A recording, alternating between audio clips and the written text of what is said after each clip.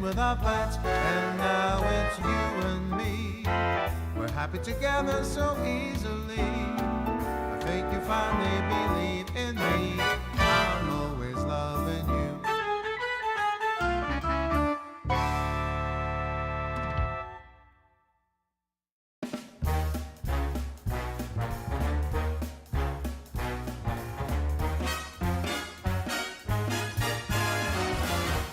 Come on, let's get ready. You know where we're heading. Giving a jive, living a life. We're gonna hit the heights. When that clock strikes midnight, we don't stop till daylight. So banish your blues, polish your shoes. We're gonna hit the heights. 'Cause I lose my head, feel my body sway when I hear that Creole music start to play. Gotta find that feeling when your mind starts reeling. Ready to blow, raring to go. We're gonna hit the heights. Hit it, boys.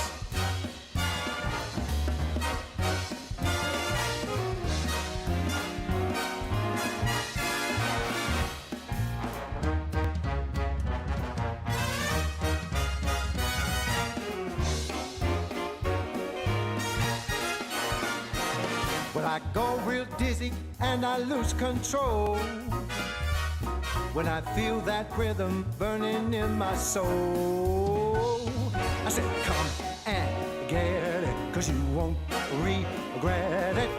Follow the drum, get out of the slum, we're gonna hit the heights. I said, follow the drum, get out of the slum, head for the neon lights. We're gonna hit the heights,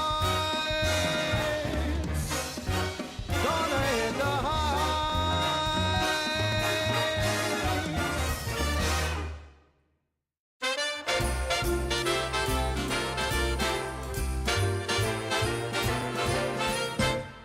Jingle bells are jingling, carols fill the air, mistletoe and holly everywhere,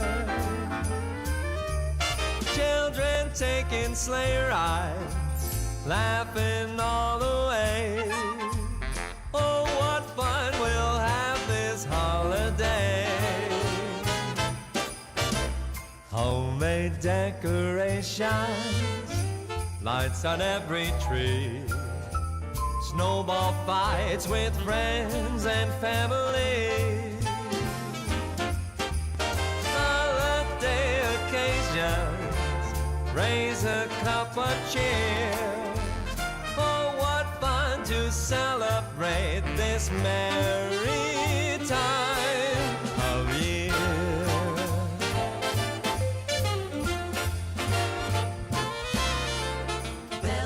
Bobtails ringing, making spirits bright. Come along, we'll sing a song tonight.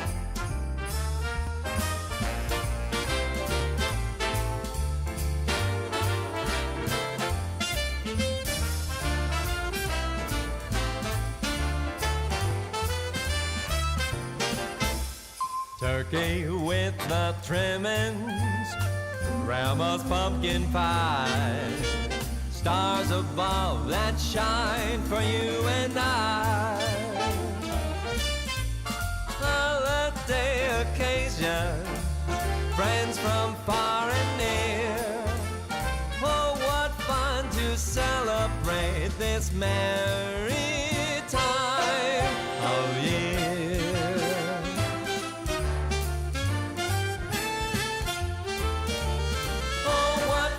To celebrate this very merry time of year.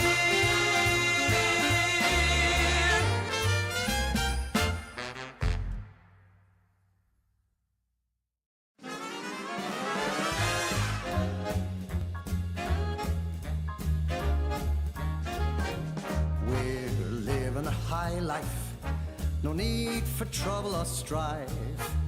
Cocktail parties, Broadway lights, arm in arm as we see the sights.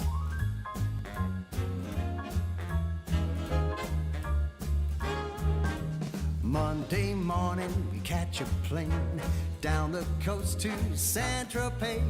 Wherever we are, it's never the same. Where there's fun and dance, we will play.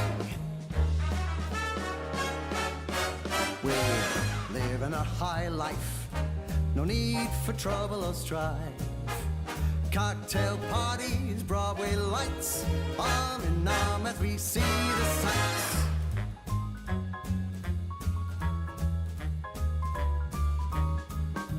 Friday night, we hit the town, eat caviar and drink champagne.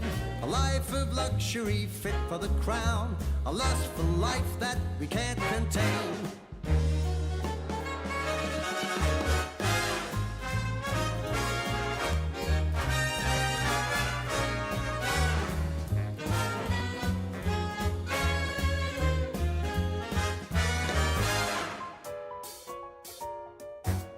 But whatever the party, wherever we land, being with you makes me feel grand. Rags or riches, I just don't care. The love that we share is beyond compare. Because we're living a high life, no need for trouble or strife. Cocktail parties, Broadway lights, arm in arm as we see the sights. As we see the sights.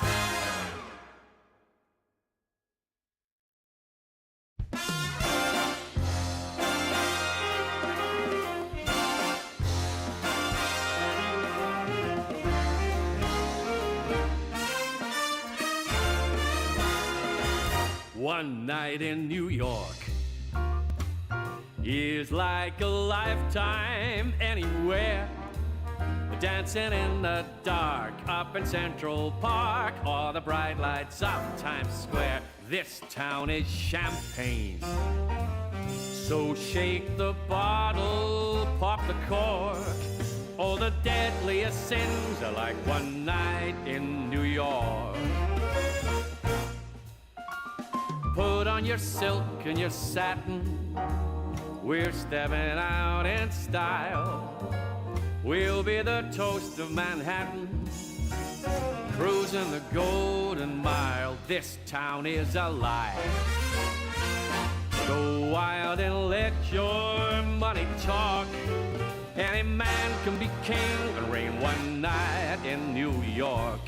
All right.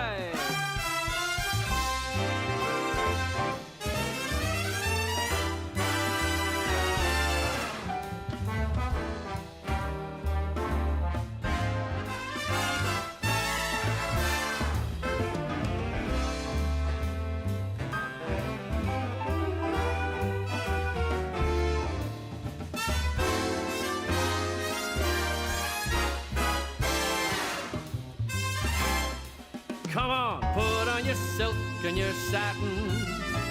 We're stepping out in style. We'll be the toast of Manhattan, cruising the Golden Mile. One night in New York is like a lifetime anywhere.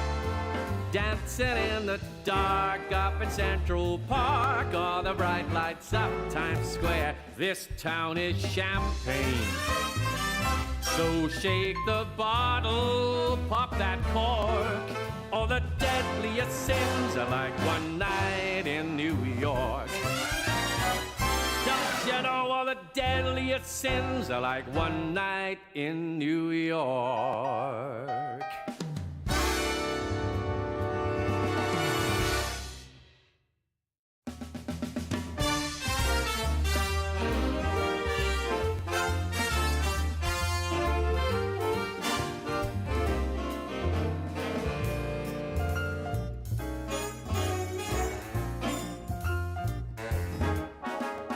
I like my eggs over easy.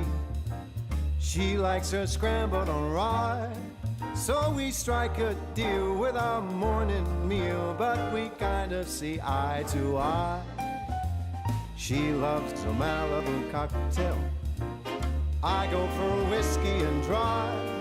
There's no common ground when the drinks come round, yet we kinda see eye to eye. We're so magnetic, we'll pose apart and yet we're the same. Don't know who said it, but it's a stone cold fact. Opposites attract. She favors Paris in springtime, I'm more New York in July. So for holidays we go separate ways, still we kinda see eye to eye. Yes, sir.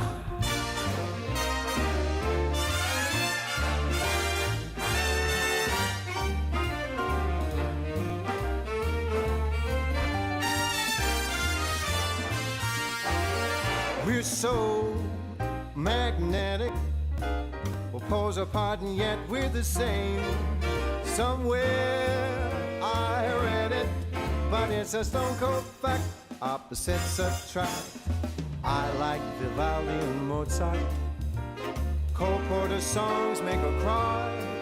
So we just divide on the music side, yet we kind of see eye to eye.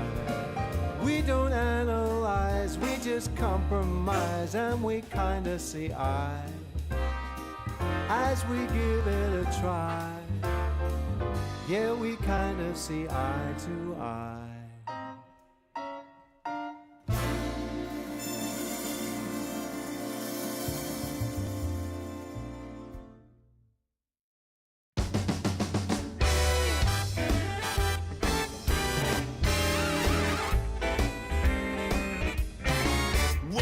Christmas tree, oh Christmas tree, straight to our house we'll bring it.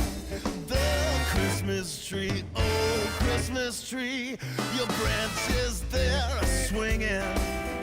It's the time of year Santa's bringing toys to all the good little girls and boys. Oh Christmas tree, oh Christmas tree, everybody's singing.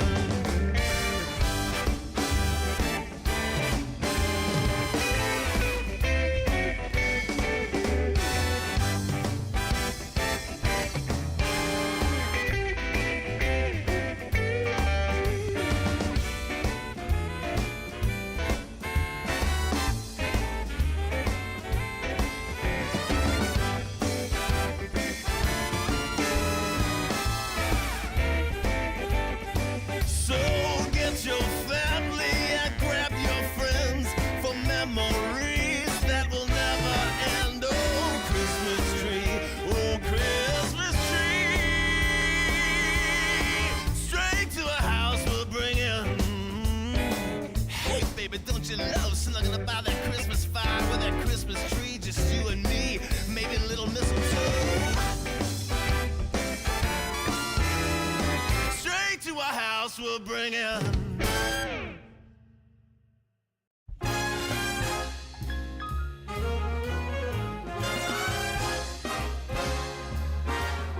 Rome, with the Colosseum, Rome, and the Grand Museum, Rome.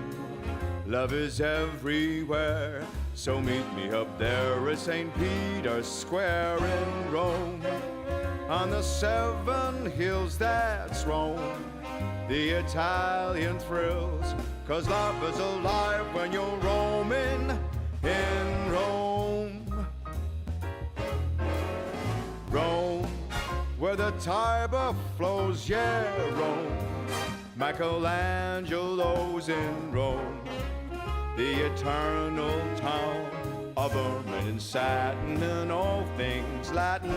Rome, like a symphony, is home to the bourgeoisie who put the Roman romantic at Rome. It all burned down as Nero just fiddled around. But right here, right now, 2,000 years on, they're still going strong in Rome, where the fashion kings all roam, where the pasta's all homegrown, and the guys all stare while they compare what the young girls wear in Rome, with its dim-lit bars and nights of a million stars. So get me across the Atlantic, let's all go land some manic. Who put the Rome in romantic? That's Rome. I'm asking, who put the Rome in romantic?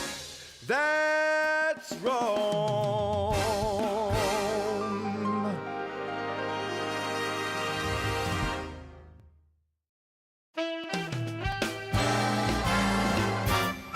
Sometimes I'm wrong,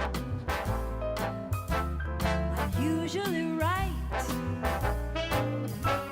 the reason we get along, We make love most every night. I take it black, And I like it light. opposites do attract. We make love most every night. It's just a fact of life that a man and his wife sometimes disagree. I know it's true, my dear, the resolution's clear. Come on, make love to me. Whether I'm wrong, Whether I'm right. the point is we get along. We make love most every night.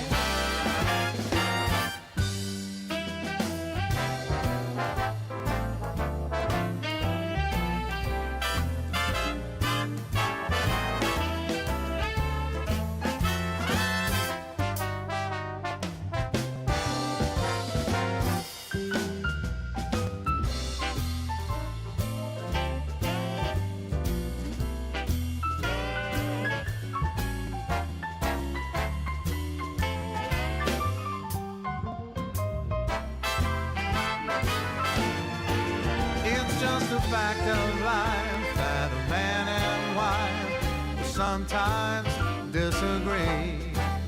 I know it's true, my dear, the resolution's clear. Come on, make love to me. Don't see eye to eye. We never fight.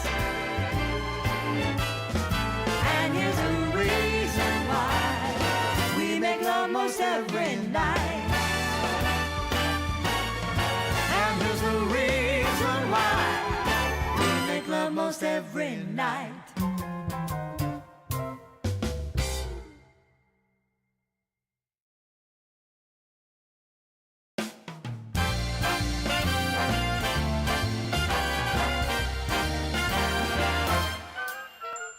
Hey little honey, I've got the money, let's blow it all.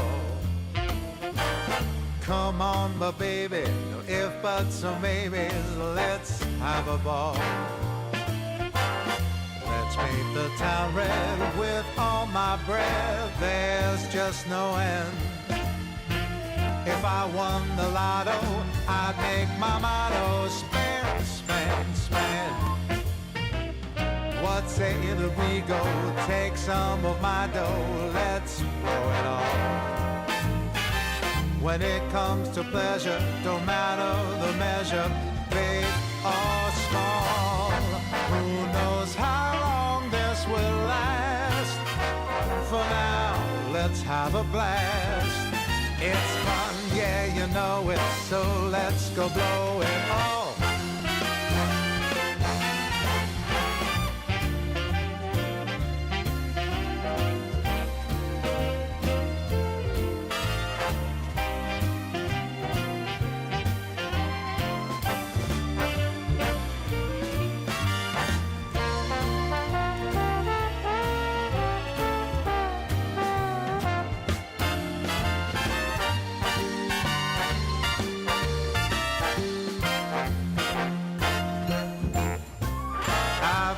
An arrow that I can spare, so let's blow it all.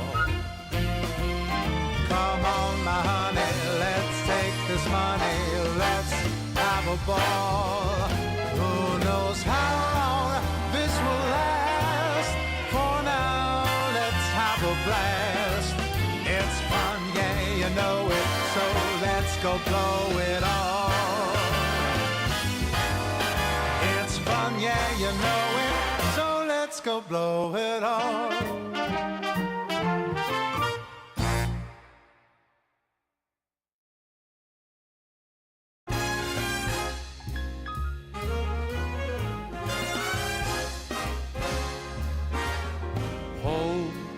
Is a smiling face that's home. It's a hiding place that's home. Deep inside your heart, light in the dark when you're miles apart. And home, like the songbooks say, is only a dream away. Nothing's as bright as the love light back home. Home, when you're tired of roaming home, where the love is all homegrown. There's a welcome sign and everything's fine, 'cause the sun will shine at home, where the door's wide open home, not a cloud in sight. I'm hitching a ride and I'm rolling back home. It's true, some find that travel unravels the mind right through mankind. So go with the flow, I'll take the road back home, where the fire's burning home. How I love returning home. When you're waiting there, what do I care? I'm a millionaire at home, where the windows lit up home. Love is everywhere. Watching the storm on a cold night, cozy and warm on the inside. Nothing's as bright as the love light back home. I know that nothing's as bright as the love light back home.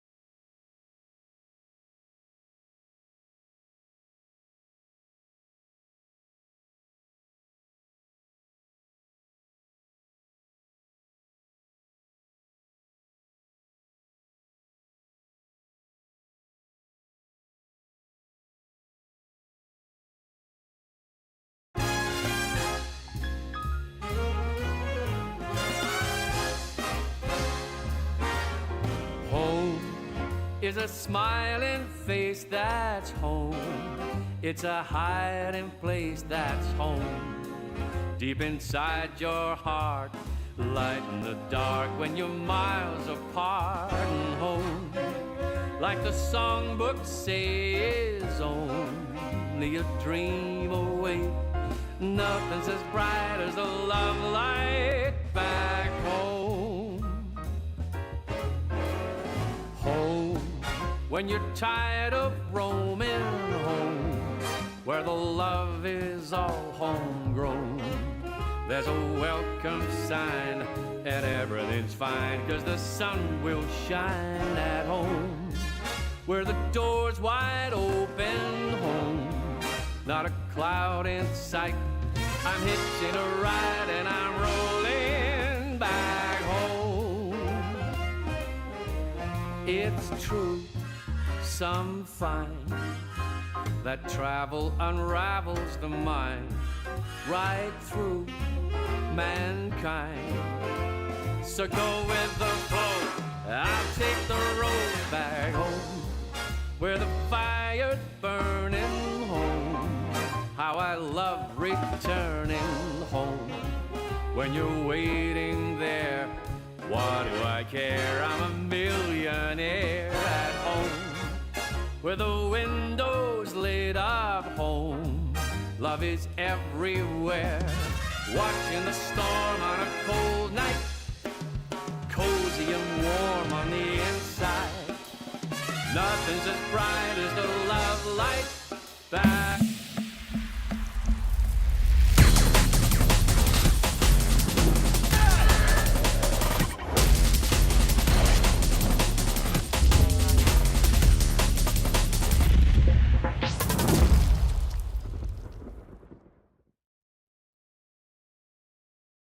DreamLeague Season 27 is brought to you by DHL.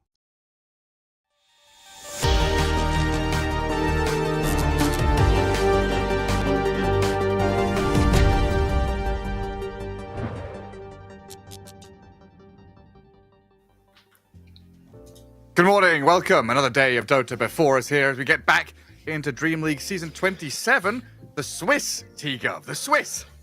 Ah, yes, another day, another 24 teams entering what is the most beautiful format in a tournament you could ask, which is Swiss. So, yep, we will see what happens today with our... How many even matchups is it per day? It's like, what, 12? 12? Yeah. Something like that's a lot.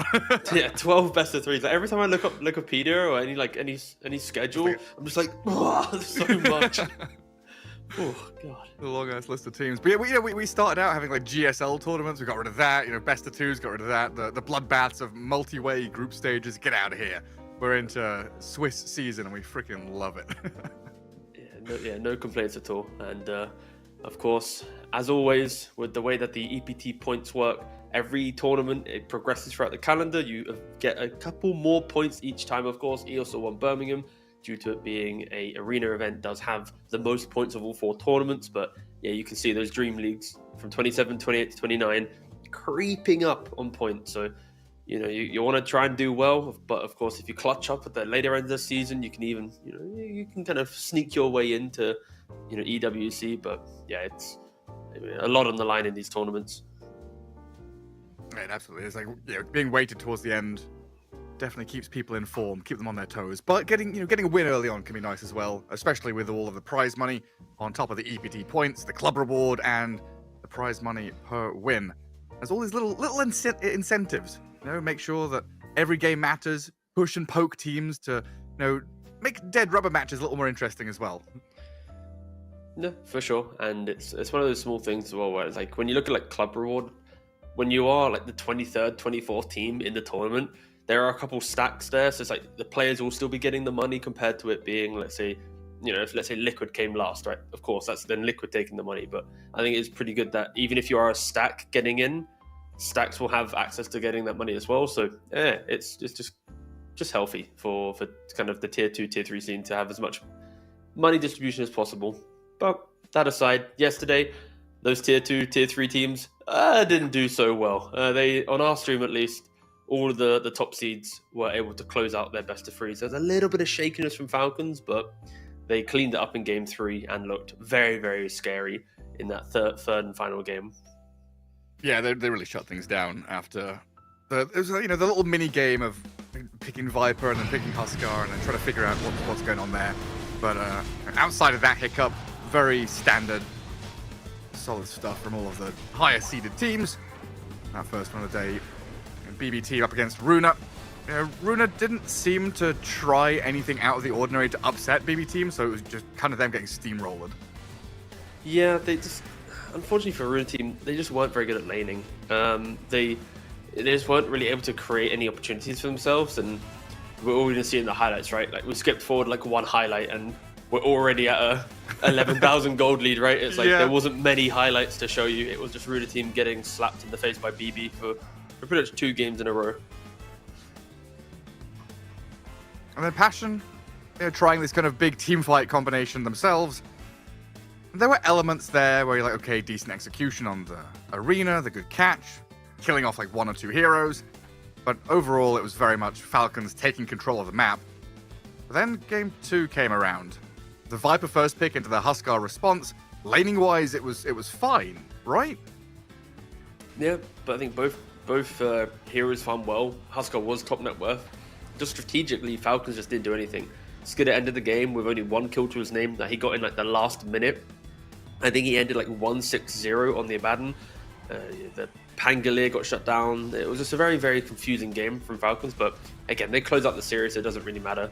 And then the final series of the day, Tundra versus Amaru. Amaru, kind of a newly founded organization in South America.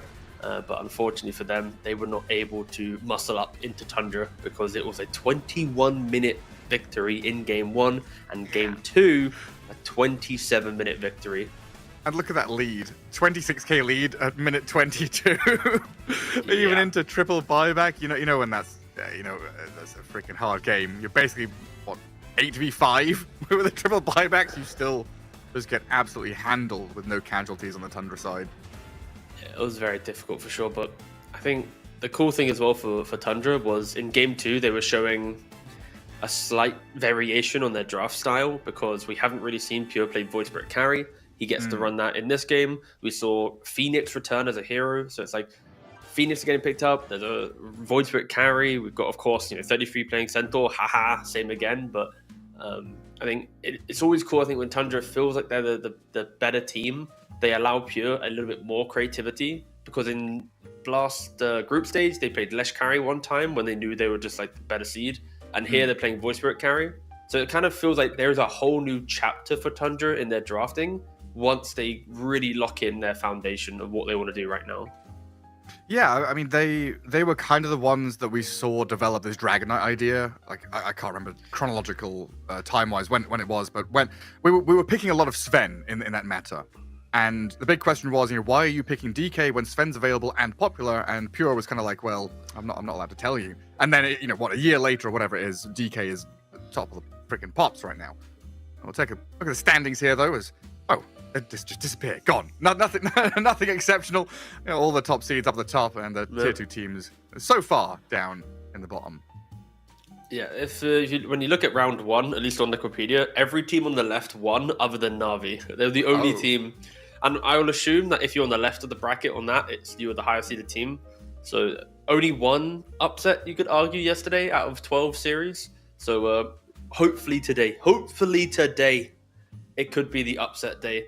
That aside, on the Earth stream, we do have all the losers. As Gareth and I, we are losers. The teams here also are losers. Come on!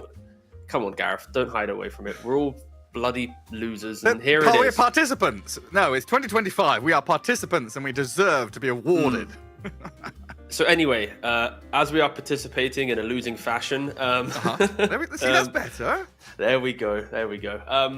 I feel like I'm actually really hyped for the first series of the day. I understand that, of course, the other 2 series have some pretty cool storylines, but for me, VP and Tidebound, you could argue, have had very important points in history for both their regions, right? You've got Tidebound, who was fighting to be one of the best Chinese teams last year. Again, they got pipped by XG at the very end during TI. Then for VP, a legacy organization that has not lived up to its name at all for so long. Like, they've been so just void of their history. But yeah, of course, Planet Echo knew why Anshiro this is the new version of Tidebound. They have had some relatively big roster changes post TI, losing both their mid lane and off lane. I think mainly the off lane is for me the big one, because Faith Beyond or Buck got replaced by New, and I think that has hit them quite hard, because watching them play at Valahia, they just don't have that kind of identity that we used to see from them, where they could really take the fight to anyone. And I'm not saying it's New's fault, but I feel like Faith Beyond out of game probably applied a lot of assistance to the team, and I don't know if New has that kind of out of game kind of leadership to help them. So in game, sure, he's fine. He's still a strong player, but I'm thinking big picture for what the roster change has done to the team. Gotcha. And then VP, which is basically an amalgamation of 2023 Shopify and 2025 Shopify, with Saberlight, Abed, and Fly playing together in 2023, Hellscream and Tomato playing together in 2025, brought together by Bulba. Moving from NA over to Eastern Europe, but Saberlight, a more recent joining there, as he replaced Dahak in that offlane. Yeah, I mean, it is an upgrade. Without trying to flame Dahak too much, he didn't really look very good. But also, in fairness, VP is still trying to find their footing. I think Saberlight is a step in the right direction. He really is like a team player. He doesn't have like an ego and like a way in which he wants to play the game. He'll kind of join any system and try and go, this is my, I'll bring what you need me to do, right? And I think Dahak was a lot more of like a leader style player. It's like, I want to play this type of Dota. And I think with like Bulba and Fly, got a lot of cooks in the kitchen. So I think it logically makes sense that such a knowledge-based team takes one step back and go, all right, let's have an offlaner who's ready to help us rather than like lead us. But again, the results haven't reflected yet. They haven't really found their rhythm as a team. Still brewing though, still cooking. We give them time, see how the rosters develop. And no, for sure. Oh, sorry, go on. If you want to finish that point, I wanted to go back to New for a moment, but we've got plenty of time. Honestly, speak your piece. My piece was just, I feel like if this was still Shopify in NA, this would have been like the strongest NA team on paper. They probably would have been able to edge out Gamer Legion over time. But now that they're in Eastern Europe, I think it really like grounds them as a team, because it's like, it's not as simple as just beat one team, you're the best in a region, right? Like they have to beat out, especially playing Eastern Europe, the potential of in qualifiers will be like BB and Spirit, Aurora, depending if Navi's in West or East qualifier, right? It's like, it really puts a lot more pressure on these players that used to kind of chill, knowing that they're already going to be top 2 in a region. So I think that reality check might have hit them quite hard moving to Eastern Europe. And but it's only inevitable, I think, that they are going to make some strong like moves within the scene. It just they just have to get through the hurdles of the kiddie whatever gloves this are off is. now. Yeah. So I think on New, I really loved watching him when the meta was offlaner gets level 6 and goes and creates chaos. So when he was playing like Mars, when Mars was super strong, or like Brewmaster, we saw New and we're like, this guy's sick. He's getting up there. He's going around starting team fights, doing all this wild stuff, going through Twin Gate, making action happen. Now the game's kind of slowed down a bit, and offlaners are, basically a second carry, aren't they? At this point, I think he struggled to find that spot to be less. I think he's just a very sacrificial player who struggles to be in the limelight in games. Yeah, I'd agree. I think Faith Beyond as well was kind of that same element of farm and be chaotic and not scale, but be crazy and fight. So I think stylistically, New playing like that does copy the old version of Tidebound. But yeah, I think post TI we have moved into a very clear position of cores need to be ready to farm and be just a bit more selfish. I think Pango is a great hero for him to do that, because it can do both, right? It can level 6 pivot and find openings to team fights, but it can easily scale with Diffusal Blade, Aghanim Scepter. And it's flexible, so we'll keep that open. So they've got the overall last pick, so we actually can just keep Pango open across multiple roles till the end. What have we seen so far? Naga, Shadow Demon, Timber, Abaddon, Marcy, Gyro, Centaur, and Chen banned. So DK, where's our best friend? Jakiro is picked. Luckily ignored for the sake of it, but as you can of course see from the most banned heroes, yeah, Jakiro's through, DK's there. I wouldn't mind if teams just ignored the DK potentially. It does put you into a very specific style of play, and if you aren't ready to utilize the hero correctly, then as we saw yesterday, you are just a clunky core that can just really impact your team's ability to make moves on the map. But I think so far both teams are pretty happy with what they got, right? Like the Jakiro, we already praised it a lot. It enables every safe lane. You can pretty much pick any carry you want and you know you're going to have a good time. And then for Tidebound, you mentioned the flexibility, but Tidebound, they do ban out the DK. They don't want to think about that, even though it was ignored in the first phase, and hit the Windrunner. Yeah, I think Windrunner is to me, should be probably be played a bit more. I think just dead shot, facet, power shot, it is really, really annoying to play into if you have just a good Windrunner player constantly utilizing it. And then when you have Pangolier, like high skirmish damage, like these two heroes just keep going, keep going. There's no cooldowns you care about. You can play without Rolling Thunder and Pangolier, just keep swashing. And this is something that Tundra were using a lot. In particular against Snapfire, POS 5, where the Wind Ranger can just wind run and trade much more effectively. I assume it's a similar deal here against Jakiro. Yes, correct. Yeah, you just press wind run, you don't get hit by the liquid fire or frost, and you can just keep poking, playing on range. It helps a lot. Ooh. Muerta. So probably Tomato can 4. play that carry, but I'd assume 4. Do you like Primal 3? Because I feel like he's been going mid a lot and looked decent, but I've not seen him 3 all that often. I think it depends on what you're laning into. Where like a Primal 3 can play behind tower at minute 5 and not have any problems. But also you can sometimes concede the lane if the enemy has like a 5 with a stun and you can never utilize trample. So yeah, I think it really depends on your lane matchup.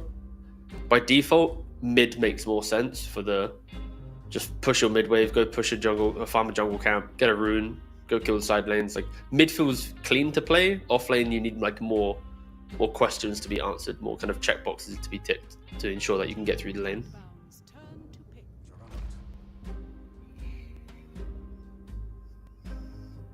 Mr. Jugger. I guess he's going to be protected decently against all the magic damage in the mid game. I just like Juggernaut's just a hero you can kind of pick and say he's going to be comfortable no matter what. He will succeed as a carry. Tidebound looks very free in how they want to play. It's very fluid on the map, right? Like you got Windrunner kind of poking in and out with Windrun, power shotting, Pango's doing the same thing, and then because of that, Disruptor will be able to utilize his glimpse really nicely. As like pretty much every hero in Tidebound is ready to take that extra step forward in the fight. For VP though, it's very like traditional. Like we play lane, we need items, then we make moves.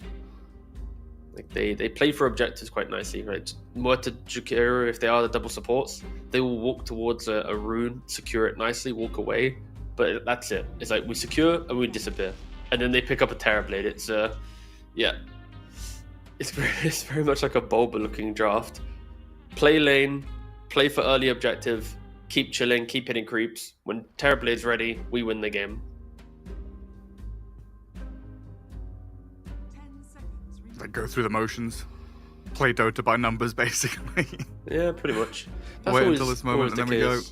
Yeah, like every Bulba draft seems to create that. Like when you look at the 2 losses against Yandex, right? They've got like Slardar, Ursa, Tidehunter, throw in a Leshrac as well. It's like push existing lane, get Roshan, try to win.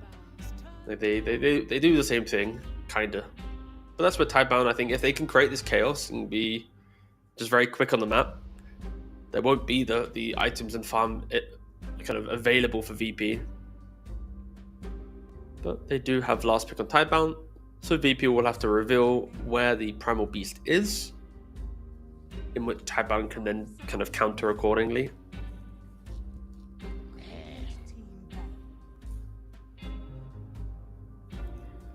Tidebound opt to do the double flex ban between Slardar and Beastmaster. They can go into mid and off lane, which then kind of protects the Primal because you can flex both to the very end.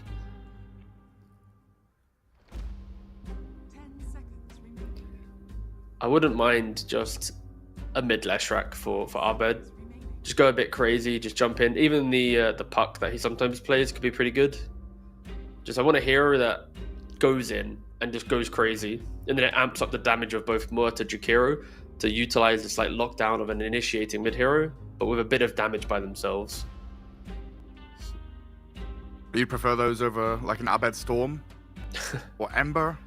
I mean, they are classics. They are fine wine. Or Axe, apparently. Yeah.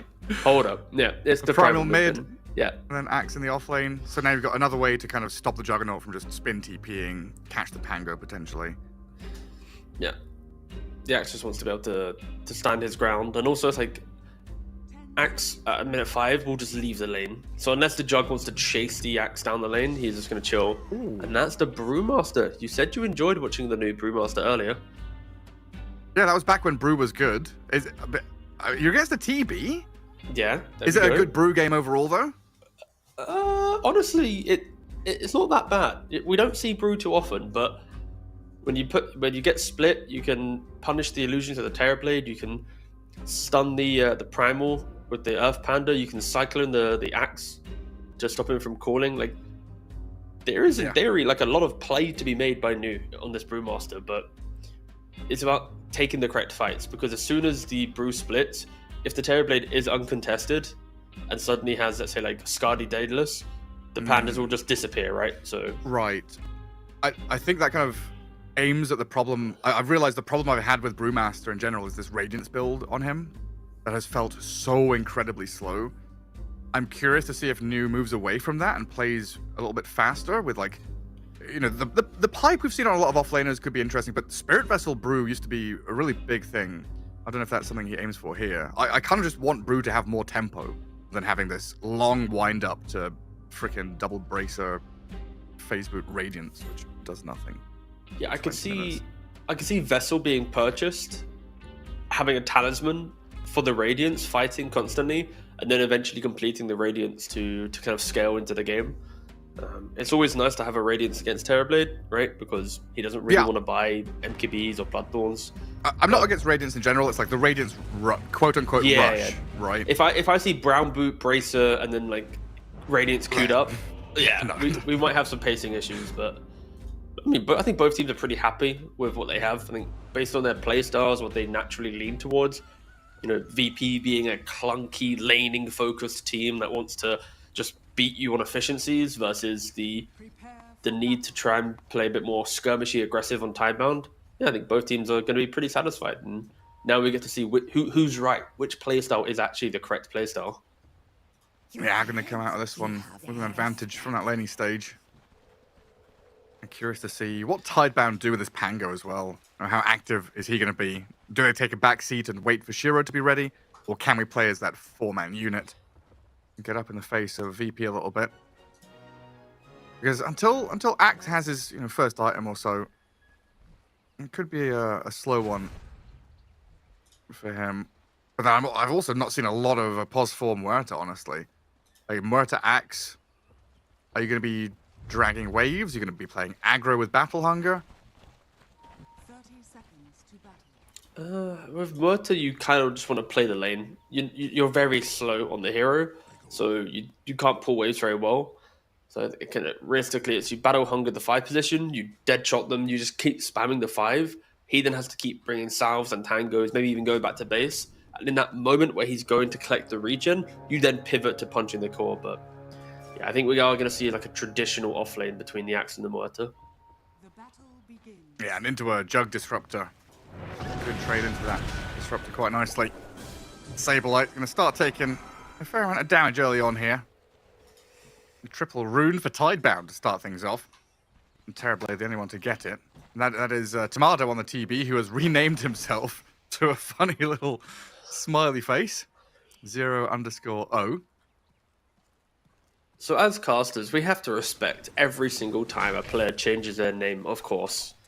Because legacy and branding doesn't mean anything. No. Compared to... So what does this actually translate to? What if you were to... Quizzical. It's the Quizzical face. I'm going to call him Quizzical. Quizzical. Yeah. Oh, that's awful. I'm just. What's wrong with that? No, not you. You're fine. I mean, him renaming to Quizzical. Like, he had all the options in the world. I think you calling him Quizzical, that's good. That's fine. Or we should, maybe he's pulling a Prince. You know, we should call him the artist formerly known as Tomato, because his the planet is burning down, and the TB Illusion chases for Fly to get first blood, and Fly nearly died as well. But yeah, I mean, Tomato's renamed himself to an unintelligible icon as his name, which I can't pronounce. So yeah, the player formerly known as Tomato with Fly get first blood in that bottom lane. Good job, boys. There we go. It's of course a very, very strong lane, right? When you have Jakiro by himself with the assistance of an illusion, little body block here, little fight there, and as we already mentioned, the type of lane that Axelmurta brings, it's just bullying the 5. Just everything gets sent onto the hero. They do get the kill on Y. Sableye does die, but with the lane pushing in very nicely into the Axe, I don't think he really cares. Gets the full reset. He'll TP in. He might miss like one creep. Yeah, but he's perfectly fine. Mid lane going a little more difficult here for Abed. Echoes is giving him the treatment there. 10-3 against 5-1, and Abed has lost a ton of HP. Quite often we see this Primal Beast kind of get in there, clear a wave, push it out, trade effectively because you are this big tanky dinosaur. Echo's doing a lot right in that mid lane.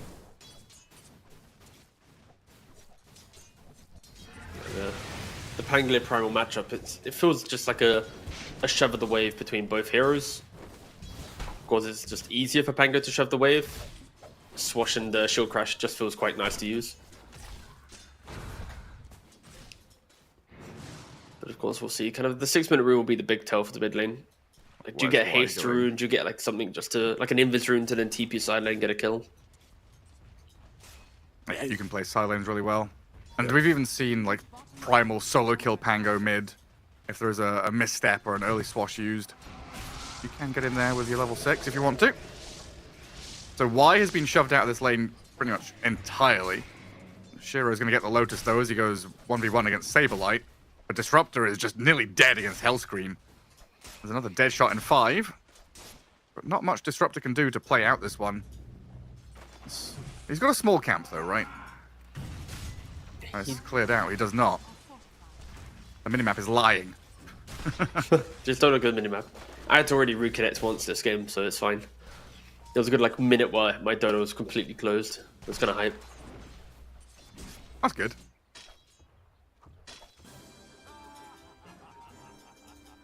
And 4-minute rune going to come up for Abed. Under dire vision, which, yeah, I was pretty sure they had scouted it. Saberlight did a little move where he saw them going to place it, backed himself up to hide in fog. In top lane, Shiro and Y, they're onto Hellscream here.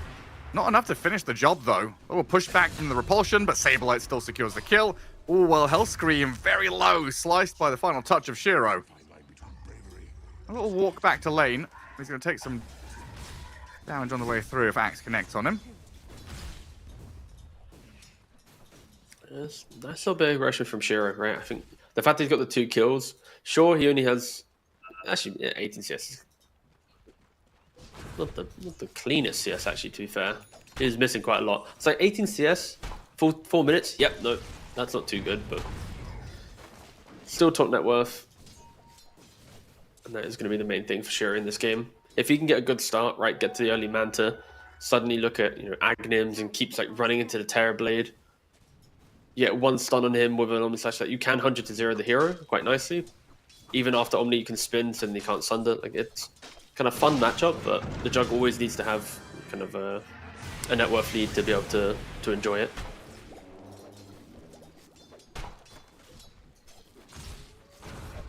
It seems like new, yeah, going for Wand, Urn, then Brown Boots Radiance. Is this good enough? He's bottom net worth on all the cores right now. So the debate will be, if he's this poor, he needs Radiance to catch up. But also if he's this poor and he can't fight, and then he never catches up. Yeah. Yeah. Like, do we ever see Brew go Helmet Dominator or anything? Honestly, some offlaners probably would. They would skip the Urn to go for the Dom. keep farming, but then you're going full greed because your Doms farm, your Radiances farm. Then you probably buy like a Manta, which is also kind of more farm, right? So there's never an item that feels like you're punching into the game with that type of build. I think Dom would be good if you're going auras. Ooh. I mean, Sableye did rock up to help. Even getting Glimpse back, yeah. Shield crash, glimpse. But there's a haste rune bottom for Abed. That's a big one here for him. Level 6 ready. Not opting to just go on to Echoes just yet, respecting that Tidebound had a couple of heroes nearby. But they're going to move up the top where they'll be spotted by an Observer Ward, but Sableye's already pretty low. Shiro going to go for the dive. Power shot misses. Omni Slash, can he bounce it back to the creeps? No, he can't. Not quite. Shiro gets the final touches. He's now on a killing spree, in fact. Yeah, 3-0. Whew, what a start for your Juggernaut. I mean, Disruptor Jug, that is not a lane to mess with, but Sableye now dying twice.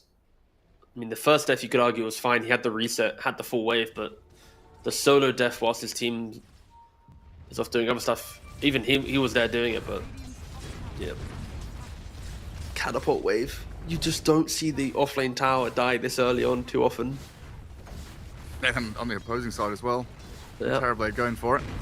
To be fair, I would expect it in this lane. Jakiro Terrorblade, that tier 1's gonna die. They thought about contesting the Wisdom Shrine. They go for the tower first. Echoes has rocked up, but now they've seen Abed, and they don't really want to get bogged down into a fight with Metamorphosis still going. So pretty bold move from VP, kind of all in on that tower push, signaling their intent to bring numbers there to bolster the Terrorblade's push strength. And then swinging back in towards mid, kind of ignoring that top lane, selling Sableye and saying, well, we can play elsewhere and get ourselves strong. There is the debate of, is taking the offlane tower kind of bad when you do it too early? Because now, when you shove the wave, it's going to be all the way down near the tier 2.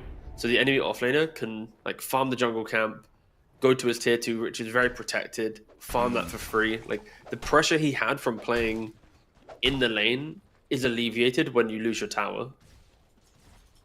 Yeah, I guess the big argument is, what do you do about the triangle, right? Like, with that tower dying, you can invade triangle and maybe make that your home. Because there were stacks being made, and I think that's why VP are now trying to very quickly scramble to clear them out. Yeah. Of course, yeah, that is the trade-off, right? Like, the offlaner might feel more protected farming the lane, but it doesn't really look like Tidebound wanted to utilize the spin on the Juggernaut to try and swipe away a stack or two. Nah.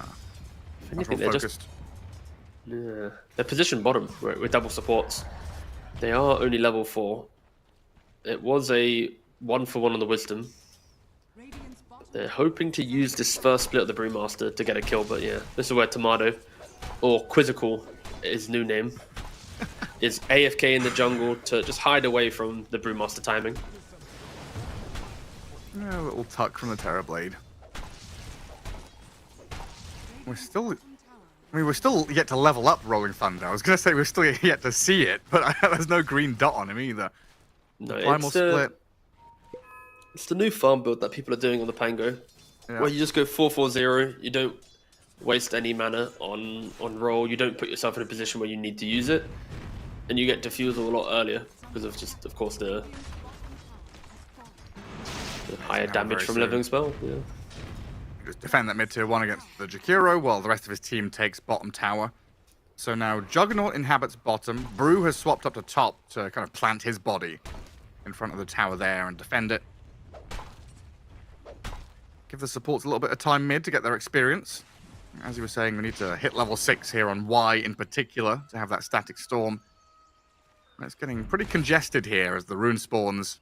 And Abed feels like he's had all of them, honestly. Haste, regen, illusion. It's been difficult for Tidebound to really guard the runes and contest it.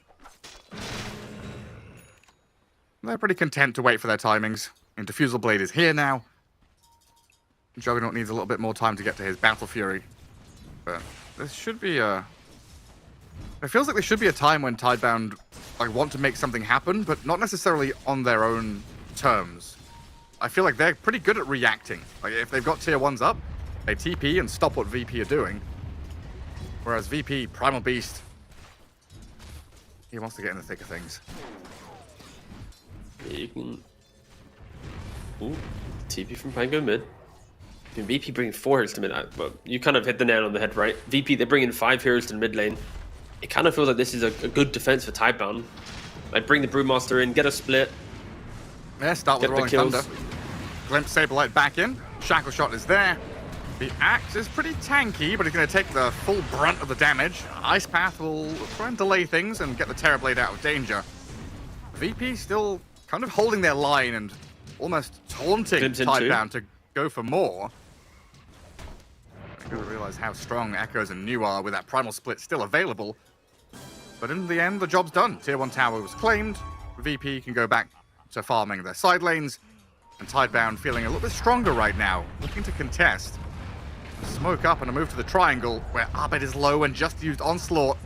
Or if they can see him, Echoes and moving in with Planet by his side. Abed, he can't. Oh, he denies the neutral? No way! You can't let that happen! Well, Planet did by not hitting the power shot. Oh. It would just be a free kill on a Primal Beast.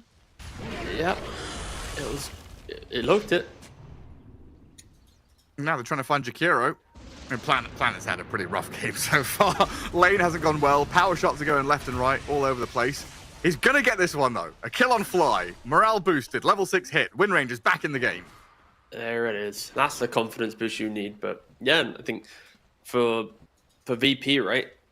We already mentioned how their draft is quite clunky. They bring all the heroes to mid. Like TB has to hit tower, Jakiro has to hit tower, and Disruptor just slowly grabbing the heroes he wants, grabbing the axe, who also is hitting it. Like they're just, it feels like Tidebound is just more efficient in the early game. And for itemization in regards to VP, like Saberlight, he's going for the old school axe build, right? He's got the blade mail, looking for the blink. I've not seen a blade mail blink on an axe for some time. Like it feels like every other game we're looking at Helmet Dom into auras, of course into Juggernaut, Pangolier, even the Brewmaster, getting that lockdown with the blade mail. With one more damage source, you are going to be able to 100 to 0 them. So I do like the fact that he is just going for the old school. I say old school, that sounds so dumb, but like the axe build rather than this like new tech that we're seeing. Yeah, I think in the past few months I've only seen it like once or twice, but like specifically against like Ursa and Beastmaster on a team, or like these big damage dealers that just get it returned onto them, like a troll or something. Yeah. Like there's the occasional high physical damage game where it's like you have to do the build. Like it'd be silly for you not to. But Saberlight, he's walking up into the triangle, gets diffused up. Echoes pump fakes the roll. Don't know why I'm play-by-playing. Take it away, Gareth. They're going to do both. Roll and split to kill off Saberlight. There's quite a lot of expenditure, but they've taken the axe down a notch. Well, the rest of VP on the right-hand side, looking for that Wisdom Shrine. 14 minutes hits. So they'll get the right one. Can they jump on Shiro? I mean, Mr. 0 underscore lowercase o is stepping up with his metamorphosis going. I'm just trying to find the most awkward way to say his name. Naught underscore lowercase o. Abed's in. Static Storm's there, though, as a turn. Shiro taking so much damage, though, from the Jakiro and the TB. VP retreating, respecting the defense from Tidebound, holding this high ground. Pulverize and the calling there onto New with a pushback and a fear. This Brewmaster in some serious trouble. The damage from the Terrorblade not quite enough. He's going to earn himself up. New barely survived. Now Tidebound the ones to kind of realize that VP aren't kidding with this one. It was not the cleanest spell casting, right? You got the Disrupt had a beautiful positioning holding the tree line. He then showed himself for a second, doesn't connect on the Static Storm. And then Brew walks up into the high ground, going a little bit crazy when the rest of his team was disengaging. So Tidebound, even though they have a 2,000 gold lead, they need to be mindful that they could have potentially lost it there if VP were just slightly, had a couple more 1,000 gold to their name. Of course, Fly does die at the end. Glimpse, once again, wreaking havoc on VP's desire to cross the river. It just feels very they're very keen to hit a tower in this game. well, they've got the Primal Beast who loves touching towers. Yeah, that's true. And probably not- Jakiro. And Not allowed Terrorblade. to. Yeah, all. Got 3 heroes who desperately want to go and push. So that top lane has eluded them so far. I feel like for VP, the real big timer will be 400 gold when Axe gets the Blink Dagger. Like, that's the go time. Because who cares? If you Blink call someone, Static Storm will do nothing, right? We saw how in the last fight, Primal Beast didn't really want to initiate because of the fear of Disruptor being able to counterplay. Axe doesn't have that same fear. He can actually lock into it. But Shiro, They're going to find the jug. he's in the low ground. Under vision. Pulverize, calling, stunned, and silenced. That's a great pick off with a dunk from Saberlight. Nice little 900 flurry of gold into their pockets. Yeah, they did a really good job just to get the kill there. Of course, they had the ward placed by Hellstream earlier in the game, which enabled them to see where Jug was farming. Meanwhile, his entire team was kind of playing mid towards bottom. So Shiro trying to be a little cheeky. But you can't be too cheeky in this game on Jug, right? You've got both an Axe Call, you've got a Primal Beast Pulverize, multiple ways to stop you from spin TPing. And Brew has Radiance. And Brew does have Radiance. 004 had a pretty decent game so far. I am expecting Tidebound to kind of increase the pace of this game just a bit. It feels like they're a bit too content. There have been some opportunities where they could have maybe broke VP, built up a bigger gold lead. But it is to be shortly. I'm a big fan, by the way, of Planet going for the Diffusal Blade. We haven't spoke about it at all, but just in regards to like damage done from a support, it is like the best item for a winner to buy in converting gold into damage. Like, it is a lot better than Maelstrom. So I like the fact that Planet is just going to be like an additional core in this game.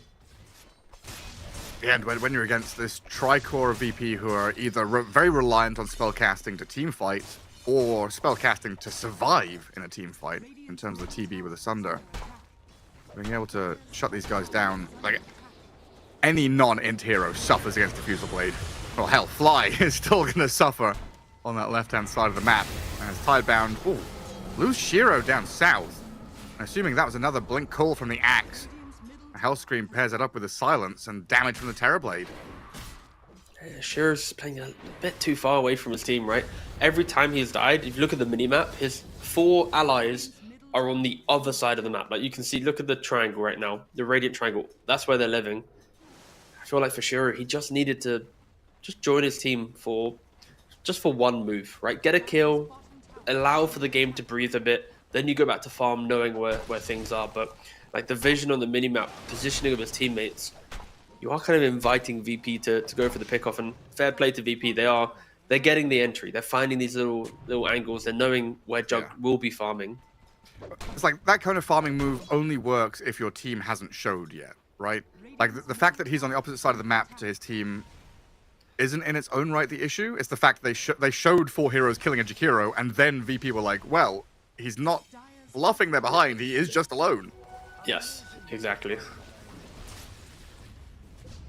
Now they get to come and touch some towers. Terrorblade illusions running away. VP feels something coming here. And Tidebound not really pressing forward to look for an opening. I don't think they've got too much vision up in this top part of the map. There's just that one ward closer to the rune spot. Yeah, so Tidebound playing a little blind into this top area, so they're going to smoke and try and approach. It is Tormentor Could be time. Tormentor and Roche time. The smokes break, the blink call. They found an opening on the Wind Ranger, but the Static Storm's there. Omni Slash. The Juggernaut, he's going to find Saberlight as the roll and split aim to find any stragglers. Lights are tucked in the trees there with Pierce the Veil going. Looks like she's okay. Might be able to escape, while the Panda can't really quite catch up. Tried to Void Spirit push his Storm Panda a little closer, but no further catch. In the end, all right fight for Tidebound there, finding the kill on Axe. If they get this Tormentor, even better. But I think VP, this could have gone much worse for them. Yeah, the initiation from VP was just not on the same page, right? Like, Axe jumps in, he gets Static Storm, doesn't actually get any spells off. Of course, normally Axe jumping in, he's gonna be quicker than Disruptor. Like, you're making the initiation. You can't allow Disruptor to do you like that. And of course, it stops anyone else jumping on top. So yeah, VP not really able to get the kill in the moment. Of course, I think BKB on the Primal Beast will change that, because Axe can jump in, Blade Mail call someone, and then as soon as Primal jumps in, it's like, alright, Disruptor has no counterplay left, right? But VP very, very happy. Actually, no, sorry, no, wrong team. Tidebound very, very happy, right, with the getting the kill, getting Tormentor, instantly running to bot. You need to be so careful around 20 minutes in the game. If you lose the fight, you're not just losing one objective, you're losing like everything on the map. We'll see if VP can contest this. About going in here. I mean, they've got backup with Echoes, saving New, Saberlight very far forward, and they've only brought the Brew down to about half. Trying to root him up and chase with the TB Metamorphosis, but Roshan is about to fall. If they don't make a swift move, there's a Shira with Aegis. Axe will jump in, and it's a big move from Primal, blowing up New. Second life for Juggernaut will come back in, but this TB is very powerful, standing and killing everybody. Mr. Quizzical just comes through, slays the Jug and Disruptor. Pop the Aegis early, and Tidebound ran out of gas so quick.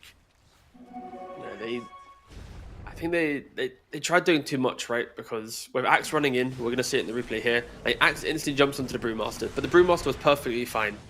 They could have potentially just continued hitting Roshan. After taking Roshan, then look for the fight. But it just, they weren't on the same page, right? They kind of invited VP to get to the pit. As soon as Terrorblade has this position where he's like hugging the south side of the pit, he will just hammer anyone, right? Just keep right-clicking them. So for Tidebound, it didn't really work out for them. They wanted to get all these resources on the map. They wanted to try and continue punishing VP, but it just wasn't to be the case. It's not that easy. Yeah. Now back dead even. No objectives to be claimed. No Roshan, no Tormentor. Net worth difference and kill difference, pretty much nothing.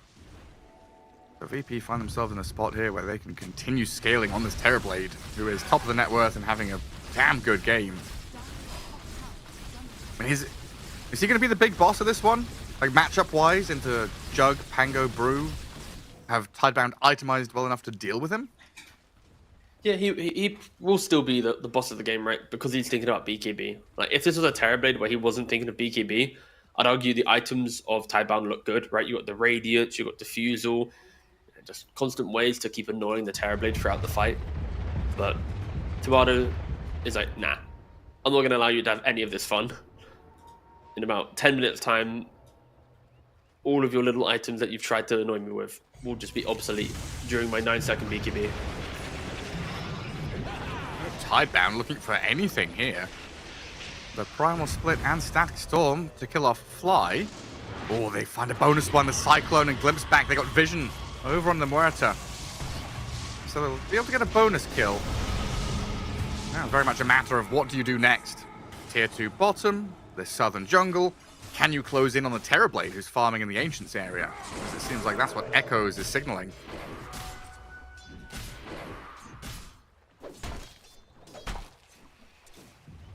Oh, it's very unfortunate, by the way, Gareth. You know the Knoxville tweet yesterday about Fly's competitive games? Yeah. It won't Was be it like reaching our... 3,000 or something? Yep. It won't be in our series. If this goes to 3 games, it'll be 2,999 games. Are you serious? Yeah. Oh. Yeah. Yeah. I was about to say, you know what? It'd be real nice if in our cast we get to be like, it is 3,000th game. You know, that'd be kind of hype. But nope, we are 1 game shy. But also, I did not see his tweet. I saw the Reddit post about his tweet because I do not. The hellscape that used to be Twitter, now X, is not a place I inhabit, really. That is true. I don't know why I'm still there. It just no. Every That's time I why load he's up still up here. Yeah, Dunked down by Saberlight. There's the segue. Thank God we segued. Saberlight, the 465 pickoff machine. Guys just running around, loose cannon.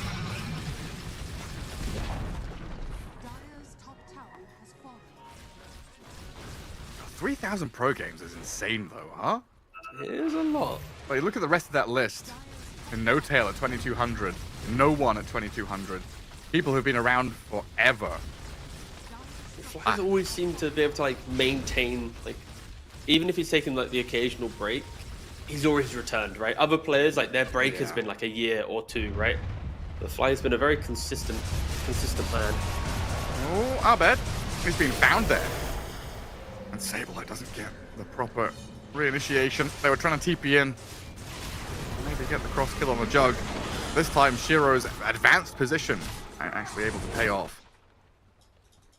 But we've re-entered this situation where, you know, VP have made some nice sweeping moves. That defense of the Roche pit, playing in towards the objectives, but Tidebound just edging forwards with this little incremental lead, and a play onto the TB, forcing a Metamorphosis out. New is actually just going to die, but the Primal Split, can we kill off the Terrorblade here? We should be able to, right? Clear the illusions with a Dispel, whack him down with your Fire Panda, the Storm Panda cycloning him up. We need backup. We need backup ASAP. Come help me, please. The Brewmaster's dying. The Invis out of the Storm Panda, Rolling Thunder in. Echoes will save the freaking day and clean up the mess that was made. That was way harder than it needed to be. Oh, that was so uncomfortable to watch. I was like, is Tomato about to do this? Is Tomato gonna just kill both of them somehow? Clutch it up? But I think that's kind of a sign of the future, right? Like, what happens when Terrorblade has the BKB? What happens when he has that extra item? He's actually thinking about the MKB as well, which is quite a rare pickup off of Terrorblade, but it is possible into the evasion of a Butterfly and the mischance of a Brewmaster. It does make sense this game, but yeah, Tidebound, they need to be careful. Ooh.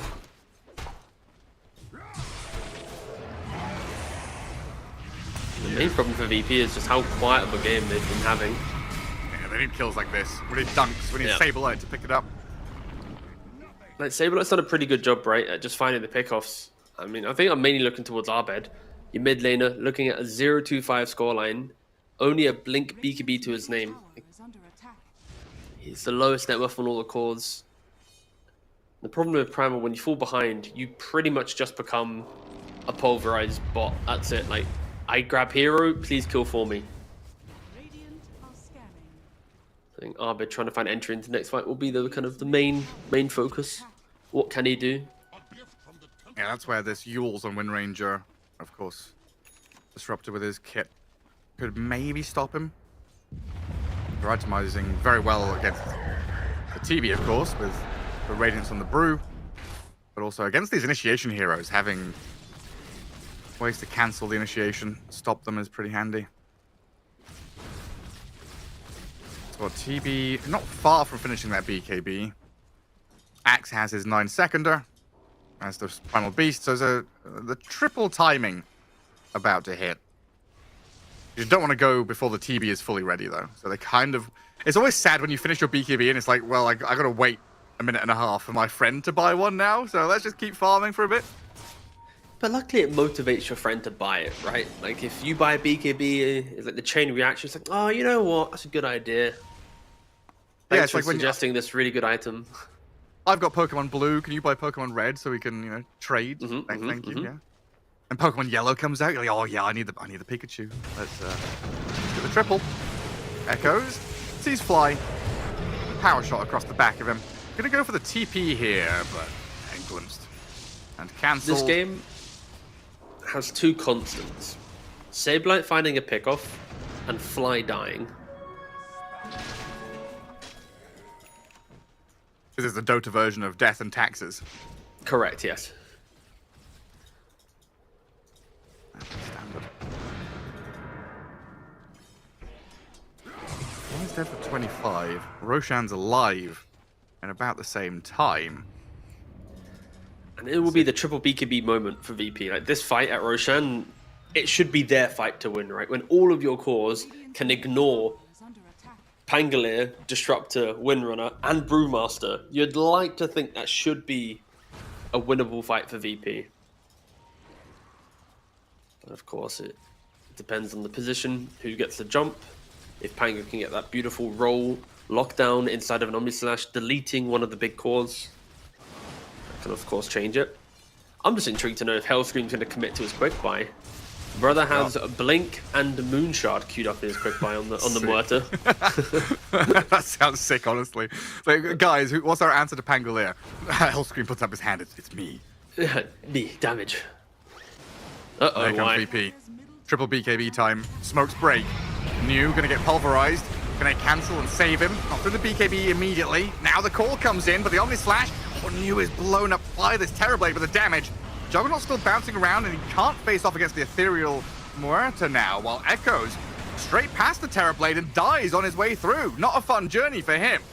They do lose Abed, but VP pretty happy here. Coming in, getting 2 core kills, forcing a buyback, and now retreating with Metamorphosis expiring. Tidebound kind of desperate to try and get a glimpse or something. Oh, Sableye. Sableye with a missed call, though, puts himself in an awkward position. Has Fly to back him up with the Ice Path, but the power shot across the front.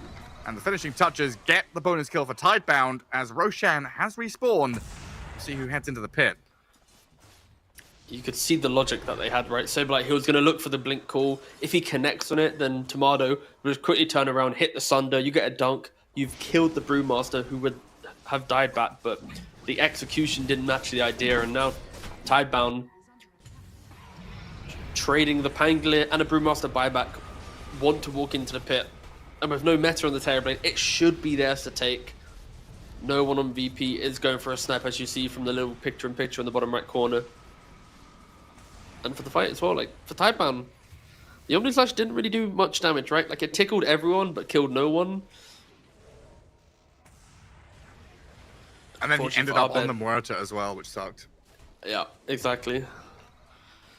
I honestly don't know who's in a better position right now in this game.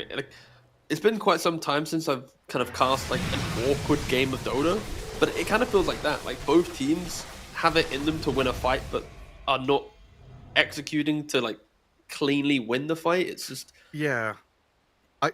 I get that vibe of I feel like from what I'm watching, Tidebound should be ahead, but they're kind of falling into the trap of playing into Terrorblade, who has Metamorphosis, you know? We've seen during Blast, the best teams, when they see meta is up, there's that real conscious decision of, do we fight? Yes, no. And then off of that binary, they make decisive moves, right? It is a full retreat or it's a full all-in on TB to kill him off. Here, it's been Echoes going on TB while New has died and brought back. Juggernaut is Omni-slashing supports. There isn't that concerted, same-page effort that we've seen from the top teams.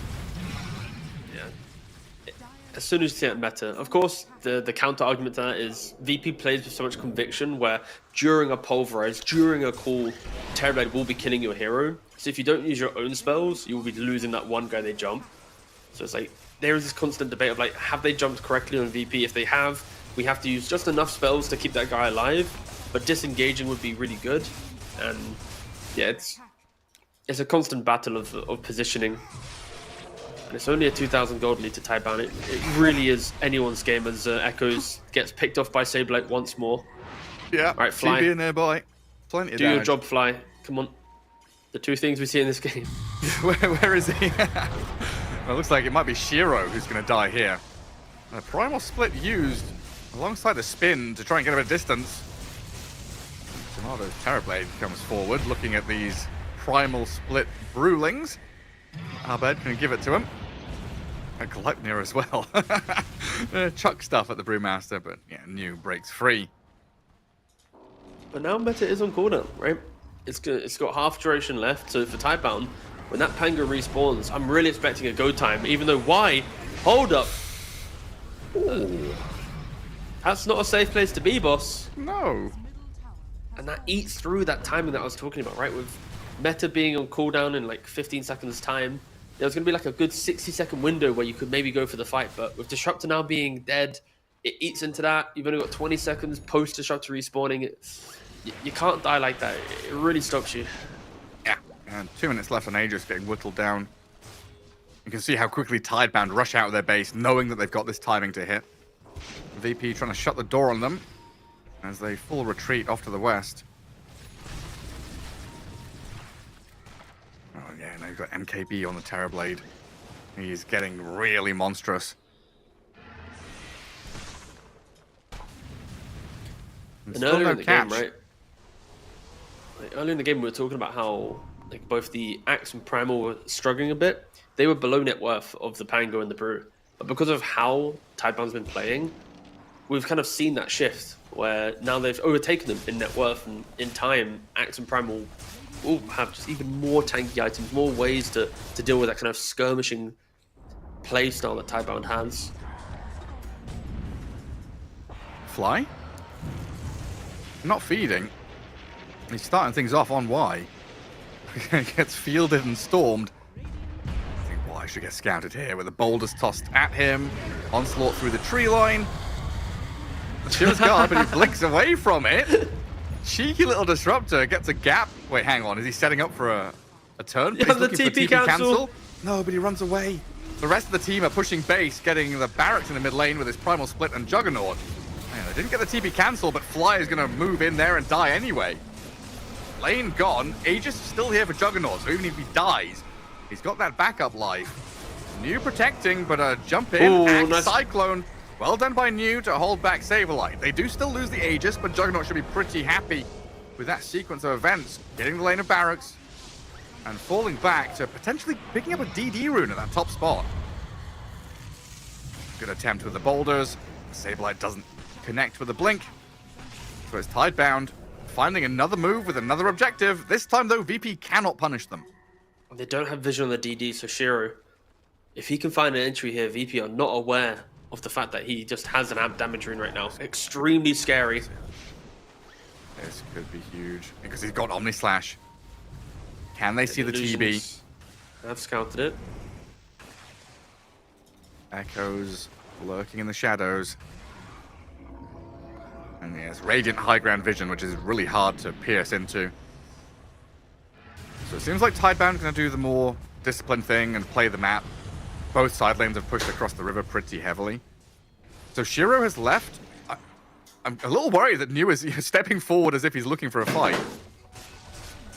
As soon as that Juggernaut has shown on the bottom lane now, VP kind of thinking, okay, we can reposition. Play up towards the top, shove out mid with illusions, play into the northern jungle. Arbed press PKB. Oh, Yeah. that's not ideal. Yep. So the primal BKB is on cooldown. But the enemy don't know about it. Or do they? They do. There was a ward. There's a dire ward there. Yeah, they saw it. I tried to save it. Can we just take 2 steps back for a second? No. And how Y stood into the tree line, I said no. baited both the Jakiro and Primal, blinked out, TP cancelled to then set up for the mid fight. Like, whew. Fair play, Y. That was beautiful. Good god tier stuff. Saberlight with a 2-man call. BKB'd up and Blade Mail reflecting. Shiro very low, just about gets off the spin and healing ward though. New split as well with Echoes Rolling Thunder doing a lot here to reclaim this fight for Tidebound, and they've got Saberlight down for 80 seconds. All of a sudden, Tidebound into 5th gear, diving behind tier 3 towers, forcing VP back as Shiro is up to full HP again. Looking to take down his tier 3. What have we got? Omni Slash is ready, but no ultis outside of that for Tidebound. But Planet has a Wind Waker now. So if the Primal was to find a jump on someone, Planet can combo break it with the Wind Waker. That's huge. Meta is in corner for... Actually, no, it is available. My apologies. Do you use it here? And if Abed gets a jump, but he's not going to be able to. It's just another spin and healing ward from Shiro. Another lane of barracks for Tidebound. Nothing that the Primal could do there. We've got no They go back axe in? either. So Ghost Scepter from Fly saves himself against the Omni Slash from Shiro. Still going to die though to Echoes with that final touch of damage. Reclaiming Gem with the Courier is a nice touch. There's the Swift Slash, not the Omni Slash, so that big ulti is still available. Now, where's the save? Silence and stun. Shiro, oh, he's done. There's nothing to save him there. And Bold is chucked in onto Y, going to get a collateral kill as Tidebound lose 2 on that re-entry and retreat. I mean, looking at the map, the Wind Ranger and the Brewmaster are miles away. Oh, Shiro. Someone pinged the gem. He backpacked his treads, spun into the base to get the gem, to then get killed off. It's like, oh, I don't know if the gem's that worth, boss. You've just cleanly taken 2 racks. Yeah. Woo. And Roshan is a pretty quick spawn. Ooh, wow. If That's VP no. Yeah, that's very early up. So you can see Shiro here, right? He walks to the northern side. He's perfectly fine, but I believe Disruptor you're pinged. right. I think it was Disruptor pinged it, and if he didn't go for the gem, he'd have already been mid tier 3, walking towards mid tier 2 by now. But instead, he just 180s back in. So yeah, I believe it was the Disruptor ping, and he's dead for 37 seconds. And Steel 3 as the curtains close and reopen. VP getting a Roshan that they should not have ever been allowed access to. Not in a million years. Or just Doctor one Strange. One of the 1 million alternate universes. So Oh, it's killed by okay. the Dire. So with Power Shot finished it, Saberlight ends up snatching it. Let's I go. don't understand All what's right. going on in this game, T. This is wild. Brother, I'm so confused. You know, I'm like, We're I 41 don't- minutes in. It feels like no time has passed. I just don't understand. Like, it's such a weird game. Like, I don't even know how to put it into words, but like, VP just they're playing very like expected Dota of like we find hero, we press stun, we might fight them. Like, there's nothing like beautiful about what they're doing. It's just kind of just there. They're just doing their thing. And then Tidebound are like skirmishing and going back and forth, but going a little bit too quick, so they're not always on the same page. And I mean, we are looking at two teams that are 0-1 in the Swiss stage, but yeah, it's just uncomfortable.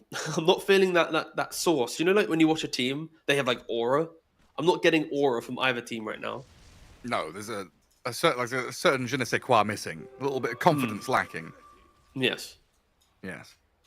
Absolutely. indeed, good sir. They need some kind of pep talk. A strong leader. Do you think Bulba's a pep talk kind of guy? I don't know. I've never heard him like do a hype speech. Yeah, me neither. He's always been a very quiet, not necessarily Yeah. quiet, but like a low Say what volume needs kind to of be guy. yeah. Say what needs to be said. Analyze and go next kind of vibe. That's a big item. Terrorblade Daedalus. We've seen the strength of Tomato through this one, and having Aegis on Axe gives them a lot of potential to play hyper aggressively here. But as usual, you know, you get into a late game in Dota, everything's about vision, setting up in certain areas of the map to play terrain, to play lanes. And there's always going to be a challenge for VP with two sides of racked down. But it does mean that there's only the top to be taken. And they're also playing outside of their base, angling towards that top lane where they find a jump on the Disruptor. Y is done for. Dead for 17, no buyback, and a bonus catch on Juggernaut. They require Echoes to try and turn this fight with a Rolling Thunder. VP feeling themselves now, though, going aggressive with some boulders chucked in towards the Wind Ranger. New has Primal Split to try and backstab here, but he's being pummeled. Turns back into his normal hero form, gets away from the TB. But Metamorphosis for Tomato's up and running. There's the creep wave, though. It comes in. Backdoor protection is taken out. Glyph is needed now. Tidebound against TB Meta, Roshan's banner.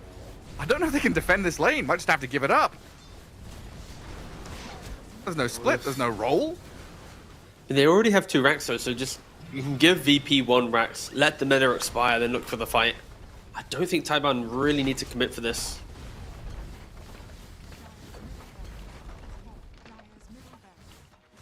Just let it happen. Let the waves wash over you. You're still able to play out when Disruptor's alive.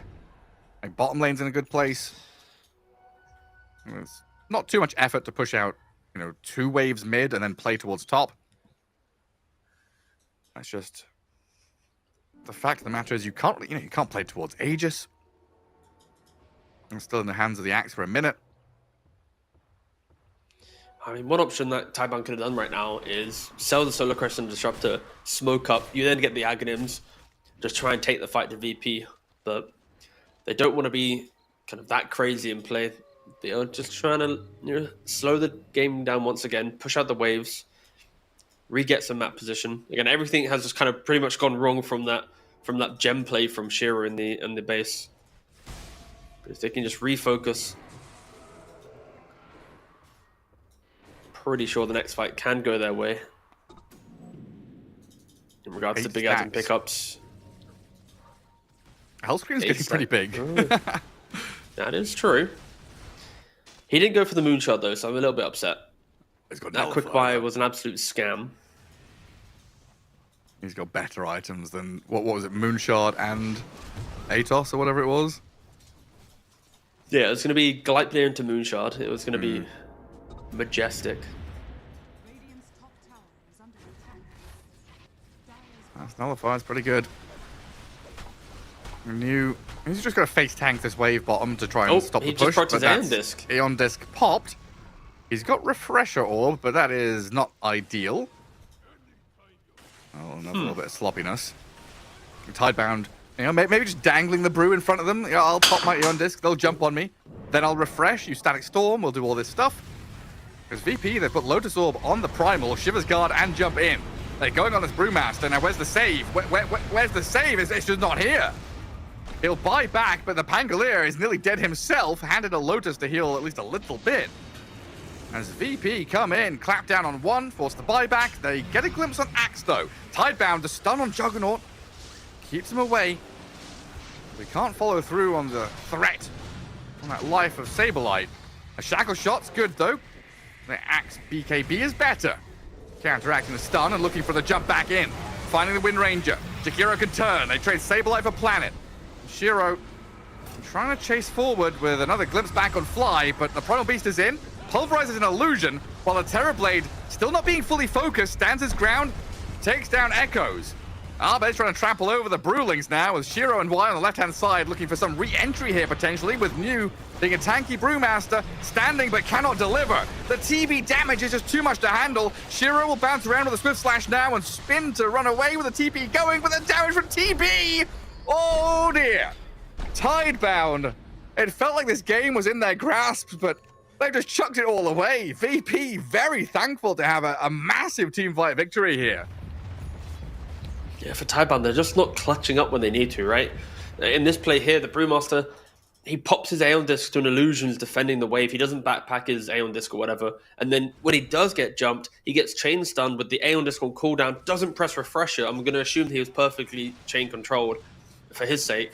To then die, buys back, and Terrorblade, look at him. He walks to the right-hand side of the fight, holds the high ground, and the entire time, he's like, you know what, boys? I'm going to A-click my way through this fight. Shiro uses both the Swift and Omni Slash on the Axe to kill him off, no buyback. But as soon as your Jug uses everything for him, there's no more resources available. You'd think with Echoes jumping to the right-hand side, if there was one more drop of damage available from Juggernaut, maybe they could go on to the Terrorblade, but they don't have anything left. Shiro used everything on Axe. Brew used everything because he had to waste his buyback due to the start of the fight, and they just don't have it in them. Tomato, fully uncontested. Why are we not committing on the TB with Juggernaut spells? We're the casters, we can't do that. I would love to, though. Can I just take control? I don't know, it must be difficult for him to find the angle in through the Axe and the Primal. This is good, though, from Echoes. Yeah, stopping the push into top lane. Backdoor protection is going to kick back in again. TP forward, though, with Abed, Saberlight, BKBing up and trying to battle into the Glyph and the backdoor protection. They don't have quite enough, but Echoes... Oh, he's been slain. Went right into the middle of a bunch of TB illusions. He's got buyback available, but potentially looking at a situation here where Tidebound have to contend with mega creeps.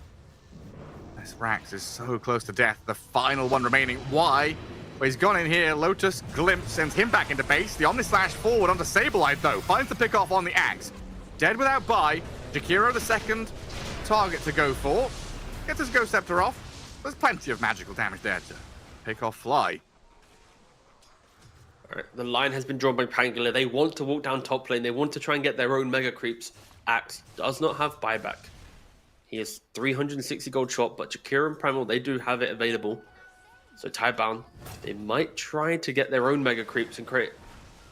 I mean, to be fair, VP didn't even get their own megas themselves. No. It was 500 HP on the building, but and it's another such a shame though. Spawn. It is up. Oh, but no one's scouting it. No one's checking for Roshan. That would be such a better play for Tidebound if they're aware. But again, it's just they don't have a Templar Assassin in the game. Nobody will ever know. Now Fly has to buy back. 40 seconds without Axe. Disruptor, Primal. again, he has the Agnums. If he finds the jump, Hello, smoke in the base. They see Fly. Is this the target you want to go for? Rolling Thunder, there's the Ewells. And Echoes back in onto the Terrorblade, who's popped the Metamorphosis. So now, Tidebound, losing Disruptor here, definitely sucks, but with the silence on this Muerta and a final touch of damage, Planet and Shiro do very well to pair up and kill her off. And this is just fall back, reset, and rethink your options. and now they have to check Roshan. This is... That wasn't full meta, that was the Terror Wave. Correct, yes, it was Terror Wave. So Metamorphosis is available if Tomato wants to use it in the upcoming fight. They still haven't checked Roshan. Oh. They're just standing next to it. New. There it is. They know it's available now. Muerta also doesn't buy back because he did eventually buy that Moon Shard. God, it's still such a weird game, Gareth. Like, saying these sentences doesnent make sense in a competitive state. Just bought the Moon Doesn't Shard, have buyback because he Casual. bought Moon Shard. What's happening? It's like some fucking turbo game or some shit. Terrorblade, no boots. Trying to buy a Moonshard of his own. Shiro just goes up and face tanks VP, says hello. Keeping vision on the Primal Beast though. Echoes and Y trying to keep tabs on Abed while Timado has popped the Metamorphosis this time. That's the big one. Cooldown expended, but a jump on the Juggernaut is huge here with a damage laid in from Timado. They get the kill. No save, no answer, and two heroes dead without buyback. Tidebound might just be done for. Yeah, I think you're right, mate. It's just over. The game's done. A Fly has died. What Sure. can you do? Can you go tier 4s? Do we have a wave anywhere? No, there's no wave. Yeah. It's so sad to watch. The Brew just desperately like, please, I need to do something. So what is it? Jug needs money. Pango needs time. Neither of them have buyback, so a blink call from Axe onto this Wind Ranger. Disruptor will buy back and immediately get pulverized. They cancel it out. Wind Ranger returns, but your throne exposed, open to this Terrorblade now, puts VP in a commanding position just to close this one out. But they've ended up with a 19k lead and the fourth GG out of Tidebound. I mean, I would be disappointed if I was Tidebound. In this game, they held a lot of the cards. You know, VP did a decent job kind of punching back and finding openings. But it kind of feels like Tidebound lost momentum so many times in that game.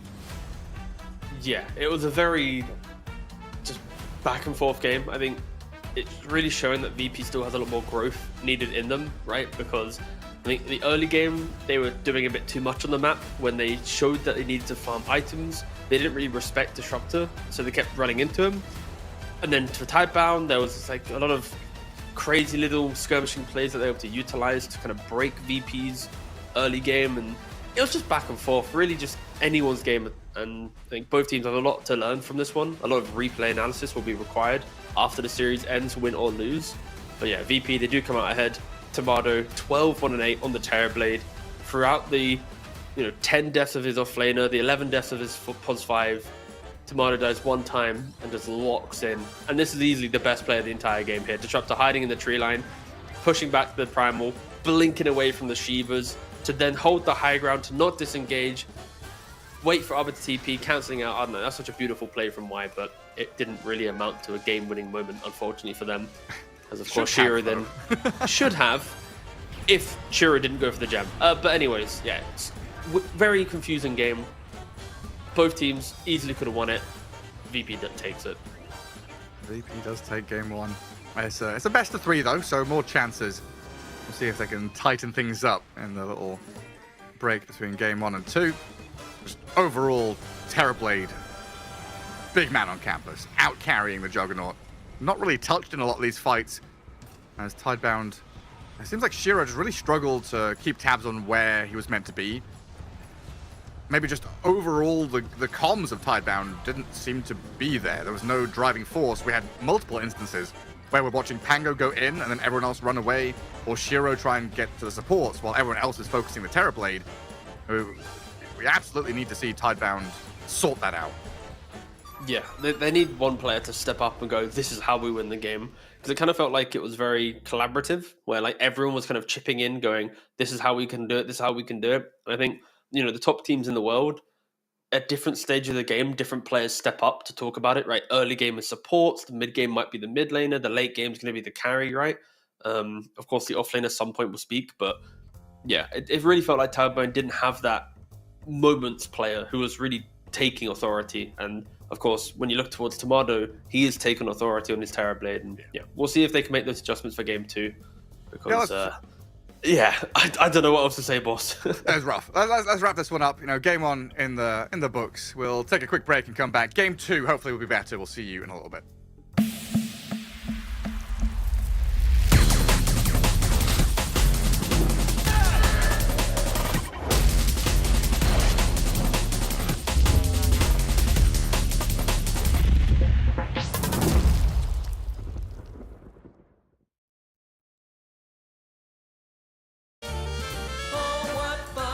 Celebrate this very merry time. Yeah, Falcons get another 2-0 and a mark into the game. Damn, I don't know what to do. Are you alright? AY just told me that I need to stop talking so much during games, but I don't know what to do. I just get crazy and start exploding. Have you tried meditating? Meditating? I mean, I just read it in a book and it says in Thai culture it's a common thing. It helps people to relax. Maybe you could try it. Fine. At this point, I'll just try anything. So, just close your eyes.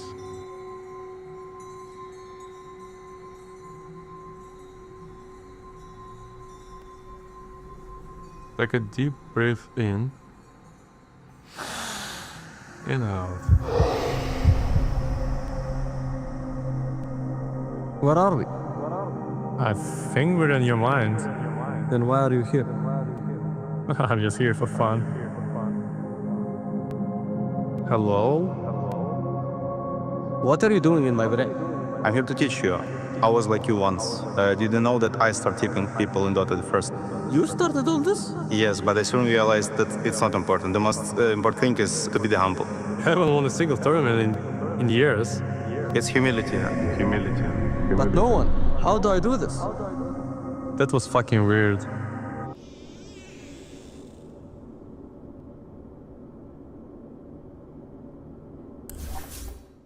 Well, I learned nothing from that. I love tipping. I will not stop. Paparazzi? What are you here coming to teach me now? Am I gonna just keep getting players over and over again teaching me stuff? What? 好好学着点。 But you know they've been speaking now. 我从来不在比赛中说话，不和对手多话，连队友都不交流。AME 上次抢了我的服，我一句话都没说。Wow, and you play like this all the time? 没错，你只要你别说话，别说话，别说话。Wow, these visuals are quite realistic. I really feel like I'm starting to learn something. Is that Curtis? I think so. What is he saying? Don't be misguided. Don't take their advice. I shouldn't stop trash talking? Follow your instincts. Do what you feel is right. Stop listening to his calls, guys. These guys are fucking idiots. Listen to me. Path to success will soon be revealed to you. You have 3 invis heroes, guys. How do you not have dust? The words you heard before are incorrect for you. Oh, thank God that's over. Everyone report Teal for communication abuse. Now I can finally relax. Wow. I now understand.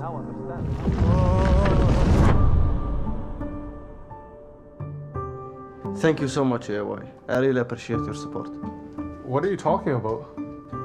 I will never stop tipping, all chatting, and trash talking, and even on Twitter for the rest of my fucking life.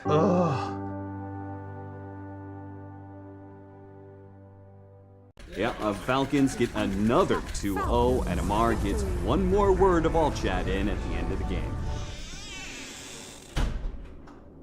Damn, I don't know what to do. Are you alright? AY just told me that I need to stop talking so much during games, but I don't know what to do. I just get crazy and start exploding. Have you tried meditating? Meditating? I mean, I just read it in a book and it says in Thai culture it's a common thing. It helps people to relax. Maybe you could try it. Fine. At this point, I'll just try anything. So, just close your eyes.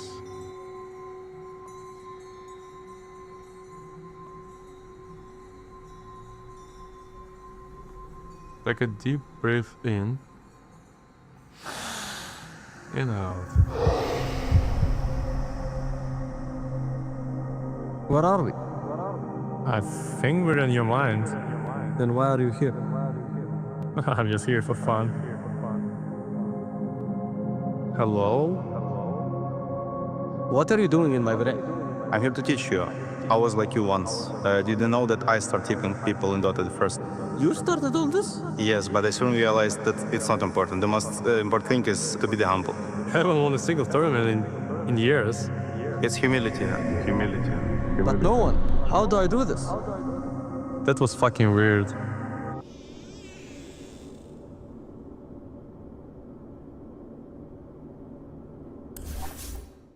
Well, I learned nothing from that. I love tipping. I will not stop.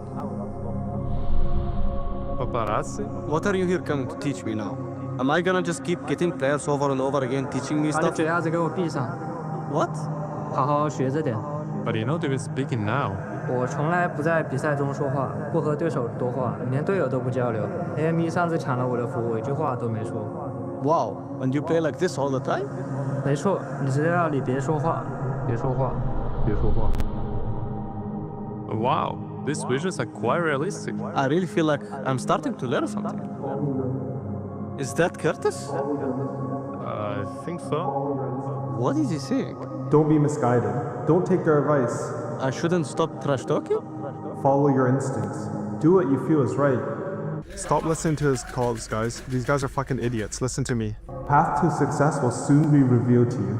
You have 3 invis heroes, guys. How do you not have dust? The words you heard before are incorrect for you. Oh, thank God that's over. Everyone report Teal for communication abuse. Now I can finally relax. Wow. I now understand.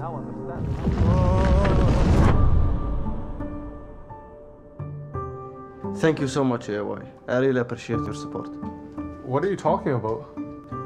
I will never stop tipping, all chatting, and trash talking, and even on Twitter for the rest of my fucking life.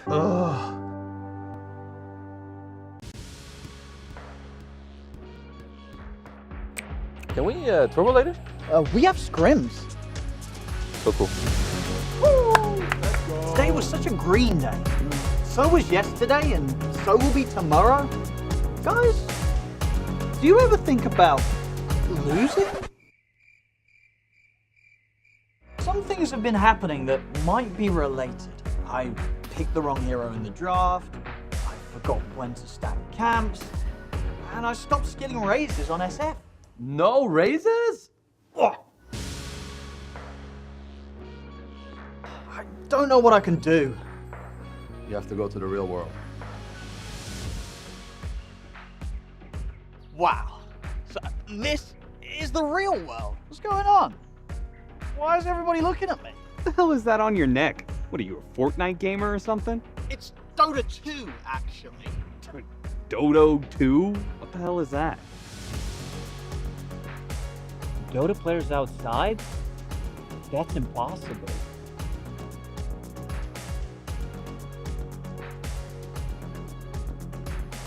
We haven't played Dota in like 5 years. Oh. No one rests until that Dota player is back in this team house. Dota players only have one ending. Get that Dota player. Come on.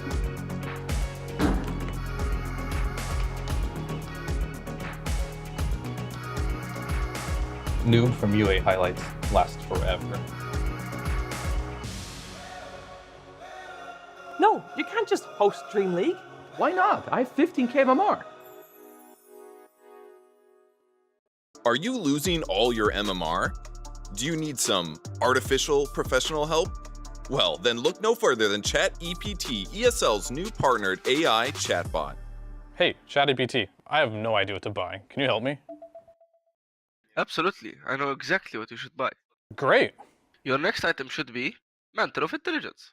What? Your next item should be Mantle of Intelligence. Need help outside of the game? ChatEPT can help with that too. Hey, ChatEPT. I need some assistance with my English homework. Can you help me? Gee willikers, that sounds fun. Okay, so I'm writing a story and I need your help finishing it. Here's what I have so far. Once upon a time. That's all you have? Yeah. Gosh, that is atrocious. What an egregious insult to my ears. Of all the nonsense gobbledygook that has come through my ever-living You don't receptors, even have that is ears. one of the most insane things I've ever heard. In addition to ChatEPT, we're also proud to introduce the beta version of our other AI tool, ChatGPK, designed for fitness. Working out and struggling to find motivation? Look no further. Hey, ChatGPK. I'm really struggling to find motivation to work out. Can you help me? Конечно. Ты можешь это сделать, давай. Can you dial up the motivation just a little bit more than that? Не проблема. Ты ебаная собака, как ты играешь? Ты худший тиммейт, ты позор для мужчин. Amazing. Go online to the World Wide Web and download it today. ChatEPT and ChatEPK are not real products. Any losses in your public matchmaking games are entirely your fault, not your teammates. ESL do not accept responsibility for any MMR you may or may not lose.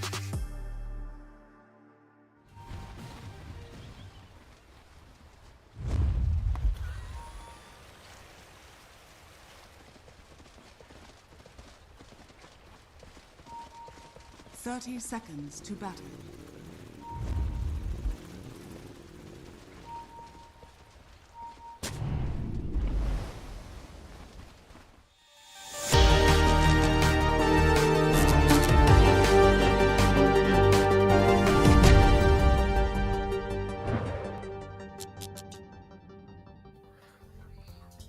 We are back. Game 2 on the horizon here, as we've got Tidebound taking on Virtus Pro. You know, early days in the group stage. Swiss time here for DreamLeague Season 27.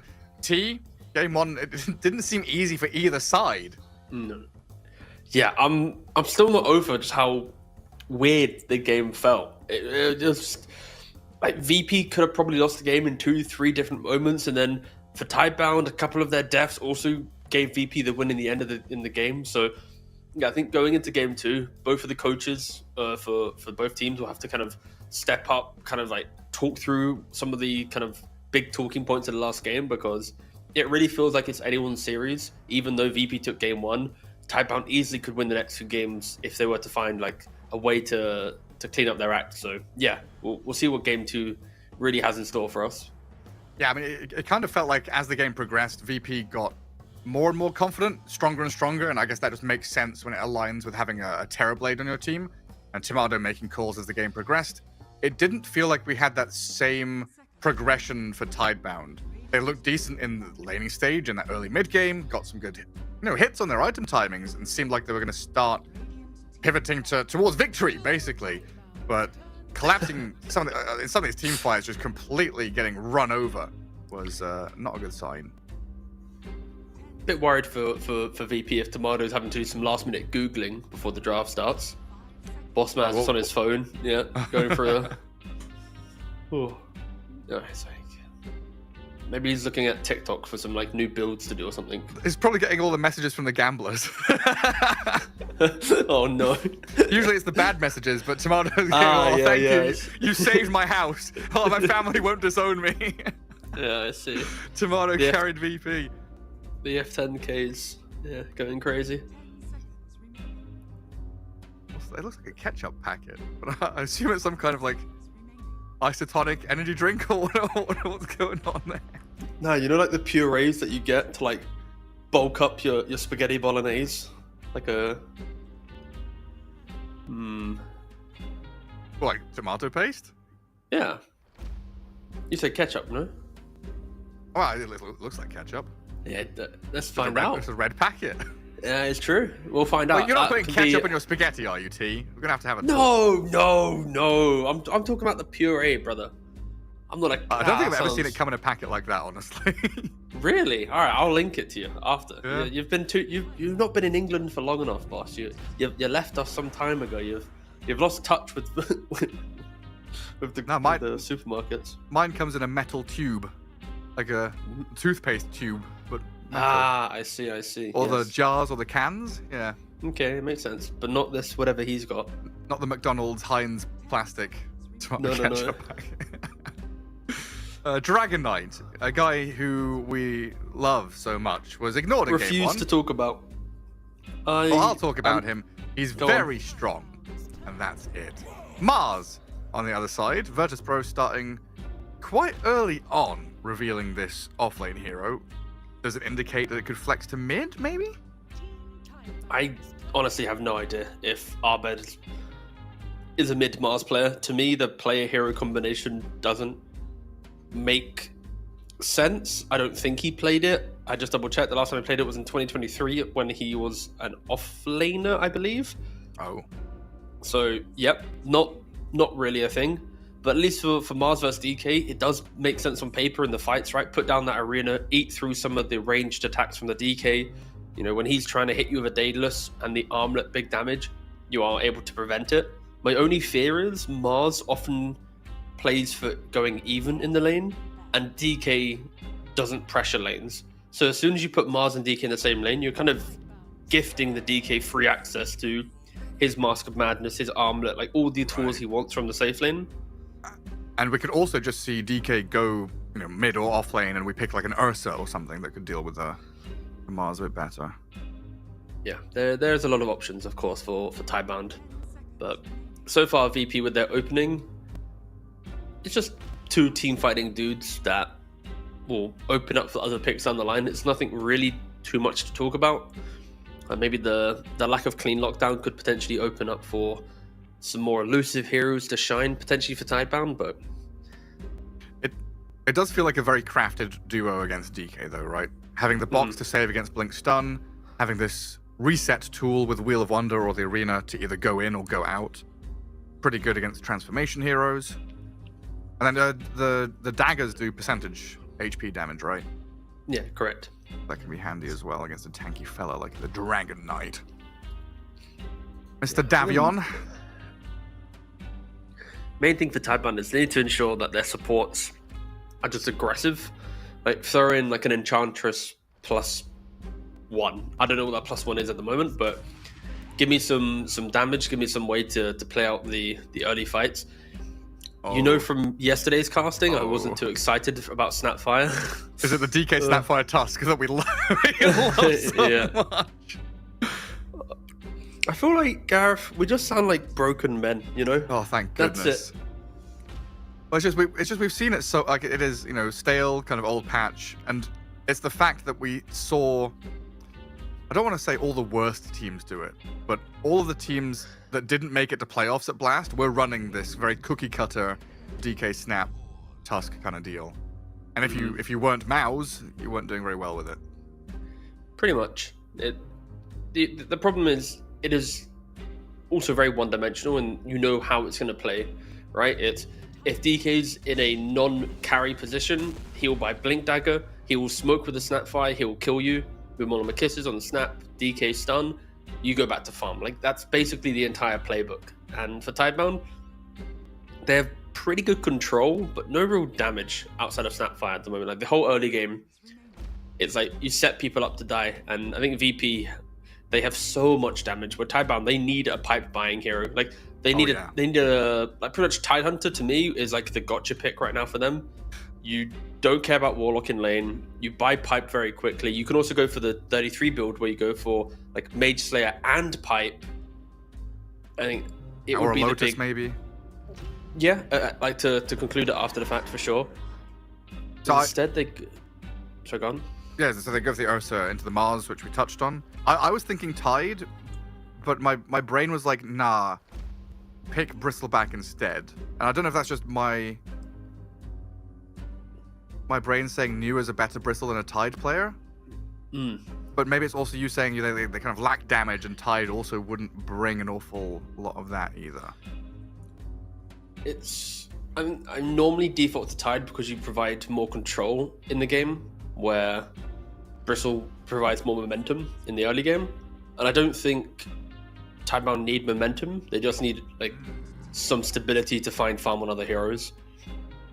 But VP, they don't want to ban out pipe buying heroes. They're banning out a Pangolier.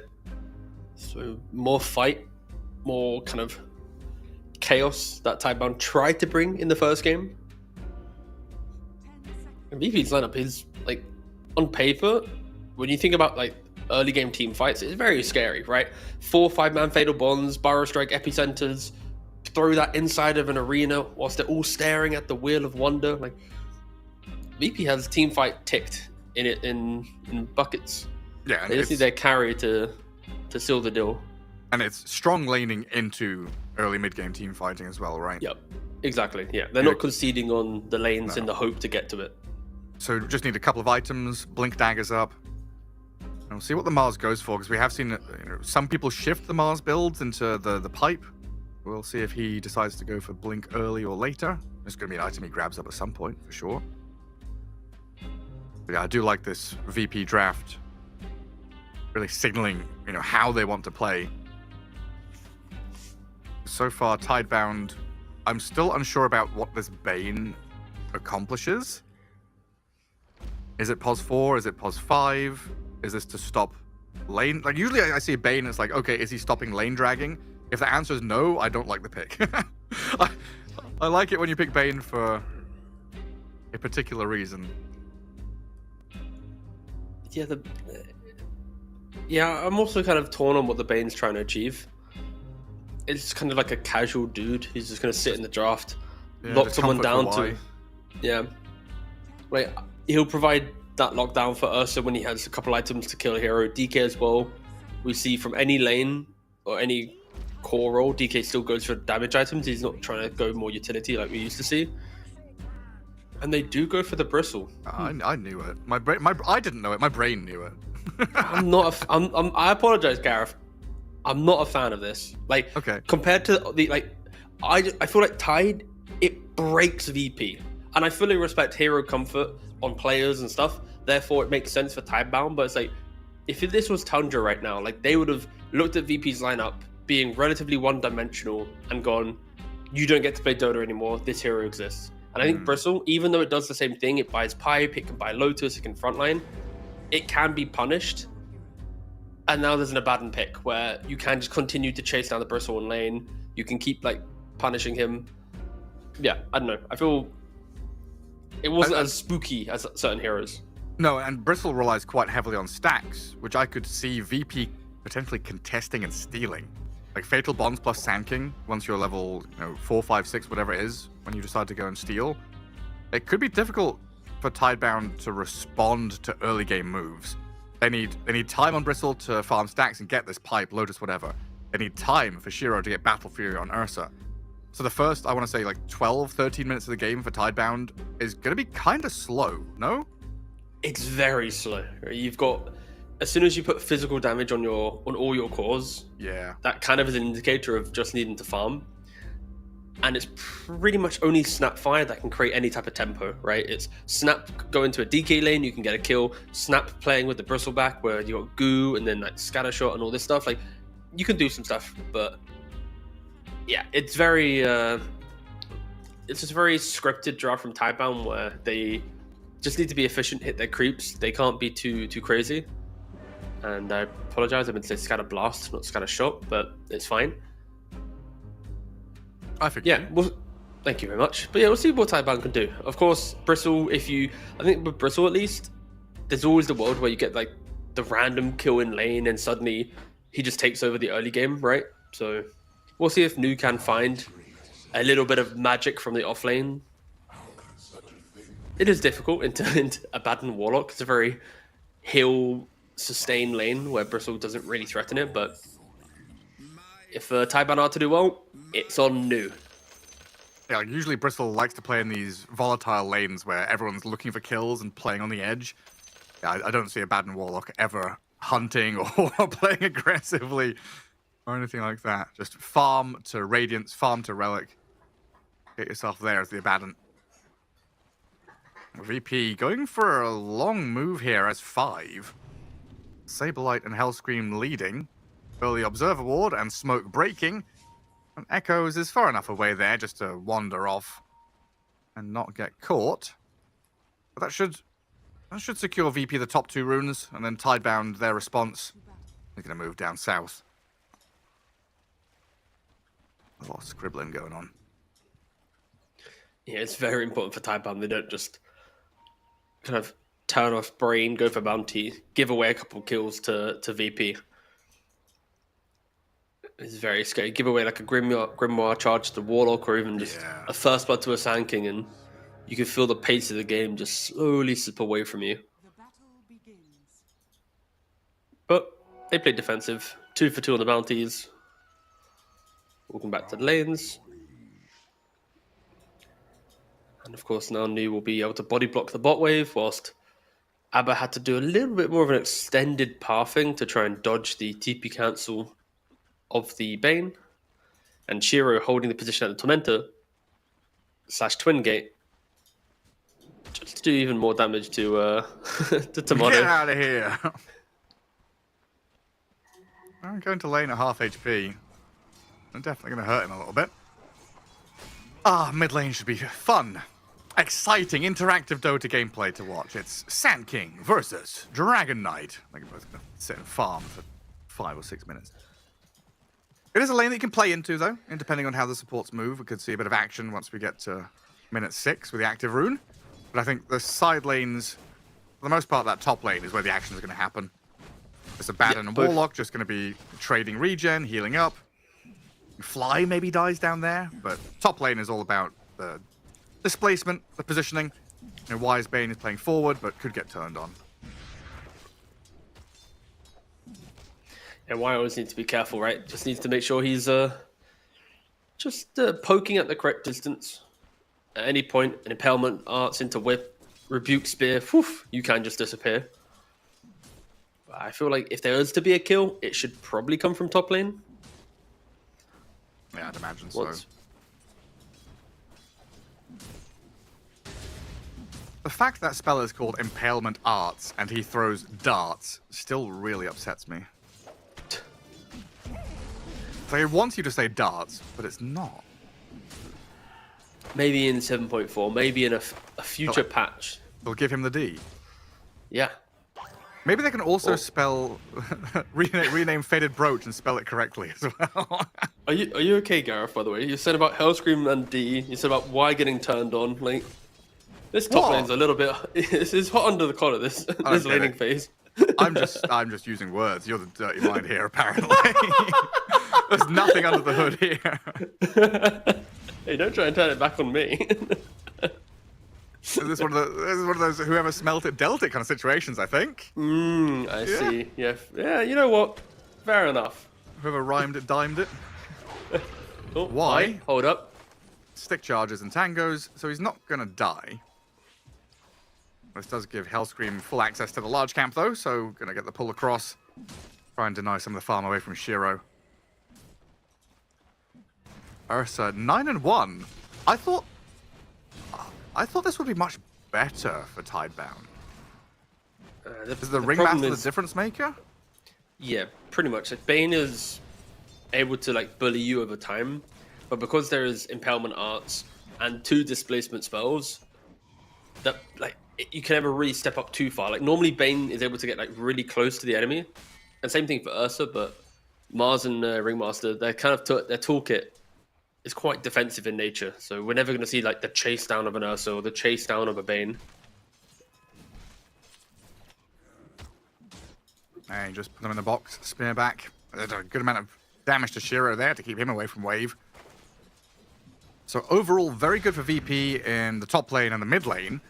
The Abaddon going to that lane bottom and starting at half health, though, seems like that's hurt him a fair amount. And Bristleback coming out the victor overall. That's something we have seen Abaddon kind of struggle with. I legitimately can't remember the last time I cast a game where Abaddon carry won. I think I've cast like 6 games in a row. Na'Vi were like 3 of them, where they just got absolutely handled. Abaddon dies once or twice in lane, can't get that fast relic timing, then kind of falls short in terms of hard carrying, depending on what matchup he's against. Yeah, Abaddon after like he wants to free farm lane and he wants to join other people's success in the game. Like if you're playing like an even or behind game on a Baden, it never feels like you're kind of punching in. So that's where it helps where you have like Sand King and Mars and like heroes that naturally after lane will kind of create opportunities for you to kind of slot in and be like, I'm helping. Planet going to find a little cookie over the cliffs. I saw the Sand King moving over. Now a new lane emerges in the jungle where New has a stacked up double wave. Courier going to get sliced though, so that's Null and Salve gone. And now Ringmaster's showing out to TP down south. VP bringing a few here as the floating sheep corpse in the sky. Going to drop down soon, but New dodges the first dart. Scatterblast is there to slow the approach. Dodges the second one as well. Some good sidestepping from the Bristleback, but in a 1v3, no way to escape. He's just going to get taken down little by little over time. There's your first blood. Hellscream takes it. Nearly missed it, to be fair, right? But missing both the daggers, and then the Abaddon dragged the wave over, which revealed the Ringmaster's position. Now Arbed throws the epicenter, yep. Straight in with the Epi Burrow. Hellscream TP's bottom, moves into mid, gets a kill on a core, into another one there. Things are already looking dangerous for Tidebound as VP put on the pressure. They've fully woken up. That game 1 victories put them in a sick mood here. And Arbed gonna get the Nightmare transferred off him. Catapult wave needs to be dealt with here, as Y drags the creeps out of range so the tower can hit the cart. Gets a regen rune. Oh, of course he You hate to see it if you're Tidebound. Now he just goes and cuts the wave. It looked like an uncomfortable TP, but very good moves from Hellscream, right? Gets the kill on bottom, then moves to mid, gets the kill. You couldn't have asked for like a better 1-2 punch, right? Killing both the off lane and a mid from a single pos 4 rotation. And Saberlight in the top lane, he is level 5, zero pressure on him from the Ursa. Able just to keep pulling his hard camp. This hard camp being available for pretty much the entire laning phase has simplified VP's kind of entry to this game. This feels a lot more stable than previous games for VP. Just no real complaints right now with what they've been able to do. Bane? Yeah, they're punishing Y now as well. They moved over here to sentry the large camp, but gets rebuked by Saberlight thanks to Hellscream's move. I mean, this 7 minutes of play so far has been all Hellscream, honestly. Down at bottom, Arbed is going to go and join his team to steal the Wisdom Shrine, while Hellscream takes the left-hand side one. So a 3-0 start, about a 2k lead, double Shrine of Wisdom. Tidebound just getting further and further behind as this game progresses. I mean, this is what I'm expecting VP to become, right? I don't know how long it will take for them to get to this status, but whenever you look at like a Bulba roster, it's always dominate the lane, make the early moves, and like just really clean 10 minutes. Like that is often why they thrive as a team. So like, this is like glimpses of that they can do it, but again, it clearly hasn't been reliable. Echoes though, steps up to the tower, gets arenaed, burrow striked, speared, and dead. And he's a goner. Yeah, it's just been very, very systematic, right? Like the system, the algorithm, whatever you've got in place to go, if this happens, then this is our response, has been spot on so far. Tomato, no ulti yet. Level 5 Abaddon getting run at with no backup in sight. Tidebound gonna have to deal with a shield and the 11-1 charges. Well, yeah, Tomato says not even worth using them, knows that he's dead. Still, always an important kill. This Abaddon is less than 3,000 net worth currently. He's got a lot of catching up to do, but as you were saying, he's not a kind of get-ahead hero. He's play with teammates who are strong and play alongside them once you've hit your timings. Planet's going to TP up top and try and play with Shiro here into Saberlight, but he's pretty powerful. Yeah, it doesn't feel like the best move, especially because Warlock's in the area at 3-point in hill, so if they do go onto the Mars with the Dauntless, yeah. Fly's got a golem here. Fatal Bonds on Y is actually pretty dangerous for the Bane, but the spear won't pin him to a tree or anything.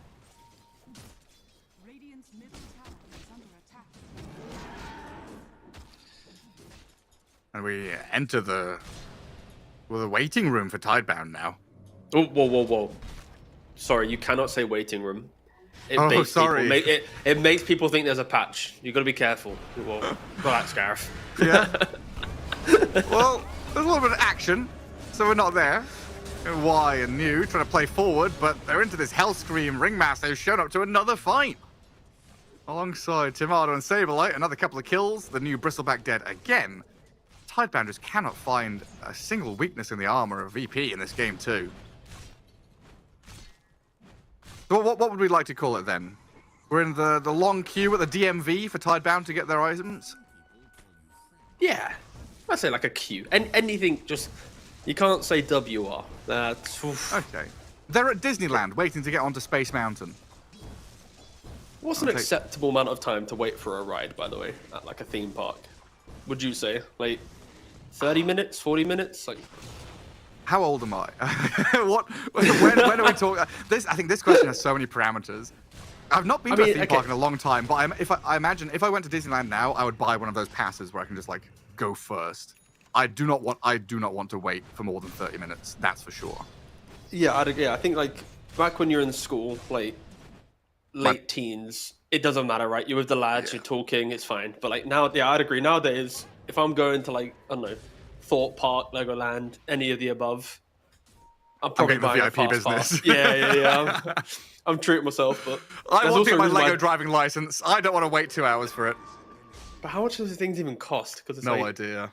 Then it opens the question: how much are you willing to pay on that? Because like, on top of ticket prices and hotel and stuff, yeah, it's nasty. Yeah. Well, Ursa gets popped. Good night, Shiro. He can start googling how much it will cost. Oh, he can, yeah. He's got 30 seconds to think about it. I mean, a year and a half ago, I did look at Disneyland Paris, like resort, hotel, like the full trip was like thousands per person. So I was like, yeah, that's not happening. Yeah, I'm so grateful my girlfriend's not like a big Disney fan. really keeps the pocket. I have a very light wallet. Yeah. Oh. Tomato levels ulti, and he's got the Ringmaster by his side. Can they turn and find a kill here, though? The Operation Save Tomato might just be over, as Hellscream is unable to defend the Abaddon, but Fly's got other ideas, wanting to try and kill off New, bonding him to the creep camp. Is that enough with the Fatal Bonds? The Golem whacking the other Golems, it is! Plenty of damage there from Fly.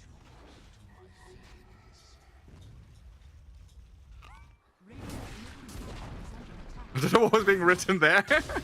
I was writing Pog, but I had to be very careful. I did it quick enough. Well, I saw poo. Then the camera moved away. I wrote Pog. I'm sure you did. All right, whatever. As a Warlock player, it's a very. Bonds. Is it level 3? Yeah, level 3 bonds. Big man. Yeah. He is getting it done. So 9-2. There's a 2 or 3k lead for VP. They have been the one making all the moves and making life difficult for Tidebound. But Tidebound aren't completely out of it. Their cores are still farming. Net worth isn't atrocious. It just is a battle over every inch of the map. Every last hit, you've got to send supports forward, try and guard your Ursa. Bane and Snapfire right now gonna have to sit in parallel to Shiro to protect him against any moves from VP. It is a good thing that Tidebound have this potentially later game scaling draft, with Ursa, DK, and Bristleback all offering that mid to late game physical damage if they get to their items. They're aiming for more like minute 30, right? Whereas VP, it's now until then. Yeah, we didn't really expect them to be able to do much, right, with their Tricore. But this is where, when they do get the items, they need to know exactly how they're getting back into the game, right? As New getting jumped up. That's just move after move from VP. Bristleback, Nightmare save. Looks like it's enough. Abed couldn't bring enough damage, but he's going to get put in the box and kept away from the grip. The Dragonite stun is there, though, and Tidebound able to turn a fight, get a core kill. Dragonite unable to follow through on any of the supports, though. But still a nice bit of cash there. Slightly optimistic from VP, right? You're jumping one of the tankiest heroes in the game. Oh, why? Steps up into the... Mars and the Ringmaster. Now Echoes too. He's got Armor and Wand. The Kisses come in towards Hellscream. And it looks like Echoes is tanking through this quite nicely. Can he toggle? No, he can't. Saberlight gets a double. They crack the whip on Shiro to send him back. Saberlight's toggling his own armlet. Armor on armor action. I honestly like the fact that Saberlight went for the armlet. Like, you're playing into Bane Snapfire. You can just put them to low HP with one rebuke if you have the armlet active. You had a free lane, your top net worth, be a bit greedy. Like, imagine if he went for Phase Blink right now. He'd be initiating, but he wouldn't be doing the damage. Like, it means he has purpose by himself. Like, it's kind of like a rare moment we get to see the armlet, but in this game, it makes sense. Because he doesn't need pipe either, right? Yeah, correct. He doesn't really need an aura. You could argue later in the game, like a Lotus could be good to stop both Dragon Stun, potential Abyssal Blades from Ursa, the Fiend's Grip of a Bane. Like, there's a argument for a later Lotus, but not at the moment. Especially if we've got this escape act from the Ringmaster saving you from the grip already. Yeah, very true. That's why, like, thinking back at the draft, you know, that it really was a well-crafted response to the opening of DK, and you've got to expect teams to have this setup ready, some kind of answer when you know that Dragonite's in the pool. Mars and Ringmaster was a nice response there. Mr. Quizzical. 0_, lowercase o. Has to use his ultimate. Getting close to the Radiance. Hasn't been an easy game for him, but he has caught up with the rest of the pack in terms of net worth. All back and forth through the twin gate, but Abed is the one to find an opening on planet. While down at the bottom gate, Mars nightmared. A Fly trying to track back onto the Bane, catches him and stops the TP from happening, and they'll get the freebie. There's a lot of heroes here for VP. They gotta get away from this area quite quickly, because killing both supports, it feels good, but when you look at the net worth, all three cores on Tiebound are ignoring this kind of like early moves and ensuring that they are scaling. And you know, the scoreline 13-3, but I mean, if you are Tiebound, there is still a line of hope, right? It's the blink on Ursa coming through, the blink on the DK that's available, you know, Planet back to base once more. But you could argue for Tiebound if they just stabilize the deaths on supports. There was a window in which they could smoke up and make their own move, but I'm honestly kind of looking at it. These Tidebound supports are just fodder. They are. You know, they're the guys being sent to run from trench to trench and getting machine gunned down and blown to pieces, while the generals are sitting back munching on delicious meals. It's barely a 3k lead as we approach minute 20. It's not a huge advantage here for VP in terms of the metrics.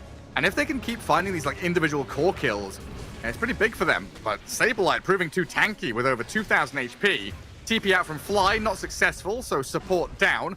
And the follow through? Well, the box is there, but Saberlight, can we toggle our way out of this? You know, you can't. Tomatoes also joined with Radiance ready. Borrowed Time can pull the trigger on that, but they'll stun him and ignore him for a while. Nightmare through the Borrowed Time, turn and kill off this Abaddon. And Tidebound, they've more than leveled the playing field now. Multiple core kills, defending that bottom lane and playing forward there with their cores. I think VP have just relinquished control of this match. They just didn't fight with Sand King. Like, it all starts with obviously Tidebound going, but then Sand King, he's on the top side of the map. I don't know if he actually had TP available, if it was on cooldown, but still, for VP to actively want to take the fight into the pipe and the bristle back, into the double blinks of both Ursa and DK, that you need your Sand King there. Throw one epicenter into the mix, and you're going to put any hero he goes on to half HP, if not dead. And yeah, VP just actively was like, yeah, let's fight as, you know, 3.5 versus 5. Very confusing call by VP. Of course, Tidebound going to be very grateful the opportunity was presenting itself. We just spoke about how, you know, blinks were just picked up for Tidebound, and then when you click on their heroes, you know, DK, he's like one component away from the BKB now. He's about 1,000 gold. Ursa's just a belt of strength and a recipe away from the Basher. Like, Tidebound, they don't really have any concerns if they keep hitting creeps. Yeah. As long as they can just get through this stormy period of the game and get to like minute 25 or 30, I think they're golden. Yeah. It's showing how volatile the VP draft is. They put all this early pressure, they get early objectives, but if you're not able to kill core heroes and stop the farming, like they haven't really made the map smaller, right? When you were talking about them playing bottom right corner through the twin gate and then having to split quickly, the Sand King goes up there, the rest of them kind of stick around, they get bogged down in this fight. If you're not controlling the map, and Tidebound have all the room in the world to wriggle free, and now they are the ones who feel confident. Not confident enough to just go on an Abaddon like that, though. So VP will smoke themselves and maybe look to return the favor. Yeah, it should never be that confident. There is a line. Unless you have a break of the silence, that Abaddon, 07, you do your thing, boss. Oh, Tomato's going back for a Midas. Oh, okay. So indicating they want to try and match the later game with them? Indicating that there is a discomfort being applied to VP's current position. And I like this a lot. You take Tormentor, but instantly smoke, beelining it for the Roshan. Because often the traders, they take Tormentor, we get Roshan. But Abed getting the epicenter, woohoo! Fight time! He's over there with the Wheel of Wonder and New in some serious trouble. Golem dropped towards them. Echoes backstabs on the Warlock. They've lost Shiro and New. VP have come in here to secure the Rosh. They get the Tormentor, they'll get the kill on Roshan. They'll snatch the Aegis. Tidebound killed Rosh, so they get the money for that. While Echoes is still being run at here by the Mars. Sableye finds another opening alongside Abed, and when you fight with the Sand King, in unison with the Mars, it is just catch after catch, kill after kill. The Bane will be thankful to slip away from this down south, but you lose out on the Wisdom Shrine now as well. I gotta say though, for VP, I really like that kind of approach to the fight there, because I think the meta right now has kind of staled, where if you take Tormentor, teams at like 19 minutes 40, 50, they will move towards Roshan, start hitting the pit. But Tidebound, they were slightly late to moving into the pit. And because of that, we then got to see this beautiful contest where VP instantly smoke from the top twin gate down to the bottom, running in. They have Arena, they have Epicenter, they have Golem. Of course they want to fight in a choke point area. So if Tidebound, like, because they were hesitant, not instantly at Roshan, VP got to take both Tormentor and contest the Rosh. It was, yeah, just a really cool little kind of heads-up move by VP. And now with 3,000 gold lead, you should argue that they're probably back in the driving seat once more, but again, we'll see if they can utilize it. And it's like, what do you do with this lead, right? You've got to put this map pressure on. You've got to try and delay BKB timings from Tidebound. Keep Sableye scaling with this Armlet Deso build. Going into the Assault Cuirass. Oh, gets the vision. Finishes off the planet. Snapfire. Yeah, going back to the whole... Sorry, going back to like the Abaddon Midas. Yeah. I thought like he is running around with the team so much that it does make sense with some logic to secure his own game, but I feel like the game wasn't that bad for them. Where if he was able to get like Manta or a Blink or the Orchid instead of Midas, he's going to contribute a lot more to the team. But I think in the back of Tomato's mind, like he knows they are one fight away from too much tankiness appearing on Tidebound, and he's just afraid that they are going to make that mistake. I think like if this was other carry players in the position, there would be this like trust of we're not going to make the mistake, we'll play cleanly. But maybe I'm like overthinking it a little bit. I don't know if like if Yotaro in this position would go for the Midas. Would he just continue going for like damage and scaling and fighting? Sorry. It's funny you say that, because I remember not long ago, there was a game where Yatoro was playing Abaddon, and they were losing. And then the rest of it, and he bought, I don't know if he bought Radiance into Midas, or if it was Midas into Radiance, but he bought a Midas, and then the game just ended, because the rest of his team were owning so hard. They won a couple of team fights, and just, okay, game's over, I guess. So it didn't really matter that much. But that was also, we struggled to figure out why he was going Midas in that situation. Yes, it's just such a weird item in certain positions, right? Because like Abaddon has such a clear item path, whereas like with Radiance, you then want Manta. Manta then buffs your Radiance because you can farm with the illusions.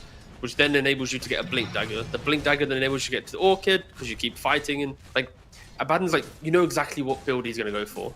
So the only time you ever go Midas is if you feel like you're not farming as quickly as the enemy carry, and you want to try and catch up. Like that's the only use case. But with how the fights were going and how the map was constricting on Tidebound, you could argue it wasn't that important for him to go it.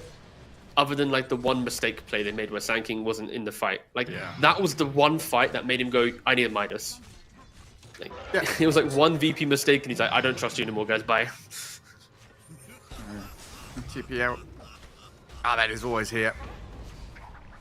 It's been hard for Planet to find anywhere to play on this map. Echoes is going to make a jump onto Fly, immediately speared back to the wall.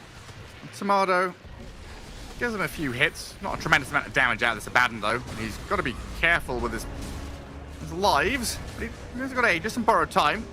They'll turn with the Fatal Bonds on his Bristleback and Dragon Knight and slay New, who's now dead for 50 seconds. They're even scanning and looking for a bonus target there. Maybe could have found Shiro, but he's slipped into the darkness. No, sorry, I was distracted there because I went hunting for that game. I did find it. It was Team Spirit up against the Yakult Bros. And yeah, Yatoro went... He went 10-minute Midas into 16-minute Radiance. And the game... So he got Radiance at minute 16. Game ended minute 19. So... Alright, that's pretty baller. Very much one of those. But that's, I think, conceptually quite nice because there is a Golem on a Bane. Hold up. Yeah. Just drop it onto Y. Need some follow-up here, though. They don't want to commit up to high ground, it looks like. Tomato says, that's my job now. Well, Sableye being taken down by Shiro on the left-hand side. Things just get awkward so quickly. They're just doing so much, right, on the map. You've got initiations on Bane, Sableye with his Armlet Deso, soon to be AC build. Like, he wants to rebuke people. You need to be careful. Even though there's only 7 kills on Tidebound, they do have a lot of kill threat, right? You got the Blink, Basher, BKB on the Ursa. DK as well has his own fighting tools. Bristle just finished his BKB. Like, there. I know I've been saying it now, but surely for Tidebound, now is the time to go. Triple BKB, Bristle has Shard. Like, if you don't feel strong now, what are you waiting for? Next Roche, obviously. That can respawn in 2 minutes. Can't wait to watch Tidebound to continue farming.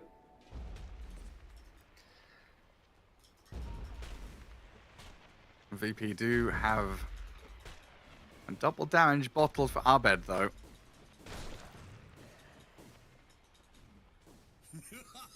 And could be big. VP just kind of waiting for Tidebound to come to their side of the river.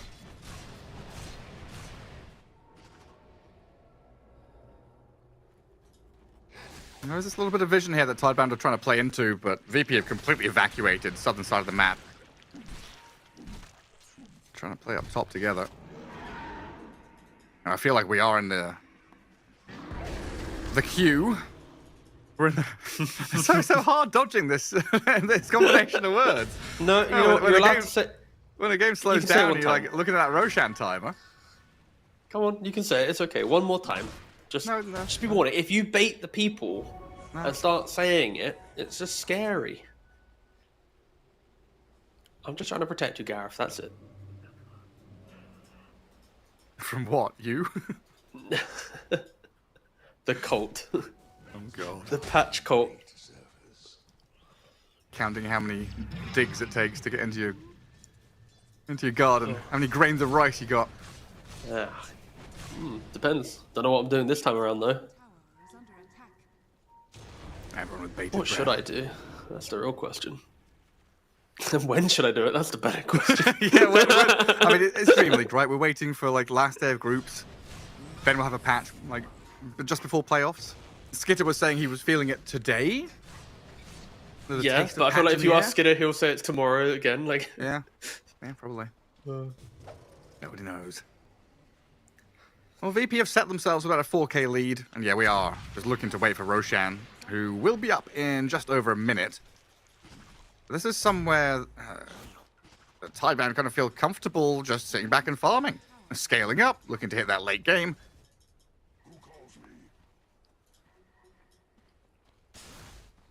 Not really too worried about their hero-to-hero matchups.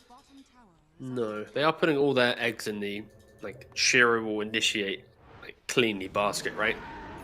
It was kind of a problem in the last game where Shiro was a bit indecisive with certain moves. Kind of led to the kind of comeback for VP.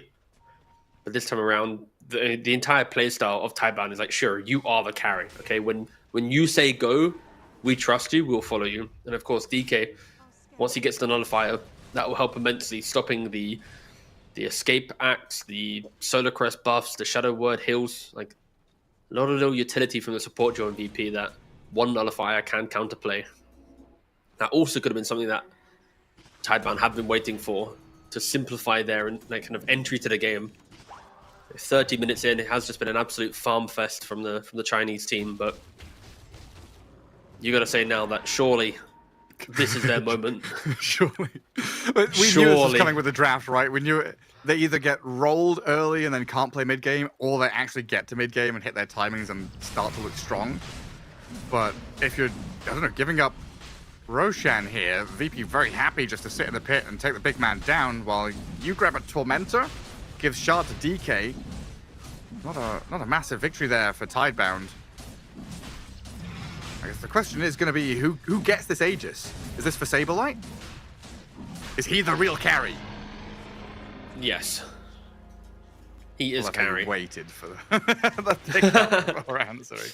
Oh, yeah, okay, I'll be honest, mate. I was trying to hold in a hiccup myself, so I was... fine. I was like, don't do it on broadcast. Oh, he asked me a question. Oh, no. Fuck. I guess Abaddon's always got borrowed time to rely on. Ult in blink. I just love the fact I'm looking at Mars with AC Deso. Like, even Armlet. Like, it's been so long since we've seen this. Like, it's always like Blinks, Yules, Hex, Refresher, BKB, the kind of this item path, but into like the tanky Tricore, the squishy double supports, minus armor can really help just eat through a lot of what Tidebound has. But they're wrapping around. Oh, Hellscream breaks the smoke, and I think he spotted them. Tries to tuck away, sees the DK coming in. Tidebound make the jump though, straight into the Sand King. They save him though with a golem dropped. Abed breaks free. Now Saberlight can turn. With Saberlight by his side and Timada coming in as well. Saberlight with the help of that Wheel of Wonder on this Ursa, doing some damage, but unable to finish the job. Shiro with that Enrage going. Tanks through it all. Aegis gets claimed up. Saberlight needs to get back onto target. Find an opening as New is breaking apart this fight. Two supports scattering while Saberlight will get a spear to pin the Bristle back up into the upheaval as well. Just really struggling to stick on someone and do the damage though. Shiro's re-entered for another round of fighting with the DK as well. They take down the Mars. And Abaddon, yes, kills Y, but now Fly's going to try and TP home. Yule's cancelled there. And Tidebound back in the driving seat in this one. Just an excellent job there from Tidebound, right? Getting that initial initiation, forcing the Sand King to have to go all the way to like the far right side of the map on like a sliver of HP. It wasn't a clean entry for VP. Like, they had the vision on the high ground, they had the position, but Tidebound, they just cut through it. We already mentioned how tanky their cores are. They can just get into the middle of the fight. We're going to see the replay here. Right? The fact is that this is not what VP wants, right? They're hugging this little tree line because they had the vision on the left-hand side. But as soon as they lose this, like, Tidebound, they thrive, right? They've got Ursa DK just hammering onto the Mars inside of the arena, and Nu just forcing everyone to just deal with him as well. Like, there's no fight position from VP. It's just everyone scrambling to survive. Of course, this is what Tidebound's draft is built around. It's just the get into the middle of the fight, keep pressing buttons, go crazy. Whilst for VP, it's a bit more like nuanced. Like, did they hit the epi? Did they hit the arena? Is the golem actually hitting anything? Fatal Bonds, multi-hero? Yes, no? Like, Tidebound, the fight is very simple. Just go. Yeah, VP need all the pieces to come together, like in a sequence properly. This is the story. This is the story we've been telling since the draft, though, right? Like, it is literally 30 minutes into the game. VP haven't been able to close it out. Haven't got a tremendous lead. Didn't close the map out well enough. And they do not scale as well as Tidebound do. I keep looking at this Abaddon, and it's like, yeah, great job by Tomato to get up towards the top of the net worth and recover from the position that he was in. But does this Abaddon hero, out-carry an Ursa, DK, a Bristleback? No.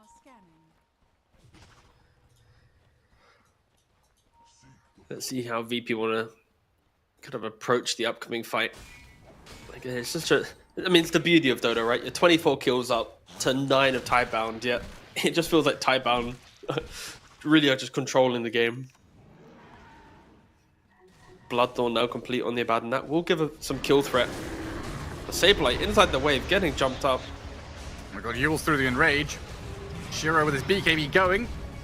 Head to head with the Abaddon there. Needs a Golem to drop on this Ursa to buy some time to reset.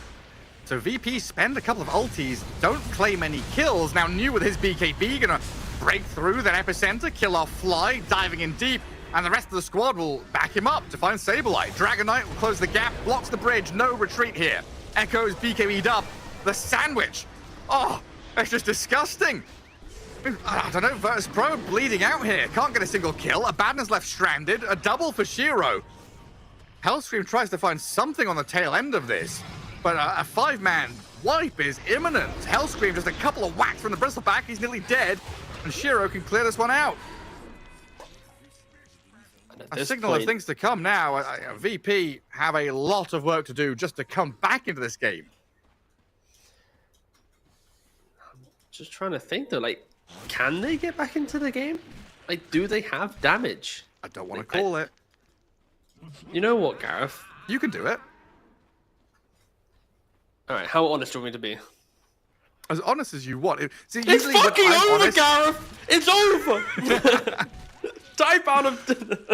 I've made the mistakes too many times of calling games before they're over and then having several Reddit threads flaming me for being biased. So I'll let my co-caster do that.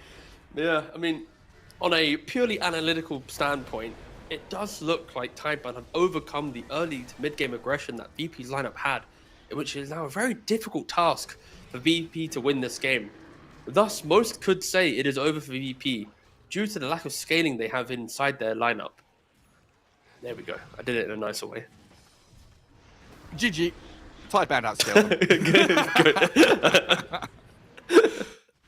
Seriously, this is where the map gets small, dark, and hard to play. VP, I guess, kind of thankful there's no Roshan to go and take, because Tidebound with Aegis here could have been looking at multiple lanes of barracks easily. I guess VP do have some pretty good high ground defense. Spears back, all the team fight they've got through Arena and Epicenter. Fatal Bonds can be annoying to deal with as well.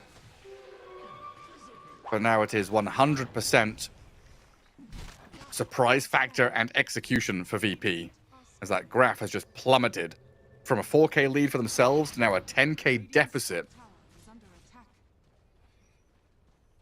And Ursa is 5K ahead of his counterpart. We've got DK and Bristleback who are decently ahead of theirs.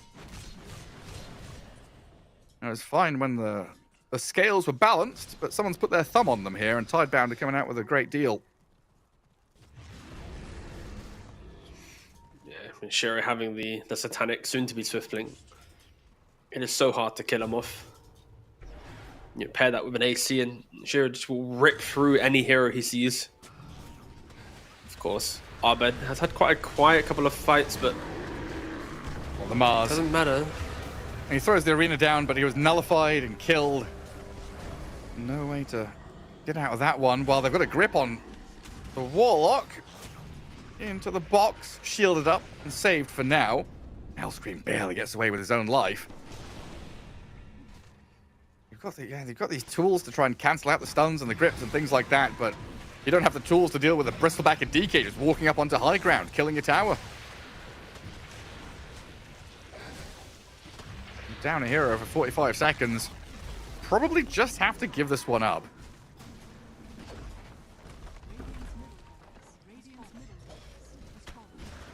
They need to wait for Arena. There's 45 seconds. The issue is if they wait this long, they are going to lose 2 lanes of Rax.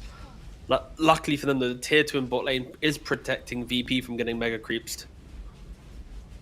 And maybe with the fact that the DK transformation was expiring. also giving a little bit of life to VP. Only losing 1 Rax from that. The thing is for VP, they keep getting caught in just really awkward positions, right? The fight prior, when we thought about the bot lane tier 2, sanking on the low ground, where there's one ward on the high ground from Tidebound, they catch the sanking. Then there's now Sableye in the river, kind of by himself getting jumped. I mean, I'm not saying it's easy for VP, not at all. Like, their spells just don't really punch into the game anymore when we've already mentioned all the items available for Tidebound, but they at least need to try and just be ready on the same page. You can't have these pick-off moments where a big core is just falling so early on. Abed. Can you even kill New there? I don't think you can. No. Like even if you spear back, turn him around, I think he just survives. Tidebound see you. I know it's Roshan time pretty shortly. I think this might be the last fight for Virtus.pro. Buyback wise, they have got a couple, so they could reinforce. I'll throw some spotlights around the pit. See what they can see.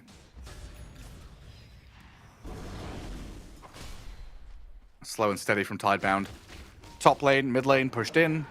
VP trying to deal with bottom to create a little bit of space here to approach the pit. It is just very, very challenging. And it's that Octarine Core and Snapfire. Luxury items here for Planet. He's going to have cookies for days, right? He's got 2 charge cookie on an 8.3 second cooldown. And here comes Tidebound. 5-man smoke. Looking to deal the killer blow. Fly. The guy bringing up the rear, Sableye, might get caught himself. Just a nullifier and then run away.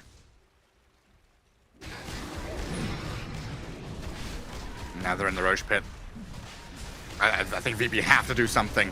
You can't let this be for free. They'll Arena Spear the Bane. The Snapfire is frontlining, so Shiro gets the Aegis. No real contest inside the pit. Drop all the spells in to try and deal with this Tidebound side, but they are shiny golden gods. The triple core, they'll stand up, deal with this Tomato Baden. The Epicenter's good though. Dragonite, another refresh up. BKB, that's not enough. VP, they've bought back a few here. Shiro and New might still be in trouble. Abed and Sableye bringing the damage. Bristleback tanking through the majority of it. They kept the Abaddon alive as well, but we'll watch this respawn of Yosa and what he does. With the Dragonite by his side, they lose New and they decide to run. VP have somehow come in and played the cheese and a banner inside the pit, and Shiro's been tagged up. Sableye with the Abaddon. Maybe they could make a jump. Shiro and Echoes, they're going to tail between legs, run back to Fountain. That's a sign of life for VP, which I had no expectations of. I'll be honest, mate. I had no expectations either. I was sitting back. I was watching the fight like, all right, at what point will Tidebound break them? But Abed, he steps up, right? Gets a beautiful epicenter. Of course, you got the double buyback of Hellscream and Sableye to help VP's case, and DK buybacking, but not able to convert that into kind of any additional fight. But yeah, it's maybe the story of the game is just Abed, right? Like in the big moments, he gets picked off first. He's not able to enter the fight. There's been 2 or 3 kind of big moments where Abed's not been present, but here he finally finds the epicenter. And of course, Abed is kind of tanky enough to be able to pretty much frontline everything. Honestly, it feels like maybe even a refresher on Abed could be a pretty good option. Sell the Midas, get refresher, have multiple borrowed times, multiple abyssals. Just keep opening the fight to eventually get that entry for Abed. I mean, Tidebound, they need to be careful. I think in the back of their minds, they were like, yeah, we can't die anymore, guys. We're chill. I mean, the expectations of that were kill Roche, get Aegis, end game. But now Virtus.pro found themselves with another opportunity. I think Abed was just so patient in that fight as well, kind of waiting for all the BKBs to expire, coming back in. The refreshed BKB from DK with like 100 HP remaining was like, ooh. Almost a moment there where Echoes could turn and stay alive.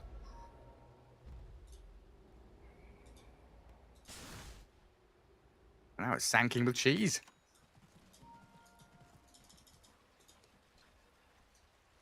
It's a bad hand of Midas has more than paid for itself. I mean, they knew the game was going to last 45 minutes.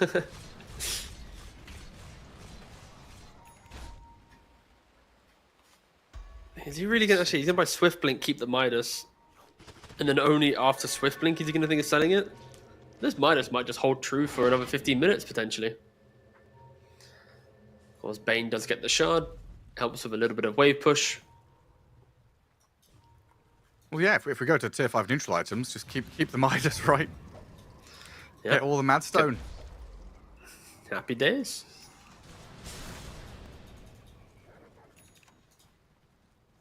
A gem for I flying. would feel really bad for Tidebound if they lose this game, though.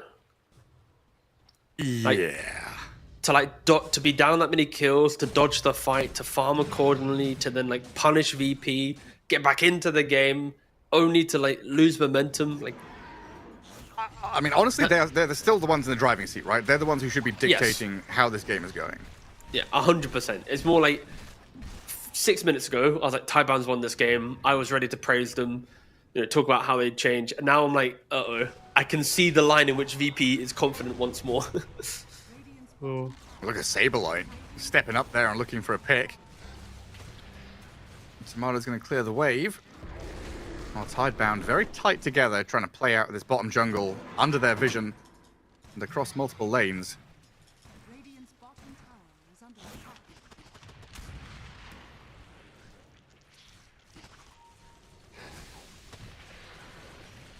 Discipline from VP though, not going to come out of their shell too much. They understand how important the setup is. Like we were very critical in the last 15 minutes about how both Arena and Epicenter haven't really been punching into the fights. So for them, they need to play under their vision. They need to play close to their tier 3 towers. And the fights are going to get harder. Ursa just got a refresher. Bristle just got a refresher.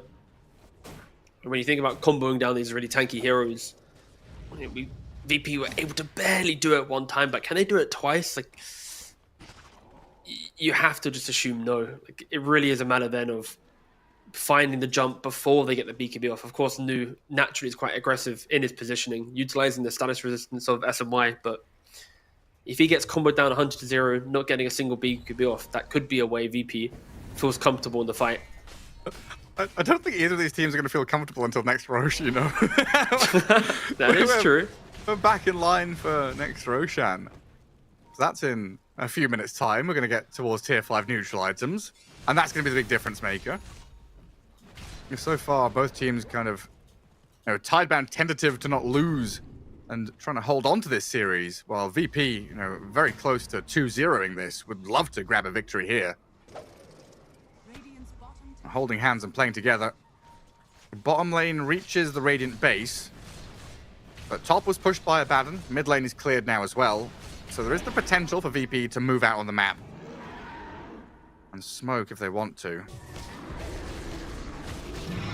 Lack of information is difficult to play into this dark area on the Dire side.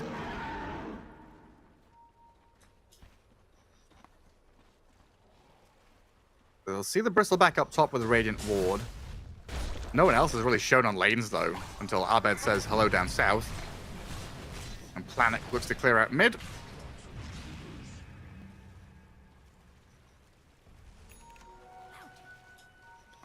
And there's Nullifier now. Abaddon's pretty stacked.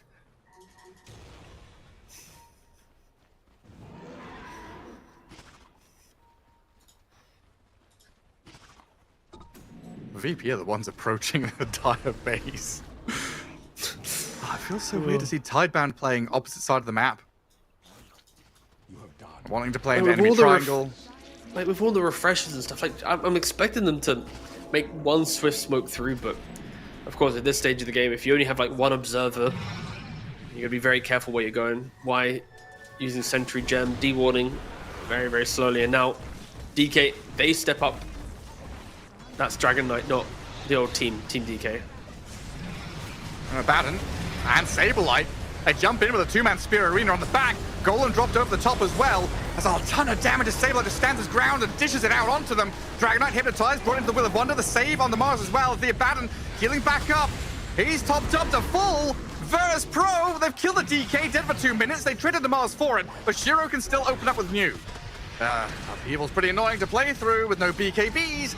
So with this slow and a burst strike back in, they need the cookie to retreat.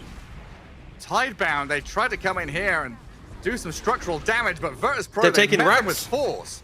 Look at mid lane. The creeps. They're going for it. Oh, 50 health. Oh, no. Oh, it's so close.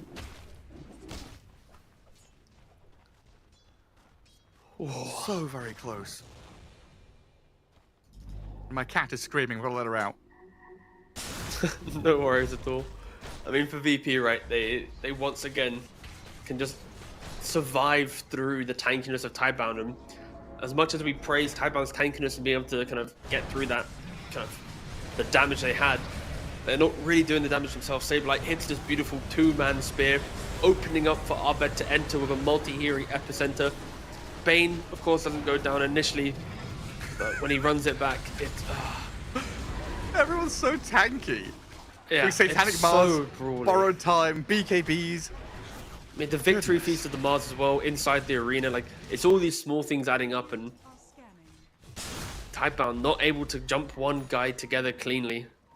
Of course, it helps that Saberlight was just so, barbaric. Like, he sees entry, he just goes, right? Like, the two-man spear into the epicenter, like, it's... When you're playing recovery, it doesn't feel good. And it buys us all time for next Roche as well. Can't wait. A minute 20 to go for that. And did VP lose the range racks top, right? So there's a little bit there for Tidebound, but... Okay, so New now bought Satanic doesn't have buyback. So at this stage of the game, the fact is that every hero without buyback is because they just have spent gold on items. Buying out completely. Yeah. Like, for example, Tomato has the butterfly, right? Santa Midas has butterfly now. So any core kill here, outside of like Ursa Sand King, they will just be completely out of the fight. Tomato. Oh! I mean, there's no sight of an MKB or anything here, so that butterfly is going to offer him a lot of protection as he breaks free of the Ursa there. 30 seconds till Roshan respawns as well. VP have got to maintain the lanes. Mid and top are pushing in. It's kind of annoying. But you've got to keep your eyes on this Roche pit as well. And quick Yules to send the Ursa skywards. Kisses not really landing on anybody in particular. Bit of covering fire there as Abed, he's fake pumping the ulti. Maybe could find a jump onto one of these cores. But so far from VP, it's patient. A jump from the DK gets a move on the Mars. Golden drop to protect him. They're aiming for Saberlight here, but the Wheel of Wonder on the back, dealing with a DK that Abaddon holds him out. While Hellscream is the one to die first, the turnaround on the Shiro is great from Abed and the other two cores. They've blown the Ursa up. Dead for 100, now the second move in to the two supports. Y and Planet in serious trouble as Roshan respawns and wonders what all the noise is outside his door. The Bristle back. Oh, he gets blown up completely. The Abaddon finally finds his rhythm. Shiro has to BKB and run. The Tidebound team have fought back, and no! They're going to lose the Ursa. He's nullified, trying to lifesteal up the spear across. Saberlight's going to come in. Shiro, a little bit of HP, comes back in, but he's being hounded now as the Abaddon will take him down. Gone for 2 minutes, and Tidebound have maybe just thrown this game away. I don't really know what Shiro was doing in that fight. He just locked onto the Mars, was doing no damage. And then he had an opportunity to press refresher, get another enrage out a BKB, but he doesn't do it. He then dies. Of course, then leading to a buyback, and he just jumped straight back in again. He just wasn't doing any damage. And now 90 Shiro. seconds, no Ursa, no buyback. Yeah. They found it. Bane by the Twin Gate. Mars is going to come in here and one-shot him. Come on, Saberlight. Show us the big damage from your build. Just give him the whack. Spear into whack. No, Nightmare. Whack him, Saberlight. No. Nightmare buys whack. Oh, it's not a one-shot. He gets gripped up as well. Just delaying as much as you can here as Y. He's got TP in 5. They're trying to spot him and cancel it. They've got the vision over the top now. There's non-stop nightmares though as Saberlight. Come on, finish the goddamn support here. It's a +5. Not just the spill. Why is he started on now? Outplayed. That's wasted so much time. He's not even taken mid-racks yet. Oh my god. 2 games in a row. Why is just outplaying VP? Disruptor in game 1, Bane on game 2. I bought some time here for Ursa to maybe respawn before they lose their base. Because Tomato looks like he's aiming for tier 4s. Health Scream will bring the next wave in, protecting it. Saberlight and Tomato, they kill a building and they jump the Bristle Bag.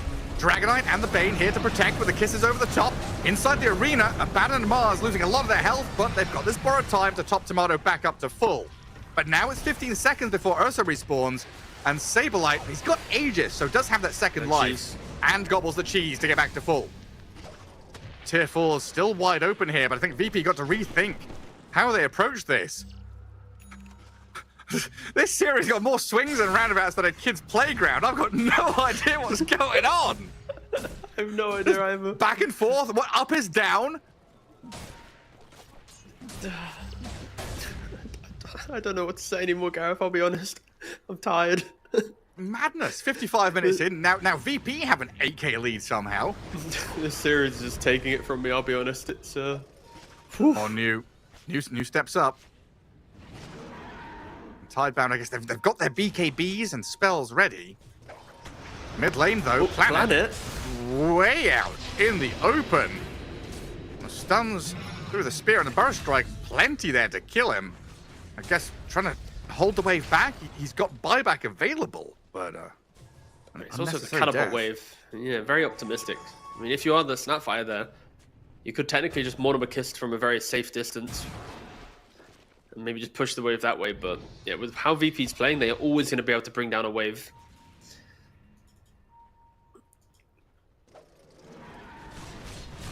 Sorry to note, of course, the refresh shard on the Abaddon, he'll keep toggling it in and out of his backpack depending on if his borrowed time's on cooldown. Shiro is trying to buy MKB, but it might be too little too late as they make the move onto New. They've still got Aegis on the Mars, so first life, if he even needs it. Golem dropped in, Shiro and New, they man up. But Wise already died, and the back Echoes was forced to pop BKB, and in comes Abed again. For a strike with the epicenter going, an arena down, a spear forward, Echo's gone, and Shiro being blasted. Tidebound, they've just lost this one now. Virtus Pro come in hot, coming back in a game which felt surely lost. And GG called, VP take the 2-0. Oh, what a game. I mean, fair play to both VP and Tidebound. I think they both had a lot of fight in them. There was a lot of back and forth between the two teams.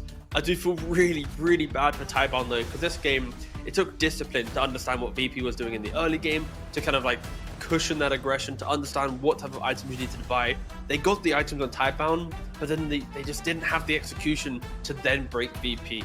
So I think that alone still puts a little bit of fear in the back of VP's mind, because if you replace Tidebound with any of the top 4 or 5 teams in the world right now, you could argue VP probably loses this game, right? As soon as that like 8-9k swing goes the way of Tidebound, you're entering that kind of third Roshan territory. It does feel like VP probably should have lost the game, right? But a lot of clutch plays, I think specifically Abed, he had a couple awkward points within the mid game, but then at the very end of it, between him and Saberlight, they kind of clutched up.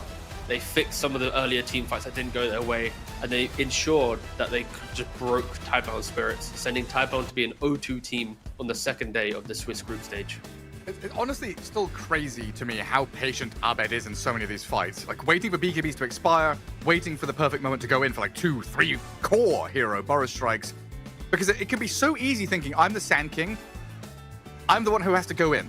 So it's like, it's also props to, I think, Saberlight and his positioning. The Mars being very forward and like, tanking things up, giving the eyes to Abed to see the entire fight, so then he can make his move. Yeah, it really helps. I think both, like even Tomato's positioning, utilizing Abaddon, of course, borrowed time, it enables you to be very frontliney. Like Saberlight played with so much confidence in this game. Even on the Axe game in game 1, like he doesn't care jumping in and having potential death to his name, because he respects that his team should follow up. And like Victory Feast was such a clutch concept within this game, right? The innate of the the facet of the Mars, it really just helped a lot of times where like the Sand King's jumping into the middle of the fight, the Mars is in the middle, like all inside the arena. Like Victory Feast really helped immensely. So yeah, for VP, a good 2-0. I wouldn't say a clean 2-0. No. But I don't think it matters at the moment, because for VP, just getting a win for them helps a lot. Now they can use the rest of today to understand why this game felt difficult, because I think luckily for them, it's not like difficult to see. Like, we can, as we're casting it, we can see some of the frustrations and the awkwardness start appearing. So they're already going to identify that themselves. So I think if VP can just improve on it, then they'll be perfectly fine. Because like it was good adaptation on the fly. You know, Tomato's item swaps and disassembling and stuff like that was cool as well. But yeah, you're right. Like they don't want to be doing this on the fly. They want to have the prep and stuff done beforehand. But that wraps up the series of 2-0 for VP. We'll take a break and hopefully come back with an interview. We'll see you in a couple of minutes. I think. We're not going to break. I think we've got an interview coming very, very soon. We should have someone joining us in just a couple of moments. It's always awkward going to break and then coming back and figuring it all out. We've got Fly straight here, direct on the line. Thank you for joining us and congrats on the 2-0 victory. Game 2 seemed really hard for you guys once the 20-25 minute period came to a close and Tideband started coming back. I just want to think, what was going on inside your guys' heads? How did you find the ability to rally and come back into that? First of all, thank you. And I think we never felt too much pressure this game because I think our heroes scale well into theirs the later it goes. Like, we don't want to be in a position where you're losing fights, obviously, but Sanking Warlock, late game with Refresher and stuff, it's at some point, if everybody presses their spells, which is kind of what it came down to, we'll probably win. Unless something really clutch happens, so we were kind of chilling. Cool. Hello, boss. I was going to ask okay, it's not a positive question, all right? I will go for positives later. All right? I'm sorry. As this roster, right? I see a lot of legacy players, a lot of big names, but so far, Fissure, you came 15th, 16th. It hasn't been the best initial formation for the roster. Does that impact you as a team, where in the back of your mind that you wish you were getting to top 6, top 8, or is it one of those trust the process type situations? I think in the beginning of this team we were kind of trying out with the Hawk and Antares, and we didn't really have much synergy together. I think we tried working on it, but it was clear that there was something wrong from the beginning. So we had bad results, and now we have 2 new players coming in, Saber, which I think everybody almost here played with already. It feels more natural to play. So this is actually our first showing together, which is cool. So I don't know. I think I didn't have the most amazing years in Dota for the past year. So it's not like I have some expectations to be oh, let's get top 4 or something. It's first of all, let's get out of groups and then we'll talk from there, and just take it step by step, because you kind of just have to set realistic expectations. Mm-hmm. And what would you say is the most enjoyable thing playing with these guys? I think the atmosphere has been really fun. I think everybody here is like-minded in some ways, even though we're all from different countries and cultures. We're pretty like-minded. We definitely have fun playing together. I feel it a lot more than the last roster we had.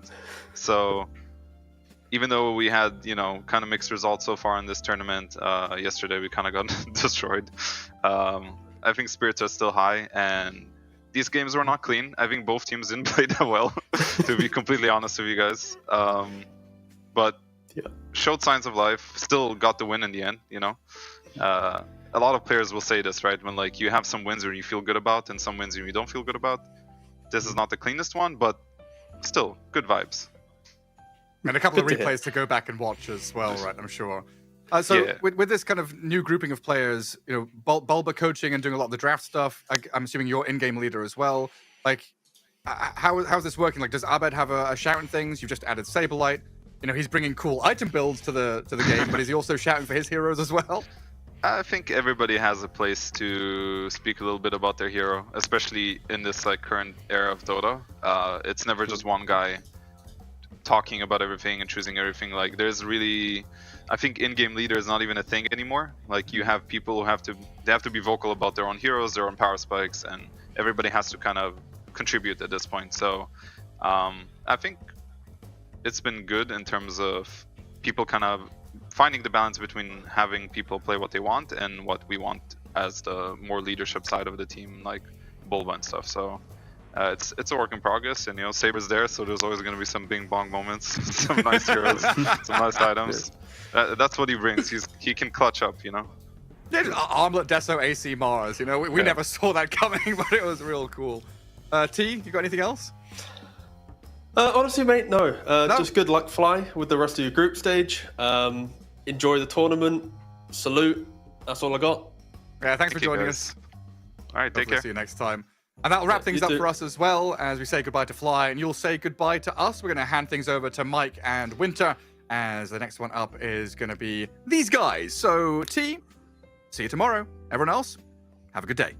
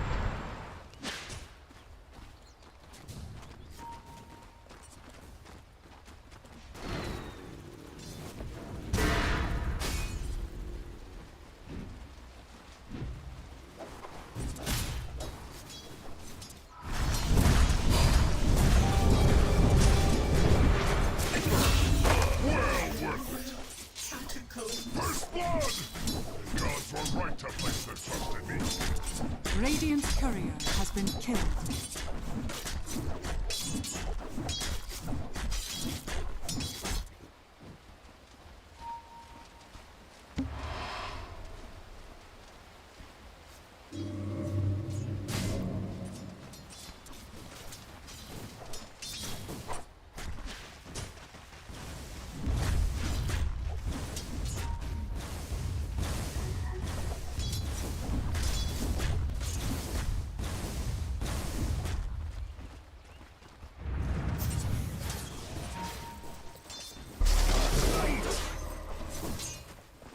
Bury me in the grounds of Omex.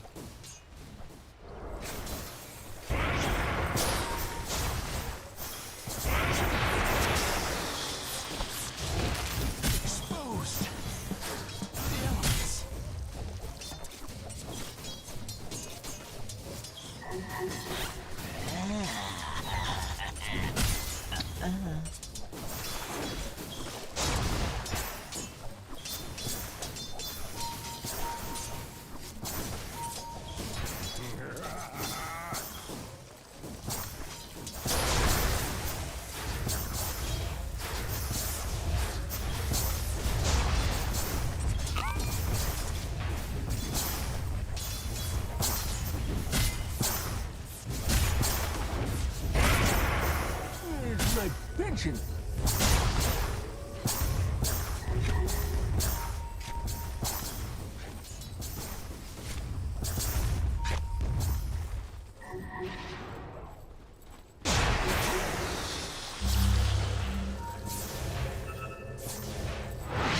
Gather, darkness.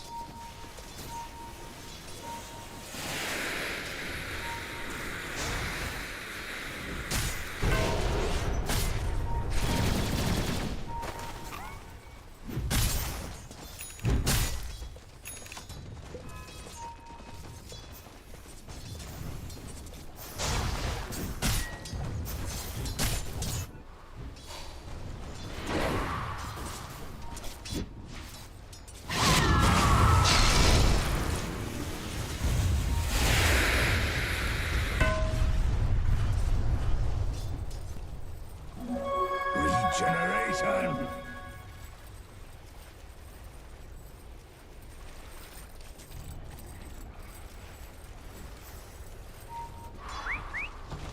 You get nothing.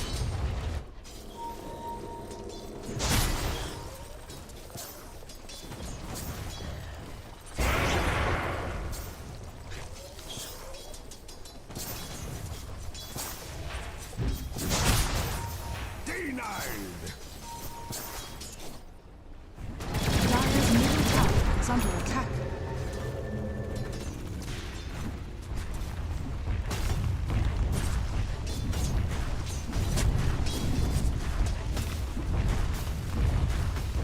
Radiant structures are fortified.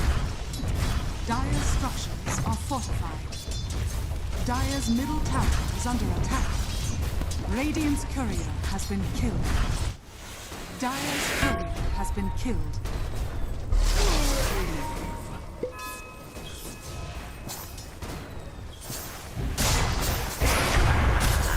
Dire's bottom tower is under attack.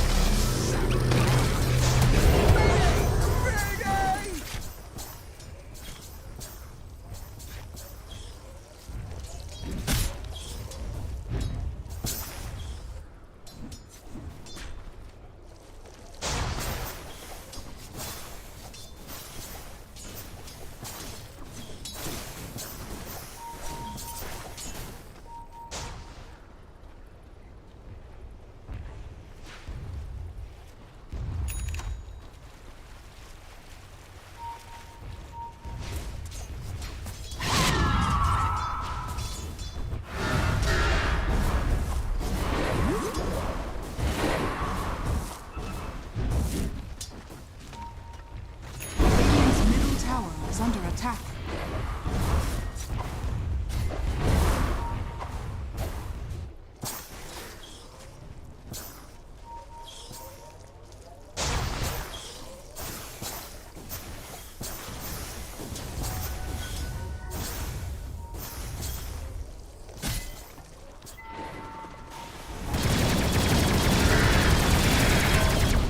Dire's middle tower is under attack.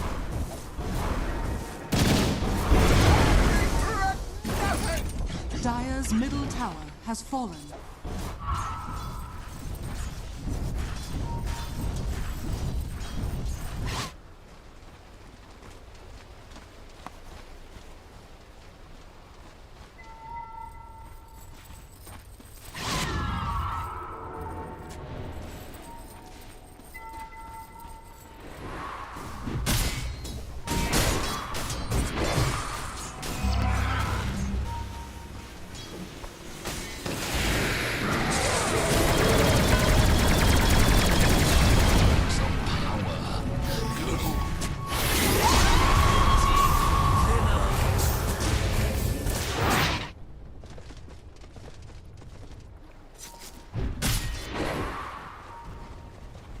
Dire's top tower is under attack.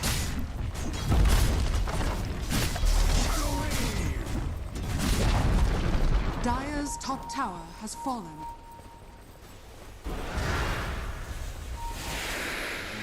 Radiant's bottom tower is under attack.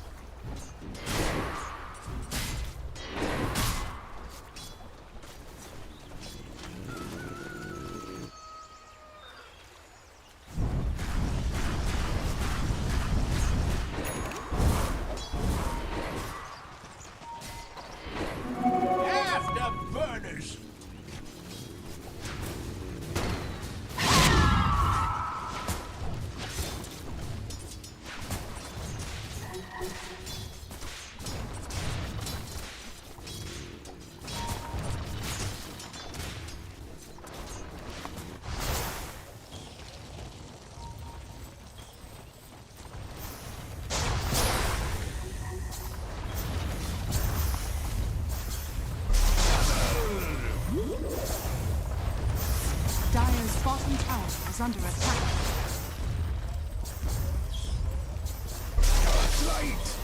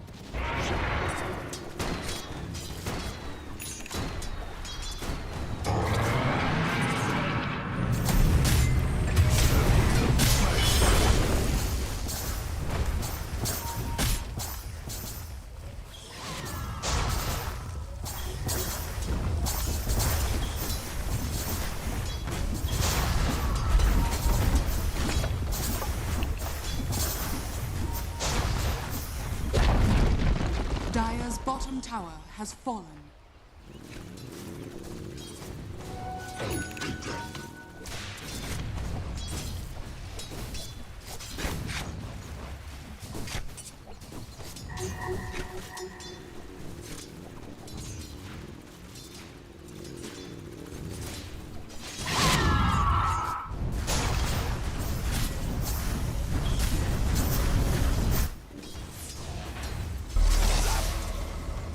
Dire are scanning. Radiant's middle tower is under attack.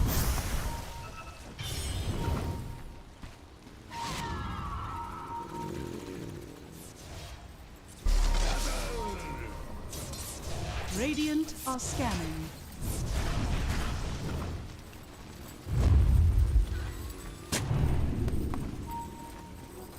Death's bounty.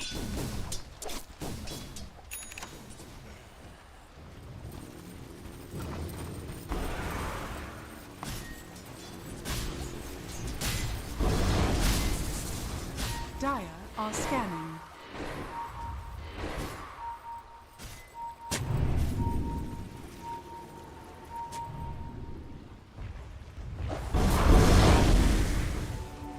Radiant's middle tower is under attack.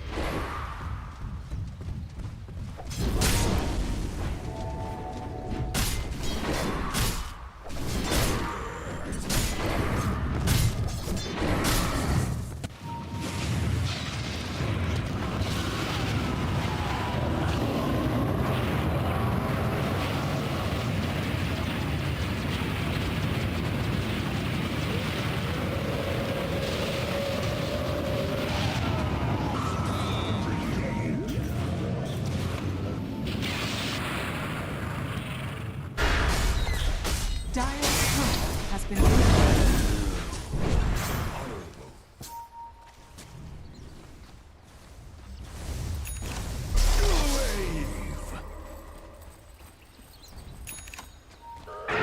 Dire's top tower is under attack. Dire's structures are fortified.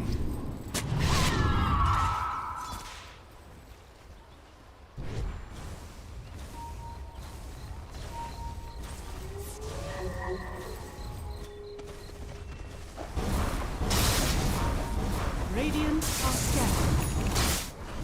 Radiant's bottom tower is under attack.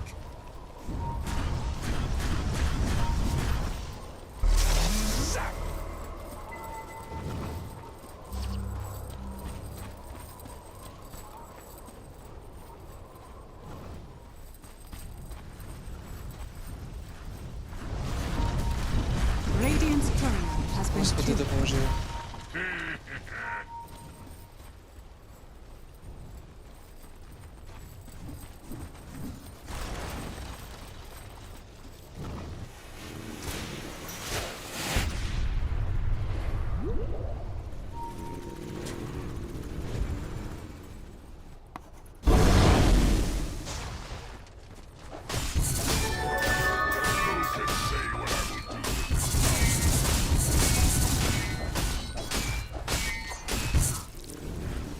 Dire's middle tower is under attack. Dire are scanning.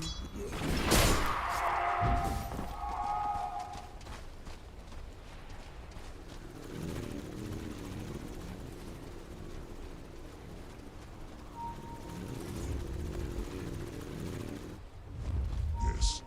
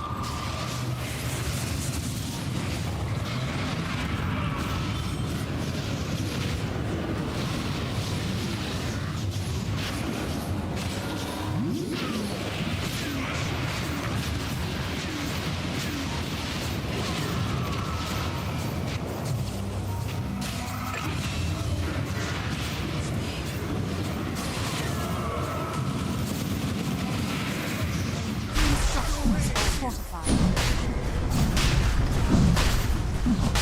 Radiant's bottom tower is under attack.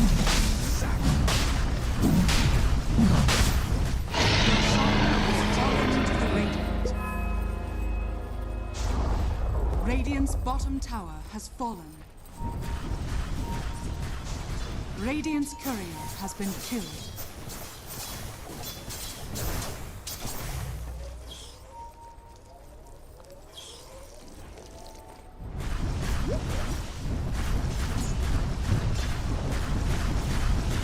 Dire's top tower is under attack.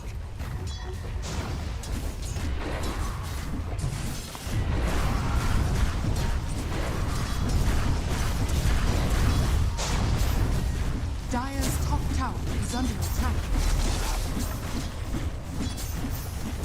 Radiant's bottom tower is under attack. Dire's top tower has fallen. Radiant's middle tower is under attack. Radiant structures are fortified.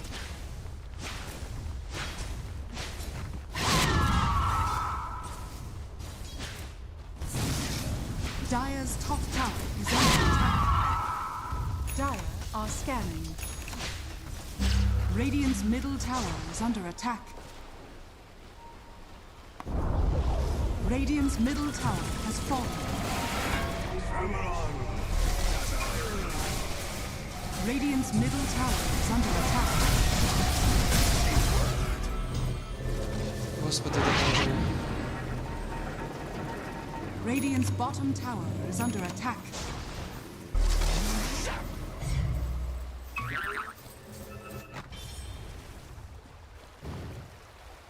Radiant are scanning.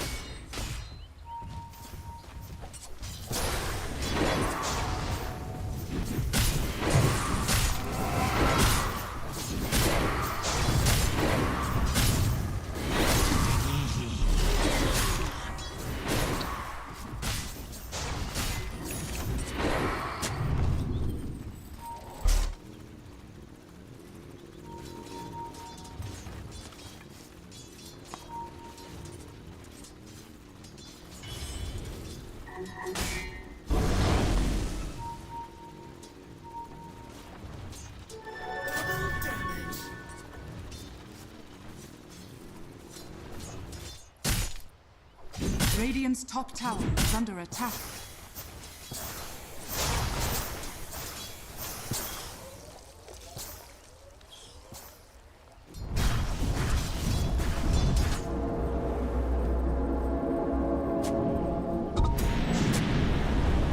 Radiant's top tower has fallen. Dire structures are fortified. Radiant's top tower is under attack. Dire's bottom tower is under attack. I'll take that.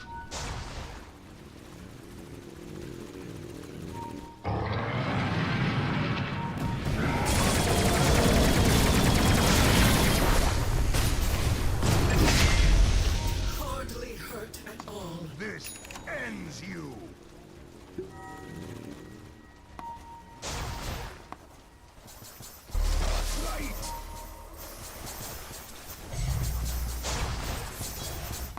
Dire's middle tower is under attack. Radiant's courier has been killed.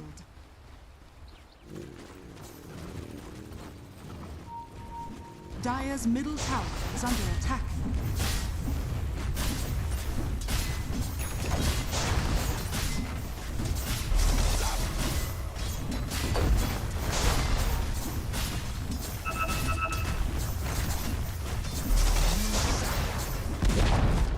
Dire's middle tower has fallen.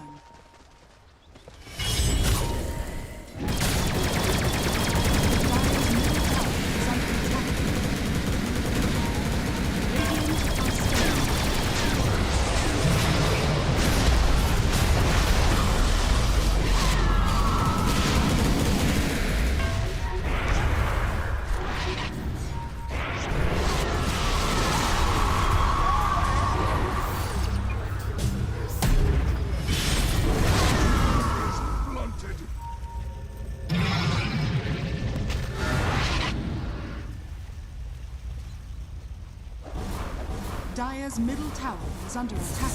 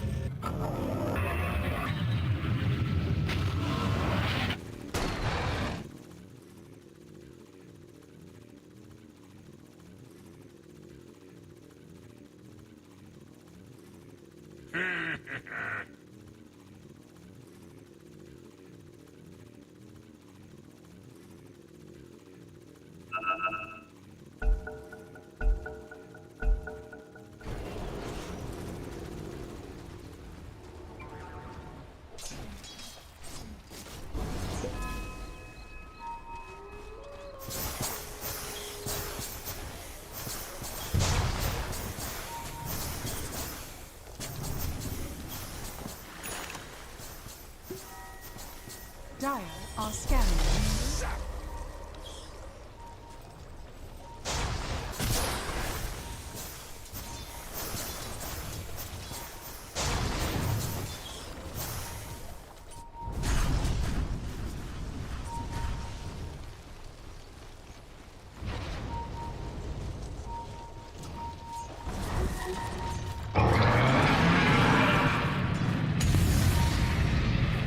Radiant's middle tower is under attack.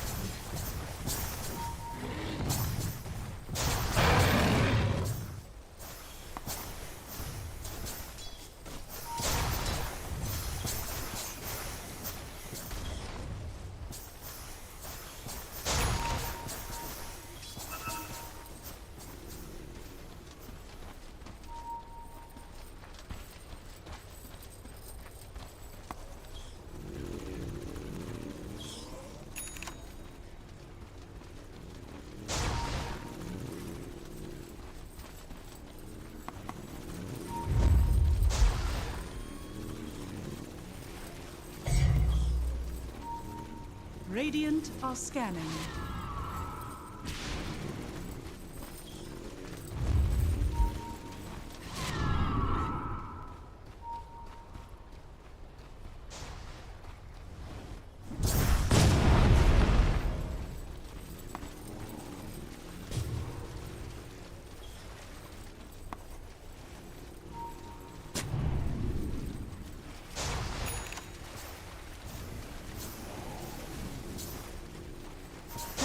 Are scanning.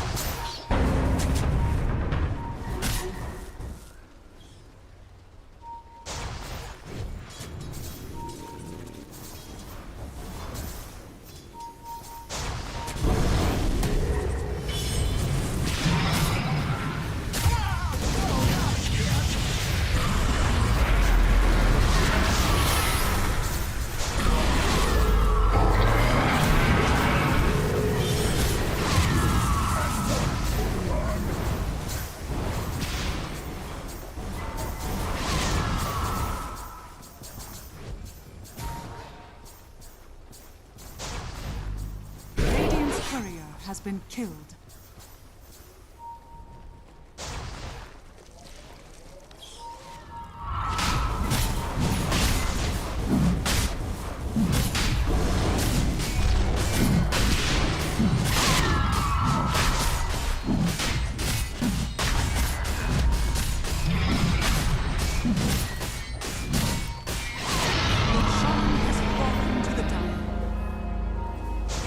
Radiant's bottom tower is under attack.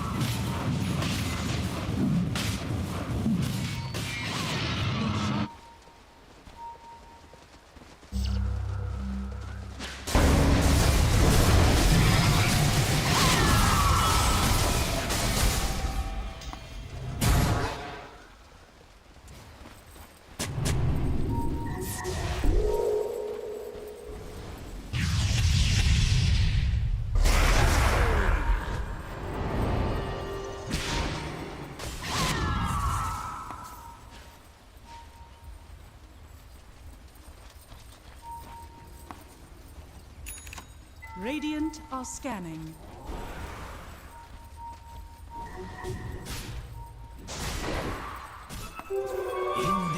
Radiant's top tower is under attack.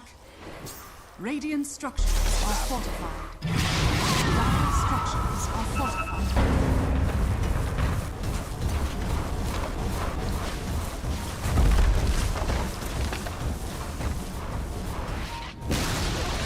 Radiant's top tower has fallen. Radiant's courier has been killed.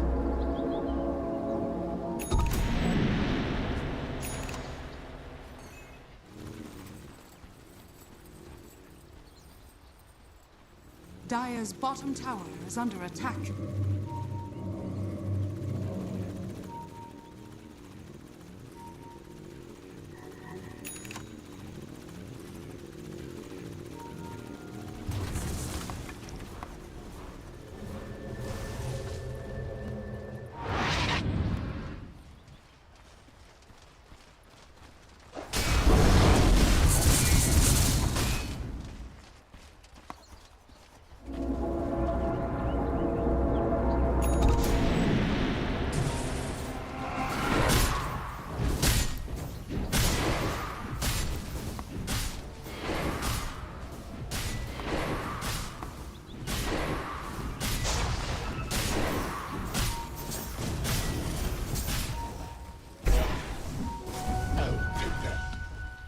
Radiant's bottom tower is under attack.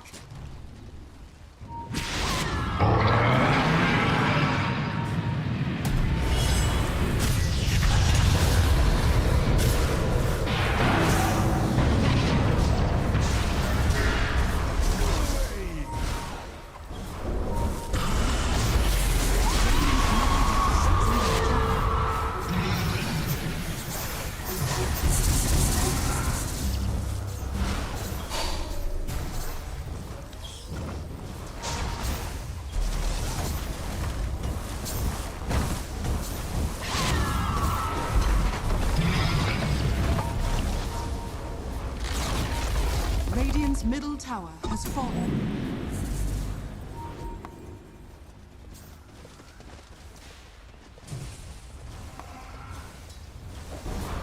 Radiant's bottom tower is under attack. Radiant's bottom tower has fallen.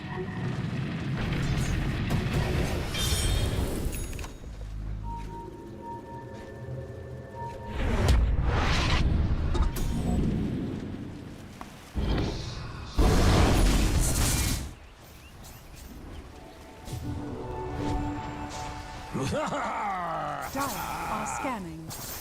Radiant are scanning.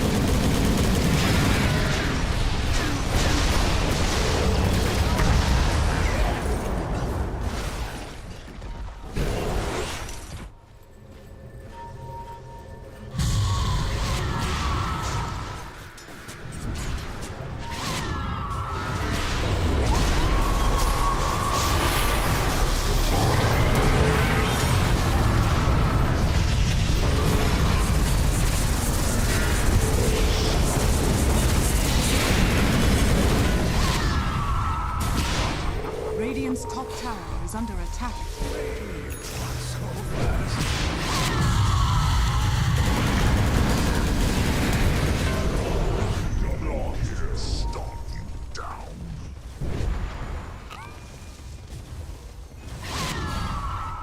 Radiant's top tower is under attack.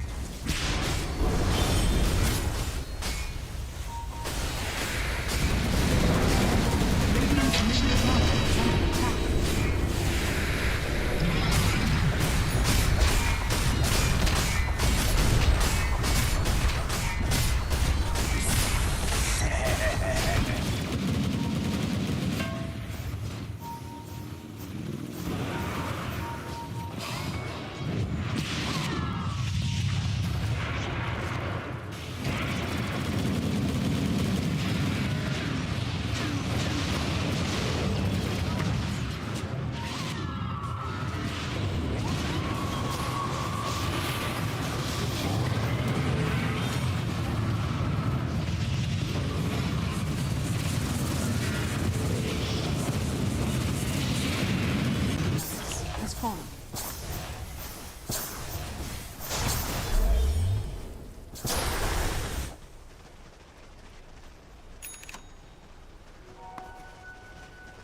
Radiant are scanning.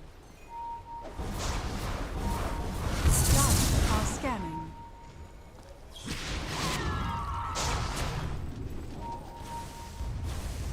Radiant's top tower is under attack.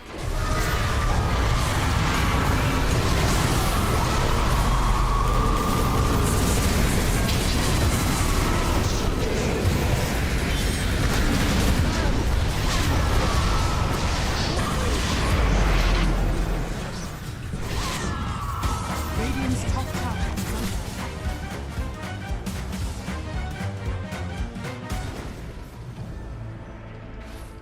Radiant's top tower is under attack.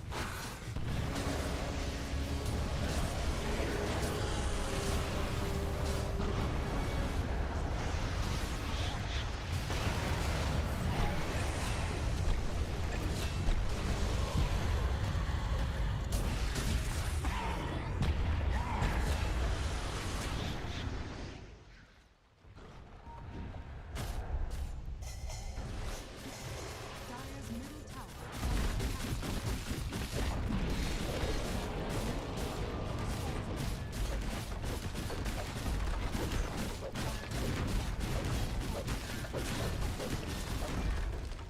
Dire's middle barracks has fallen.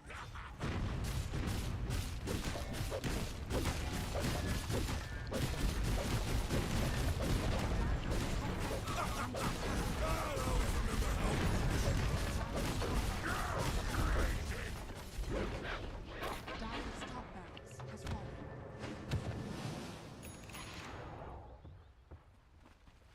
Radiant's bottom tower.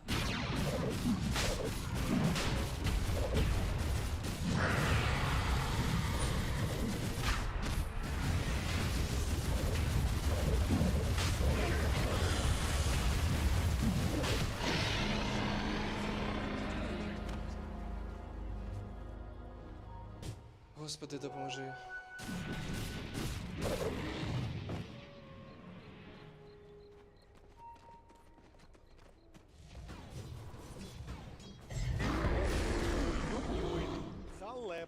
Господи, допоможи.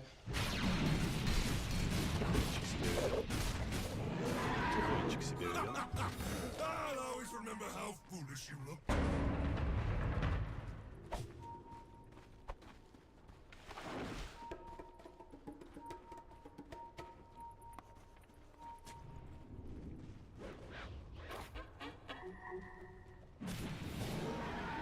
Radiant are scanning.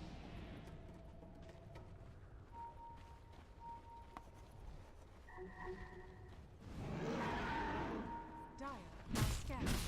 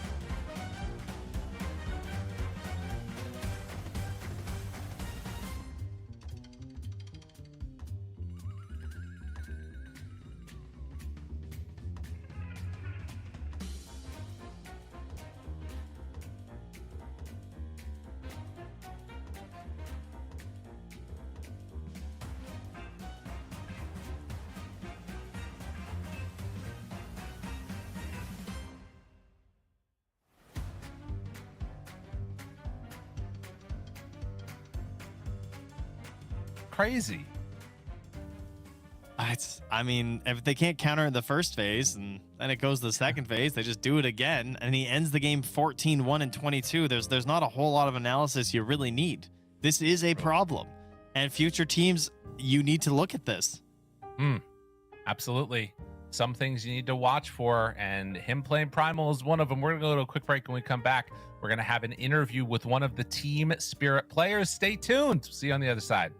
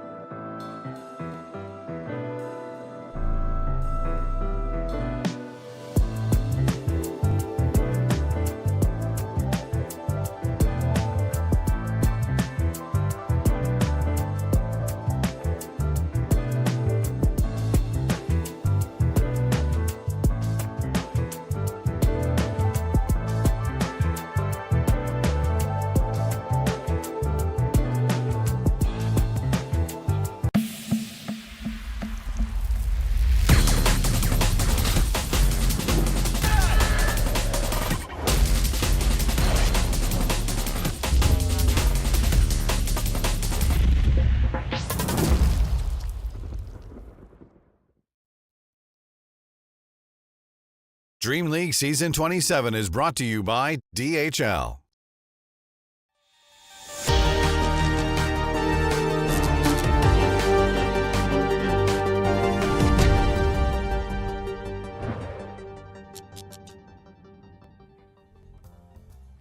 Just came off of a pretty exciting series between Tidebound and Virtus.pro, but the DreamLeague Season 27 group stage rages on here. Permasneeze and Winter bring you through the action. Welcome back. We got two more best of threes on this stream, starting with none other than Passion UA versus Pipsqueak +4. Now, for those of you joining us on the Earth stream, it's all about the 0-1s, okay? These teams didn't really have the best start to the group stage yesterday, but there's still plenty of time to pick things back up. Especially for these two, I think they are, I guess you could characterize them as teams, maybe not many expectations for them. They can just kind of, they have the whole stage to prove people wrong, wouldn't you say, Winter? Yeah, a lot to prove actually. I think they are teams that have been playing around the tier 2 scene in Europe for quite some time, bouncing around here and there, swapping teammates left and right. and they want to desperately prove that this is the time for them. This is the time that they had the right formula, they had the right teammates, and prove once and for all they are not the rejects. Absolutely. Now, not really rejects on the side of Passion UA, just kind of, I guess in terms of notability, you'd really just be pointing at Cubify during his short stint at Na'Vi, Crystallize as well. In fact, Cubify, he's our player to watch of the Position 4. Winter, yesterday when we were casting the game, you talked about how Position 4s are basically the soul of the team. They were perhaps the most important. And I think that's kind of true to a certain extent. When you watch Passion UA, yes, we can talk a little bit more about Bachuk, their off-laner, somewhat a star player in that regard. But Cubify, I feel like a lot of the moves that are made around the map are dictated by him. He loves to play these tusks, these hoodwinks, these pudges that, you know, make early moves and impact the lanes for his team. I'm impressed. You actually remember word for word what I said. Yeah, don't the worry, soul of the team. Yeah, and maybe you can expand a little bit more about what you mean by that, because it's a very heavy statement, right? Soul of the team. What even is that? It's the MSG of the team, you know, if you know what I mean.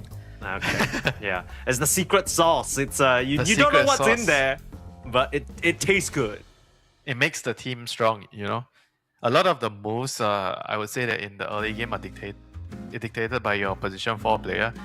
He's very, very closely working with the mid player. Mid players are also regarded as a very, very important part of your team, especially in the current meta right now, where there's no more bottle crow shenanigans. It's 1v1 mid, fair and square, and you fight for the runes. So the pos 4 and the mid kind of has to work in tandem quite closely throughout the game. And for the other side, we have Eki, which is also their I guess Soul? their MSG? captain slash he's the captain in a way, right? He's the drafter. I think he's more than the soul. He's everything. he's the captain of the ship, you know. Yeah, we were talking a little bit about being a pos 4. Being a pos 4 and captain, I mean, I feel like sometimes can be hard because position 4 is a role where you need to focus on the game a lot, and if you have to also captain a team, sometimes it can be very, very difficult, you know, for the player to handle every single bit of detail in the game. Yeah, I wonder about that actually, because I think during the Division 2 that Pipsqueak plus 4 were playing, DreamLeague Division 2, of course, the Season 1, it was kind of between Eki and Kidaro, right? They kept swapping up the drafting, whoever was doing the drafting. And then one thing that we noticed a lot from this team as well is they kind of followed the trend of Falcons, where they weren't too pressed about putting a position 5 in the safe lane, putting position 4 in the off lane. They were always thinking about, okay, what is going to be the best lane outcome? What's the best lane matchup? And sometimes you'd see a Warlock in the off lane, along with a Centaur or something like that, as long as it pans out for them. Pipsqueak plus 4, their early game is definitely deadly, and it's going to be interesting to see whether Passion UA can come out of that on top, because in the time that we've casted Passion UA recently, Winter, we've had some complaints. You know, we weren't exactly very happy with the way that, you know, especially I think, not to point fingers, but I think Crystallize, the position 1 player, I believe at least for both of our opinions, it feels like he has a lot to prove. Yeah, in a lot of the games, I feel like they are winning because Bachuk is carrying the team or he's doing something spectacular in the game, you know. I mean, don't get me wrong, I think it's fine to have someone else carrying the game apart from your carry in the game. But at the same time, you also kind of want to put in your own weight, right, as the carry. You kind of expect your teammates to carry you every single time. I think even in some of the games that we watched when they were playing in Division 2, it kind of felt like Crystallize had a really, really good start. His teammates gave him a lot of space, but when it came down to the wire, it came down to that one critical moment, he kind of fumbles, you know, he drops the ball, you know. So hopefully he's able to go past that right this time. Stay focused. You have to be really, really clutch on the carry role when it comes down to the mid-game team fights. You know who's your target and how are you executing the team fights, right? I remember in the Division 2 games, he was kind of not utilizing his BKB really well. I don't know if you remember some of the games. I think what stood out for me is that I think especially with carries, you either want to be good about playing active early or you want to select your fights very carefully. And it feels like sometimes the fights that Crystallize would choose to join ended up, you know, deterring his own item progression. He would sort of slip up, you know, not really secure much for his team by joining. And then in some cases, you know, he's just not joining when he very clearly needs to. So It's a weird look because for those of you who have been following maybe tier 2, tier 1.5 Eastern European Dota for a long time, Crystallize isn't a new kid on the block. He's been around. He was on Na'Vi for a long period of time. He was around these like Puck Champs, these I think most recently I don't even know how to read this name. Palianitsia? I don't know. It was the one where they had a bread as their logo. I'm just gonna go with that. If you guys watch the previous Dream Leagues, you know what I'm talking about. But he's not new, right? These are things that, you know, he's been playing carry for a long time. It's not even like he did a role swap or anything. So hopefully something that he can fix this time round.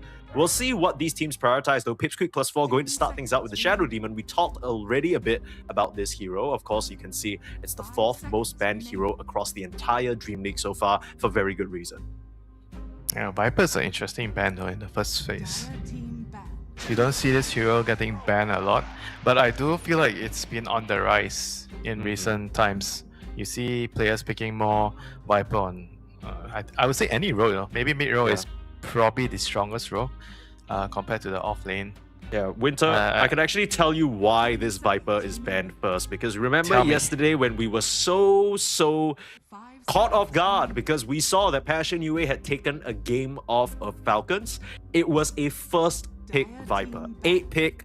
They predicted that there would be a Huskar pick if they let it through the bans against Falcon. They pre-picked Viper in the mid on 8. It went mid and it dominated. So Pipsqueak +4 probably just not wanting to mess with that specialty pick from Moonlight. Yeah, very, very annoying hero. Second most toxic hero in the game. Obviously, the first place belongs to Venom. No one can take it away from Venom. Like thematically, yes, but like if you talk about... No, dude, even in the... Bro, it's not just a team. Like in the game, right now, he's actually so obnoxious with the facet and with the buff on the level 1 Plague Wards. It's so difficult to kill the Plague Wards at level 1 in the lane. Have you ever laned against a Venom? No, but I have been the Venom and it's so funny. It's so funny. I just, you know what I learned recently? This is like a, it sounds very obvious when I say it, but I think if you've played Venom for a long time like I have, you're always used to just kind of getting Q level 1 to try and secure first bloods or be aggressive and whatnot, and then you want to get your poison sting level 2 for the harass, right? I've recently leaned into the Q level 1 into wards level 2 with, of course, the you know, Plague Ward facet, and then suddenly there's some heroes in lane that just cannot deal with that. It's hilarious. I'm glad you're having fun. I'm having a great time. I'm having a phenomenal time. I wish I could say the same. Maybe I should try, but no. Yeah. I mean, you already did. You had a bit of a taste, right? I saw you enjoying just kind of running up, throwing the Noxious Plague. You know, every time you press the ultimate, it's a kill. If Venom is so strong, why do you think we're not really seeing it picked in the pro meta? Is it just something that's easy to play around if you're in a constructed setting? Some teams do play it though. I think sometimes you see on off lane, you see on mid, even sometimes on carry, and obviously support being pioneered by Scam on OG. You know what's kind of funny? I saw it being played on carry by OneWin just right now, like 30 minutes ago. I picked Venomancer carry. Yeah, I mean the hero is flexible. You can put him anywhere you want as long as it's going to make room for something better, you know. I think the hero just provides you with number 1 damage, number 2 a lot of vision control in the game, number 3 tower defense. He's really amazing at defending and attacking towers. I think the hero is just very, very, very, very useful throughout the game. He's not just that lane securing support anymore, or just a core that wants to, you know, push. Even as a core late game, you're scaling because with the innate, the septic shock, and you're faster. I think the hero is just very solid now. Yeah. I don't know whether any of these teams will pick it up though. It doesn't really seem like it's in their wheelhouse. Yeah, I'm more surprised that Pipsqueak didn't go for the classic, you know, Kidaro Warlock. His Jakiro's already banned out, but that's his other favorite. Of course, the flexibility of the Shadow Demon is also something that Pipsqueak are trying to take advantage of, probably. You can put it on 4, you can put it on 5. And try and start things out with an axe. They see the Gyrocopter, which is likely going to be the Nande hero. Oh, sorry, not the Nande hero, the Crystallized hero. So they are just opting for that lane matchup. There's that Hoodwink, so probably a pos 5 Shadow Demon, I want to say. Pos 5 Shadow Demon. I mean, I've seen pos 4 Shadow Demon with pos 5 Hoodwinks work too. but probably Hoodwink and X is going to be the duo. Like it's a much stronger lane. And Peeps Creek for gearing up just to have very, very solid lanes here. I think with the SD and Hoodwink, one downside is both of your supports kind of need a lot of resource. They kind of need a lot of farm. Yeah. Usually I always tell you that, oh, you need a balanced duo. Something that needs to farm, something that doesn't need to farm, to kind of have a lot more synergy in the game. Because in an ideal situation, you kind of want to have one farm, or you rotate, you know, one guy farms, one guy does the ganking, and when the gank needs to farm, the other guy takes over, you know. So you kind of want to have a balance like this. You try not to have supports that both require a lot of farm. I wonder what the sort of plan is here, though, because Shadow Demon and Hoodwink, they're both heroes that feel like they need a +1, right? And Axe can fill that gap, obviously, but one thing you always like to tell me about the Axe Winter is that it's a hero that takes time. He needs his blink, he needs his blade mail, at least before he really wants to start running around. Does he need his blink? I guess not, right? With the... You maybe go for like a Helm Dawn build. It doesn't really feel so nice into a gyro. I think some games it can be good to go dagger, blade mail, depending on the carry matchup against the Axe. But I feel like with the new way of playing Axe, you are more like an anchor on the map. You're like a tight Darkseer hero. You buy all the auras, you see in the lane, and the way you do damage is with your Battle Hunger plus your shot. So you don't do damage with the blade mail. I think some matchups are still good, blink blade mail. Like if you're against squishy heroes like Weaver, maybe a Troll, or maybe I think Ursa. Jug is like a big one also, right? Yeah, Jug is also a big one. You know, those are the specific matchups where I feel like you could still definitely go for the blink blade mail. But as of right now, I think the main way to play Axe is to play him like an aura hero and anchor on the map with the helm and the auras. You just buy pipe after your helm. Sometimes Crimson can be good. Your items are basically dependent on what heroes you are playing against. So you're very, very fluid with your build. Sure. I mean, we'll see how Pipsqueak +4 try and make this Axe work in this game. For now, they're staring down a terrifying teamfight lineup. But there comes an 18-pick Huskar just straight out the gas.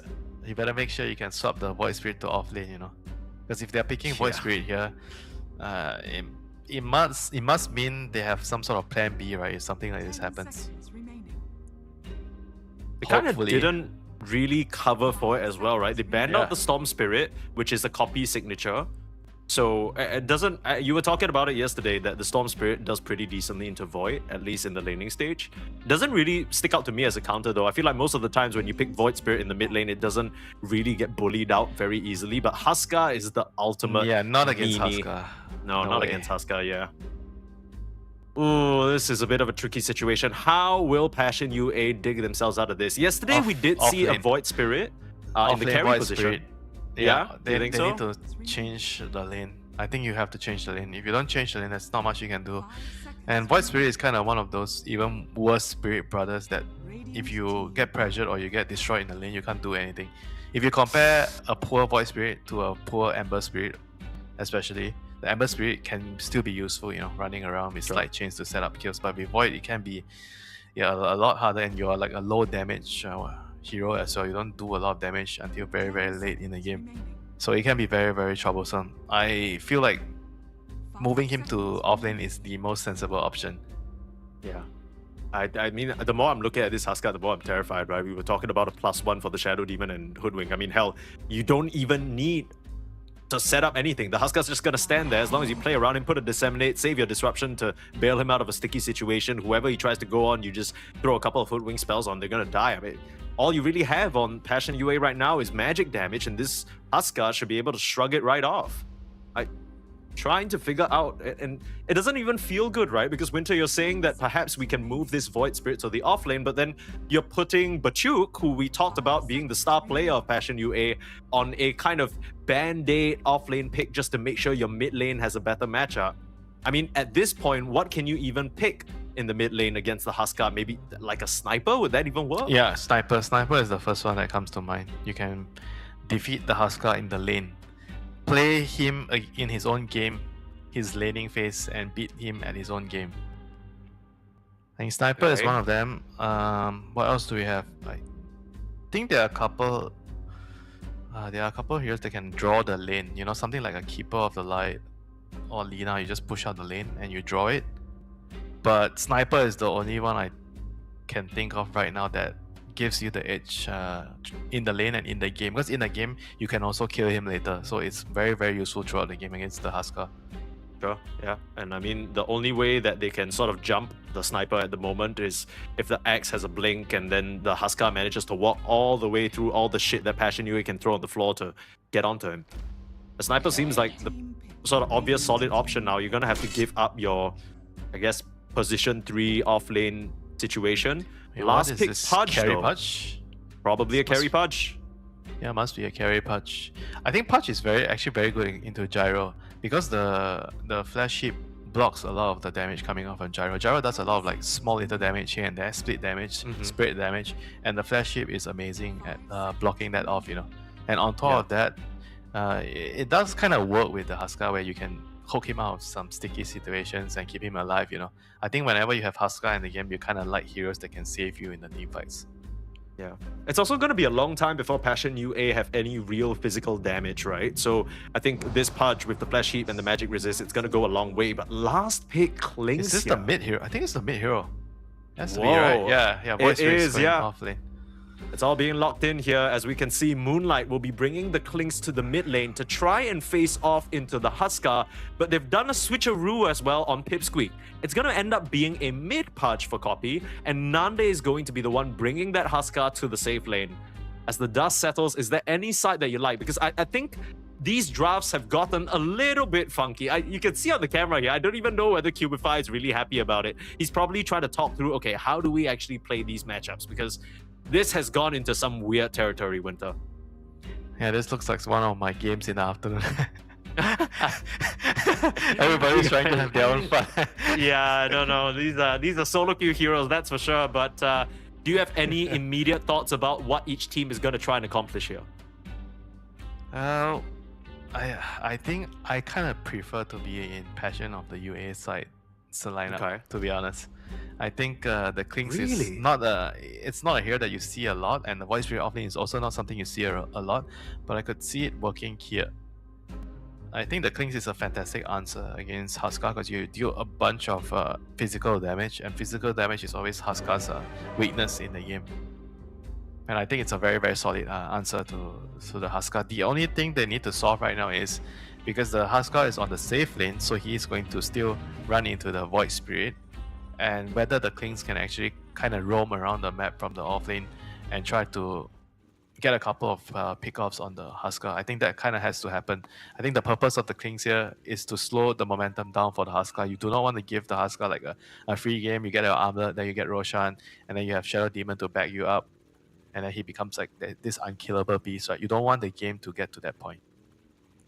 And the more I watch this Moonlight guy, the more I'm disgusted by his hero pool. Like, you're telling me this guy plays first pick Viper in Professional, and then now he last picks a Klings. I believe I've seen him even bust out something like an OD. He brings nothing but horrors to the mid lane for his opponents.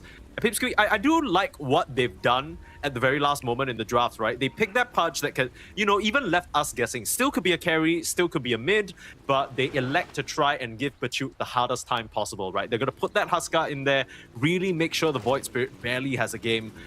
It'll be interesting to see how Passion UA still try and enable him. As we get off to the races here, game number 1. Both these teams, 0-1 at the moment. Now, definitely the teams that maybe people aren't really keeping their eyes on yet, but something that, Pipsqueak or Passion UA could perhaps use to their advantage. All these pocket strategies, all these weird picks might not be something that the better teams prepare for, and you can start by testing these out here against your opponents in front of you.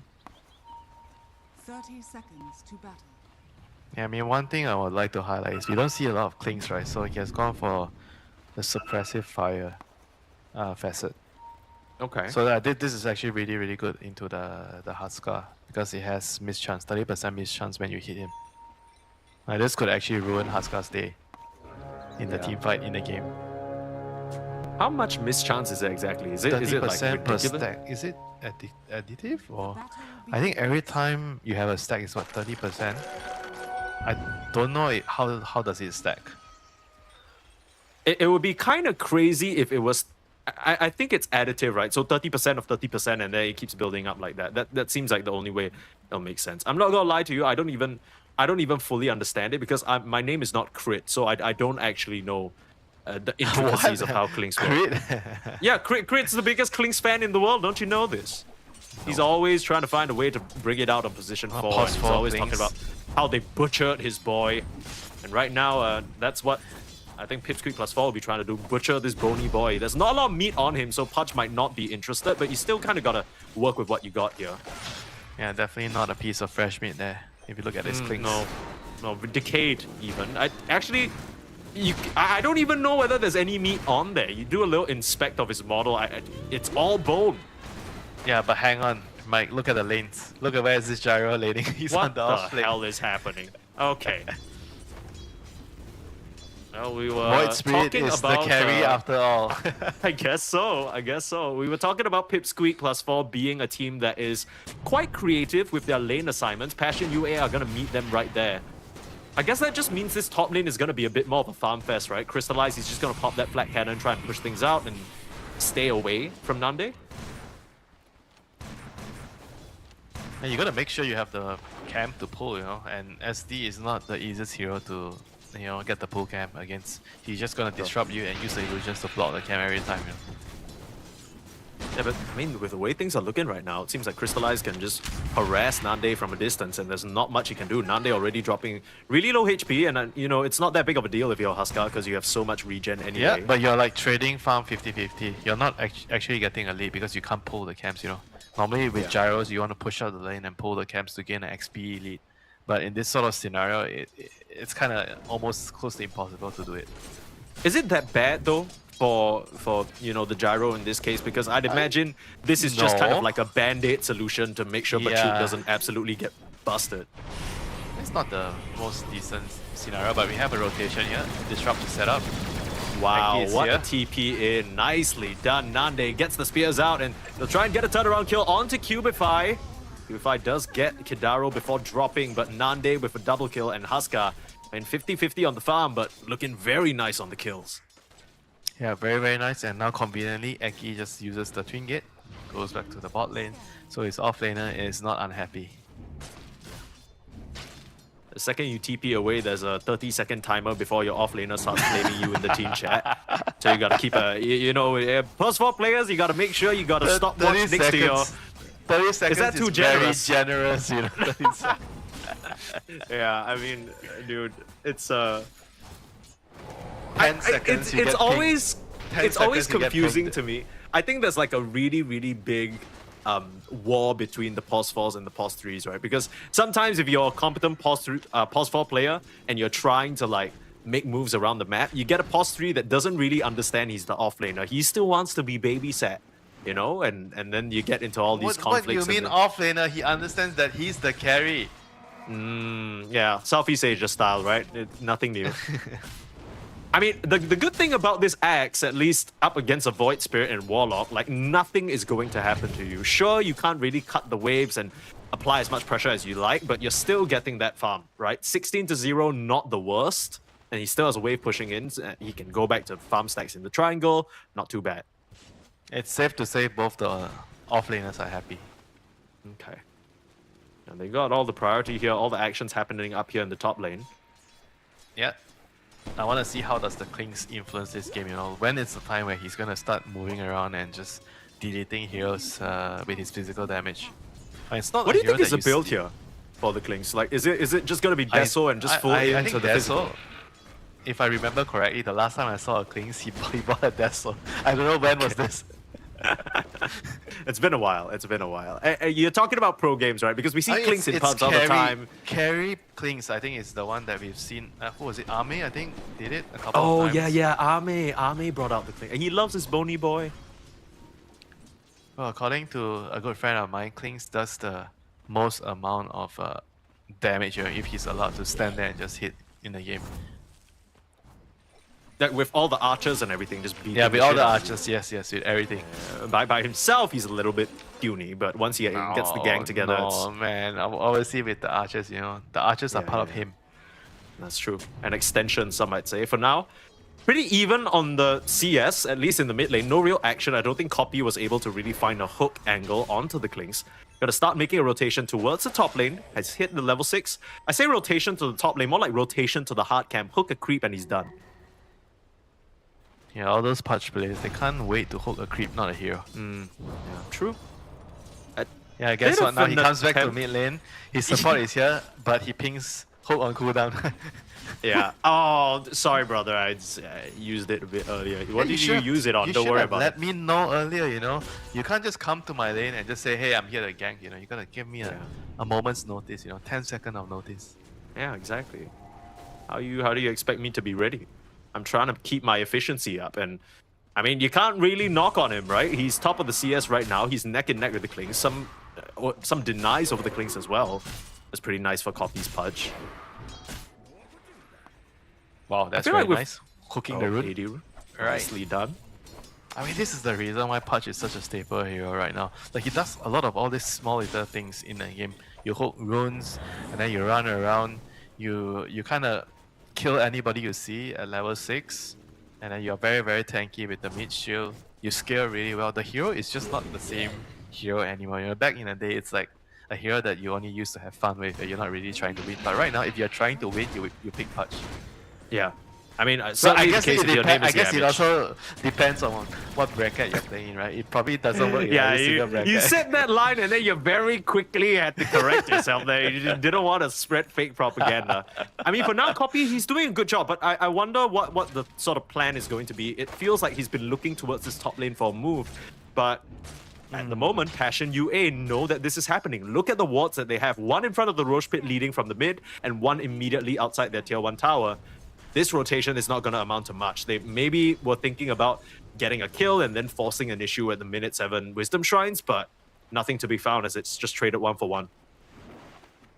Yeah, it's not the easiest, I think, rotation to make, you know, especially if you have to use TP.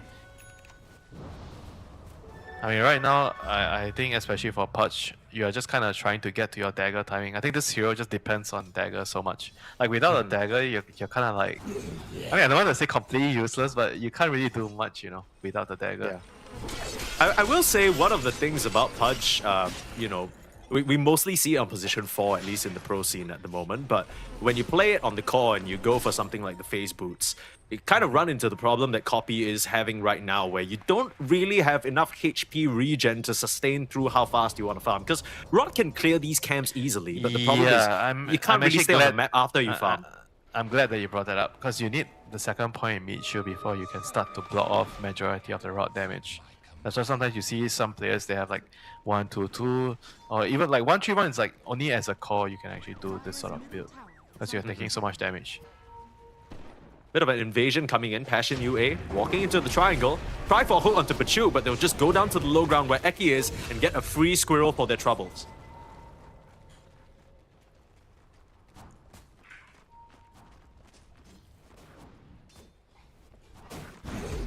Nice little move there from the side of Passion UA. How did they even... I mean, look at the warding from them. They just have this entire river area blanketed. Hook there. Sees Quaker. I think that's just going to be a free Warlock kill. Finally, Copy after what feels like 5 whole minutes, the past few, of searching for an opening. He finds himself a hook and gets himself a kill. First little flesh heat stack of the game. The infinite scaling of Pudge is online. It's beginning. Watch out, folks. He's piling it on. He started with your little uncle build Warlock over here. It's not really the best meat he can find, but he'll still put it on. He's not picky. Will you say it will be imbalanced to in the game if Pudge gets more flash hit depending on how tanky the hero is? Don't you think it should be a thing? Like, if you kill a tanky hero, you should gain more You know what's stacks. upsetting? I feel like there's already like 200 reasons why people play Pudge, and you just suggested reason number 201. You know what I mean? Like, people are gonna pick Pudge. Even if you removed Flash Heat, I think people would still pick Pudge. Come on, like, it makes sense, right? Conceptually, if you kill a tankier hero, you should get more. So what? If you kill Klinks, you don't get anything because there's nothing on there. So the counter to Pudge is just picking skinny-ass, wimpy-ass heroes. They'll try make an aggressive move towards him. Bachuk jumping in, finds himself in a dismember. That's awkward. Crick, he still doesn't have the ultimate. Not enough EXP at all, and the full force of Pipsqueak, they assemble in the mid lane. Don't allow that Warlock to walk away for free as Bachuk taking low to the Battle Hunger. He's gonna try and find a little bushwhack. Is that going to be enough damage? The nut! It's gonna find him on the last shot, but sacrifices his life for it. Look at Nande, how's he found himself there? Moonlight being spotted out and being hunted down. Nande, he's way too strong at this point in the game right now. Nice disruption, saving him at the very last moment, but it's absolute carnage as Passion UA, they are just being wiped out under their own tier 1 tower. Yeah, this is the time where Huskar is shining, you know. You have your armlet, you have power threats, you want to just battle, you know, want to brawl.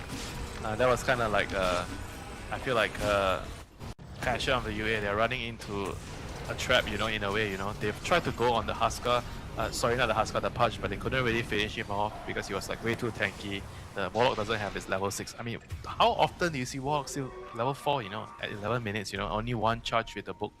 This is really, really bad news. I mean, that's kind of the downside of putting him to babysit Bachuk, right? There was nothing going on in that bot lane, so couldn't find those charges and the slow but sure rundown. I mean, small little details that we caught in the replay there. Very nice hook, of course, at the end for Copy to pull in Crystallize and secure that kill. But one small little thing, Kidaro, I think his Shadow Demon did so much work in that fight because the Mortimer's Kisses could have really ruined their day, but he very quickly disrupted the Snapfire, put a stop to that, and didn't really allow Passion UA to ever stand their ground and just kind of use those spells that they have. Overall, great fight, and that nets them a 3k gold lead, and this is the scary business when it comes to Pudge. The second you start losing a bit of ground on the map, you go up to farm, suddenly you find a hook, suddenly you find a kill. A killing spree now for Copy. It's Quaker, he is still struggling at that level 4. You need that rock to fight. I mean, this is also a very, very scary time in the game, right? When the Pudge has dagger and you're not ready to fight. I mean, when you're farming alone, you're farming across the map, you're spread up, and this is when the Pudge with the dagger can catch you out, you know? So they gotta kind of find a way to get Warlock to level 6 ASAP and try to group up and take fights with it. I don't know if they're gonna have that time though, Winter. Look at Nande already. The pace of the game being ramped up big time by Pipsqueak. They understand that they're strong right now and they don't want to give Passion UA any quarter. There was no Mortimer's Kisses. They know the Warlock still doesn't have his ultimate. This will be a very free Aegis for the side of Pipsqueak. They can keep putting pressure on the map. Yeah, this is like part of the reason why you don't see Gyros on the offlane so much, you know. Whenever you are put on the offlane, even as a carry, you just lack a lot of the camps, right? You can't push out the wave and farm the camps. That's why you see Crystallize struggling so much on the Gyrocopter. You just don't have the level progression and item progression normally you would have, you know, on a safe lane. The smoke move up. Looks like they found Yayo all by his lonesome. Full Mortimer's Kisses committed just to get that kill. A much needed one. Cubify will be the one to snag that last hit. Yeah, that's a lot of commitment just to kill one hero. I mean, if they actually, you know, maybe use this time, because they know Snapfire ulti is down, I think they could just run into the Wisdom Shrine like Pipsqueak. They could just go and try to connect towards the Wisdom Shrine. There's no way Passion of UA can actually fight, you know, without the Mortimer's Kiss. It's a little bit awkward, right? They're like on the opposite side of the map. They're actually I think they're gonna run over. Or maybe not. Well, for now, Nande's making a full commitment. Nande! That's a little bit too deep. You're gonna put quite a bit of damage onto Bachuk, but it's only Kidaro here. A bit of a split attempt there. Nande is running in alone under this tier 2. There's the hook to get him out. But a bit of miscommunication there. Eki and Copy were running up towards the top lane, trying to make a play there, while Nande, he's just full on diving. And just like this, your Aegis advantage is gone. You didn't get the memo. Somebody didn't get the memo. It's either Nande or it's Copy, you know. They were definitely not on the same page. If the Pudge wanted to bring the Hoodwink across the map, then the Huskar has to be more conservative on the bottom play. I guess he was also trying to act, right? He was trying to behave like they are still behind him. Yeah, play cool, play chill. Haste Rune. Oh, hook slightly off the mark. Copy. That's kind of unfortunate. Yeah, just like that, the Gyro's gonna slip out of trouble. Some players are really, really good at acting. Some are not so much. Yeah, that's true.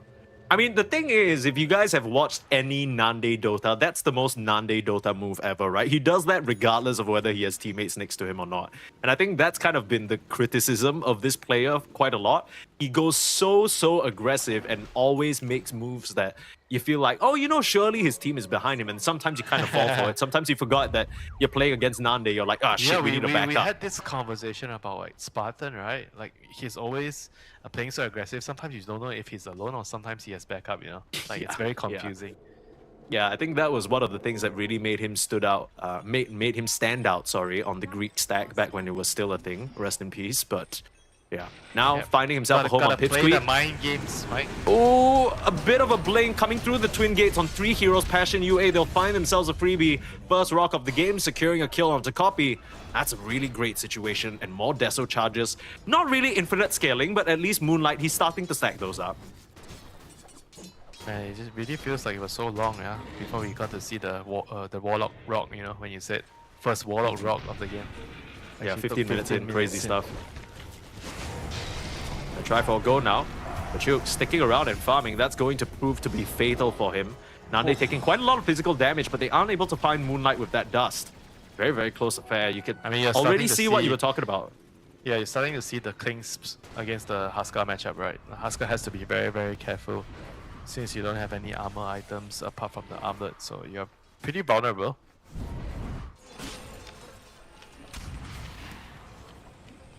You know what, Winter?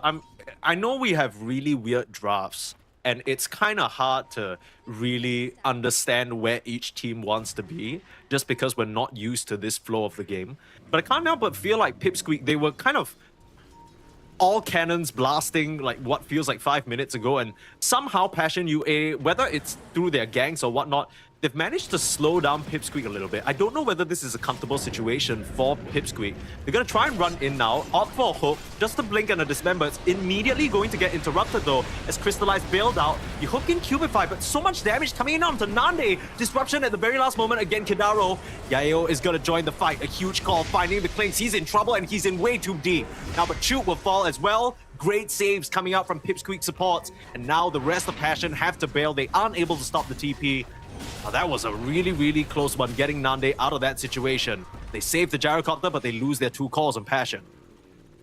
Yeah, the gyro kind of was caught in a really, really bad position, so his team had to like commit deep, to save him. And that was, that was not the ending that they hoped for. They wanted to just save him and get out, but unfortunately they couldn't. I mean, they're just bleeding through way too many kills right now. I mean, Gyro is so far behind if you compare his net worth. I mean, right now, the Huskar is just 2 times his net worth. And you see, like, the main difference maker here, he's so much richer, so it's harder to kill him. And the Gyro is, like, so weak, it doesn't do much damage in the team fights, I feel like the people doing team fights for Passion is either the Warlock or the Snap with their spells, And obviously, it's kind of rough. I think we didn't even really mention Bachuk, right? Because we were talking about how both offlaners very happy with the laning stage. Bachuk was one of the calls to come out of the laning stage with a decent net worth advantage. He's put most of it into the Spirit Vessel, trying to work towards the Axe, but until that second item is complete, it's kind of dead gold, right? It's dead net worth, and we're seeing the problem with the Void Spirit, even on the mid lane, sometimes just feels like it lacks that last bit of damage. So many times it feels like Bachuk's jumping in and he's not quite able to finish off these kills. Moonlight, oh no, he's been found. Tries to run up here to the top lane again, but now getting chopped down. Yayo, he'll find himself a freebie, Coat of Blood. The stacking continues, and Copy with a hook from downtown, completely blind. What a play there from the Pudge. Gonna try and TP out. Does he have any way of stopping? No. Yep, good TP out, finding a spot there.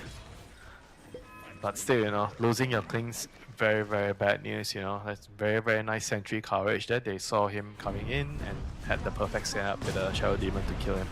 Just a big, big pick up, and now it's going to put them in a very, very good position to contest the Tormentor. I mean, Passion over so UA, awkward. I don't know if they can actually smoke and come over and fight, They feel like they're so far behind. But at the same time, if they don't contest, it means like the whole game they're going to be playing dodgeball, they can't really contest. They're going to be running around. They got a the plan map right now avoiding. to try and kill Copy down in the bot lane, starting out with the Mortimer's Kisses, baiting him in. The King says TP'd in, Crystallize going to help out his support, and they've successfully pulled in the Pudge. They get that kill, but in making this move, they're basically saying, look, Tormentor's all yours. We don't want any of that business. We used our snap out bot, we used the call down, you can have it. And something at least, for as an exchange for the Tormentor. Good enough, though? That's the question. I mean, I think it's at least something. Otherwise, I don't feel like they could actually get anything in exchange for the Tormentor. And now mid lane. Put wing, TPing in, setting again. up. In such an awkward position, forcing the cookie out. They don't have a way of catching up on the axe. Will try and slow him down with the Battle Hunger. Use the Demonic Purge as well. Crystallize. No, he can't be caught out like this. Yep, hitting the tower got greedy. He tried to finish off the tower and pays the price, Good rotations by Eki, realizing that the gyro is actually not strong enough to hit the tower. And he was kind of outnumbered as well. He only had one hero behind him as backup. It's going to show that the cookie itself is just not enough. There's so much additional tools for Pipsqueak to keep the chase going. 9k gold lead now at the 21-minute mark. Even though Copy did die in the bot lane, he's finished up his Aghanims. That is a major power spike here for the Pudge. Roshan can also be spawning soon, 10 seconds before it starts spawning. I mean, this is definitely something that you have to look out for if you're Passion. On the Passion side, you cannot just give everything away. I think they have to choose a point, a location, a timing to fight back. I think the Roshan. What do you think is the right time for that? Is it some sort of item that they're waiting for? Because I mean, it's the Roshan. I don't think they can give away the Roshan again. Okay. I mean, item timing wise, you're probably looking at finishing the Aghanims on Batyuk, and maybe the Klings can finish off one more item. Yeah. Sorry, Winter. Did you look at the timer? Time's up. Roshan has spawned, and it doesn't seem like Passion UA are in any position. They are going to give up a second Rosh to Pipsqueak for what feels like completely free. Yeah, this is going to allow them to secure all the outer towers. There's 3 outer towers remaining on the Passion side, and those are going to be forfeited soon with the Aegis on the Huskar right now. I mean, Nande is just way too strong at the moment. I mean, your Klings, your Gyrocopter on the Passion side, they need a lot more time to get more physical damage items, right? And at the same time, they kind of also need defensive items. The Gyro feels like he needs to buy a BKB, it's like queue up a BKB. But at the same time, if you look at the Pipsqueak lineup, there's Shadow Demon, Purge, there's the Axe Call, there's the Pudge Dismember. They have a lot of ways of controlling him still, even if he gets a BKB. Coming into this game, we were even thinking that this Passion UA side kind of maybe had the advantage, but with the way that they set up the lanes, it looked cute at first. Everyone was getting their farm, but then everything quickly fell apart. 1 or 2 early game fights and suddenly Nande's on top, and you're back to Huskar regular business. It feels like this team, without their Viper mid, they just don't really have a good solution of dealing with this Huskar pick. The Klings is a unique idea, sure, but when you're backed up by the Shadow Demon, when you're backed up with so much other problems, I don't actually know how you kill Nande. Kidaro's been so on point with the save so far. Yeah, Cookie, they're gonna try to snipe him. 1 life down? Nope, can't even get that life. Not even. They keep using this combination together very nicely. The disruption and meanwhile the Cauterize activated right before he goes under. Pops out with a lot more HP than I think Passion UA have come to expect. I mean, if you look at the Passion of US side, right, their cores just don't really interact very well. You mentioned that they only do well when they have Viper. I mean, it kind of also feels like it's the same type of hero. Oh, hang on, a hook. Tommy's taking a ton of damage though. Nande's jumping in, finds Moonlight. This Klings is in trouble. The burst life of the Huskar is down. Moonlight healing up thanks to that death pack. Crystallize still in a safe spot. Yeo not able to close in the gap. Just like that, they snipe away the first life off of a jump in from the Huskar. Very nice position there from the Klings. Yeah, that's something good going on for the Passion side. They didn't really have to commit too much for that Aegis swipe. But now they have already used both their ultimates on the support, so they have to kind of, I think, let it go. They're not going to be able to defend the outer towers here. Yeah, I also want to highlight Nande with the finish Satanic. Yeah, I also want to highlight the items, like Warlock has opted to go for like a very unusual drums into flats as well. He feels like there's no time for him to buy anything else. He just wants to buff his cores. This is it's not something you see every day. Yeah, this is, you know what this means to me, Winter? This screams desperation, right? A last-minute Vlads just to amp up the damage, give them some lifesteal.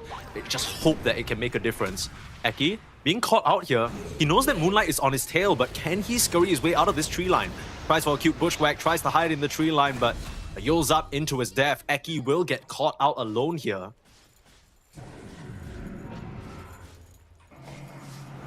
Mature, looking for him. They find him. They see him. Okay. Well, that's not really an even trade. I mean, it kind of is, right? Because they're so that far behind. I guess I mean, you look at the goal. Oh, that's a cute play from Cubify. They got cutting the creep. Oh, you can't do that. You can't do that, Cubify. I don't think he was looking at his screen. He's gonna get the punch treatment. A copy of a heads-up TP there to cut him off. Now onto the Rex. Looking at the goal, sorry, Mike. I was trying to figure out, was it an even trade? It's actually not. They got almost 800 gold for killing Batyuk, and Eki died, and the enemy also got, actually it's very even, also around 800 gold. Oh jeez. So it was actually an even trade. You wouldn't really get that feeling because even, you know, despite all the carnage that has happened this game so far, it feels like your gyrocopter hasn't really had space to do anything, but somehow the Void Spirit still has a decent amount of net worth, same thing for the Clinks, but it's just so difficult for them to interact together. I'm trying to imagine how a fight would even start for them, right? It'd have to be Batyuk jumping in. I was gonna want to talk about that. Like, their heroes just don't really interact with each other, you know, the Clinks, Gyrocopter, and the Void Spirit. It just feels like you have like 3 heroes that play with completely different timings and they don't really work well together. And if you don't do well in the lanes, because they even swap the lanes around to get a better start, and that as well didn't work for them. Oh, Copy making use of that vision. Jump in with the Dismember. Another hook finds Cubify. They get the call off, and it's gonna be 2 quick kills there for Pipsqueak. This feels like a done deal. Just a matter of time. I'm really not sure how Passion UA can come back from this. It might just have to be some insane 5-man fatal bonds into Clinks, ripping them a new one. And even then, I'm not sure whether they're going to be able to get the kills on Nande and Copy. Yeah, this is the beginning of the end, I'm afraid, Mike. Huskar is on your high ground, 27 minutes. You don't really have enough damage to kill him on your course. And you kind of have to only hope that the Huskar would jump in with Life Break into your fountain. Find the kill onto the Gyro for absolutely free. Copy on his punch, on point this game. Didn't really find as many rotations in the first 10 minutes as he would like, but still managing to farm up, managing to find the connections where it matters. And a second lane of Rax now falling for the side of Passion UA. Buildings littered all around them, carries dying left and right. I mean, they drafted this big teamfight lineup on paper. It looks like you just have overwhelming magic damage. You should be able to blow Pipsqueak wide open. But they just never really were able to cast their spells together in a convincing fashion. Yeah, they didn't have a hero that could like bring everyone together. They didn't have a lineup that allowed them to do that. I think having this Void Spirit, Clinks, Gyro is just very, very clunky. Very, very hard to execute the lineup. I feel like with a Gyro and with a Clinks, you kind of want some sort of off laner that can keep everyone there, they don't right? have Like just hold them down. Yeah. I mean, the Warlock doesn't give you that. The Snapfire barely, right? Snapfire's a bit more of a follow-up type hero. They need gonna try for one final smoke out. Batyuk onto the high ground, finding out Yayo. He doesn't really have any way to bail himself out, but he has a full team right next to him. He can't keep going in. Mortimer's Kiss is trying to finish him off, but look at Nande already into the thick of things. They are all going to drop. You can't get out of here. Try for the kill onto Kidaro, but he's able to force staff away as Batyuk finds absolutely nothing. On to Crystallize. The Golem will come down and a nice Fatal Bonds, turning around some damage, but the buybacks are starting to come through from Pipsqueak as well. They understand that this is the last chance for Passion UA, but still showing that respect. Up on the high ground, Kidaro managing to dodge that Remnant, now silencing up onto the Void Spirit. Want to watch themselves here. They've used quite a fair few bit of buybacks, and Kidaro, this could be a dieback for him if he's not careful. Jumping in on Batyuk, Kidaro, he is going to end up dying back. Eki does find Cubify on the backline, but now Nande, he's dropping very, very low. Doesn't have a Satanic any longer, but he does have a beautiful bushwhack from Eki to bail him out of trouble, and GG is called. What a play there from the Hoodwink. The Pudge and the Huskar bossing up at the last moments there. One final Hail Mary, and it wasn't good enough. Passion UA, they'll be forced to tap out as Pipsqueak take a very convincing game number 1. Yeah, very, very solid game, from the laning phase to the mid game. I think the moment Copy got his dagger on the Pudge, the game just spiraled out of control. They got so many pickoffs left and right, and they kind of just choked the Passion of UA side out, right? Because they needed to farm so much on all of their 3 cores, and the supports kind of felt like they didn't have anyone to play around, so they were constantly reacting. Oh, where's the Pudge? We have to protect our cores on the side lanes, we have to follow him. They were not exactly very, very active in terms of looking for plays of their own, and as a result, we saw Warlock very, very far behind in levels. He was like level 6 only at, I think, what, minute 14 or 15, very, very slow for Warlock, and he didn't really have a lot of charges as well, because of the lane setup, right, where they had the gyro go to the off lane just to avoid the Void Spirit into Huskar lane, and that kind of also didn't really work out for them. It just feels like one domino into another, nothing really working out for Passion UA, and honestly, Winter feels like they just have the draft to blame, right? So many problems from the very get-go that they needed to solve, switching lanes around, trying to sort of rotate around the Void Spirit instead. They got pulled up so much attention, the Gyro had to stay in the off lane, all these fights that never really favored him. And again, Kidaro coming in clutch, bailing out Nande. The team on Pipsqueak +4 just covering each other very well, as we see here in the highlights. I mean, this feels like it was one of the pivotal fights that really tipped the scales over. From this point on, 7k gold lead, nigh insurmountable. And yeah, even though there were some glimpses of the crazy teamfight potential from Passion UA at the very end here, I think that was honestly the first time I saw them all press their spells together convincingly. Every other time it was kind of like, oh, we're gonna use 2 ultimates to just kill a solo Pudge or kill a solo Axe. Where was the teamfight? Where was the coordination? Didn't really ever come through. Yeah, even as I'm looking at the net worth, right, at 10 minutes, it actually didn't really look so bad for the Passion side, right? It's just they don't have the ability to find moves on the map, right? Because the Pudge actually kind of got a dagger around like, what, 12, 13 minutes, and the game started to sped up. And I felt like on the Passion side, the best thing they could have maybe done is to actually play around the Void Spirit. The Void Spirit has to come out and participate in the game alongside with the Clinks, right? Because the Gyrocopter, he was so far behind. But why is the Gyrocopter that had a tough start still participating in the early fights to help his team, right? It kind of feels like he should be given more time to recover, and the Void Spirit should be playing around the Clinks together, because both of them, they got a decent start. They had a game, They had a pretty good laning phase, but why are they still farming and taking priority compared to the Gyrocopter when he was kind of sacked, in the early game? Those are questions they kind of have to ask themselves, not just looking at the draft, okay, maybe we shouldn't have drafted the lineup that looks like this, Sure, that's also part of the problem, but also how they played the game was also another problem. Yeah, absolutely. A lot of things to discuss during the break here. Passion UA, let's see whether they can come back strong in game number 2 after a short break. DreamLeague Season 27 is brought to you by DHL.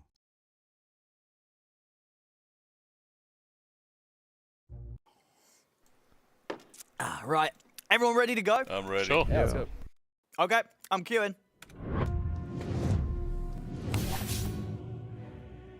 I'm so pumped up to play this new patch. What the hell? Good afternoon, valued customer. I am your match advisor, here to find you the highest quality Match game. advisor? So, let's take a look at what we got going on here. Oh, yeah, this is a rough. Good afternoon, valued customer. I am your match advisor. Oh, it's you again. Hey, please don't interrupt me, first. Secondly, we're going to keep finding questionable matches because of this guy. You got a Herald in your party. That guy? He just plays for fun. Oh, he plays for fun. Yeah, kick him. Kick that guy. No. I'm not kicking him. Good afternoon, valued customer. Blah, blah, blah. Again? You're not going to find a good match unless you kick this dude. Behavior score is fine. Location's fine. There's a Herald in your team. Okay, fine. Ready up, and when he says yes, kick him anyway. Sorry, Timmy. You're out. Wait, what? Behavior score, not looking good. These guys are toxic. 12K behavior score. Surprisingly also questionable. Okay, these guys are way too nice. Oh yeah, nobody speaks English on that team, so really good English. Probably better than you, honestly. It's been questionable. It will continue to be questionable. Okay, I'm tempted to let you take this one because this guy's gonna disconnect after about 10 seconds. So you wanna waste your time, go nuts. On. You wonder where Anna's been? He's been right there in that stack. No! Account buyers. Yeah. That is not a good thing. That is a skip. It's good. It's good. It's ideal. Oh, thank God. We did it. It's perfect, dude. Click. Fix that. Ah, fuck. It's crazy, your journey. How you managed to escape. I can't believe it. Can you tell us the story again? Again? Yeah, come on, dude. Tell us again. Okay. This is the story of how I escaped in AGL. So there I was, locked up. I hadn't seen my home in 5 years. Apart from in-between tournament. Are you gonna let me tell the story or what? Apologies. So there I was, sitting all alone, until this bird flies right near me. And it was a falcon. Dropped the key right into my hands. And just like that, I was out. What a delightful story. Well, I think I speak for everyone when I say that we are happy to have you here. To crit. To crit. Crit. Are you okay? We gotta play soon. Oh, sorry. Can you believe this guy? We're about to play. Yo, Crit. Wake up.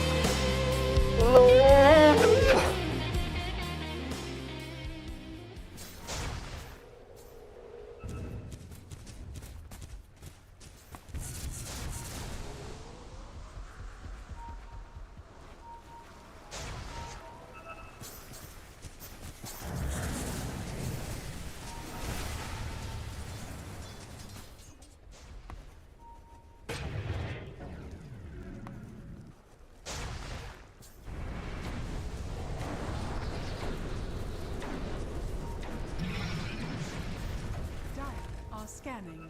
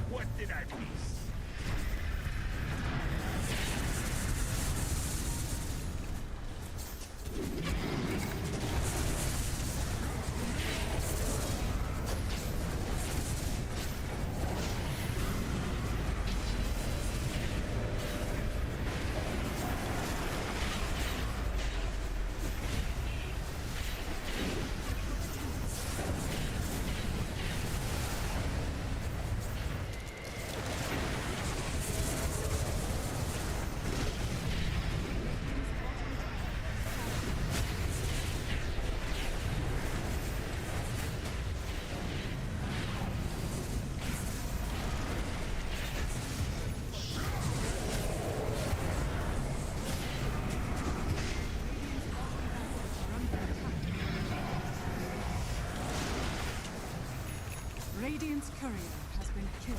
You can't run from the venomous one.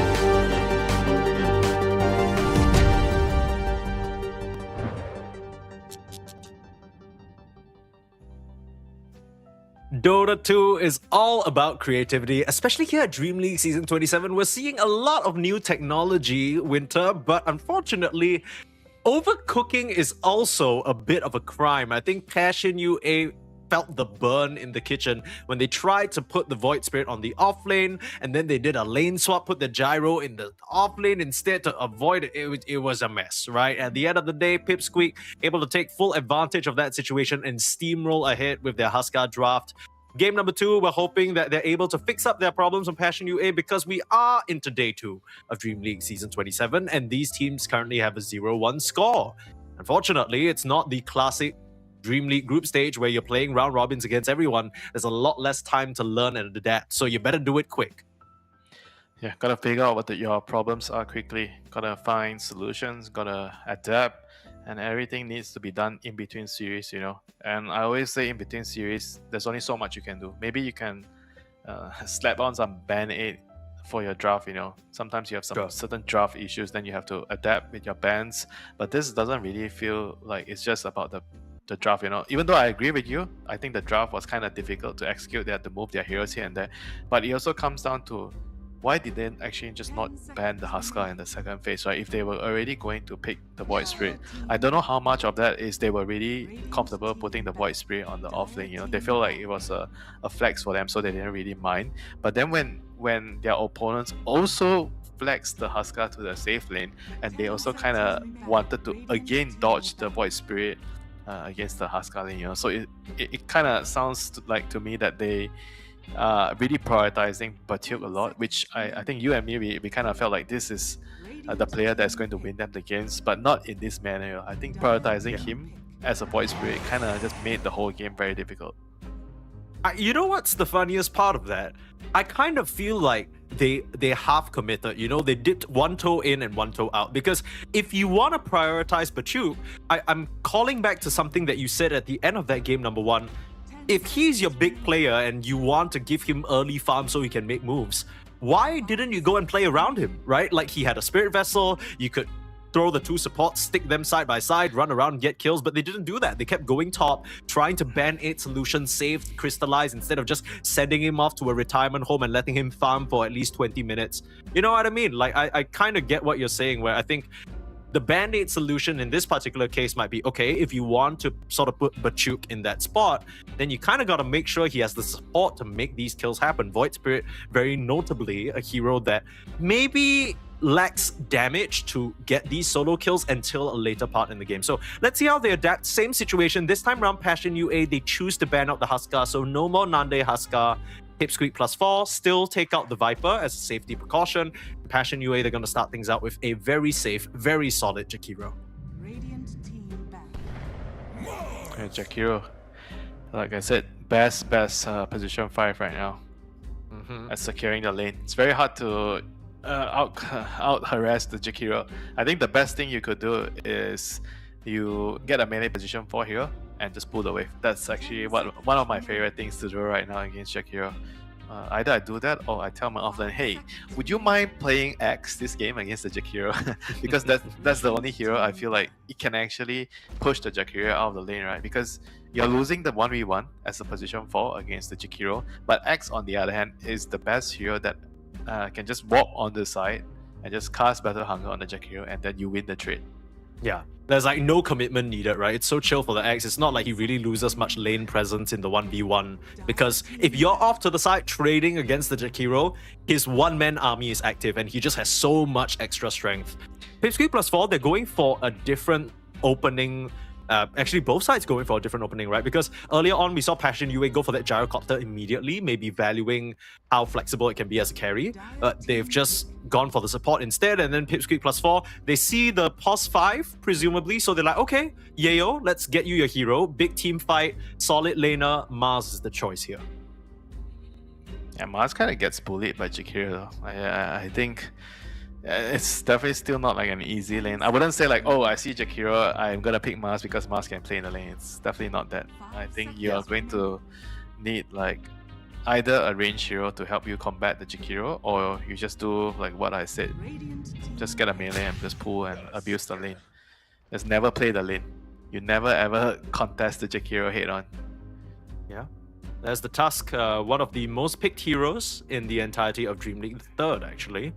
right after Dragon Knight and Mars. He's one of my favorite heroes right now. Like, I love playing Tusk. He's so much fun to play in the Now game. talk your shit. Why is Tusk so great? He's great at sabotaging your teammates. Damn. Your carry is your carry is using hell? BKB. I didn't expect this answer from you at all. He's using BKB, he's running in. Hey, why not take a break, you know? Put him in your snowball or trap him with the shards.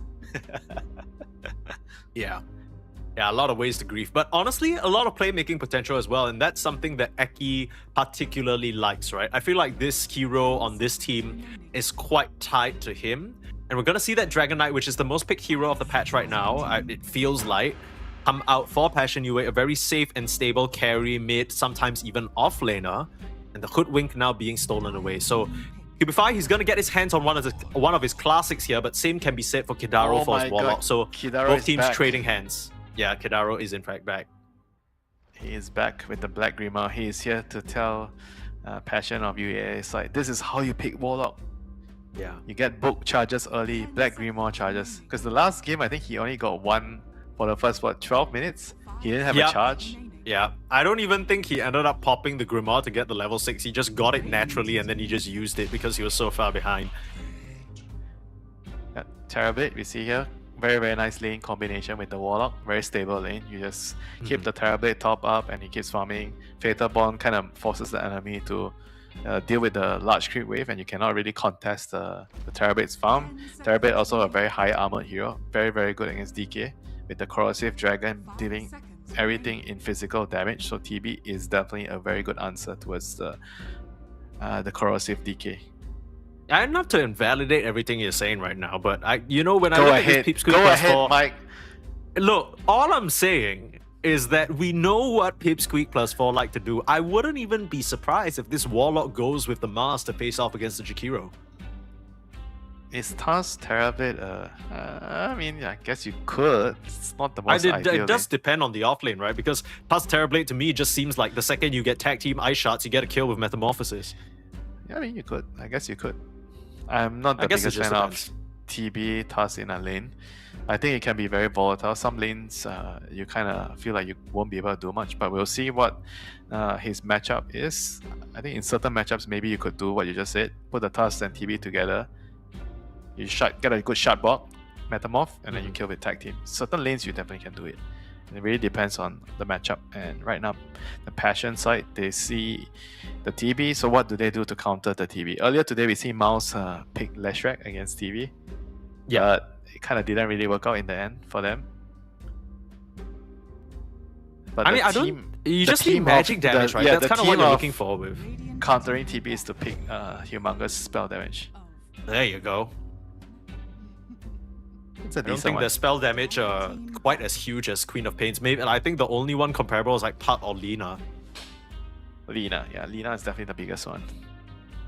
Zeus, Lina, those are the top tier. Yeah, true. Are you Zeus sad versus Terrorblade, classic. Are you sad we don't see mid Zeus anymore? You know what I'm sad about? I feel like I'm sad I don't see mid Lina anymore. I feel like Why? that's such a high Lina? skill cap hero that's like it takes like a really, really strong mechanical mid laner to pull off.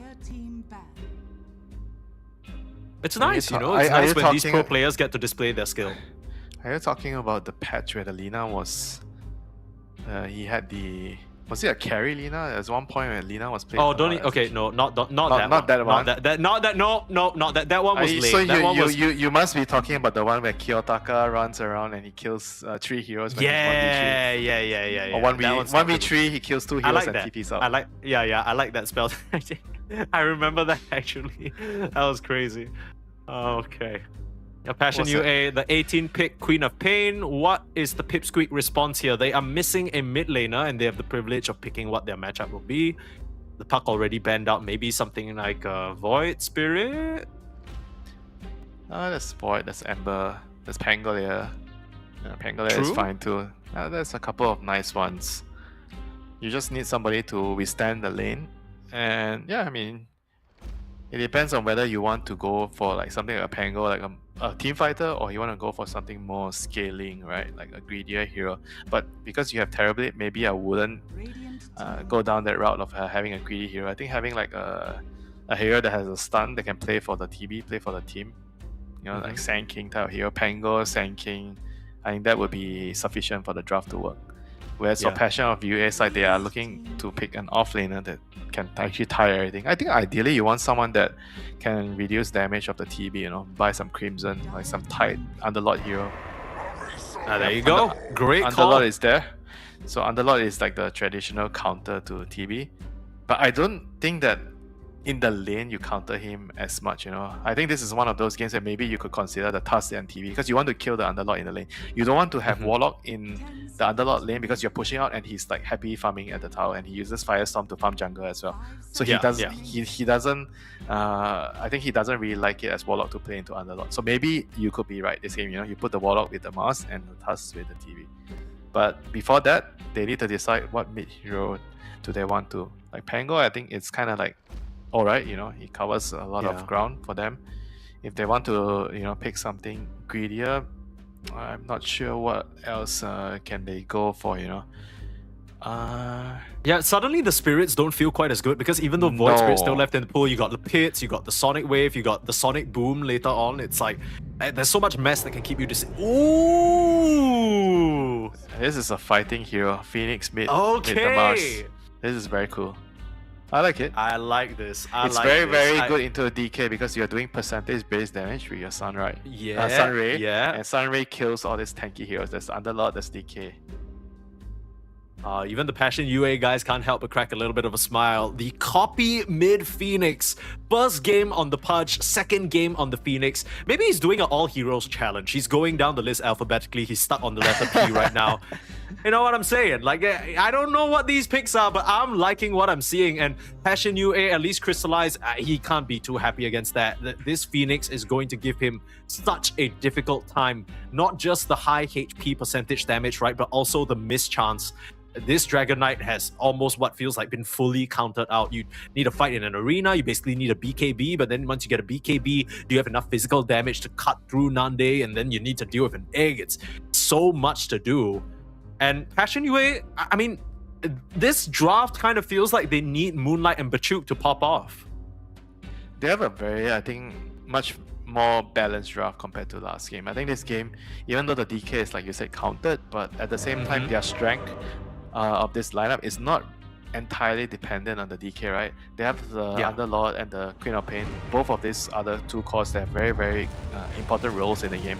One is to defend towers and to reduce damage, the other is to deal damage. So I think they provide a lot of stability in the draft, right? And you combine that with the two supports with the Hoodwink and Jakiri, they both give you also a lot of damage. And you have set up from the pit, you have set up from DK stun. I think it's an overall very balanced draft. They have a lot of tools. Sure, you might not be able to count on DK, but I think you can count on the draft as a whole. That's fighting words right there. Passion UA, they certainly need all the help that they can get. Going up against Pipsqueak, one game away from dropping to a 0-2 record to start out their Dream League Season 27 run. And yeah, you know, you can make the argument at the end of the day, when it comes to Dream League, maybe you're looking at some of these other more established teams. At the end of the day, Pipsqueak, Passion, you know, they're just kind of tier 2 stacks and whatnot. But this is where a lot of those big teams were sort of at their roots, right? This is where you start the season off strong, you put on a good showing. If you don't continue on with these guys, maybe that leads to you being poached to a stronger team and stuff like that. So these learning experiences, very important, and you want to try and play out all your games as much as possible. Impress some people watching. Pipsqueak +4, they've already impressed us with their performance earlier on.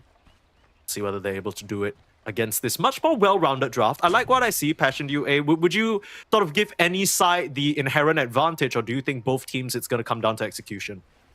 I like the Passion side lineup a little bit more. I think the Phoenix is I mean, it's a gimmick, but it could work, but it's risky. So talk to me about this Phoenix pick. Like, what you immediately said, this is a fighting hero, right? Copy's gonna want to try and make action happen in these early stages of the game. But what's the overall game plan? Are they worried that Passion will run them over, or what's the deal with this pick? I mean, this pick is very, very, I think, dependent on the lane going well. He's a very snowballish hero on the mid lane.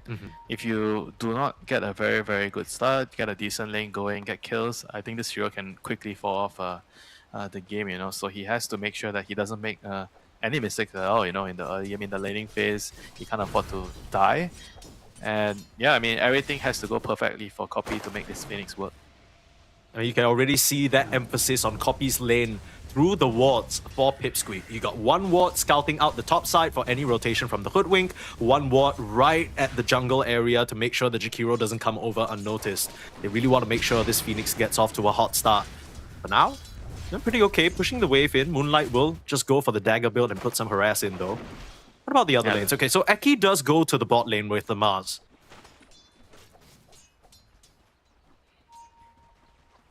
I mean, you're kind of expecting the Warlock to be here, right? You wanted the Warlock to maybe move down this lane. But I guess they just want the Tusk like to be on a position where he can roam, right? I think as a position 5, you can't really move as much, you know? Like whenever you're playing Tusk, I think this hero takes advantage of like runes, setting out kills early. You want to be moving around. You don't really want to be sitting in a lane babysitting a carry. Right. Okay. Yeah, I can see that. See how much Eki's able to get done, because like you were mentioning, this double dragon lane, we've seen it at the very top level of play at LAN tournaments. It is just a very difficult thing to run up to. Both heroes inherently very tanky. They have a lot of ways to just kind of harass and chase you down as well. I don't think this Mars is going to have that swell of a time. Yeah, Eki is also getting... Oh my god, he's getting pummeled by the Jakiro. But this is what you have to do as a position 4 against Jakiro. You have to tank up a lot of damage. I mean, the other reason why the Tusk is like really important to be on position 4 is because as a position 4, you can actually help the Phoenix a lot. Because Phoenix is kind of like the prize jewel of this puzzle, right? You kind of need to give him everything you have, and having the Tusk as a 4 to roam around, help him control the runes, I think that is what the Phoenix absolutely needs, you know? This is a very, I think, volatile matchup. Queen of Pain against Phoenix. At any moment, somebody could die, and having a Tusk roaming around is definitely going to be very helpful. And Phoenix, he's going to dive in. Oh my god. I don't know, I'm watching top, but Chuk is getting a free kill onto Nande. Just way too much magical damage. Mid lane though, like you mentioned, Copy diving in, playing on a knife's edge. No one dying in the mid lane, but getting real close. That was really close, you know. This is how you want to appease the facet, the dying light. Get yourself low as possible to do damage. And top lane, the fight is still not over. Bushwhack pulling the Warlock away. Who's going to get the Lotus? Nande's going to try and use that Metamorphosis to chase down Cubify, but the Lotus gets grabbed up by Bachuk. You can even feed it to him if need be, and that saves Cubify from the Shadow Word. Very nicely done, and this is not what you want to see as a Terrorblade. Using that meta, not getting a kill, and even dying in the midst of it. Oh no, this safe lane, that is not the plan. And mid lane, oh, from bad to worse, Moonlight will get the kill onto Copy. Yeah, this is what I meant, like the Phoenix being a very volatile hero, you know, like everything is like so difficult to execute cleanly, and yet you don't really have much room to make mistakes, right? I think now this puts the Phoenix in a very tough position. The Queen of Pain gets the kill, he's level 5, and he's gonna go back and heal and come back to the lane full resource, you know, so he's not gonna be losing out on too much, you know. And on top of that, the top lane, the Warlock and TV lane, not off to a very hot start, you know. Nande dying already twice, you know, at 4 minutes. That's not a good look. He's gonna have to maybe head into the jungle way earlier than he would want. Dude, this TB is level 2 right now. At the 4 minute, that is not what you want to see. Bit of a road to recovery here. Some lag. Sure, they'll get back in very shortly, but is there anything you really need to do to course correct? Is it so bad that you need to maybe start thinking about, does the Phoenix need to gank? Does the Tusk need to rotate? Because the Tusk, I mean, probably. Yeah, he probably seems the like he Tusk. has his hands full in the bot lane though. I think Mars is okay if you leave him alone. I think at this point you have to kind of play for especially the Phoenix, you know, you have to make sure that the Phoenix gets a very good next couple of minutes until the power run. I think the main thing is you do not want the Queen to get the power run. Okay. We'll see whether Eki can make that happen. For now, like you mentioned, a level advantage already for Moonlight in the mid lane. To be able to just swoop over and grab that water rune if need be. Phoenix not even really a hero that relies on the runes. You can't really afford to give the Queen of Pain that level 6 timing along with a power rune. That's way too deadly. The Copy, he's dropping so low. Is he really going to dive in for this? I mean, he's trying to put damage obviously onto the Queen of Pain, but scary business for this guy. Alright, this is That is looking so dangerous, for Copy. If he dies one more time, I think his game is over.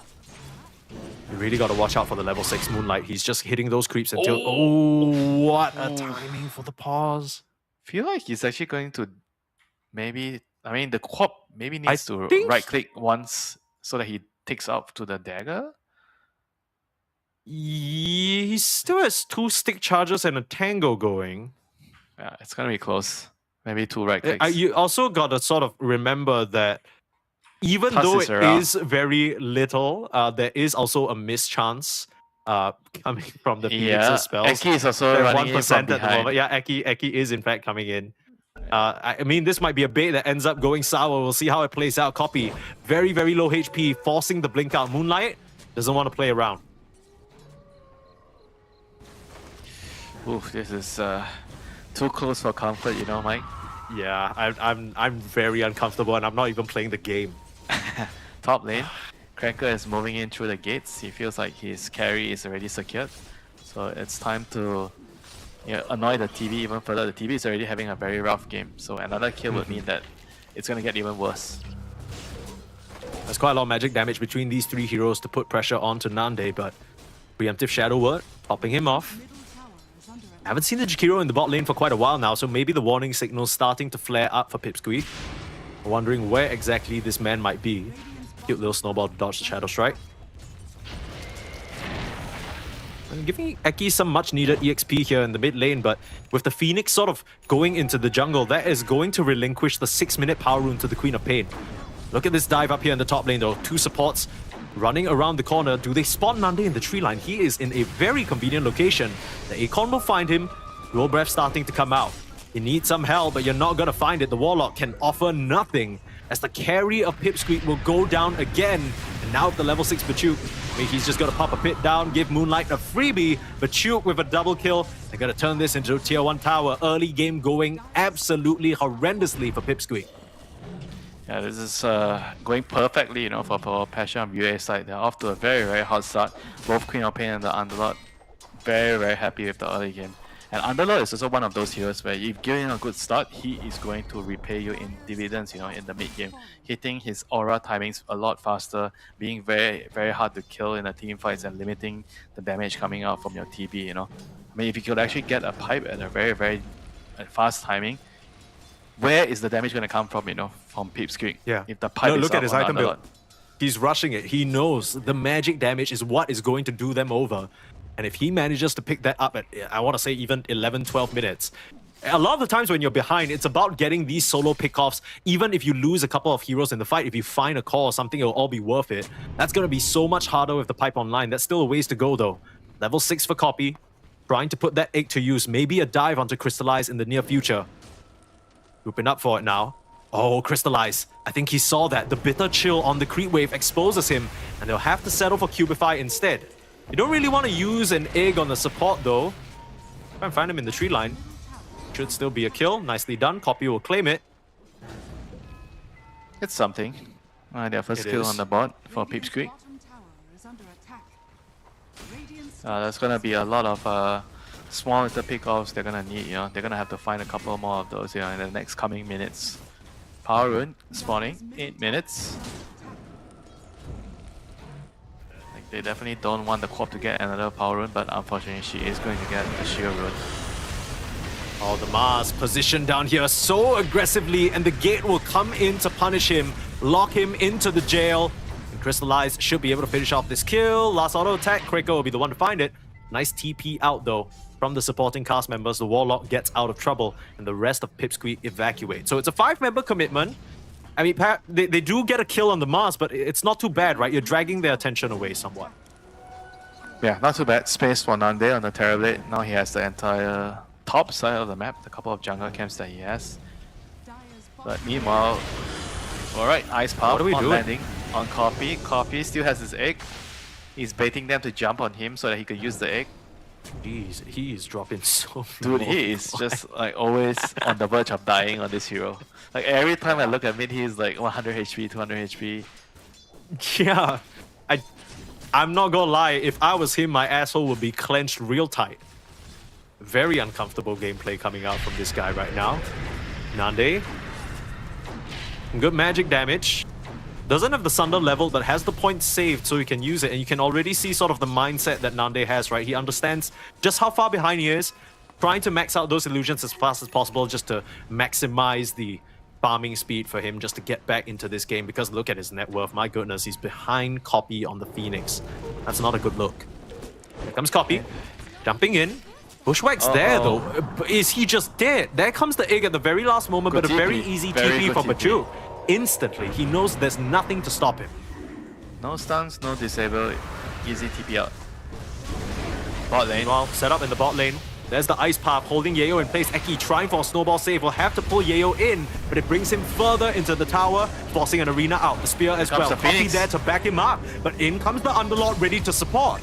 It's a lot of damage onto Quaker. That'll be the first kill they get, and the Phoenix looks to clean up the second support. Can they stop Copy from getting away? Stun on cooldown, Pit already used, and a heads-up TP from Copy himself to escape that situation. Not too bad. The Mars for the 2 supports, I think that is actually pretty nice for the Pipsqueak side. The last couple of minutes have been going, I think, well for the Pipsqueak side. They have already managed to stabilize the game a little bit. Nande on the Terrabit has some much needed space, you know, to farm across the map. And we're gonna see in this replay again, Tuskar trying to, I don't know, like I don't think he was gonna try to save the Mars. You know, if the Mars is getting into the middle of the fight with the snowball, he is probably going to die there. I mean, it was honestly really close, right? Because I think if the Mars actually just continued running to the south, he would have survived, but he chose to walk back into the arena and use a rebuke to secure some of those kills. So in a way, you know, maybe he just thought, you know, there's no point in me standing around anyway, I might as well get a full reset back to base. Meanwhile, while that replay was going, we of course saw Kidaro make a very classic Kidaro move. He literally just dropped the Golem on a creep wave and Moonlight, Fatal bonded it and forced Moonlight back to base. Yep, sounds like a very Kidaro thing to do, and sounds like a Warlock specialist thing to do, you know. I've run across a couple of Warlocks, at least in my games, you know. Whenever you question him, why did you use your rock in the jungle? If I'm not using my rock, I'm losing efficiency. So true. He's real for that. He's spitting. I think that's fair. Facts. I mean, it forces Moonlight back, right? Like you think about, okay, I use my ultimate, I send the opponent mid back to base for a while. Very, very value. Kidaro's gonna drop 2 wards. He might pay for it with his life. He kind of doubled back for it, but instead ends up breaking a smoke. It comes at the cost of 50 gold and an observer. Very much worthwhile. Yeah, Mike, you should be happy if your Warlock is doing that instead of dropping the rock to clear some stacks in the jungle. That's true. That's mid pressure. You know what I mean? I mean, better to drop a rock than to never rock at all. You know what I mean? Like last game, 12 minutes was the first time we saw an ultimate. Kidaro was like, okay, I'm not getting beat here. I need to drop a rock before that time. They just kind of makes it count. Yeah, there's no way you want to drop a rock slower than last game, you know. Slower. Yeah, that's a real bad look. Real bad look. And all things considered, Pipsqueak, I think, like you mentioned, past 5 minutes, you know, they're doing a pretty good job at stabilizing the situation. The early game, you know, they started off 6-0, didn't really look the best. But now, with some rotations and some nice team fighting, starting to pull it back. A good amount of space there for Nande to just recover up here in the top lane. But, you know, the Underlord still very much top of the net worth, still very scary. And if I'm not wrong, pipe complete already. Yeah, this Underlord is super, super scary, you know. He is a very, very big hero right now. It's very, very hard to kill. I mean, they're gonna need how many heroes at least? Like at least, I don't know, even 3, you know, maybe 4 heroes, depending on who you are bringing in the smoke, you know. Like, he's so difficult to kill right now. And the next item I would imagine you would be going for is like maybe like another aura, like Crimson Guard, you know, so you can actually further negate the damage from the Terrorblade. He's opting to go for Academics first, you know, so he thinks that they need more setup in the ultimate. Which I can agree as well, like it helps your team play the game, find pickouts on the map. Yeah. Yeah, I mean, you don't really need to be right-clicking in these fights. You got the DK for that, right? So just the control, make it very difficult for the Terrorblade and the Phoenix to maneuver the fight. Bit of a play being made here. Well. That's true. Can't very snowball. annoying to play Tusk. Can't snowball in the pits of doom. 14 minutes. Wisdom Shrine, tick-tock. Pipsqueak, you got your timings right, or you gotta fall prey to this. Drop a sentry on the high ground to spot out the vision. Now the snowball coming forward. Good arena. Huge arena in the spear onto the Queen of Pain. That's huge. Coming in now. The rock. The pipe is far too late. It manages to come online, but not enough to save the Footwing. They need to retreat here. The egg's gonna pop, forcing them away. All the ultimates and the kitchen sink being used to repel Passion UA. That pipe doesn't save the Hoodwink, but it sure as hell saves Moonlight. Yeah, I think the corp was the one that got saved by the pipe. I'm pretty sure that she's gonna die if it wasn't for the pipe. I think overall it was a good trade, 1 for 2, and they kind of traded the Metamorph and the egg for it, and the arena. So that's really, really nice if you're Passion side. I think right now you can just reset, go back and fix the lanes. Once you fix the lanes, you can think of your next move. You know, Corp is going to get another rune. Meanwhile, Jakiro is pinned to the tree. Yeah, that was a bit of an aggressive position there for Kraker. I'm not too sure what the plan was. Maybe he just thought that he could just kind of position aggressively, secure the rune, and it's all good. But clearly not the case. Yep, clearly not the case. Not the worst as well. Middle tower is under attack. I mean, right now it's all about trying to punish the Pipsqueak side if you're Passion on UA side. All the ultimates are on cooldown, so you have to try to find a way to maybe force like some tower pressure or try to force them to fight in certain areas, you know. Because without the ultimates, without the rock, without the arena, without the egg, there's a limited amount of damage on the Pipsqueak side right now. Yeah, this Phoenix last pick, you know, it was cool, it was cute, it just hasn't really panned out just yet. He's kind of, funnily enough, still richer than the Quad. Moonlight has somehow fallen off the face of the earth, at least in terms of net worth. With the start that he had, I thought he was going to have a good time. He's still sort of struggling a little bit. All he has is a Kaya to his name. Yeah, this is all due to the, I think, the gameplay between like minute 8 until minute 13. Those 5 minutes, you know, I think the way they clawed themselves back into the game, the way they allowed Nande to have like some free space on the map to farm, you know, those are the crucial timings that actually also allowed the Phoenix to catch up. And he also managed to get a couple of really key kills. And now, top lane, we see Passion of UA side trying to make a play here. They're trying to pressure, they're trying to bring in the heroes. Phoenix is the target. Do they have the damage? Gonna be close. Try. Not nearly enough. Dives in, tries to go aggressive. Cubify, he's out of spells, and now he's gonna face down a snowball. Very, very close, but just a bit too tanky on the Phoenix for them to take down. Yeah, he kind of wanted to use the ulti to refresh his status anyway. I think sometimes as a core Phoenix, it seems like you don't really need to use the ultimate for the kill, but sometimes you want to use it so you can stay in the map and keep farming. Yeah. It's not too bad, right? It's not like... Yeah, you talk about like the being when you're support, you want to use your rock as much as you can to farm, push out lanes. And as a core Phoenix, you kind of want to do the same in your ultimate. When you're low and when you're out of resource, you don't have you don't want to go back to base, basically. You want to just pop your ultimate to get a kill, whatever it is, and then go back to farming. Yeah, I mean, I guess also the main thing is that it's not 20 minutes yet, right? If you use the egg willy-nilly in that type of situation, then and it's 20 minutes, then Passion UA just easily go grab a Tormentor. But until there are objectives sort of worth saving your ultimates for, no harm just kind of throwing them out. I'm appreciating what Pipsqueak are doing. They're kind of throwing these spells out, you know, doing what they need to kind of cling on in this game where they start out from behind. Now it's a 1k gold lead only, which is a lot better than where it started. Yeah, definitely not too bad. I mean, I'm glad that you actually brought up the clock, right? Whenever you're using long CD ultimates, you always have to look at when Hold that thought. Using Nande in the mid lane, getting aggressed upon the rock to try and save him. Can he find a Sunder? Absolutely not. They scream right in his face, and Bachuk is here to turn the tides. 2 hits means that no moving about. They get the kill onto Nande. Can they find more?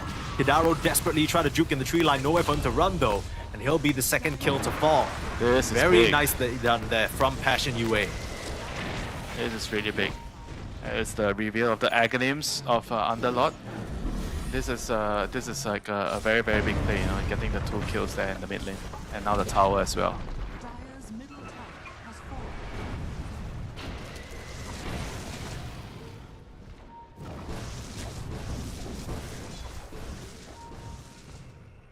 Dire are scanning. Testing. Dire's bottom tower is under attack. Hello, hello. Passion UA, Pipsqueak +4. I mean, they are now 4k gold lead. I think we had a bit of a blip there, but we're back now. Kind of same situation with Passion UA, right? They had a little bit of that period of time you were talking about, Winter, where they let the ball slip, but back on track. Maybe not so much with this Kraker kill near the Tormentor timing. It's not ideal, but they didn't really need to expend anything on Pipsqueak there. Still early in the game, so... Just a support kill, just a stun from the Mars. And now they are going to definitely be thinking whether they have enough time to steal away this Tormentor. I mean, after losing that previous fight, they are definitely going to want to strike back immediately. Oh, Cubify. They know he's around here. Can they find him in the trees? Absolutely. Great catch there, but Bachuk with the backer. Is it going to be enough just with the pipe? The Sonic Wave off the play, that's huge! Moonlight, what a play! He couldn't get the egg off on Poppy! And that's one of your big team fight tools down the Mars. Desperately trying to TP out Cubify. No way of cancelling that. But channeling through the Twin Gates. Oh, stopped in his tracks. Nande! Where you going, big boy? You gotta hide around the trees. Try for a Sunder. Moonlight, he'll still have a blink away if needed. But Chuk cleans up on the back line and Crystallize on the front. How convenient to give us 4 kills right before we grab the Tormentor. Pipsqueak +4. Thank you very much. Yep. All of a sudden, the game just blew wide open. Almost 10k goal lead by Passion of the UA side. Everything is so convenient. They got the kill, they got the Tormentor, they killed the enemy carry, and everything going in favor of the Passion of the UA side, as you can see here. The snowball bringing the Phoenix in, unfortunately, also means that the Phoenix got put in a very, very forward position, so he got caught by the DK stun into the Sonic Wave, and that was all she wrote. I mean, a lot of that is just Cubify with the fast fingers, right? The fact that he was able to juke them for so long. I mean, you're looking at Pipsqueak +4, that 4 heroes all using their spells to chase a Footwing through the tree line. By the time Bachuk comes in and lays down the 2 pits, you got nothing else to give. And that was just awkward all around. I feel like if you see a support for free there, it should be as easy as 1, 2, 3, but then it ends up being this extended affair that takes a few too many seconds. You know the rest of what, Passion Mike? UA come through and bust their asses. This is what you get when you have a Phoenix mid. You don't have stuns. Yeah, that's true. I mean, the only stun they got is, what, the Warlock Rock, Spear, and like a Walrus Punch?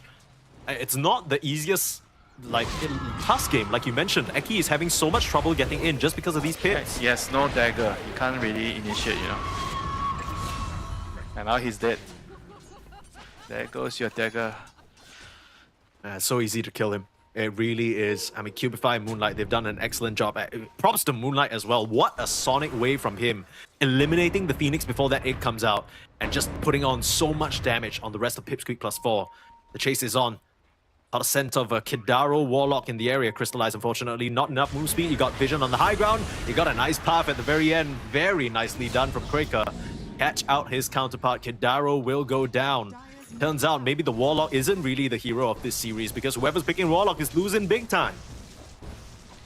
Well, unfortunately for both teams, but it doesn't mean Warlock is like a terrible hero by any means. I think Warlock has a place right now in the meta, but you kind of have to figure out how to build the whole draft around it, right? I think that's like the thing that you want to really look out for if you have Warlock.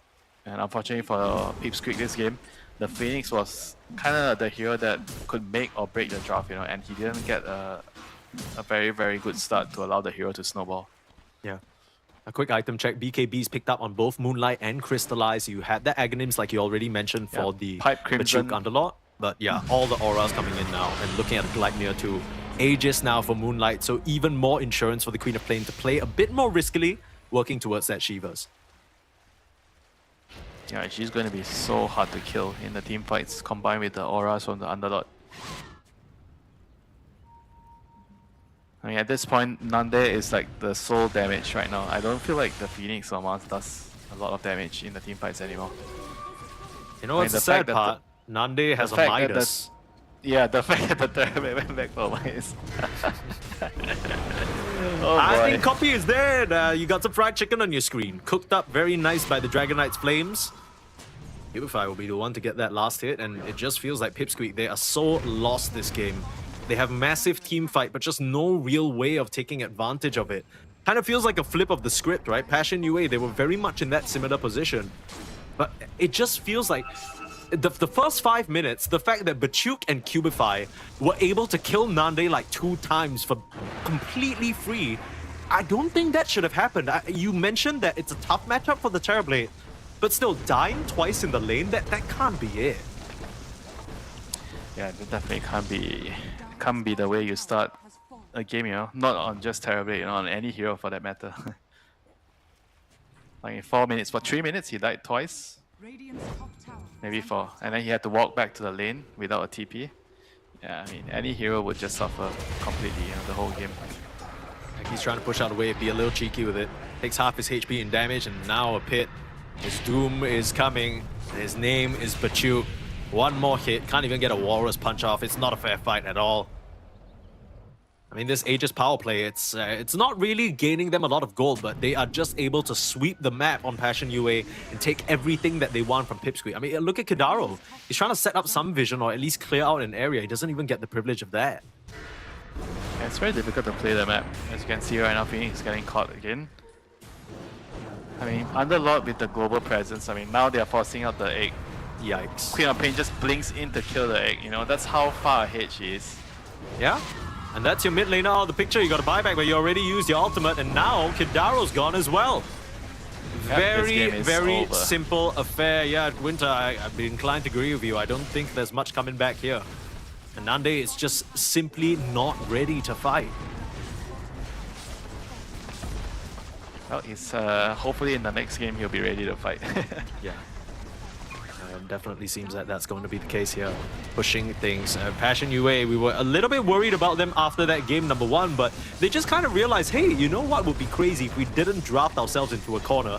Let's keep it flexible. Let's pick one of the strongest heroes in the game to start things off, Dragon Knight.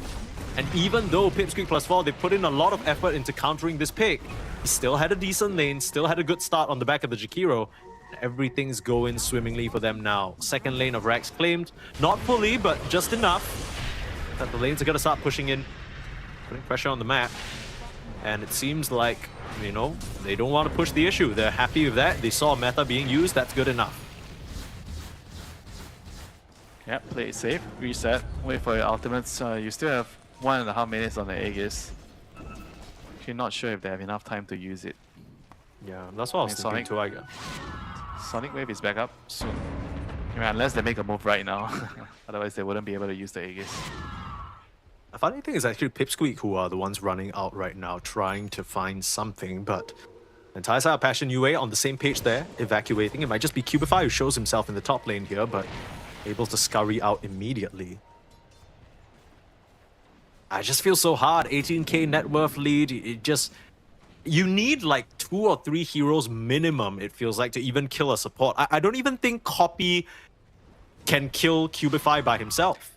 It's just there's like 4 staff, Scurry, everything. Copy is a support right now, Mike. Let's be real. Oh, Winter. That's not very nice. Why is that not nice? It's the fact. Cubify doesn't even die here. Try for a spear. Nice landing. Yayo finds him, but it comes at the cost of your carry. Moonlight again with the BKB blink in. No mercy being shown. They have an idea where Yayo is, but not enough info to chase him down. We'll give that one up. Cubify very happy with that. He'll take that trade any day. My Queen of Pain is not a hero if you want to have mercy or show mercy. This is not a hero you want to play. No. This is a hero that shows you no mercy. What's a merciful hero, Winter? What hero would give your opponents a breather? A Chen mid? I don't know. A Chen mid. I tell you, you say that, and then you got the entire zoo running at you. It looks like Crystallize managed to find that Mars cutting a creep wave. Very nicely done. The TP in from Moonlight to back him up as well. Just shows you how confident they are. Look at them in the top lane. Passion UA pushing with the Jakiro alone. I got a good one. Backing out. That's it. Yeah, I got a good one. Keep up the light. Peaceful. Yeah. How is that mercy? You just get blasted for half your HP if you're behind. He doesn't contest you in the lane. He's happy that you're farming. He's farming. So he shows mercy. I don't know if he's happy you're farming. I think he just... Oh! Did you see that shot from downtown? Buybacks are here.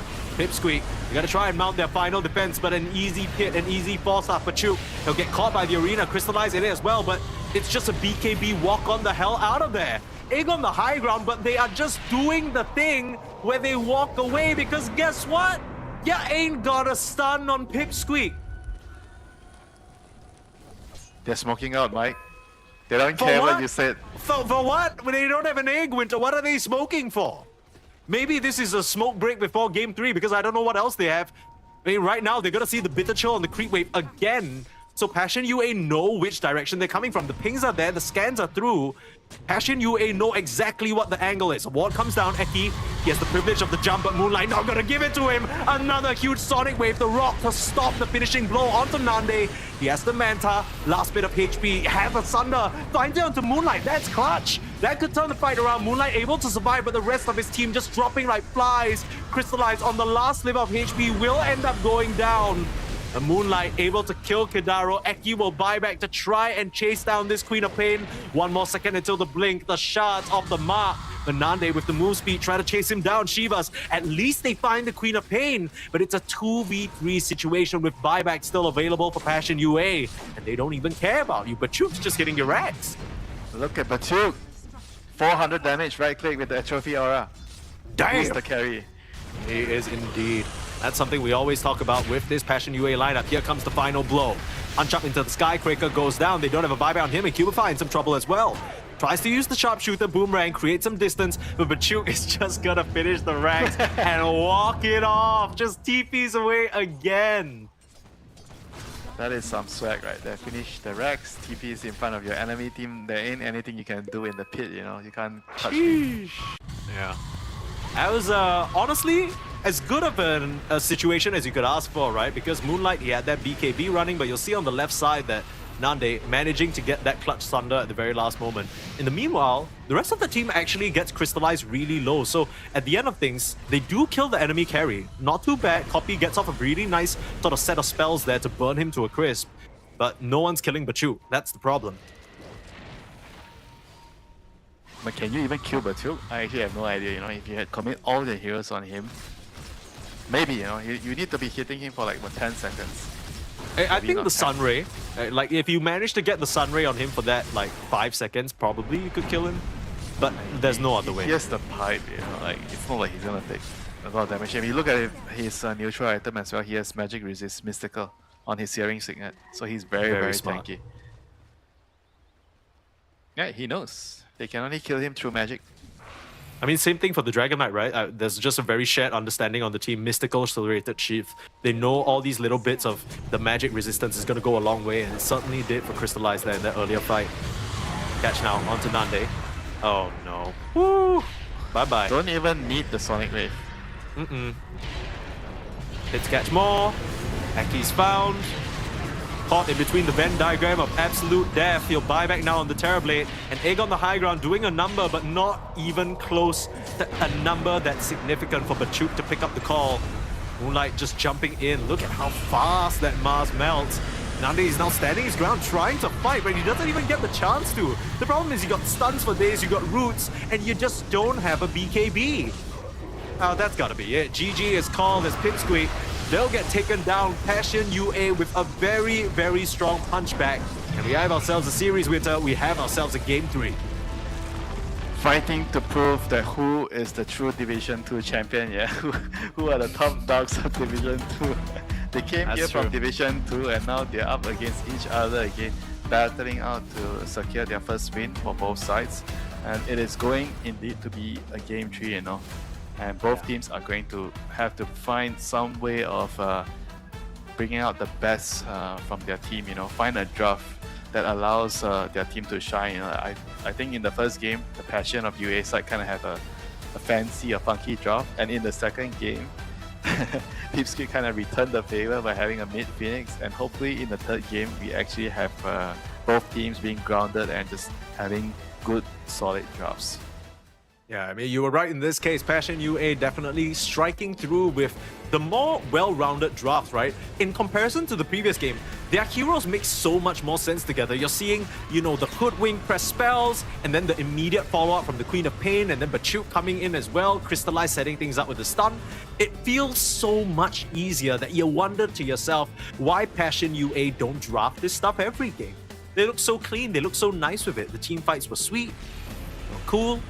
You give Bachuk a winning lane matchup. This is how do you play around a star player, that's for sure. You know what, Mike? Let's hope that they finish the job and we can ask them during the interview. True. I mean, One more either game. way, yeah, I'm so curious whether these teams have like a special place in their heart for each other, because like you mentioned, both of them making it out of that freshly minted Division 2, right? It's not something that we've ever really seen before in Dream League. It's a new thing, right? So you have one win, you got Pipsqueak +4, you got Passion UA, and you got Tidebound all making it through from there. Just kind of giving these teams a chance to compete against the top dogs, but for now, they're still facing off against each other, and it seems like going blow for blow right now. Yeah, hopefully they're gonna bring some more excitement for the last game, for the third game, the final game of this series, and hopefully we get a banger. Yeah, a little bit one-sided both times, huh? I feel like in the early game, a few mistakes, and then suddenly it's just all the way down the drain. There were some moments where it felt like maybe Pipsqueak could come up with a team fight, but similar situation. I find myself repeating the same phrase. They have all the tools, but they're not really able to use them correctly. Yeah, they're just kind of like always, I think, running around with the wrong heroes or insufficient heroes taking fights. You know, I think the Mars was trying hard to kind of stabilize the game. They made a couple of really good moves, and then after those couple of good moves, they kind of like, I think that before the Tormentor, they tried to, I think it was minute 18 or something, they were trying to cross over the other side before the Tormentor spawns to set up, but they were like, I think a little bit not so organized. They were moving in too far forward with the Phoenix and the Tusk, and the rest were like a little bit too far away to connect, and they fed and they lost that fight and they lost the Tormentor. Like, to me, that was the point where the game reached a point of no return. You know, they just threw away too much and they were stuck in a very, very deep hole, and they couldn't really dig themselves out, you know. And then their carry just decided, all right guys, I'm buying a Midas, you know. That is like your carry already literally saying, I'm giving up, you know, I'm just going to hopefully farm until late game and solo carry this game. You know, my teammates are just bots, you know, they can't do anything for me. Yeah, might be viable in pubs, not so much for Dream League Season 27. We have game number 3 for you after a short break. Don't go anywhere.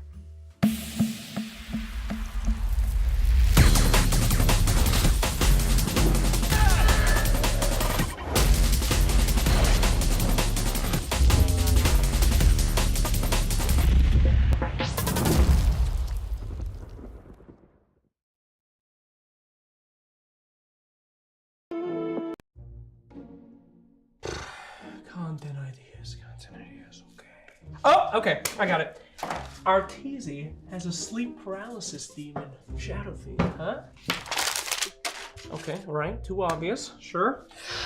Oh, Dota 2 award show! Dota 2's been around for like 18 years. How come we don't have an award show? It's perfect. Well, come on, bro, that's actually a good one, for real. No, it's not a good one. Think about it. Actually, think about it. Imagine what a Dota 2 award show would actually look like.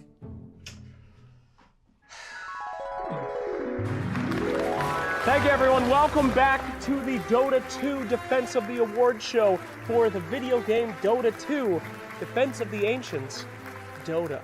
We are here now to announce the winner, but before we get into that, let me remind you one more time of your nominees.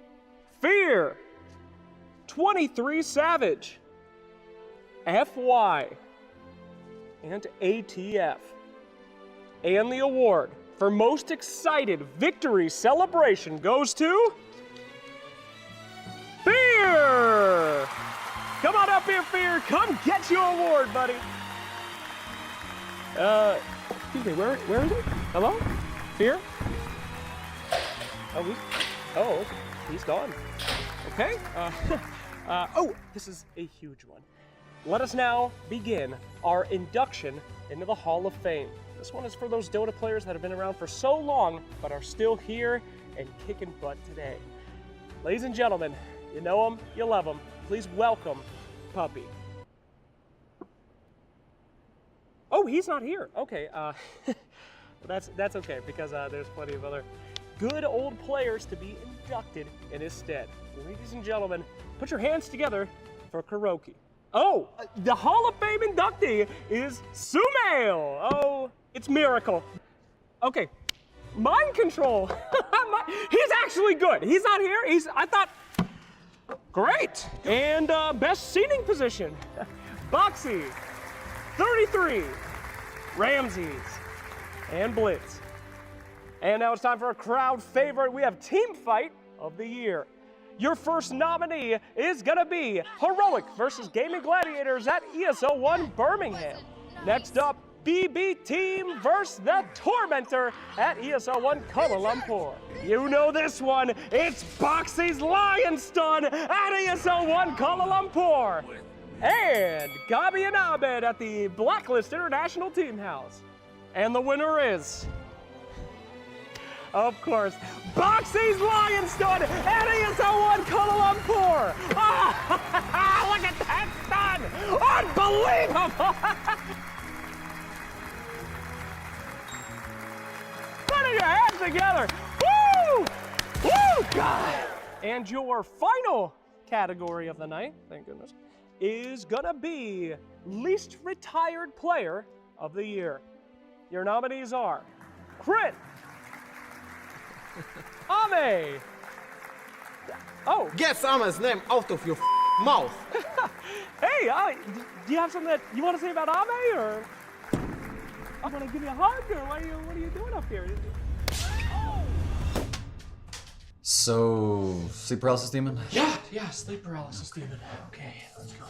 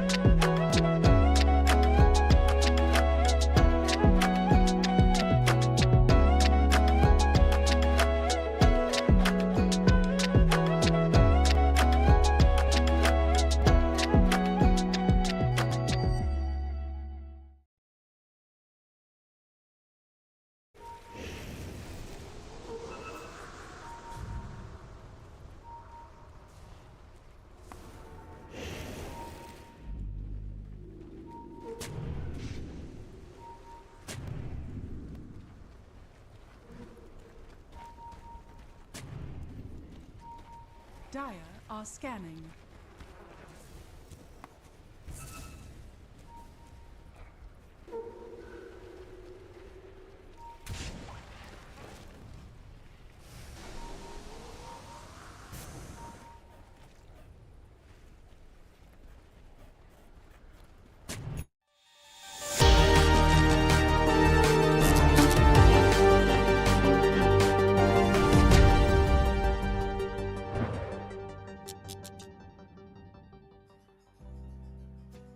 Passion, UA, and Pipsqueak +4, two teams that made it here to Dream League Season 27 through Division 2 of Dream League that we had the pleasure of watching Winter, and now we have the pleasure of watching one of them bring the other down to their knees. 0-1 scorelines across the board, trying to at least get a win for themselves here on day 2.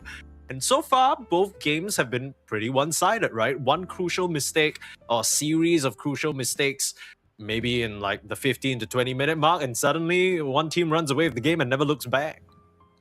It would be really nice if whoever wins, they are able to contest the top teams. You know, it's like a proof of concept. You know, like Division 2 actually helps the tier 1.5 teams, the tier 2 teams get more, you know, opportunities to practice and play against the big boys. And because of opportunities like this, they're able to develop. You know, so yeah, hopefully whoever wins in the end will be able to do really well, you know, moving forward. Sure. You know? I think that's going to be really, really good for Division 2 Dota. Yeah, absolutely. And you talk about the big boys. I think these two, unfortunately, in their first round, faced off against some of the biggest boys you could possibly find, right? Mouse were the Pipsqueak +4 opponents yesterday. Mouse 2-0'd them very quickly. And then Falcons, like we mentioned already, Passion UA were able to take a game off of Falcons, admittedly. As we both agree, this is a Falcons that looks a bit, you know, off their usual power level. But you know what's funny? I was watching the main stream just now for Dream League, and there was a segment where they asked every single team to rate their opponents. Like, who is the first seed overall if you had to sort of pick? And everyone other than 2 teams, so we have 24 teams here in Dream League Season 27, only 2 teams did not rank Falcons as the first. Every other team in this tournament believe that Falcons are the favorites. Even Tundra believe that Falcons are the favorites, even though they're the ones who have won the most recent land. So Falcons, you know, that's a story for another day. They are currently 2-0. So they will be staying in the sort of top end of things for a while. Meanwhile, we're here trying to figure out who's surviving. Pipsqueak +4, they're going to get that Shadow Demon back in their arsenal. Start off there, but Passion UA switching gears, going for the Pangolier to begin. Yeah, Pangolier. Very, very nice hero to find that pesky Shadow Demon behind enemy lines. You kind of have to worry about also the Purge removing your shield crash stacks. I think that's pretty much it. But overall, Pango is a nice hero against Shadow Demon. Let's see what they pair up with the Shadow Demon. We've seen Shadow Demon plus Centaurs being really effective. Any tanky frontline, you know, Shadow Demon DK, Shadow Demon Primal, those are the ones that I kind of like having on my team. If you are SD, you either want a hero that you can make copies of with your Disruption, or you want a hero that you can put your Disseminate on. Yeah, for sure. And if all else fails, at least somebody who can farm some stacks, because goddamn, Shadow Demon can make stacks. Yeah, of course, right? Farm. Yeah, sure. Yeah. If everything else fails, I'm the carry. Yeah, no, literally, because I'm thinking like, you know, sometimes you pick something like Shadow Demon and then your mid laner something like a Skywrath Mage. You're just like, damn. Okay, I don't know what I can do for you, homie. Like, it's not gonna pan out very nice. Yeah, make stacks. The Centaur. Make stacks for yourself. Yeah, I guess so. Get that net worth, King. Get that Aghanim Scepter at a record-breaking speed. Centaur is banned out. Abaddon and Ursa will get taken out as well. Timbersword. So very, I guess, stock standard bans. The Juggernaut still in the pool. The DK still in the pool if teams want it. Gyro as well. Just some of the high-value stuff that these teams have looked to. What do you want to pick against a Pango? Something like a Primal Beast, I think you were mentioning earlier on. Primal or, I think, Juggernaut? Slaughter? Those are the few heroes that are really good. For like the mid lane matchup though. Oh, mid lane matchup, Slaughter definitely. Slaughter is the one that beats Pango. I mean, any I thought hero coming that into has... this, yeah, sorry, you said. No, you go ahead. You know, I'm just a slave here. I am the No, support hero. You know, you no, are the okay. core- Look, don't even start. We're both support players. Don't start that shit. No, I was gonna ask because since you mentioned it, I thought that Slada was a hero that was super relevant in the meta, but we just haven't really seen any of these teams pick it or even ban it, right? Like we have stats at the beginning of every draft showing us the most contested heroes, and Slada's not up there, surprisingly. Slada is still like I think a very team dependent hero. Some teams they don't have a flex. I think whenever you don't have a flex, the hero loses a lot of value because the value of the hero is I think on the fact Like that mid you or can off open, lane type thing? You can open or even support, you know, but not the best on support, but you can. Jeez. I think Okay. it's tied to the fact that you can move him around the lanes and you can mislead your opponents or just hide it, you know. It's like a Pangolier. You pick it early, you can move it to 2 lanes and it doesn't really reveal too much about draft and you can adjust him accordingly. Even though, yes, I agree, a lot of people are saying, why are you not putting Slada mid? You can abuse the innate, you know, in the water in the mid lane. If you put him on the side lane, he can't really abuse that. I get it. I am just saying the hero is valuable on the draft because he can be moved around if it's needed. If you get a good side lane matchup, your enemy picks a Juggernaut and you have a Slada on you. Why not? You know, just put your Slada there and bash the Juggernaut on his head, you know. Any melee call, you know. Lifestealer, Juggernaut, just bash. As Pugna to try and, you know, I guess avoid the physical damage coming out from Passion UA. But I feel like we've seen this movie before, Winter. You remember a recent time where we saw Shadow Demon Pugna support? If your cores don't get off to a good start, you're gonna be doing nothing for a long time. If your cores get off to a good start, you'll be taking towers for a long time. True. A little bit of a all-in type situation here.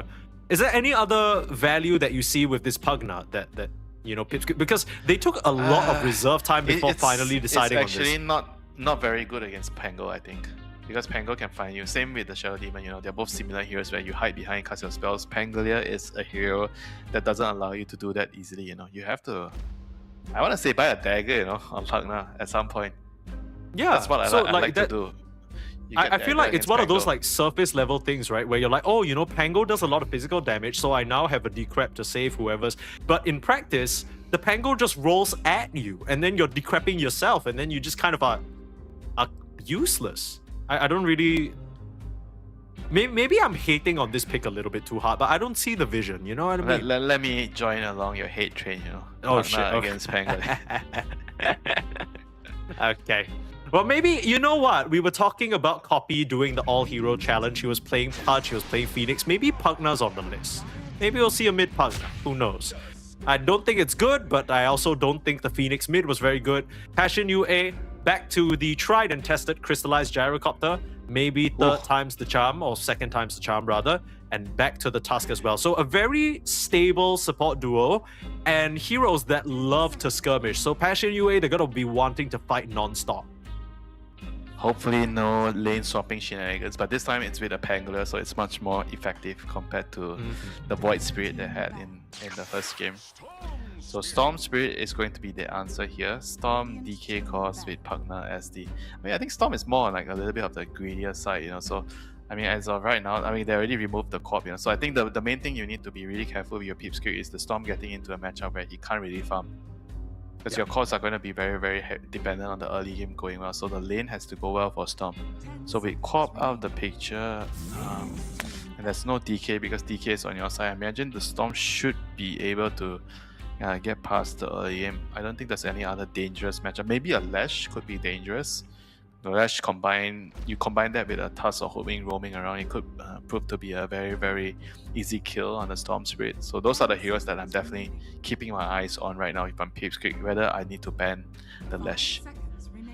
I still feel like Pipsqueak needs something to bring it all together though, because yes, you got that Pugna Storm sort of duo, like the mana battery per se, but I feel like most of the time with Storm you want a hero that can follow up a little bit, right? You don't want to rely fully on the Storm to make these kills happen by himself, especially not into so much magic damage and potentially the snowball save as well. You want a Primal type of hero, but then Primal will give Gyro a good lane.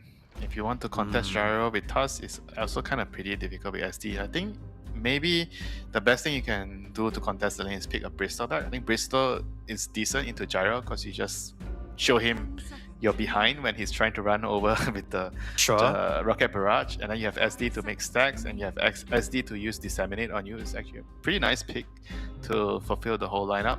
Like you need a front line for Storm, you know, so that you can protect the Storm. And Bristol back with Pugna actually works wonders, man. Yeah, that's true. Although I guess you'd have to be a bit wary about the break coming in from the Hoodwink, but that's about it, right? Everything else, you just turn your backside and you should be all fine. At worst case scenario, even if you do get broken, then there's the Shadow Demon Disruption that Kidaro has shown to be very handy with. Bail you out for those few seconds that you're broken, and then once you come out, it's back to business as usual. I mean, if they want something more normal, there's like I think there's still like the Underlord, which Patch and VA side proved that it could be a very good pick against some of these carry heroes like Gyro, TB. I think Underlord is still in the, but they do indeed ban the Leshrac, so they don't want to give away the Leshrac Tusk combination. Yo, this is why they pay you the big bucks. This is why they pay Winter Dota, ladies and gentlemen. This is why they put him on panels at TI. Okay, this guy is serious business. Quick, predict the last pick for Passion UA. What are they doing? Why are you trying to do this now? You're trying to screw me over right now. Okay, let me. No, you've had a great track record. Even if you mess up the last one, I don't think anyone will blame you. No pressure, yeah. No pressure. No pressure. It doesn't seem like there's any like mid heroes that can use. Do they just go Pango mid, you think, and then pick an offlaner? Yeah, I think they should pick an offlaner. There doesn't seem like any mid heroes that would strike me that I want to pick it right away. So the Doom in there is the choice. So this is like a overall, I think, a pretty solid choice. Super Tuke. You can silence the Storm Spirit. You have percentage based damage against DK, against Underlord. I mean, the downside is Underlord builds a pipe, right? So you kind of it's going to be hard for you to kill off heroes. But overall, I think this is a pretty reasonable pick. It stops the heal from the Pugna. So another thing to take note of. The lane with the Hoodwink is pretty nice as well. Doom and Hoodwink. I think Falcons is the other team that has been utilizing a lot of Hoodwink plus Doom lanes. Very, very potent. Very easy to kill heroes in the lane. And you're very fast, right? You have the drum, you have the phase boost, you have the talent. You find a Cobalt creep. Yeah, you have the Cobalt creep you need. You have the SMY if you want to. I think the hero can be very good when the enemy has no stuns on their supports. You know, I kind of like playing Doom when there are very limited of spells that can control me in the team fights. I can just run around with my Scorchers and kill everything. And if you look at Pipsqueak, apart from the Shadow Demon Purge, where I think that is the only thing that he really needs to be very wary about. The other heroes don't really worry the Doom too much. Yeah, I like this a lot. I mean, at some point he gets a BKB, he's essentially impervious, right? It's just Nande with the physical damage that's going to threaten him. I find myself once again liking the Passion UA draft. It's hard to feel fully that way because we've only seen Crystallize maybe have a bit of a tougher time on the Gyrocopter. We haven't seen a superstar Crystallized Gyrocopter performance just yet, but a bit more of a normal mid hero for copies. So boons on both sides here as we get into game number 3. This is the 0-1 bout. So both these teams desperate to get themselves on the board here. It is a Swish stage format, so every single one of these wins matters. It's not like round robin where you have so much time to figure things out. It's kind of funny how it ended up this way, right? Because Winter, we were talking about how Division 2 gave so much opportunities for these two stacks to learn a lot across the group stage, and then you come into the main Dream League and they're like, yeah, 3 losses and you're done. Yeah, I mean, overall, I think this is by far the best draft from both teams, you know. I think you compare this to Game 1 and Game 2, this is the game where I feel like both sides have decent chances with their drafts, you know. In Game 1 and Game 2, I don't think I can say that. Yeah, I'd agree. Would you also agree with me in saying that you think Passion UA has a bit of the better draft here, or do you think it's just flat out even? 60-40, yeah. I think I would agree. To Passion UA? Slight edge to Passion UA. So I think with the Gyro and the Pangolier against the SD and Pugna, they have, I think, the better early game, whereas the DK Storm Underlord trio is a bit slower, I feel. They need to farm a little bit more. So yeah, I prefer to be on the Radiant side. Checking quickly whether there's any interesting facets. I guess Drinking Buddies is something to call out, even though we've seen a lot more tasks go for that, especially with heroes like the SF, like the Gyro, right? Only with Gyro. I think it's only with Gyro. Can you pull people out of the pit? Like if you're outside of the pit and then you drink in... Oh, that's convenient. I can pull you out of your home and send you to... Never mind. I mean, that's kind of what usually happens, right? If your friend asks you out to a bar, you do get pulled out of your home by your drinking buddy. So I guess it's thematic. Yeah, but you have to pass pass inspection, someone like me, I'm married, I have to pass the front door. Hey, Yeah, I'm about to go to the bar. the drinking buddy is not enough. You get stopped by what we call the wife. Yeah, the security guard, Yeah, just your front door is being The guarded last time. bouncer. No, that's why. You guys wonder why Winter's a homebody. It's because he can't actually leave the house physically. Cracker and Crystallize putting a lot of damage onto Yayo. The drinking buddies at level 1 is awkward to make work, but uses the shots to lock in the Underlord and just pump in the damage. Very nicely done, putting Yayo at a very low HP. Yeah, it's not very good in the early stages, the drinking buddy, compared to tag team. Laning is weaker. You kind of have to be a little bit more defensive, lacking damage. Yeah, but overall, once you get levels and you get into the mid game, then you have the Solar Crest, you have the drums on the tusk, then you just keep buffing the gyro, then it can be really, really strong, especially when you're sieging. You stand in the tower, you have the drinking buddy buff, you have the solar, you have the drum, and you feel invincible. Exactly. And then you add So what are you add some auras on top, like with the Doom, the Wolf aura. Yummy. I still feel like this draft mirrors what we saw last game, where even if Crystallize isn't that be-all end-all carry, it feels like the Doom or the Pango could kind of step up and be that pseudo damage dealer, pseudo carry as well, which I like very much. Oh, Eki? Is that first blood? Last little bit of damage, couldn't find it. They'll be able to salve up. Yeah, stats built 3 branches and 2 circlet, very tanky. SD is actually a very tanky hero, he has a very good strength gain per level. For supports, 2.6 strength gain. Like how many supports actually get that much strength, per level? Yeah, and then on that's top so of things, surprising. you have a 10 strength talent at level 10. Why not? You give the hero that has a good strength gain even more strength. Yeah. I always say you gotta build on your strengths. In this case, it's a literal situation. Yeah, how is that fair, How is that fair? I mean, I think that's easy to say, but like... Like, a lot of the times, 10 strength or not, somewhere in the mid game, like I don't know, like a Pango jumps on you, you die in 2 spells anyway. So what's the real difference? Bro, you don't understand. Sometimes out of 10 games, there will be 1 or 2 times it makes a difference, and then that's when you turn and you win the game. Okay. Never underestimate the 10 strength, Mike.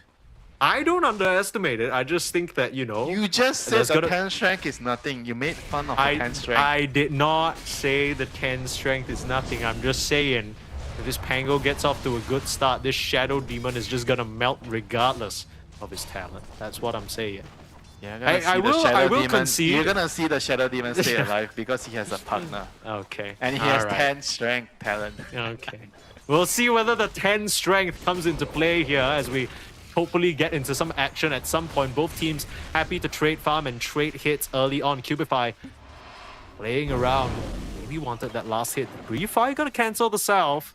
That's a bit annoying there for the Hoodwink, but at the end of the day, his Doom is still farming okay, right? It's not ideal. 14-3 to the Dragon Knights, 21-6. You're not too sad about this. You're not being pushed out of the lane. You're getting good levels. That's all the Doom really needs. Dire's middle tower. Does he have any interesting creeps to eat Oh, right now? that is a nice gank. In the mid lane, you got a disruption. Actually opt to disrupt the Pango. Who's Try and put ganking some who? damage out onto Craker. Moonlight coming through with a double jump. Last second, needs a few more kits, but now he's under the tower. Things have gotten kind of awkward. The mana stack starting to build up to 6. Amplifying that damage that the Pango is taking, and Copy got to be able to snatch away himself the second Water Rune. Very Fancy close footwork. affair there. Dodging the swashbuckle there. Very, very important for him to survive. Is Cubify dead? Who's dead? Oh! Alright, Okay. they're both dead. That's what we I want to guess see. best case scenario, yeah. Both supports. It's not just the cores killing each other, it's the supports that are killing each other. Yeah. Neck and neck. What you want to see. Cubify does Game get that 3. last hit first though, so it is first blood. Benefit to the Hoodwink. Loses out on the XP but gets a bit more money. Oh no! What? Kidaro cancelled his TP by accident. Why did he do... Oh my god. Come on. Kidaro! bot lane. Meanwhile, disrupt. Level 1 pit.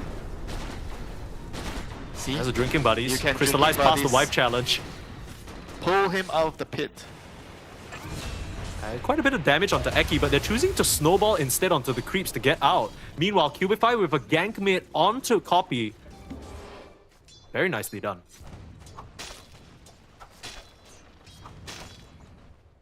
Big kill. on They the did. Storm Spirit Oh, they before he didn't even gets need to level use the 6. Rolling Thunder too.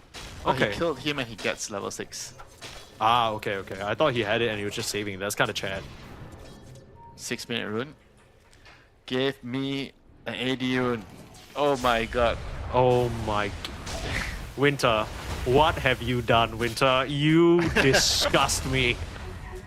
What the hell? Imagine in our games, if you play, and I'm telling you, it is going to be a regen rune when you're low, and it happens. Is it like... Are you cosplaying Oracle? Is that what's happening? I mean, you have the glasses for it. Rolling Thunder. Trying to put this AD rune to use, but the Storm Spirit's already level 6, so it's an easy zip away Yeah, for he him. Just got level 6, one creep. Yeah. I hate playing Oracle, just so you know. Yeah. No, You've been telling me that's, about, I don't understand you, Winter. I need to have more conversations about you. I'm trying So to... there you go. Now you know a piece more about me. I don't play Oracle, I hate Oracle. Thank you. You know what I know though? Nande is probably dead up here in the top lane. He's trying to scamper away. Last minute Lotus. That's nice. Moonlight missing the swashbuckle as well. Very, very close, but Moonlight keeps narrowly missing these attempts. It's a bit awkward for the Pango. He's now rotated up to the top lane. Bone dry on mana, nothing much else to do. Not really what you want to see. Yeah, it would have been nice if the gyro actually connected to this move, through the gates. He's level 6, Like normally these are the times where you start moving as gyro. Cubify almost getting a solo kill onto Kidaro again. This has just been a 1-to-1 beating on the Hoodwink side. Showing his Grandmaster badge is not just for decorative purposes. Yeah, Hoodwink is definitely one of those heroes where you need a lot of practice with it to be proficient. Yeah. Bushwhack. Immediate doom. Bye-bye. You are dead, my friend. Yeah. Some might say he's doomed. Some might say that's a very good joke, Mike. I guess you wouldn't be part of that. Another piece of lore unlocked for Winter. Poppy trying in the mid lane, going aggressive with the backup of this Pugna. The Cubify's now TP'd in. Nice haste rune though.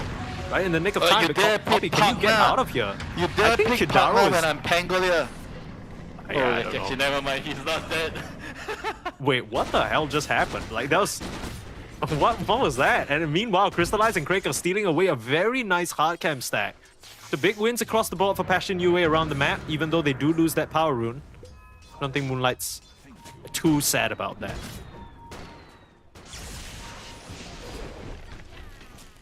Good push right in. Controlling. What's the happened? Storm. But that cooldown, probably, Winter, what the hell is happening? What is happening? Like, I feel like in the past 2 minutes, we've just seen people cast spells around the mid lane and nothing has got, like, they're just missing spells relentlessly. Points for effort, Mike. Yeah, Gotta that's give true. them credit. That's true. Okay. If you try hard There you go. enough, eventually you'll land those, eventually. Yeah, you gotta get the practice in, I guess. Just warm up. Game 3 warm up. Yeah, yo. Yeah, yo. Uh-oh. Up, Guess whoa, what? whoa. Another Where you bushwhack. going? Can they chase through the pit though? This is a bit scary, especially the Wow. TPs on the supports coming in. And just like that, another swing and a miss. Seems to be the theme of this game so far. Yeah, your gyro has no rocket barrage, so he doesn't really want to fight. Oh! Yeah! There's We some didn't old school actually... build. Kraker's level 4, he's gonna get hunted down by this Dragon Knight. They would love to find that gyro, but they're turning around for the support instead. Drinking Buddies, Crystallize this time around, he's gonna help the Tusk out. Roll towards Eki and get the kill on the Shadow Demon, surviving on the Tusk. And that's again gone wrong.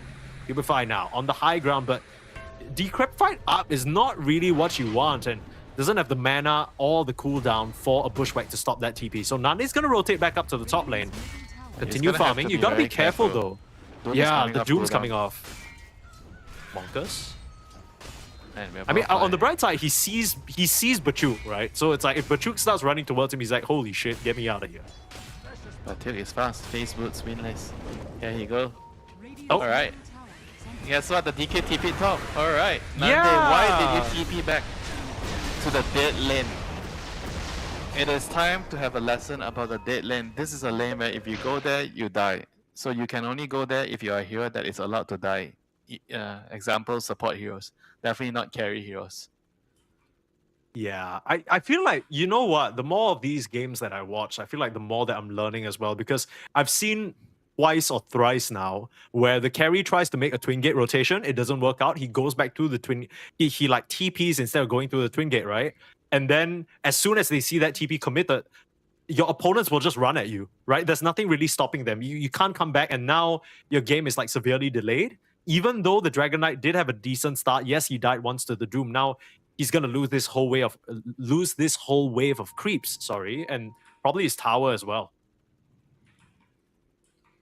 Yeah, more importantly, you never really want to die twice here in 10 minutes as DK. This hero is so momentum based, right? You are playing on your timings on the dagger, Master of Madness, armlet. You want to get pick offs with those builds, and every time you die, it further slows down it by like 1 or 2 minutes, and it's going to lose a lot of its effectiveness, right? If you don't have those timings to come out to join fights and get kills, and then it's going to be difficult for a team to create space for you to farm to your next timings, right? Your BKB, your Daedalus, and whatnot. So it's very, very crucial that you do not give away kills like this, you know, as a carry player. I mean, this is, I think, really, really bad for the game, you know, of DK. Even though if you look at the net worth, it seems like he's still doing fine, right? If you look at his net worth comparing it to everyone else, he's not too far away, 200-300 gold, but it's going to grow even bigger because he doesn't have TP now and he's going to lose the tower. So things are going to start to snowball out of control.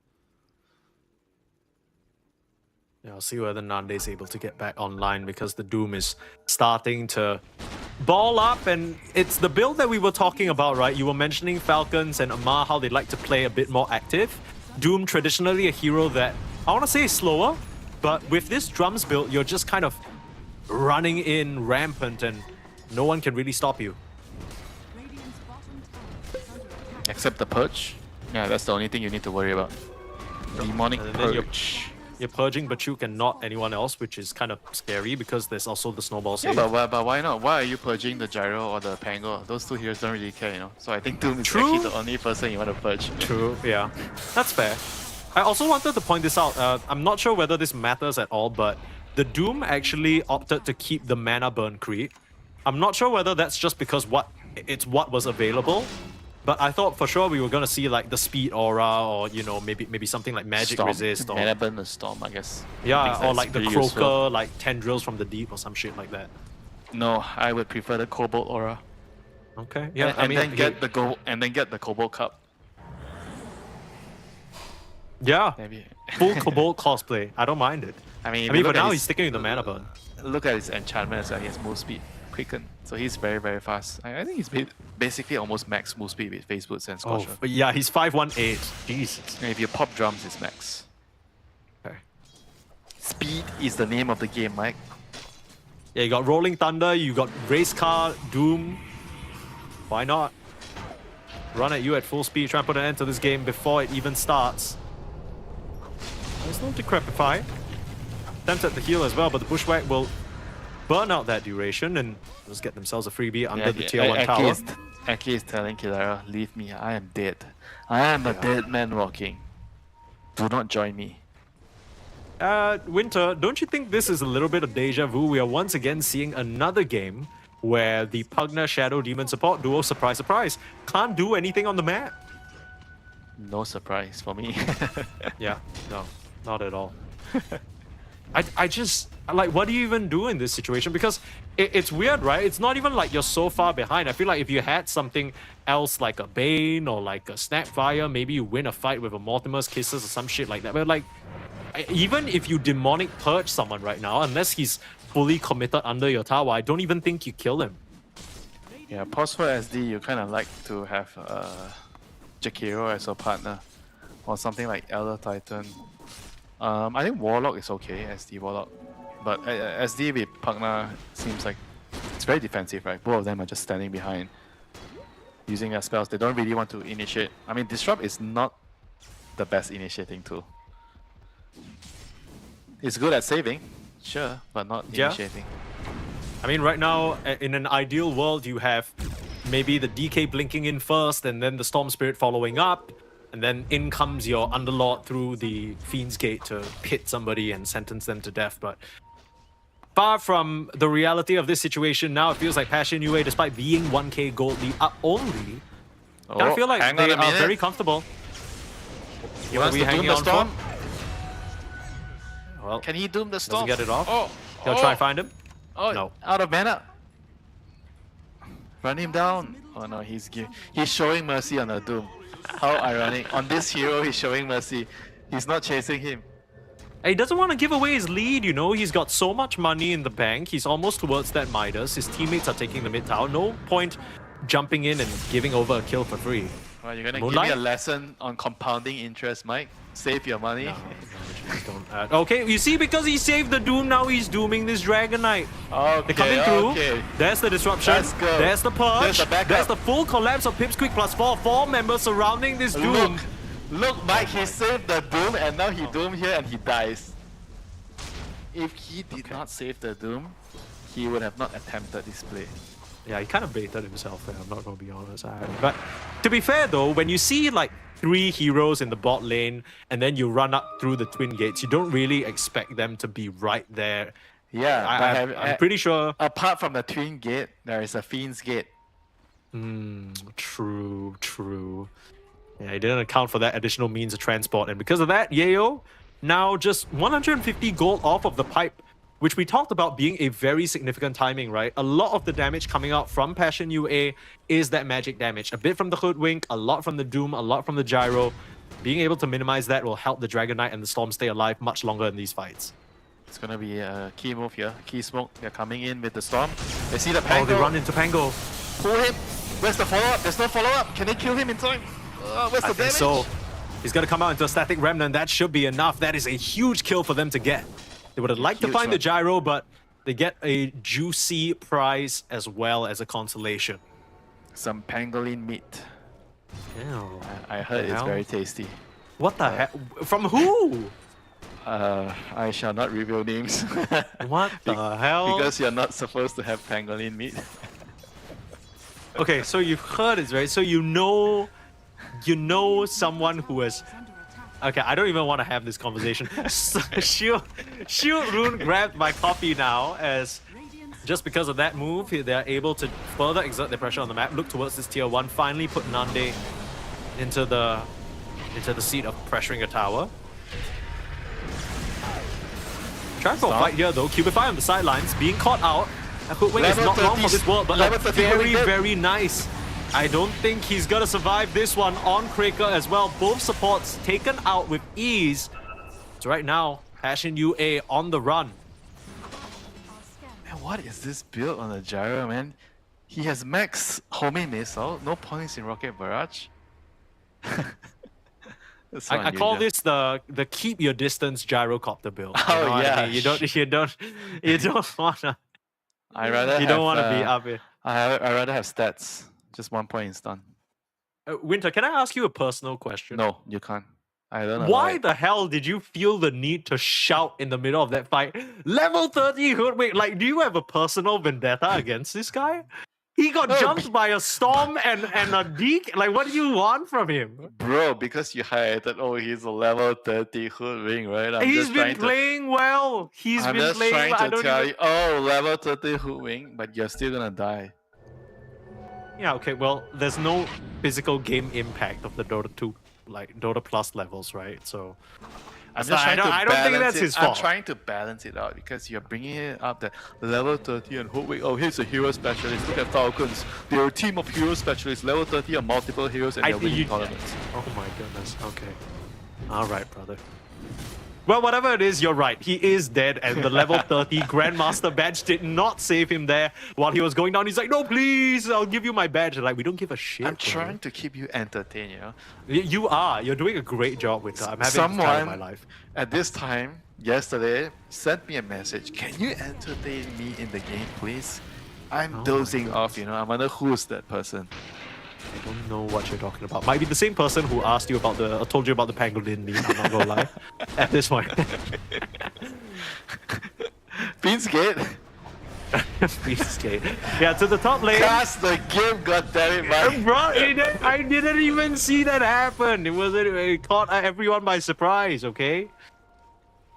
Okay, 18 minutes. I mean, at this point, I thought for sure that the They're Doom looking would for the gate, be Mike. able... Look at them. They're trying to gank the gate. Why are they doing that? It's just Crystallize alone here. I don't know who is they. Roll towards the creeps. That's a nice save. They are late, no Mike. pit just yet.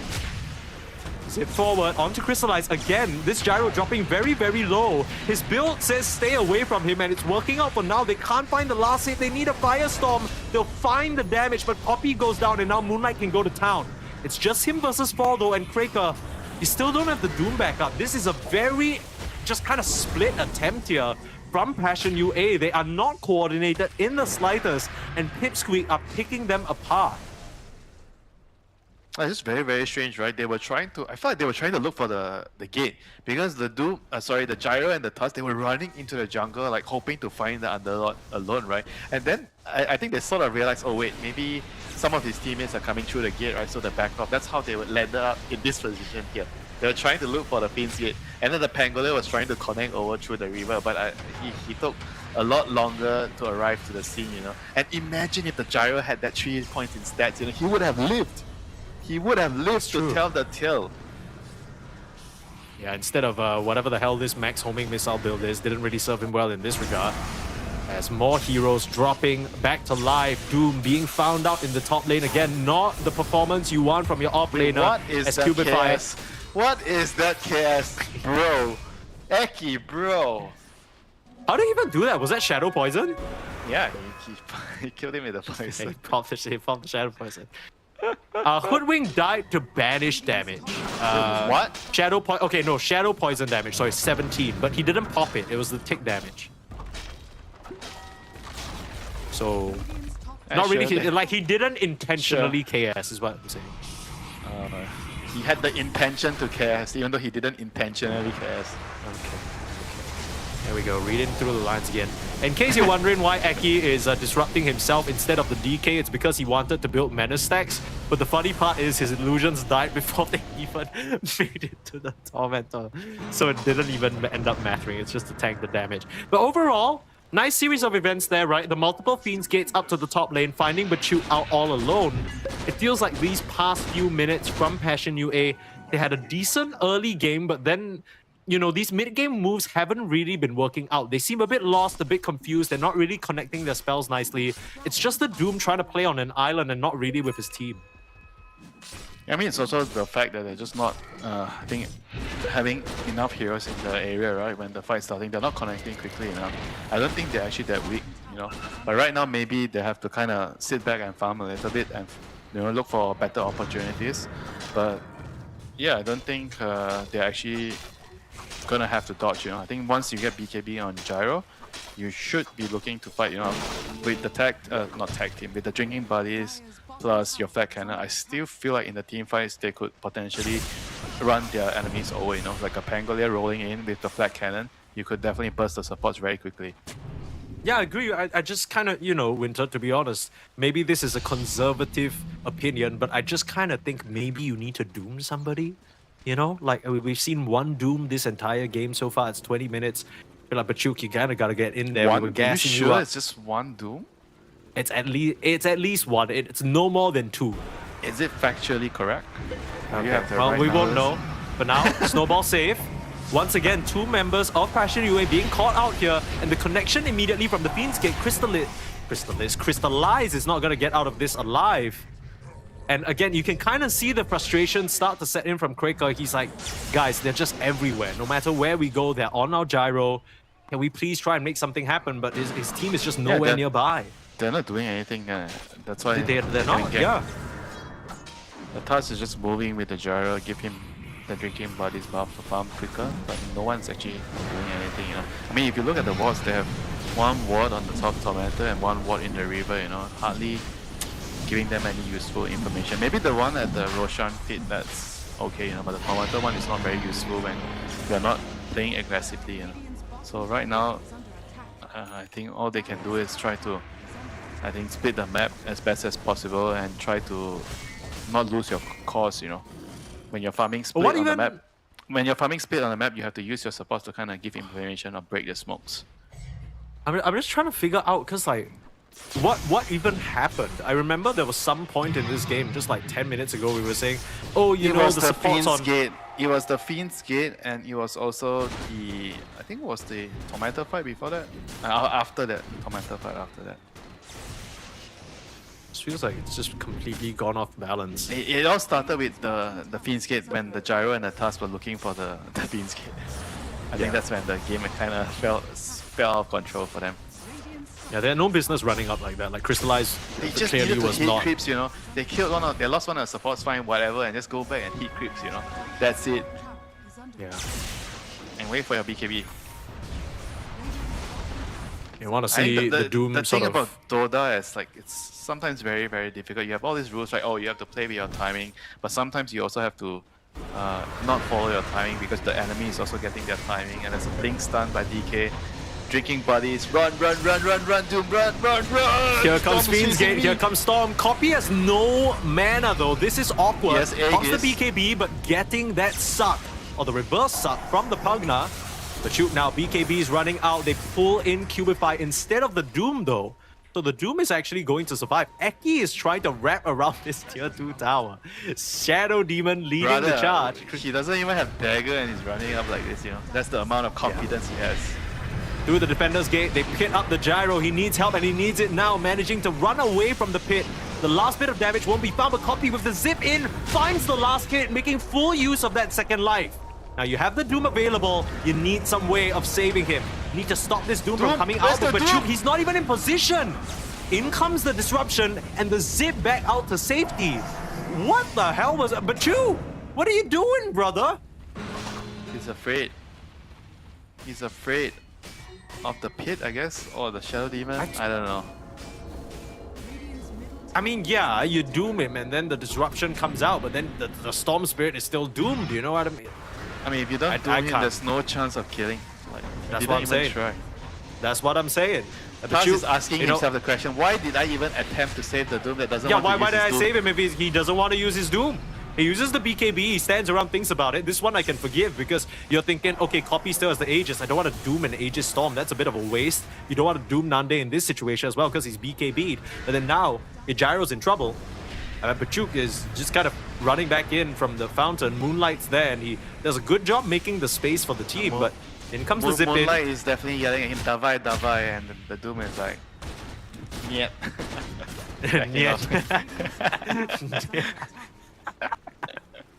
That is exactly what the team comms sound like. I'm very sure. Thank you, Winter, for that. 15k gold lead for Pipsqueak +4. How quickly everything crumbles. Let's copy.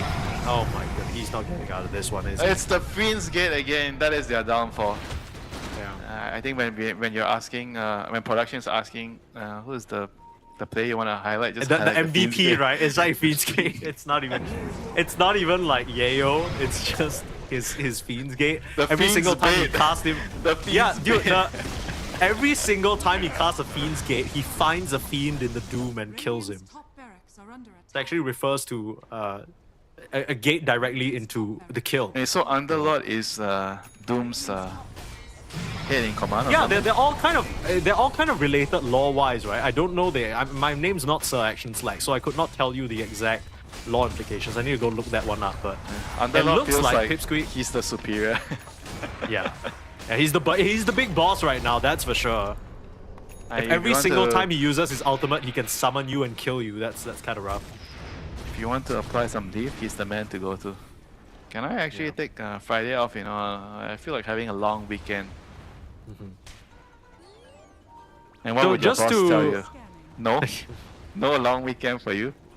I think if your boss was a demonic underlord from hell, he would be like, die, and then he would kill you. Which is exactly what's happening in this game. Also, it might be a bad time to remind everyone, but in case you guys weren't watching Division 2 back when these two teams faced off, the previous time they did, Pipsqueak also took a very convincing 2-0 against them in the playoffs. So overall, this result is not really surprising, but it is probably a bit frustrating for Passion UA because they've played against this opponent so many times. They've sort of seen these players across a few other different tournaments as well. Jumping in onto Kraker, this Tusk is in big trouble. The pit's there. Nice rolling thunder, holding down Yayo, but disruptions there as well, and Copy will just zip into the backline and finish that off. Yayo still alive there with the suck. The Pango will try and interrupt, but they just have run out of damage. Rolling thunder is over, but Chu, he still has the Doom available, but he has yet to throw it out onto anyone. Now trying to turn towards Kidaro, but his allies are already dead. Brother, press your there's the Doom! Finally! And GG. Well played. Doom is out. Guys, Copy gets a rampage. Guys, I don't understand. Why would you just... Okay, look, memes aside, I think it's really easy to point at the Doom. Oh my god, Copy, are you okay? He looks so frustrated. He had like he just had a rampage on Storm. He looks like he's just suffered a casualty or something. Did you see that? He looks like a man just ending like a 17. He looks like game. the guy who played. If you told me, if you gave me his player cam and you're like, which player is this? I'd be like, that's Bachut right there. That's me after that Doom performance. I would not be pleased in the slightest. But he's like, he's literally 8-2 and 10 on the Storm. Yeah, he's like upset he has 2 deaths. No, he's upset that he couldn't continue his all-hero challenge. He's back to regular mids. Yeah, he was playing the Pudge, he was playing the Phoenix, and then... Do you know every player has a daily token that once a day you can only request something out of the ordinary.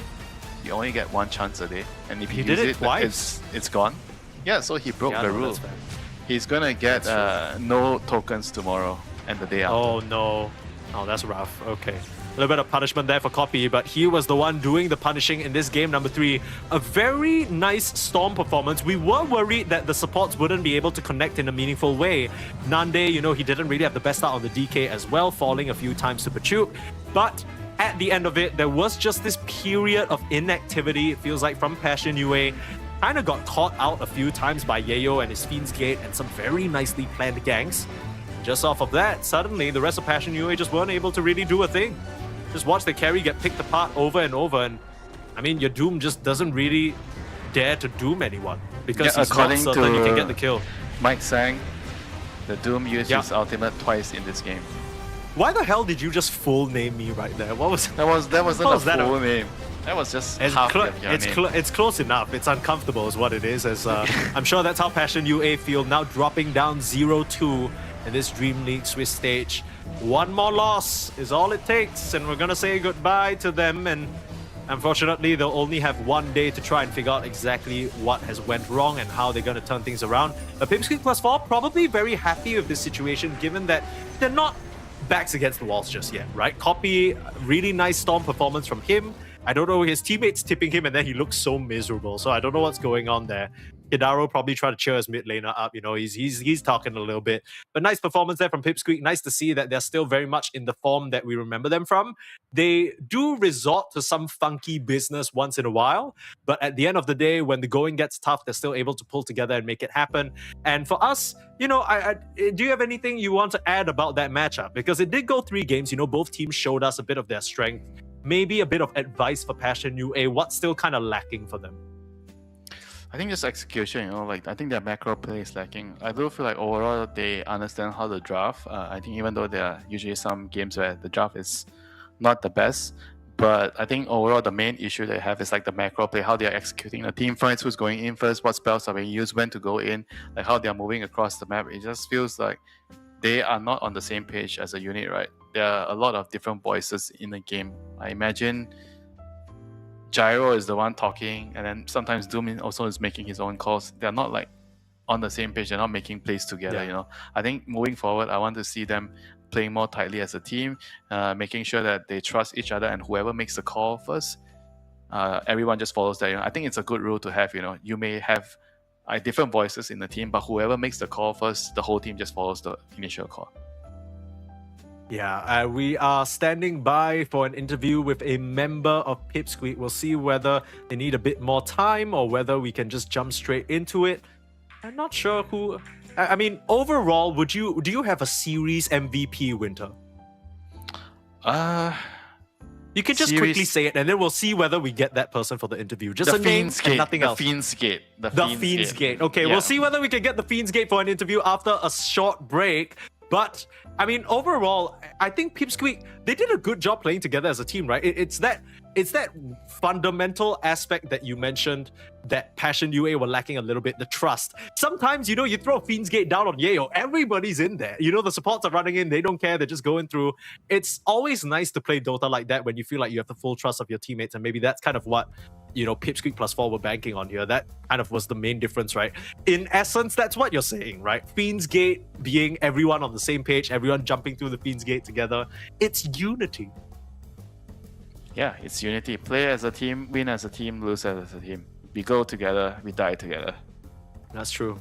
That's true. I mean, there were some moments in game number 2 that were disjointed, but I'm glad that Pipsqueak +4 were back on the same page. And yeah, I'm glad that they're able to kind of still very much play their style of Dota coming in, because I remember us briefly talking about this team in Division 2, right? They had a certain flair and they very clearly have their own style, but we were wondering whether they would be forced out of it once they came to Division, or rather the main Dream League, whether these top teams would kind of put the pressure on them to conform a bit more, but they've still stuck true to their shenanigans, right? And maybe part of it is Copy, of course, coming in the latter half. He's looked really solid as a mid laner. That Game 1 Punch performance, stellar, and this Storm as well. I mean, he's definitely one to watch. Yeah, I mean, he's like a player that has a very unique hero pool. I mean, he's known for his Tinker. I've seen his Tinker quite a bit. I think he plays a bunch of different non-conventional heroes. He plays them really well, but he has to figure out what is the way to balance his hero picks with the team. Okay, so the waiting is over. We have none other than the lovely Kadaro joining us for an interview from Pipsqueak +4. Kadaro, can you hear us? Yes, I hear you well. Do you hear me? Yes, you Perfect. sound magnificent. And Wonderful. that performance from your team, best of 3 went the distance. It got a little bit messy in game 2, but you got through in the end, and now with a 1-1 score, so you guys must be feeling relieved. I have to ask though, you got to tell me, what's the deal with that mid-Phoenix last pick game 2? What was the plan there? What was the thought process? Well, basically, it was my decision, my idea. It's I see a lot of strength heroes. I see a good matchup for Phoenix on mid, because I know it should be going well. I'm like, okay, let's just go. We wanna get more damage on it, so we can play first number, play first tempo, and then the game starts. We take in 3 runes, things are looking well, and then suddenly we start dying on the lanes. We're dying top. He somehow managed to die mid, and we're just the early tempo is falling apart. Some panic mode is starting up, and instead of connecting all together, we start running like a headless chickens, and that's when the Phoenix is a chicken in the end. So. Yeah, it didn't really look. It looked a bit cooked at the end. Winter, you got any questions for Kadaro? I just want to ask, I just want to ask, since Division 2, your team has come a long way, and what would you say is the biggest progress that your team made, from Division 2 to here? What is the main thing that you guys improved as a team? Oh, it's a very good question. I think we were trying to improve on everything at once at some point, and then we realized we were overcooking, as you said, and we started just looking at things step by step, trying to make our hero pool a bit smaller, try to focus more on our communication, try to focus more on objective. I mean, as much as players don't really like to talk about what is the big things on the map that makes us win, I'd say we started focusing on those win conditions, I would call it.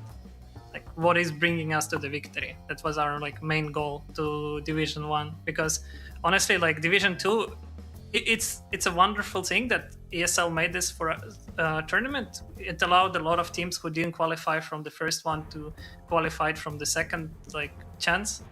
They even get a third chance. Was 2 seasons of Division 2, so it was cool. And yeah, we came out third. We lost to some teams, and we learned from our mistakes and trying to get new mistakes so we can learn from them as well.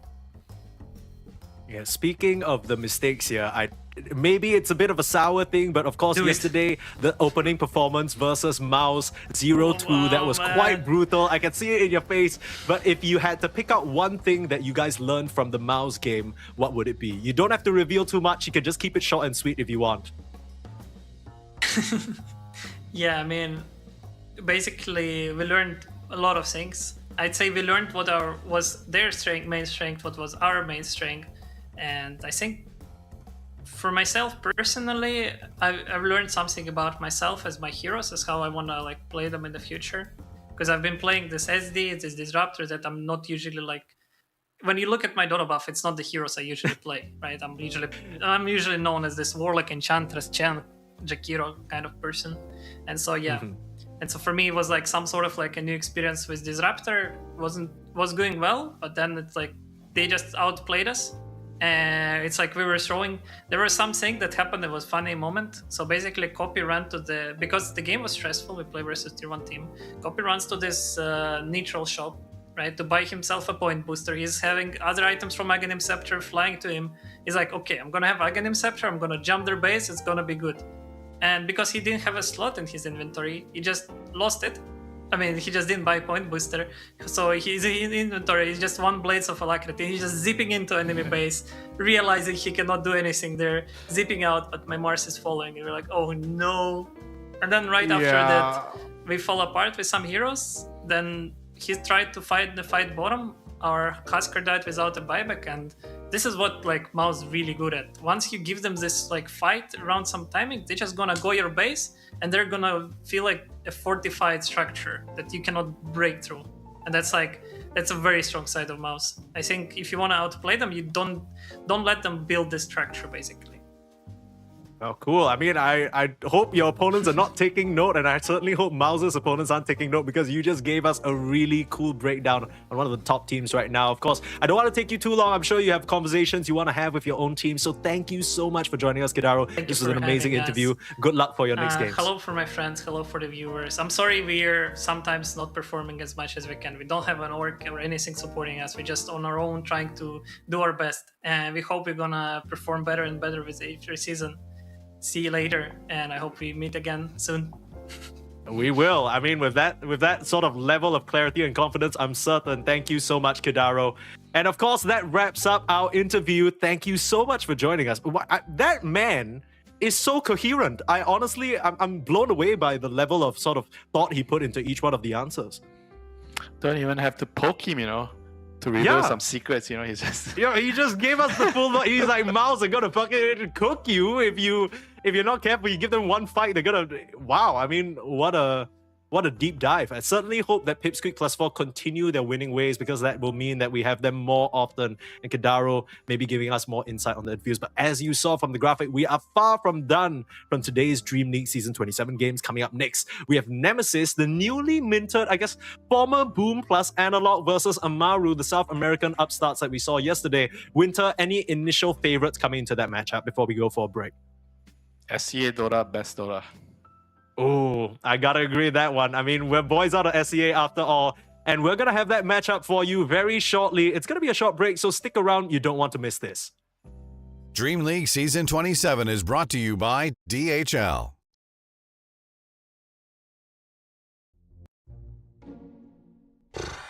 Content ideas.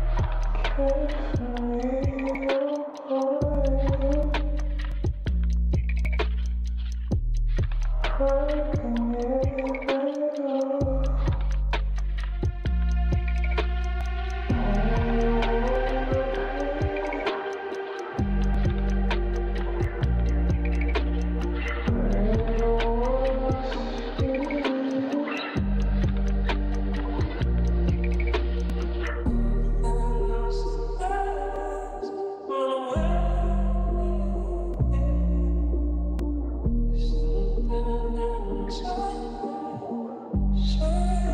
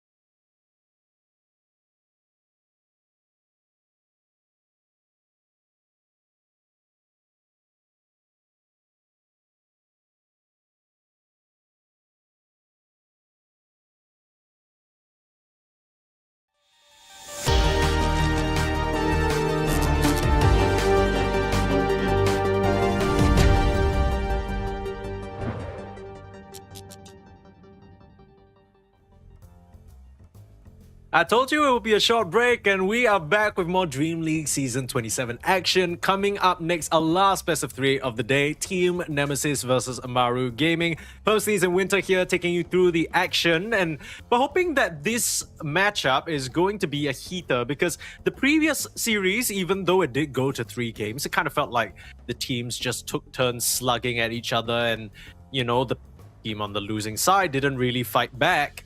But here we have, what I want to say is maybe a bit of a Nemesis favored matchup, just slightly. They definitely have the experience factor on their side, that's for sure.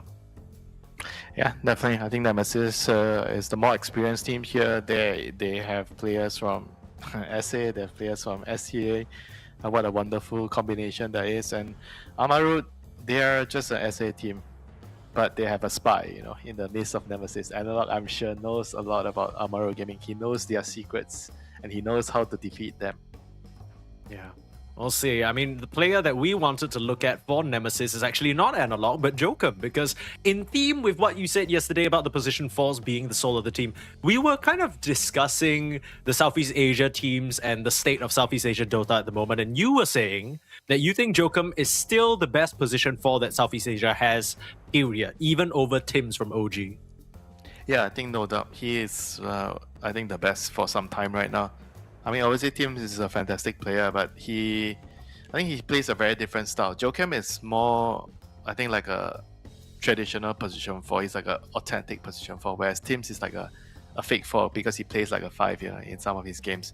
I think Jokem is the guy you count on to be roaming around the map, setting up kills with those melee heroes, and he also plays the range heroes very, very well. But I think his expertise with the initiating heroes, and he's really good at spell casting, so sometimes you see him playing the backline heroes as well, like the Hoodwings, the Dark Willows, you name it, you know, he can play all of those heroes. I think he's a very reliable position 4 that's always at the right place at the right time in the game. Yeah. And on the flip side, of course, we're looking at Amaru Gaming. We already had the chance to discuss them a bit earlier yesterday. It's basically a team with 2 very young pub star kind of core players, right? You got Wits, Tai Lung, 16 and 17 respectively.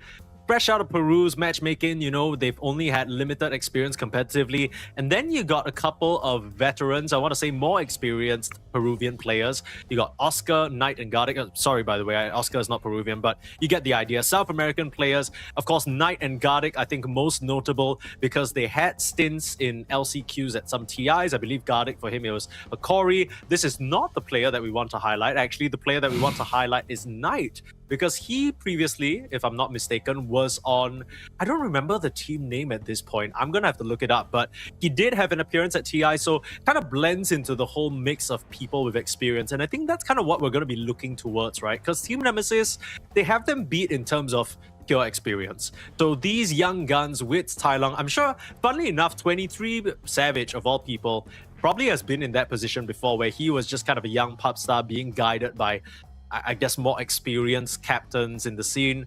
Kind of now that situation arising for his opponents, Wits and Tai Lung. And it's going to be on the supports, right? The position 4 being so important, I'm interested to see what Knight can do. Yesterday, even though Amaru Gaming lost, it felt like there were moments when Knight was showing, okay, you know, you put me on the task, you put me on a playmaker, I'm going to try and make things happen.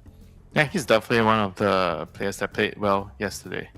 I think even in the game that they got stomped by Tundra, I feel like Knight is the guy that kind of, you know, he knows what he's doing. He's trying to make the right moves for his team, trying to give his team a chance to come back in the game. But unfortunately, they just, you know, they were just like outgunned, you know, in a lot of aspects. But individually, you could see that Knight on the position 4, he is the guy that is pulling a lot of moves for his team. Yeah, absolutely. And I think for what it's worth, we didn't really get to see Amaru Gaming show us what they could do yesterday, right? The games were so one-sided that it's hard to really say what the style is. It's hard to really talk about what the strategy or what the team dynamic or what kind of gameplay we can expect from them. So maybe that's to their benefit, right? Maybe a bit less information. And even though you mentioned that Analog, you know, he might be the South American spy on the Nemesis side, helping them find out what Amaru want to do. Not exactly, right? Because Analog, he is Brazilian. And I think a lot of the times you just kind of group out all the South Americans one spot. But I think he's probably not encountered with Tai Lung, Knight, Gardic quite as much as many others. in maybe the scene who are Peruvian. So maybe I'm sure it's not a language barrier or anything. It's just kind of like, he's been on other teams compared to them. But we have a draft for you, so we'll hop right into that. Let's see what each of these teams prioritize. I think interesting to note as well, we already mentioned this at the start of the day, but Nemesis did manage to take a 1-hour game off of Liquid yesterday. So that's something to look forward to. Maybe in the late game madness, that's where they thrive. But that's a good sign, right? Being able to take a game off some of the best. Yeah, definitely a very good sign. It means that the Analog's gelling well with his C compatriots, not compatriots, but his C friends, So it's good to see them doing kind of decently. I mean, obviously it's quite a bummer to lose that series because it felt like they had the momentum after winning the first game, but just couldn't get the job done. And hopefully today they can do one better than yesterday. And yeah, I mean, there's a lot to prove from both teams, a lot to show, and hopefully we get some interesting drafts here. Yeah, also a small note before we continue on. As much as, Analog might not have played with Wits and Tai Long, he has definitely played with Gardic because they were both on that TI attending iteration of Hikori. So he knows them, even though he's not Peruvian. He's played with at least one of them. I'm not sure what kind of advantage that's going to give. But let's see as we head into the draft. Both teams, game faces on. Says Team Nemesis chose first pick, and with that first pick, they're going to elect to go for the Dragon Knight. Yet again, we see the dragon. And now we are going to see the twin-headed dragon. Oh no. Why, the fact that it's not being picked up immediately is concerning you. You're not quite as confident in your prediction anymore? Yeah, normally if you want Jakiro, you pick Jakiro. You don't think... If you what's that to think about, right? It means you're not picking Jakiro. You're picking something else against the DK, maybe some gyrocopter. You don't think so long for a support. You think for a call. Yeah.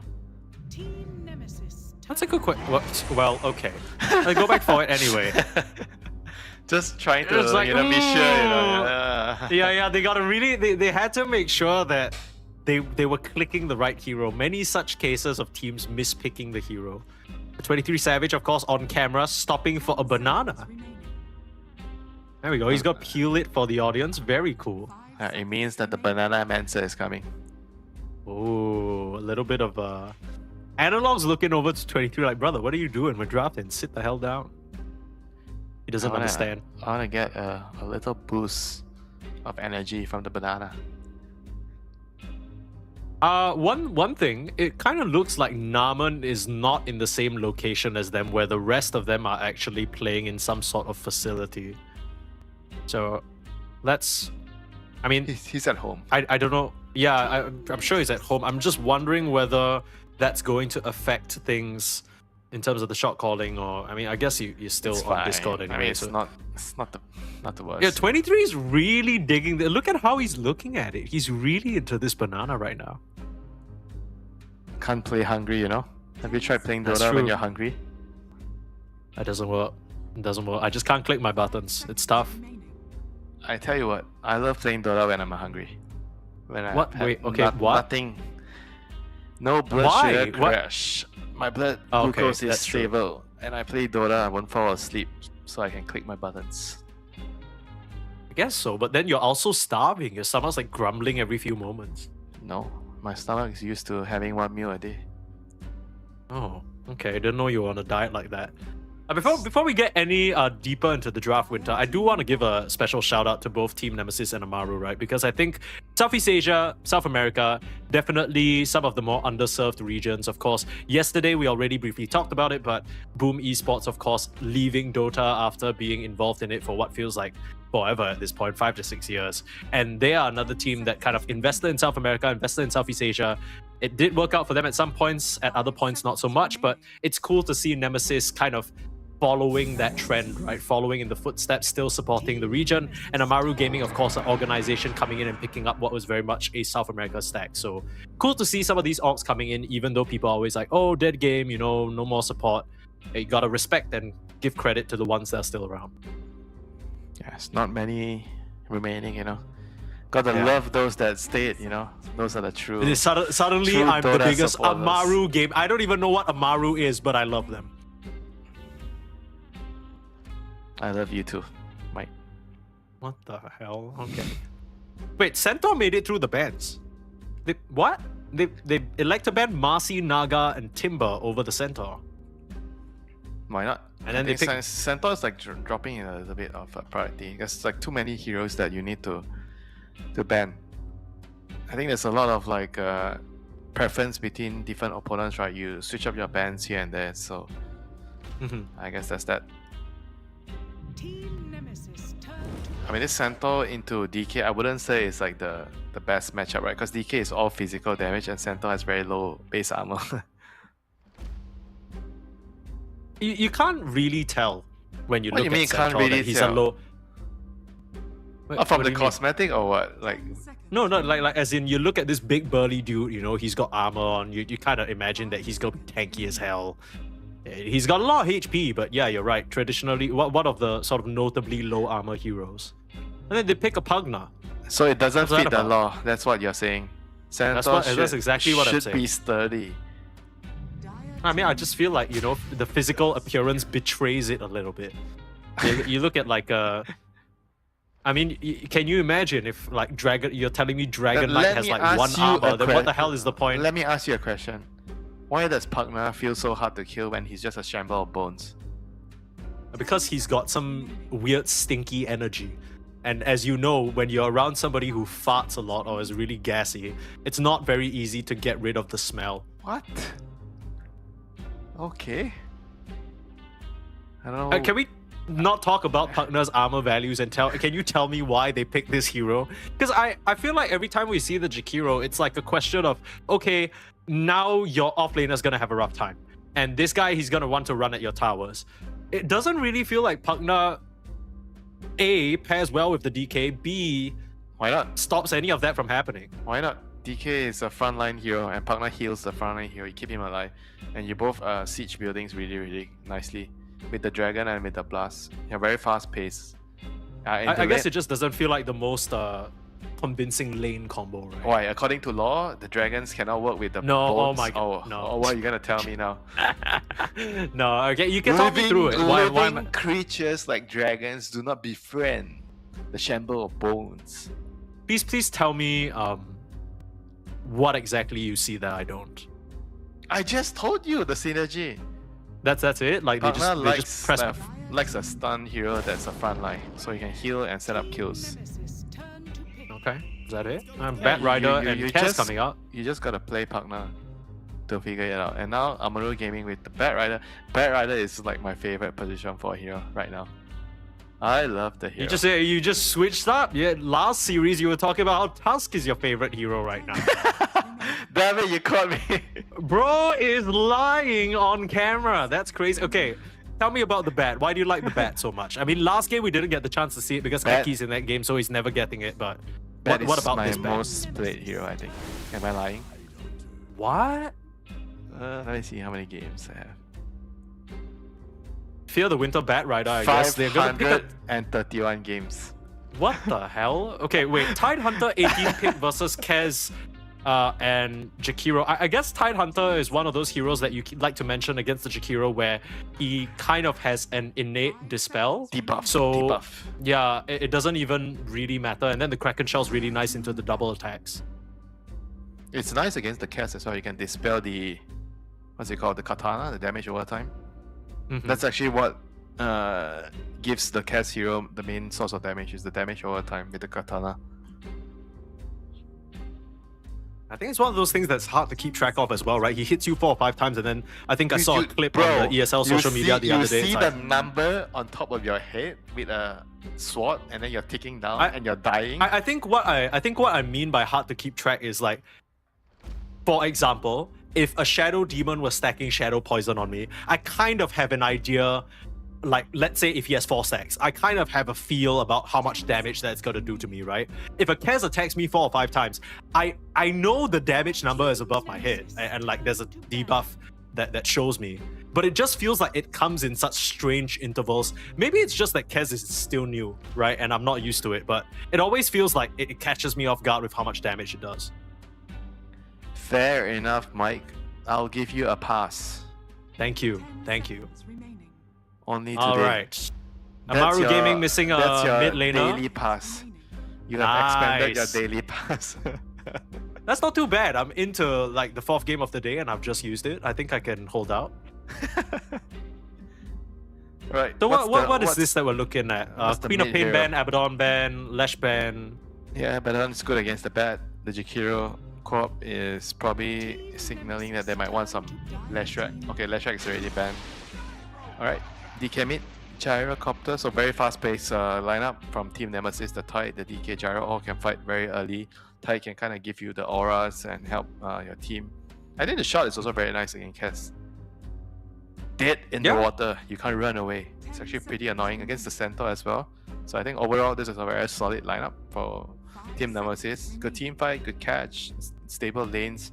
And Amaru Gaming, what are they gonna do right now? Are we gonna see some Bat Rider mid? You know, I'm in the mood for some Bat Rider against Dragon Knight mid. Come on. Okay, please, guys, take a shot every time Winter says Bat Rider. Bat Rider. Thank you. 2 more shots for you, the fellas. dragon down. Imagine, you know, a dragon getting burned down. How is that even possible? Kind of embarrassing, honestly, for the Dragon Knight. Yeah, bring us a Bat Rider mid, Tai Lung. Show us something cute. I mean, last series, he last picked an SF only to get destroyed in lane, so that wasn't very convincing. Monkey King will be the last selection. So maybe a Kez mid, maybe a Monkey King mid. Either way, both heroes, I think they're gonna pair up pretty nicely. It will be a Monkey King for Tai Lung here. Monkey King is a very meh hero right now. He's very nerfed. I don't know if this matchup is like good enough for him to snowball. I mean, DK against Monkey King is not like the worst matchup for DK. You can use your Breathe Fire to lower his damage. You have high armor, so you can actually tank through some of his Jingu stacks. And Monkey King is not the hardest hero to kill. So are you gonna tell me lore-wise, no, Monkey King is the king of the forest, he's the king of the mountain? Brother, let's put the lore to the side. This is getting insufferable. Okay, but I understand what you mean though, because gone are the days of the Monkey King just blatantly dominating any melee matchup, right? It feels like it's gonna be still fine for the DK, right? Like he can always breathe fire to reduce the damage coming out from the Monkey King overall. I guess Amaru Gaming are trying to match tempo for tempo. They also have quite a scary, you know, individual, like Monkey King run around with the Bat Rider and Jakiro. That's kind of kills waiting to happen.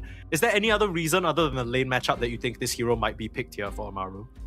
It is unfair to call Monkey King against DK a melee against melee matchup. Yeah, that's fair. Okay. Monkey King is not a melee. Like half melee. Now, does he have more range than Luna before Luna gets a... No. Luna has a little bit more range, I think. But yeah, the Luna range is pathetic. I do hope that Amaru Gaming, regardless of how this series goes, I do hope they're able to show a little bit of their style of Dota, because we didn't get to see it at all, right, yesterday. And this is a team that had pretty decent and convincing results coming through those close qualifiers and sort of playing for some of those other qualifier events. You know, they managed to beat OG Latam back when that still existed for a little bit, and you know, it's always cool to see new South American talent, but whether they can go far is another question. Again, similar situation as the previous series, folks, where both these teams are 0-1. Of course, both these teams had to play monstrous opponents to start things off, so a little bit rough, but if you want to make it to the next stage, you gotta beat the best teams anyway. Here we go, game number 1. Any side that you're liking a bit more? Because at the end there, you were talking about this Monkey King being a very meh hero. Is it fair to say that you're liking the Nemesis lineup? Are you gonna call me biased if I say that? No, it's purely statistical, right? Based off the heroes, no bias whatsoever. So you agree that I'm a non-biased caster? I wouldn't go that far. I can't upset the entirety of the chat. To be on my side, I'm supposed to, yeah. No, I am on your side. I am on your side. So whichever draft you think is better, I'm gonna run along with that. You're always disagreeing with me. You're always betting against me, you know? it's funnier that way, to be honest. Oh, What do damn you it. Winter likes the Radiant draft. I guess Dyer is gonna win. Okay, quick question before we continue memeing. Is there anything to be said about the fact that Jabs went for the Krill Eater passive? Yeah, I Yes, hate the Krill Eater, and he's going to die. Oh, he's a Krill that's gonna get eaten, that's for sure. Yum, yum, yum. First blood there. Probably being claimed by Amaru. Last hit. Who you want to give it to? Wits. Okay, Tai Lung will get that last slash down. So, very nicely done. Monkey King first blood. The lane was already maybe a bit favored for the Monkey King, but then now it gets a little bit more nasty. Very, very nasty. It means that Monkey King can get his, I guess, boots first. You get your boots faster because normally against Monkey King you have to buy boots to run around. But if the Monkey King gets a kill before the lane starts and he gets boots, it is Jover for you.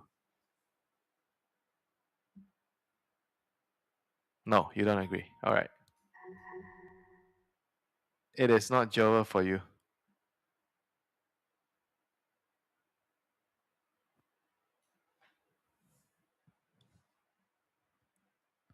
Hello, Mike. Are you back? Yeah, I think everybody's got a little bit of Discord server lag right now, but I believe we're back. Can you hear me, Winter? Are we back? I don't think so. I'm having trouble hearing my Singaporean friend here. Oh, that's rough. Maybe I should shout a little bit louder then. Maybe then you can hear me. It's the distance, you know. Okay, looks like everyone's back online. Nicely done. But yeah, overall, the Krill Eater, that's kind of what we were talking about before we got blipped out. I feel like, as much as I hate this facet as well, this is the most Jabs thing ever. Right? I feel like Jabs will always find a way to try and pseudo carry in some regard. You're never gonna see him just purely aura bot or like play for his team. He always wants a little bit of his own game. And this facet is weaker in the lane, but better in terms of scaling wise. Greedier. But in the lane, it is definitely it's a lot weaker, I think. I've tried both facets. Yeah. The G in Jab stands for greedy. So, haha. It's not surprising. You're so good. You're so good, Mike. Thanks. I mean, the thing that's most annoying is the range, right? Your attack range and your anchor smash range is lower with this facet. I don't know, maybe I'll get the hang of it if I get a lot more games on the hero, but as of right now, I actually don't like this facet. Yeah. So, I mean, basically, it just makes you much weaker in the first few levels, and then later on, you're like kind of much can stronger. almost transition to be a pseudo damage dealer almost, right? Yep, that is correct. You scale much, much better. But do they need that? Because they already have a gyro and a DK. Surely you have more than enough physical damage. Yeah, and that's the question you should ask Jabs, you know, if he manages to get to the interview.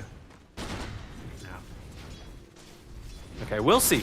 Any lanes in particular you want to look at? We already discussed the Tidehunter situation at length. Seems like he's okay, apart from that first blood for now. And, I mean, worst case scenario, they can also prepare stacks for him in the triangle. But how's his bot lane? Seems like... Oh, wow, they're taking a lot of damage between Oscar and Knight. Here you see the power of the partner. Fast hero, 330 move speed, long attack range, can trade with blast, high mana pool, good stats. Are you believing the partner right now? I mean, to be fair, he's also... I kind of want to say this is almost best case scenario for the partner, right? You don't really have a way of full committing him unless you somehow flame break him into a hoof stomp and then he already has sticky napalm charges on him. This feels like Naman versus one melee creep and one range creep. And you have flag cannons to help you out. So I wouldn't say you're like alone. I think that's what Gyro brings to the table in the lane. You're always helping your support win the trade. I wonder whether we'll see early movement come out from this Bat Rider, because, I mean, clearly there's not much he can actually do to help the Centaur, right? The lane's just gonna get pushed in. He kind of wants to just like, I think after securing the Lotus, you want to give the Centaur as much solo XP as you can. You go for stacks and then you try to contest the water runes and then the power runes, and you try to set up kills on the mid lane or the other lane. Because if you look at the overall game, top lane Jakiro and Cass, it's a lane where you can definitely find kills, you know. And mid lane as well, Monkey King against the Dragon Knight, you can definitely find kills here, you know. So I would say that the Bat Rider has a lot of options after securing the early game for the center. And died with honor. I feel like a lot of people have they discussed actually as... didn't get the Lotus. My bad. Yeah. And like you said, can't trade into the Punk now. Way too strong. Hashtag believe. But they are pulling waves, so that's one thing. And 23 also kind of trying to match that movement. So shenanigans all across the board here, as we'll probably see Naman try and sneak through to that area to try and at least make sure not all the EXP gets denied, but it's kind of hard to run up into a Bat Rider. Yep, very hard. You can't really trade against him if you're alone without creeps. Your napalm stacks go on you, but Pugna is fighting back because he's level 3 and the Bat's level 2. So he has a brief moment where he can out-trade. And top lane, Jakiro is pounding on the Tide, but Tide Hunter, one of the better heroes to, you know, sit in this lane and be okay with the Kraken Shell. Yeah. And the Blubber. A little bit tough, but not the worst. Analog, he's just kind of walking behind. You can see the early boots Winlace. He understands that move speed is the name of the game in this matchup, and he just needs to keep away from the Monkey King. It's a little bit rough, but as long as he gets his levels and some degree of farm, it shouldn't be too bad. Yeah, the Monkey King actually rushed face boots. Yeah, this is also very interesting. I haven't really seen this thing a lot, you know. That is something new to me. Also kind of interesting so far that the Monkey King, despite being level 5, is saving 2 skill points. I'm not really sure what that's about. I understand saving 1 skill point to maybe get, you know, an emergency tree dance if you need it, but... Ooh? Aren't you just kind of gimping yourself a little bit? It's only 1 now. He took another point in his Jingu. Jingu? Yeah, there you go. Okay. Maybe just needed a moment to think. It's just very normal to just save 1 point. 2 is rather strange. And DK is definitely getting punished in this lane, you know. I feel like this lane shouldn't be this bad, you know. Maybe the first bird skewed things a lot. Like this face boots rush. Yeah, the face boots are actually looking really good in this lane now. Tide Hunter not doing too hot as well. I mean, you were talking about the Jakiro and some of the combinations, right? You have Jakiro Ursa, you have Jakiro Jug. Kez definitely up there in terms of pos 1 heroes that can put the pressure on. And Analog already being forced back to base. This is not a good look for your mid laner. And he's the person that needs to bring the tempo of the game. Tide wants to sit in a lane and wait and farm. He's more reactive. I mean, Gyrocopter kind of also wants to sit in the lane, but he can rotate with the gate once he gets level 6, you know, so he can be active. But I think this game he has to be active because DK is having such a tough time. Yeah. Please, no max homing missile, no rocket barrage build. Relax. Yes, afterburner. Yeah, because the previous game, I think it was secondary strikes, right? So it's like... But even if you get secondary strikes, I think it's quite common to see players still get the barrage. Yeah, so strong. Pew, pew, pew, pew. Isn't that the whole point of playing Gyro? You just spam rockets out? Uh-oh, bit of a rotation here. Look at the time. 7-minute Wisdom Shrine. The Monkey King's already in position. Jabs is in big trouble. Kraken Shell able to get a little anchor smash off, but I don't think he'll survive this. Nice blubber. Of course, you can't time that, but it's very fortunate for him. But it looks like they'll lose this Wisdom Shrine. TP away from the Monkey King. Very, very smart play. He's going to come over and try and break this one open instead. It's only 2 supports on the side of Nemesis. And in comes the Monkey King. They can't fight him here. Uh-oh. What you thought was the tree was actually the opponent mid laner. And now 23 is going to try and gun away Gardic. Taking so much damage, my goodness, from the ward. They didn't clear it out, but now 23 is in a very awkward position. Can you bail your carry out of trouble? Snowball save, momentary.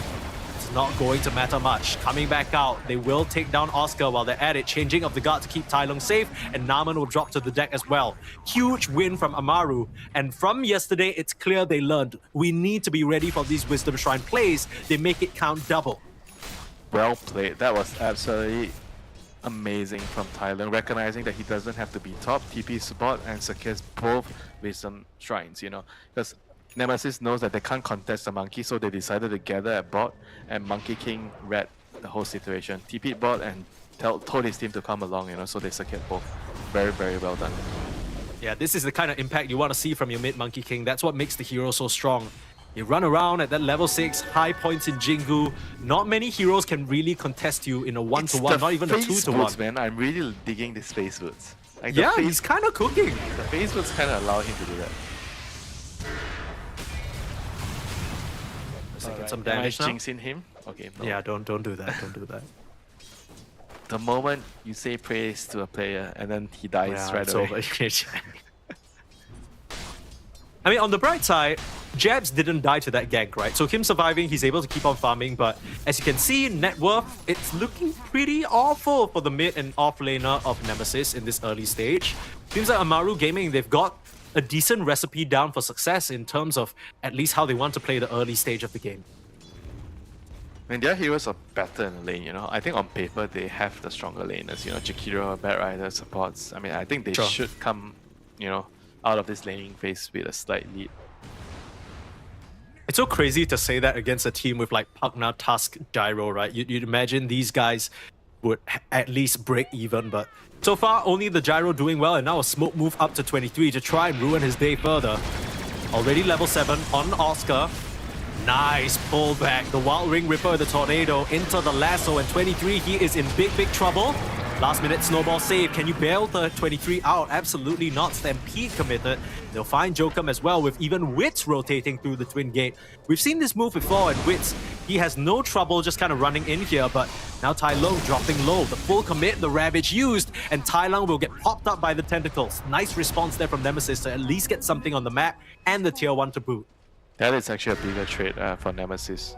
They managed to kill the enemy mid and they kill the tower. I think that's actually worth it, you know, to trade away your Gyro and your Tusk. I call that a small victory for Nemesis. Yeah, that's fair. I mean, 23 doesn't really lose that much in the way of farm, right? And I guess you just gotta be a bit careful because Wits is still around. Now, if 23 dies a second time, that is going to be awful. Jokum can be the sacrifice instead, and that looks like that's going to be the case. Naman now joining the ranks along with his team. Can they really afford to stick around here?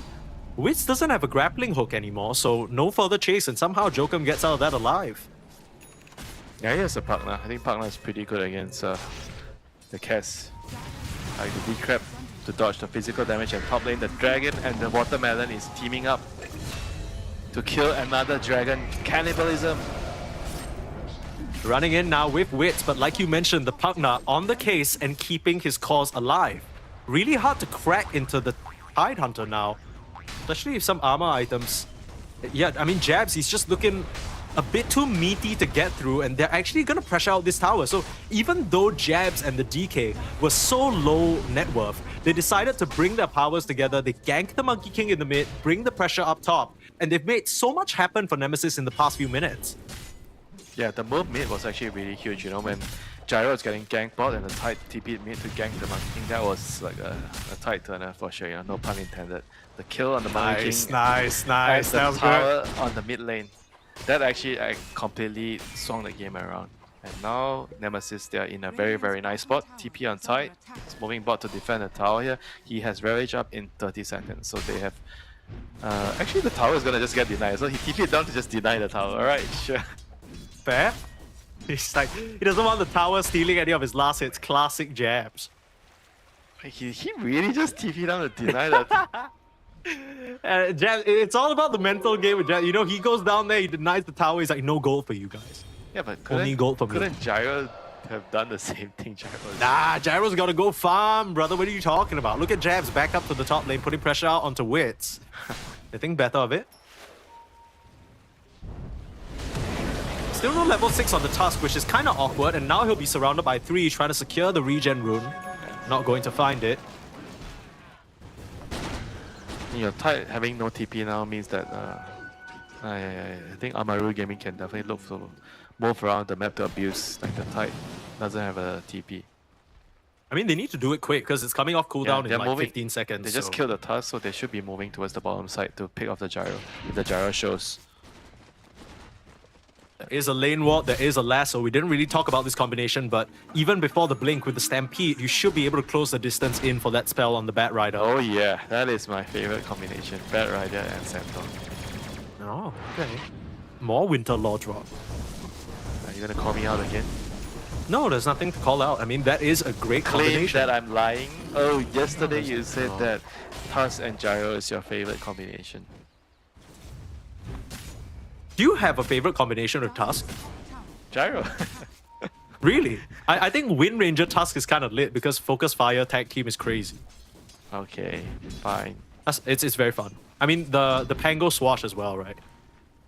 Okay, enough about that. We don't have any of those heroes in the game. Analog getting that armlet first, electing to sort of secure a bit more of his own farm and make sure that he can stay alive in these fights and look towards the Blink Dagger later. Nemesis don't really seem fussed about forcing anything on the map. They have just kind of been getting their levels, getting their farm. Even though they have Ravage off cooldown, they're just chilling. Lasso up, found a partner, but that is just a pause 5. And is he actually going to be able to TP out? No way! Okay, Repugnance comes through with the hooves. Gets that kill. Hey, if you look at their cores, right, comparing the Radiant cores to the Dire cores, I think Nemesis cores, they're much more scaling, you know. DK, Tide, Gyrocopter against the Cass, Centaur, and Monkey King. I think you're happier going for a long game, right? Whereas if you're Amaru's lineup, you want to be fighting early, you want to be dominating your opponents now, taking the towers, taking Roshan. You want to be pressuring them, you know. If the game is even and nothing's going on, it doesn't feel good for your lineup. Think back to the glory days of Talon back at the sort of Animajor period. Was that even Talon back then? I don't even remember, but regardless of what it was, I remember them just having 1 hour games on average. It was Jokum, 23, and Jabs in that team. Just kind of pushing the limits. Once it gets to late game, that's where they shine. Kind of saw that proof in the pudding against Liquid yesterday as well. They're more than happy to just farm up a Storm. I mean, Jabs will never say no to more CS. There's one thing he will, prefer over CS: kills. True. If you give him if you give him the kill, he'll definitely come over. That's true. But that is how you entice your greedy teammates, right? When you're trying to get your teammates to TP over to help you, just tell them, there's a free kill here, come get it, come get it. And then it just brightens up the mood of that farming hero. It just galvanizes their brain into action. They're like, oh my god, kill? Free kill? It's like, free kill? TP. Alright, is Tide a free kill here, Mike? It's gonna be a little bit tough. They got 3 heroes, they all do physical damage other than Shikiro. Immediately pops the Kraken Shell. He is not even dead yet. He can actually pop the one and press Ravage if he wants. He doesn't even need to. Oh my goodness, in comes Analog. That's the blink reveal. Wits in a little bit of trouble, but they still don't want to use that Ravage just yet. Stampede comes out defensively. That's not ideal for Amaru, and the rest of Nemesis have shown up in full force. So no longer a fight that Nemesis, or rather Amaru, can take an immediate smoke up, but I'm not sure whether that was spotted out by a Watcher. Apparently not, because they still catch a hero. Okay, got it. It'll be the sacrifice. The Blink Dagger of the Dragon Knight ends up paying off in the end. Oh, the monkey. They managed. Oh, that was close. Oh, where is he? Almost get the gush off. Oh, almost. Spooky, spooky. And in bot lane, meanwhile, Centaur is pressuring it. He has his helm, he has his Vanguard, he has his Blade Mail. Very, very tanky. They're ready to full commit on whoever TP's in, but again, Jabs might not be the target they can opt for. They'll have to stomp and just walk this one off, and especially the gyro around, they don't want to try for any lasso shenanigans. Though the pings come through though, are they really gonna chase this? I mean, I know there's no Stampede, but here comes Wits on the hunt top lane. They're chasing the other side as well, trying to find a Scragger. Uh-oh, Monkey King. Did he find, who is he gonna find? A Walrus! Just Tusk. No biggie. Don't even need the lasso for that one. Just a bit of a slower kill. He'll buy as much time as he can for his teammates to move out along the map. And okay, all that movement for a, let me check, support kill? Okay. It's a Walrus, Mike. You know Walrus contains a good amount of healthy fats for you to digest. Do you also have a friend who's eaten Walrus before? Just curious, is it the same guy? You'll never know. I don't know. I'm not really fond of the company you keep around you. Yes, some exotic taste, you know. A bit suspicious, but I wanted to ask, because you said that Nemesis, their heroes obviously scale a lot better. That's your feeling, and I kind of would tend to agree. Is it bad then that Amaru isn't really getting any net worth advantage? Because they are running around the map, they are trying to make kills happen, but they haven't really been quite successful in slowing down the DK, the Tide, or the Gyro. Yes, Mike, it is bad. They want to be snowballing. Okay. Oh, what's stopping them? Why can't they just run at Nemesis? They are waiting for a Blink Dagger on Knight. That is why. He is 200 gold off. It might be a bit too late for this smoke move coming out from Nemesis. If they can find Wits, that'll be huge, but they just miss him. It's not going to show in the top lane. Kind of grabbing the Lotus. Oh, they might find a Raptor. Uh-oh. Showing in the lane he now. knows. Uh-oh. Maybe he doesn't know. You just Ravage. It seemed like he knew. I feel He like Ravens I Veil. feel like he knew. Yeah, but how did he know? Because he was playing in dangerous area, right? So it's like this instinct that, you know, the Peter Tingle, if you watch Spider-Man, he knew that he was in danger. Yeah.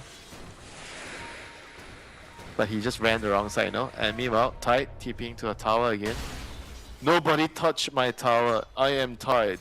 You have to go past me. Yeah, this kind of seems like a big problem for Amaru. Every single time they try and do anything, Tide just TPs in and they're like, well, guess we can't play this side of the map. And even though Oscar has a Crimson, which on paper should be really good in these team fights, Nemesis just aren't really giving Amaru the fights and opportunities that they want. He is actually so rich on Oscar. Holy crap, he's on how is he so network rich? with the gyrocopter? What the hell? Farming up a storm. Top lane, Analog in some trouble. The nice stun before the lasso comes out, but he's slowed to a crawl by the inhibit. Nice try at the snowball save. He'll buy him some time. The rest of the side of Nemesis starting to TP in now. But they've snowballed into a Kez. Stampede out, they're still on the Dragonite, getting healed out and stopped. Now will not stand a chance in saving his mid. Still surviving for now. Still needs to toggle, still needs more help. Where's the Ravage? Where's your Tide? Stop by the hero. Ravage comes out, the toggle again, are you serious? The Macropire will finish him off, and now 23, he's gonna get focused down and killed off. Finally, the fight that Amaru were waiting for, and they're just a bit too strong for Nemesis. The Tide Hunter TPing to the bot lane ends up hurting them, as sure they can't kill Jabs, but they kill his entire team. And now with only a watermelon left, they are ready for dessert, jumping in and slicing down Oscar. What a series of setup plays from him. That was the fight they've been waiting for the last 15 minutes, man. Very, very big fight. Dodging away from the Tide, like you mentioned, and finding the right pick off, the DK. I think the right move for Nemesis there was just to let the DK die.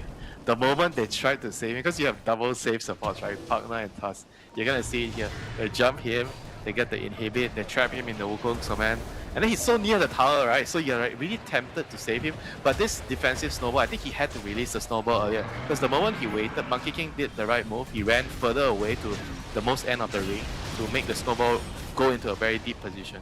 And they kind of, you know, get dragged into a very deep position as a team, and they couldn't really, you know, save him in the end, and they all died because they overextended. They just also don't have enough damage on 23, right? Surrounded on all sides and just being gunned down. The fact that Gardic managed to come in there with a beautiful ice path, to be honest, stopping Jabs from getting the Ravage off any earlier means that there was no chance. They simply don't have the damage and just get run down very quickly. And all of it is just because Oscar's in there, hoof stomp after hoof stomp. I mean, you saw in that earlier part of the fight as well, he went straight for the Pugna, went for the backlines, went for the safe supports. Just kind of leave Analog on an island because he's not getting out of here alive, right? You just need to make sure the help can't come through. Even with all that said though, Nemesis are the ones to claim the Tormentor, so maybe a couple of ultimates used and that opens up the way for them to just grab that. It's going to be an Aghanim shard for the Pugna, not the most insane shard, but he'll take it. Yeah, it's not the best game for it, it's no illusion heroes. I'm sure you'd much rather the Tusk have the shot. Oh, they know where the gyro is. Smoke move out, Amaru. Don't want to give Nemesis any time to breathe. 23. BKB. Peter. Tai Long has BKB, he is strong. Ruh-roh. Smells like there's something amiss in the bot lane. Smells a monkey jumping around the trees and will hide away under the safety of his tower along with Jokum ready for the snowball save. Show now. You commit in here though. You're seeing Jokum as well. It's bright as day. I mean, this tomato creep is low-key giving it away a little bit. Look at the sandwich coming in from the right. The DK, the Tide, and the Pugna. This is a very interesting move here from Nemesis. The question is, do Nemesis fully know, or are Ravage, they just taking a gamble? Look for the Ravage, jump in onto all 5 jabs, hits a monster Ravage. But there's not a lot of follow-up just yet. Buy that immediately on the Bat Rider. They're onto 23 on the sidelines as well, but Jokum there to help him out. Both supports already out for the first time, but they still want to use this Tai Long BKB, the Monkey King, jumping forward, looking for a target. Will eat A little bit of an anchor smash, a little bit of a stun, but he's still looking healthy. And in comes the Stampede, setting up for the Wukong's command. It's huge, and it swipes down the Dragon Knight now onto Jabs as well. He won't survive this even with an anchor smash, and a goodbye call down from 23, waving his teammate adieu, because this guy, he's just gonna be another kill on the chopping block. Beautiful bait in there from Amaru. I mean, Nemesis, at some point, they believed they could take that fight, taking down the two supports, but a buyback from Knight turns it all around. Yeah, they actually kind of needed to disengage after the first kill. I think they thought they were just way stronger, but they were wrong. Pays the price there, you know. I mean, the Gyro doesn't have BKB yet, you know, so he can't really just stand there and just flag all the heroes. You know, he actually had to run. I think that was also like a huge problem, right? They need double BKBs on the Dragon Knight and the Gyro. There are many curtains hiding this replay. Whoa, that tripped me out a little bit. But look at that! The curtains move aside and we're seeing Wits get the Aegis. Very nicely done. I will say that even if the Gyro had BKB, if you look at his items, he doesn't really have a lot of damage, and not to mention there's still the Crimson Guard on the Centaur, right? So I don't think 23 is actually able to impact the fight very much at this stage. It feels like Nemesis, they still need a lot more time. BKB plus Datas, I think, yeah, he's queuing that up. Yeah. I mean, they have a lot of sustain, you know. Once they get the double BKBs, the Pugna and the Tusk is going to be able to do a lot. I think the moment your cores become tanky, the saves become a lot more valuable in the team fights. Sure. For now, though, there was a bit of a lull period for Amaru, but they've very quickly gotten back on track. Roshan claimed for themselves. Huge team fight win. Look at that graph just drop all the way down. 81 win probability, percentage for Amaru now. And what a turnaround from them, right? Like yesterday versus Tundra, they barely could catch their footing, but here in this game, it's especially a huge turnaround for Oscar. I think he could not get anything done in the previous series, and now he's top net worth on the Centaur, jumping in onto Jabs, easy boundless strike interrupt, and Jokum can't even come through for the save. The turn around onto him for the lasso, and they'll let the tide out. Oh, Jokum links out, but still gonna die. Nah, still gonna die. They're gonna gate towards bottom. They know the tide is still bottom, and let the chase begin on the Monkey King. Monkey King just wants to fight right now. Yeah. There was a ward on the gate spotting that twin gate through, so they know the Monkey King has relocated to the bot lane. You can see Jabs as well as Analog adjusting their farming to farm towards safer areas.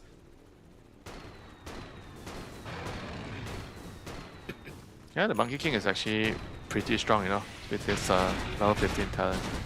Like 110 extra damage from the Jinku Mastery. It's actually very, very painful.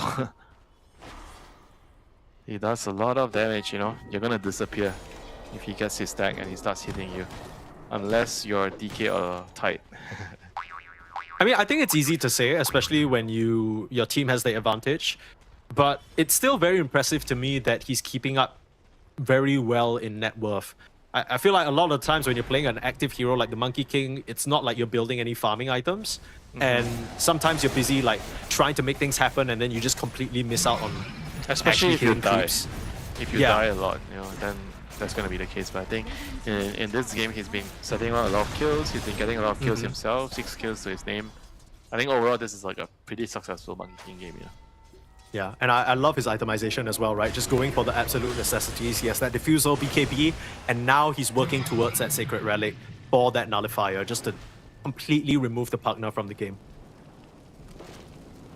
Yeah, the Decrep is going to be a non-factor. The Gleamer is going to be a non-factor. The Solar Crest is also going to be a non-factor. All these buffing items. It is going all of them are on the Pugna, so he's literally he ain't gonna do shit. He's gonna be useless. I mean, if you're Nemesis, you have to be thinking in the team fights, who is the first target you have to jump, right? You gotta be looking at all this like squishy heroes, the Bat Rider, the Jack Hero. I don't think Monkey King is like a good like first hero to jump, unless you can somehow layer the Tusk stuns and punch with the Dragon Knight stun. And there we go, they catch the Bat Rider, so 1 support kill. So it means that Amaru Gaming, they have to vacate this area, so they have to run away. Look, I'm not one to criticize pro players because they are infinitely better than me. But is it just me or did that feel a little bit sloppy from Amaru? Because they didn't clear out the triangle vision-wise, right? So the fact that the Bat Rider was just kind of walking out in the open to connect with his team across the triangle like that. Yeah, and also the Monkey King already left, so they couldn't really hold that advanced position if your Monkey King is not there. Top lane, they're going to try to break the watermelon, but he is not alone. No, this is not an easy kill. It's a very quick pickup. BKB from Oscar. Holy crap. He's calling his teammates in now. He's saying, come on guys, let's fight. I just popped my BKB, but things have gotten a bit awkward. Now you got a nice ice shot holding him in place. He still should be able to blink away though. Yeah, but the two supports are already dead, so I don't think they are going to be in any position to take a fight here. Aegis is running out. A bit of a strange series of events. Yeah. I thought, like, you get the Aegis, and then I feel like Nick's natural progression is you control the area around the tier 2s and then you start trying to push those down. Allocating the wrong heroes to push out lanes. I think the Jack hero actually has to deal with the dangerous areas, and the Monkey King needs to play with the team that's holding the advanced positions. I think the moment Monkey King leaves and he can't connect back right away, that's going to give like Nemesis time to come back and reclaim the area, pick off the supports. Right? I think that is primarily one of the small problems that I realized. I noticed. Yeah. I mean, the Monkey King also has a full nullifier, right? But the guy with the nullifier is like hitting a creep wave on the other side of the map, so... Yeah, mainly is you can't hold like dangerous positions without your core around, It's like... Yeah. This is also another reason, like if you have the wrong heroes pushing out the lanes, you're gonna have heroes dying, Because if Jakiro is doing that, he can push out from a very safe distance. He doesn't have to go anywhere near, right? If you're a Bat Rider, you have to Firefly and put yourself in danger to clear out the way. Yeah. I mean, unless you already see Firefly, it's like... Yeah, it might seem like all these are like very small matters, but it will result in kills that are probably avoidable being given away, and then you lose grip on the map, and then you slowly but surely give your enemy a way back into the game, So all these small little plays do matter a lot. Oh, absolutely. I mean, you can already, even if you're not looking at the numbers, you can already kind of feel the tempo of the game sort of shifting back to a neutral state. All that the amazing team fight that Amaru took in the top side, they immediately lost the Tormentor, then Nemesis did a good job kind of dodging out and, wasting the time on the Aegis. I mean, I don't know what Amaru managed to get done in this time. They were just kind of being dragged across the map. Big smoke. Glimmer Pugna trying to break the smoke. He places a ward. They're going to see him. He is dead. Dead Pugna. I mean, that's fine, right? Like, if you just get the kill on the Pugna, everyone else gets out. The question is whether you want to keep fighting. Heard a punch come out. They full commit onto Oscar. He's still alive a little bit. BKB Stampede out right in the nick of time. The lingering BKB from the DK allows him to TP out. And now the Tide will try and leave as well. Ooh. The slash is not there. Are you serious? Did Gardic have the Ice Path on cooldown or something? Not entirely sure, but they couldn't kill the Tide. They couldn't find the Tide. Whatever it is, he got out. And the Centaur as well got out, So both off-laners just living by the skin of their teeth. The Gale Guard saving Oscar there in the end. Yeah, we'll see that again. That was honestly really close because they almost full committed Oscar within the Walrus Punch Dragon Knight stun, but heads up play there to just BKB TP out, and I'm not sure what's going. Look at Gardic. Just maybe thinking that Wits was gonna get that initial strike off. No, I think he didn't see him right towards that. Right. Oh no, Tai Long! You just. Oh. Okay. I mean, they just took a fight here. It's definitely bad to stay around the area, because that the opponent could be still, lurking in the area. They don't have any wards around, so they couldn't be sure. And now another huge mistake, from Arbor Gaming, giving up 2 very, very big kills. I mean, Winter, they stayed around for one simple reason, right? They were trying to greed it out and two-man the Tormentor. So, yeah, sure, you do get the Tormentor, you get the shard on your Jakiro, but is that really worth it? More of your tempo down the drain, and like you mentioned, kind of feeling like a series of mistakes and sloppiness. Maybe this is the inexperience coming into play for Amaru. They're not quite sure what they need to do to further progress the game. It just feels like you're staring up against a wall. Yeah, they're not really scaling with their heroes anymore. I think their heroes are... You're gonna be reaching your limit, or if you already reach your limit, on Cass, I don't think you're gonna get any stronger on this hero right now. If you're not winning fights, this is like a huge problem. But if you look on Nemesis side, the Tide can still grow. You know, he has an AC after his Dagger Blades. He's still pretty strong. DK has Daedalus done. Gyrocopter has Daedalus done, so they have damage, but they still have one more item stored. You know, they can still build more items here.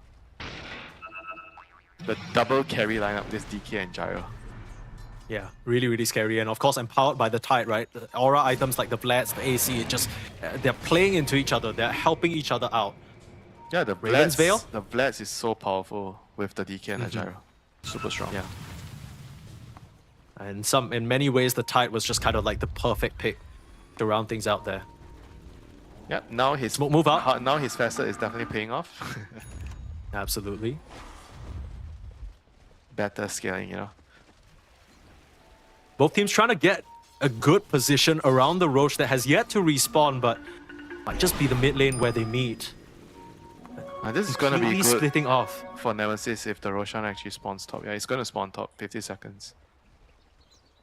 Okay.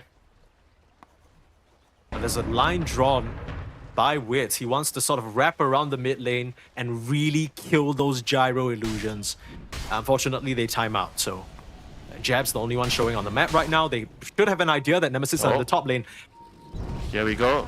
They have the high ground. They get a Walrus. Lasso up. Find themselves a Walrus. Do you want to fight though? Stampede forward, analog with the Blink.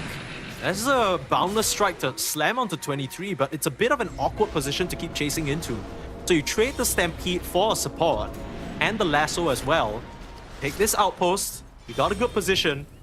And now it's on Nemesis. Can they come back into this area and reclaim it? Lasso and Stampede use, you know, so it could be a good window of around 30 seconds, you know, for Nemesis once the Tusk respawns. Speaking of respawning, the Roche is in fact up. So if Amaru scout this one up, they might just head into the pit and force the hand of Nemesis. They should know. It's already more than past the max timer. They definitely should know.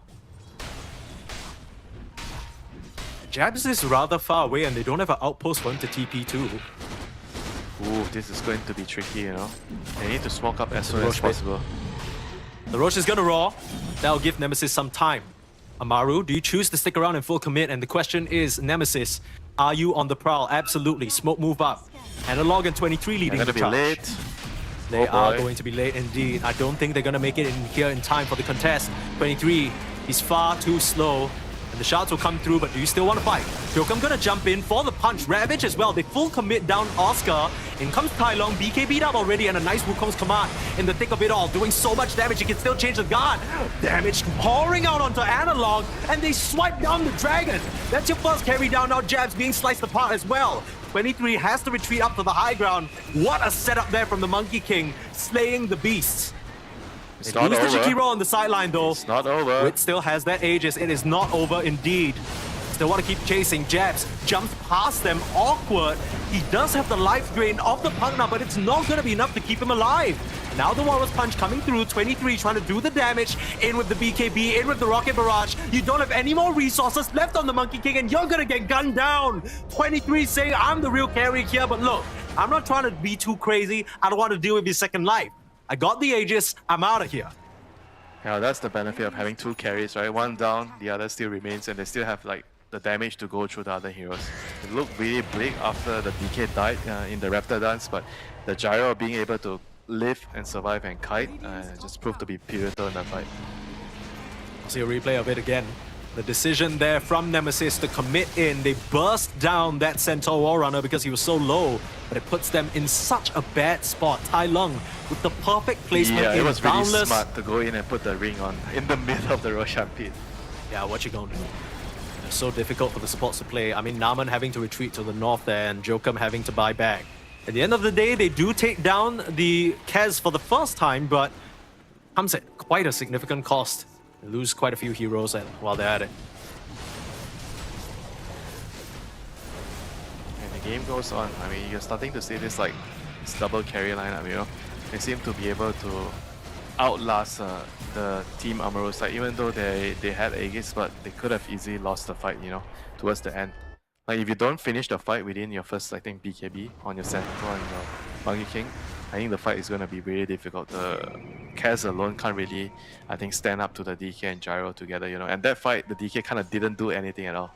He just died. I mean, that's fair, but you also gotta sort of acknowledge that the Centaur wasn't a factor in that fight at all, right? This is a guy with now completed Aghanims, BKB, Crimson Guard. There's so much that he provides to the team that just was not a factor. So as much as you're saying that Amaru Gaming, you know, they might not have enough gas in the tank, you're missing out this extremely rich horse. And yeah, he's not doing damage, you know. The thing is like he's providing utility. He's rich, but his net worth isn't really very obvious in the team fights. Like, Okay, I get what you compare that to like a Monkey or Cass, right? When those heroes get net worth, you can see the damage being done. Right. I mean, Centaur is like, you're kind of like trying to just save with the workhorse, and then you're trying to stack up the double edge with your shot. You're trying to run around, land some multi-hero storms. It's not very obvious, you know. You can do it with or without the net worth. I get what you mean. Although I will say that I think if Oscar is able to get in the way of Jokum, get in the way of Naman, it's going to be a big problem for Nemesis. Kind of awkward now. I mean, they're looking split for a up. lasso. This is trouble. Yeah. This could be trouble for Nemesis. Get the hell out of there. Boundless off the mark. Come on, are you serious? How did no one die? Like right in the middle too. Did you see that? One on the left, one on the right. Bam, straight through the middle. That's unfortunate. Yeah, that is just... that is a good guess though from Tai Lung. I will say that boundless strike was a baller move. Yeah, what can you do? You know, that's just unlucky. Yeah, true. It's one of those things maybe you watch the replay of the game, you're like, damn, I was completely right. I just off by like 5 centimeters.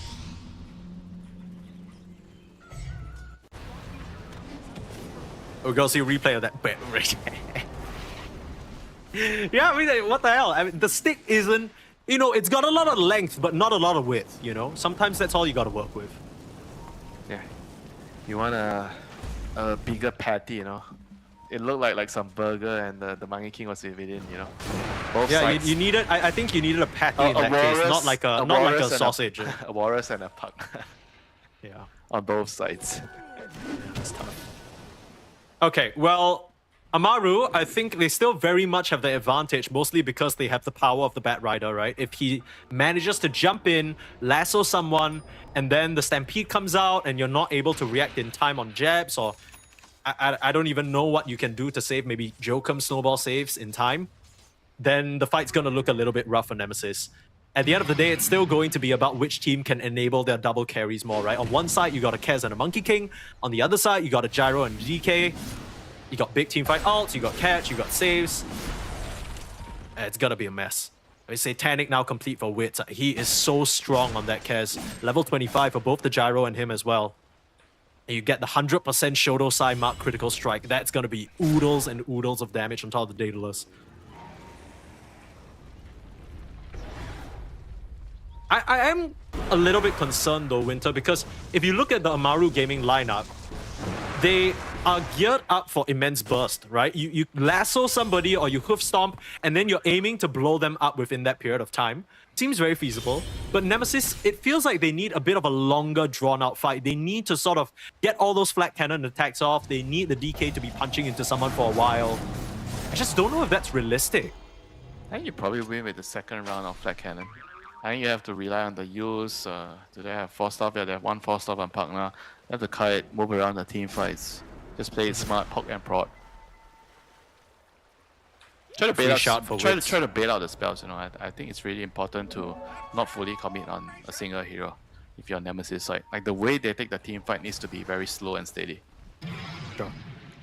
How are you hoping to start it? Is it like Analog has to somehow jump through the back line? You need to fish for information. You need to identify which heroes that you want to go on first until they show, you know, like the Jack hero and Bat. I think those are the 2 heroes that you want to immediately kill off. Tricky business. Yeah. Knight and Gardic.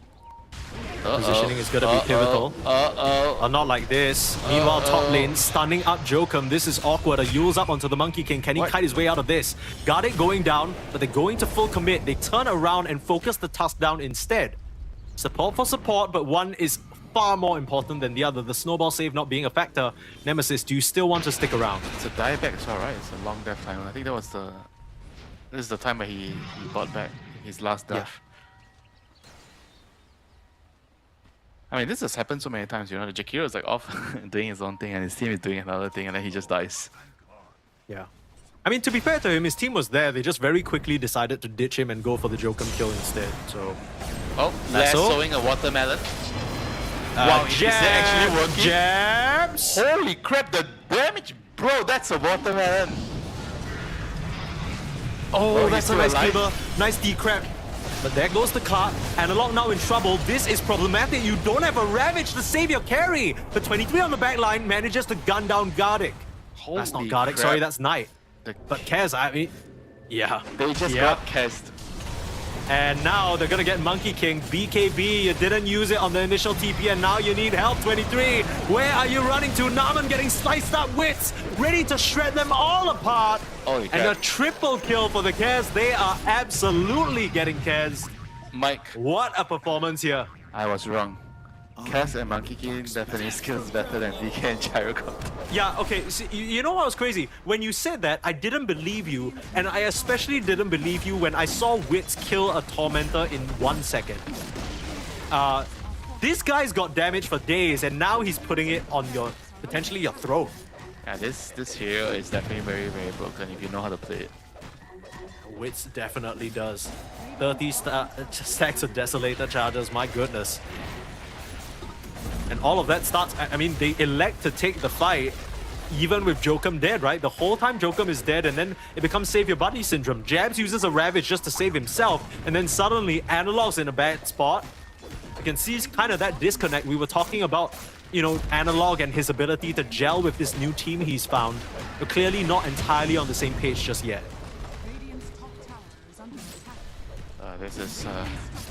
This is going to be a hard position to come back from for Team Nemesis. Possibly going to have to deal with Mega Creeps. They have DK and Gyro, so they could deal with the creeps. Oh, Tide buys back.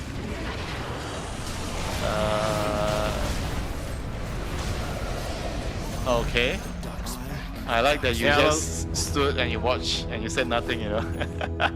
I mean, what do you want me to use? What is that to say? Like, what? Oh, it's just like I'm buying an air ticket and flying to Singapore and I'm delivering you a big ass watermelon right to your front door. So you know, they always say Thai people are very hospitable. So nice of Jabs to do that for his South American friends. Malaysians are also very hospitable. Are they really? Yeah. You're just checking you're Malaysian, right?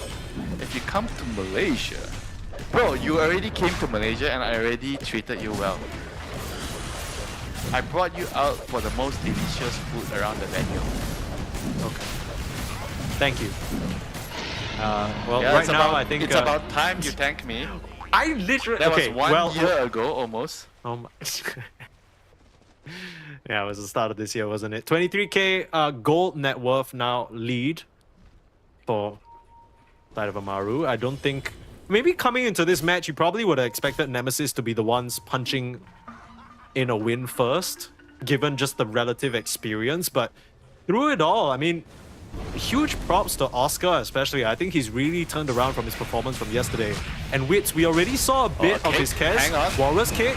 Pushing the Centaur back in a compromising position. He's in a little bit of trouble, still able to stampede. Are you serious? And now the lasso, now the damage. 23 does not stand a chance. Now he does have a buyback, but what can you even do to save Analog? Can't even TP out, my goodness. I think that's it. The kick back in. Tai Lung in trouble. Push him into the fountain. Okay. That's not too bad. A Ravage as well. Maybe it's not over just yet. You need to find damage onto Wits, though. 23 jumping forward. Finds Knight on the Bat Rider. And here with the suck, he's able to stand his ground into Wits. The kick away. That's the first life. He's going to respawn in a really bad spot. It's only Garda who can try and help him out. Tai Lung, he's back in the fray. He's brought back and he's putting down a Wukong's command to end this game. Putting the damage into 23. The suck is there. Desperately trying to keep their carry alive with the Force Staff, and they'll be able to do so. Surviving somehow as Jokum running forward with the changing of the guard. Tai Lung juking them out again. The ice shot stopping him from jumping away. You need to stop this jump. Tree dance way too quick as Tai Lung escaping into the winds. All you have left is a chance onto Wits, but no way of cancelling that TP. And Nemesis, not quite dead yet, but living on a prayer. I like the two teenagers running in circles around Nemesis.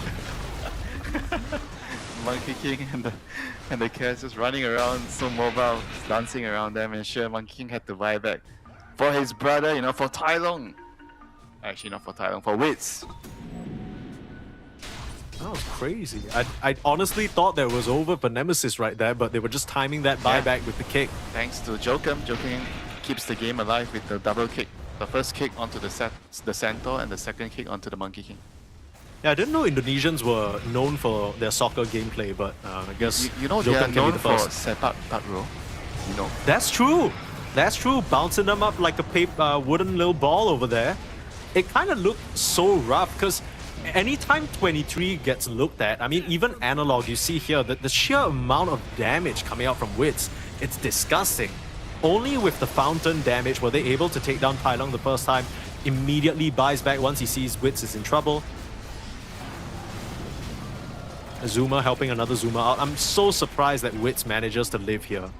And also, I was a bit confused because I thought the kick would plant him near the tier 4 tower, but he ends up respawning way further than I expected. There's one more fight in Nemesis right now. Game is still not over. It is not over until the Fat Lady sings. There is still one more fight. And it is about to happen. They're holding the higher ground. They're under a ward and sentry. A kick! There's a dragon. A little bit of miscommunication there. In 23, he's in trouble. He has a divine. He can't afford to go down, but he's starting to get focused, and the Ravage can't come through.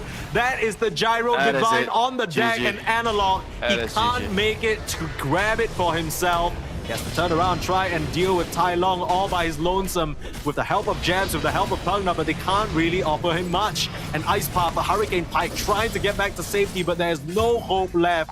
And Jabs will get swiped down. Nemesis will take a first game loss to Amaru Gaming. What a game, man. This is such an entertaining start to our series. Non-stop fighting, both teams just trying to prove a point. We are stronger, you know, we have better scaling. And Amaru Gaming comes back and says, no, do you not know what is Cass? You do not know what is Cass, you know. Cass is the best scaling hero right now. I have no idea what the hero does, but he just kills everything. That was honestly disgusting. Like, did you see how much damage he was doing in there? I think your sentiment is shared by like every Dota hero. Everyone who doesn't play Kaz is like, you're looking at him, you know, swing his blades around, go invisible, crit you from invis, and you're just like, I don't know what he's doing, but this shit hurts. And it feels illegal. As what the hell, 47.5k damage dealt, but it doesn't compare to the Monkey King. I mean, Tai Lung, we were gassing this guy up. He was the sort of scouted talent on OG Latam. He gets pulled in. They don't really have the best of times. But here on this team, on Amaru Gaming, he looks real good. He looks really swell on the Monkey King, and we'll see some highlights now. I feel like the Wukong's command placements were just on point, and he was always roaming around the map, keeping up in net worth. I rarely saw a mistake come out from him. The face just overall boots as really well. nice stuff. You need to also talk about the face boots. I think the way he played the early game, the itemizations, like going for face boots on this hero to dominate the lane. I think that is something that I think other mid players may have to look into. Is this like new tech? It's something that you might have to do in your matchups, because Monkey King is like a very nerf hero. Right? A lot of the mid players are staying away from this hero for a good reason, you know. And maybe there's also another way to make this hero work, and we'll have to see, you know.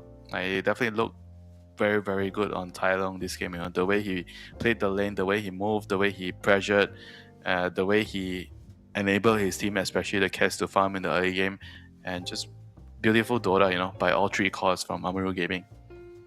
Yeah, none other than the Zoomer to teach us new tricks on the Monkey King. Very exciting stuff, and what a way to start our series. But it's still far from over. Nemesis, they're going to be fighting to put at least one win on the board here at the DreamLeague Season 27 group stage, with game number 2 for you after a short break.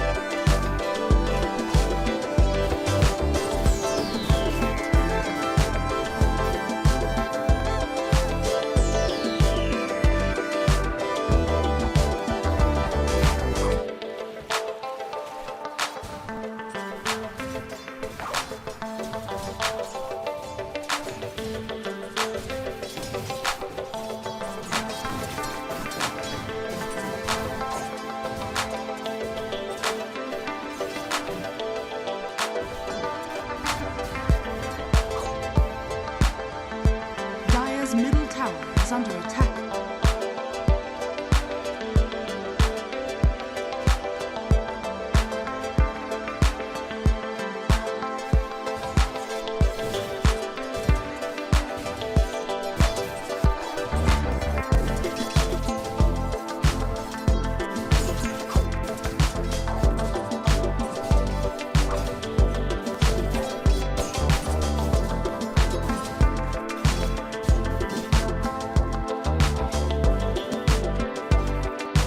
Dire's bottom tower is under attack.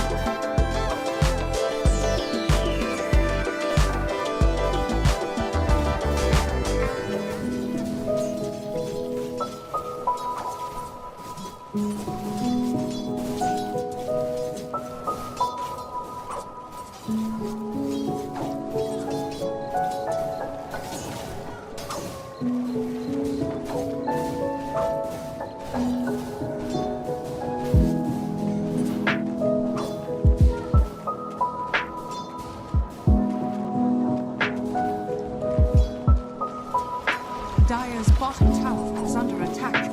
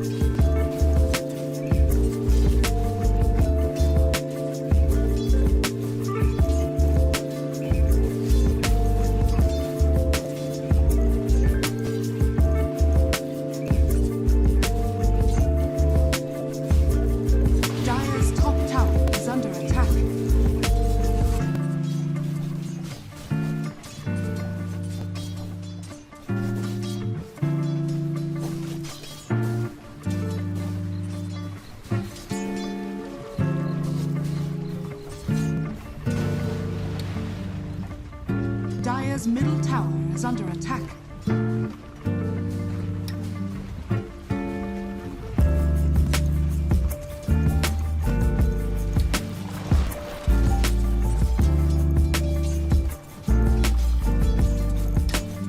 Radiant's bottom tower is under attack.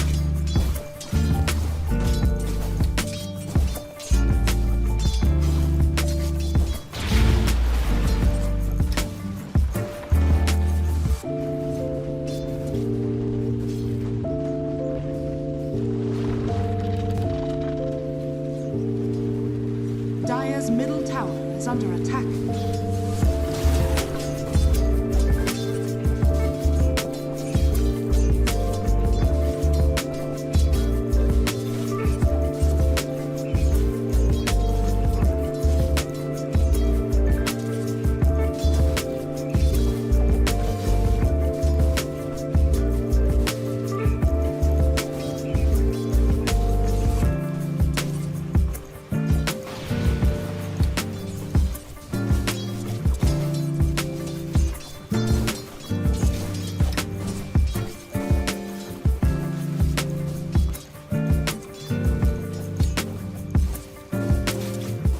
Dire's bottom tower is under attack.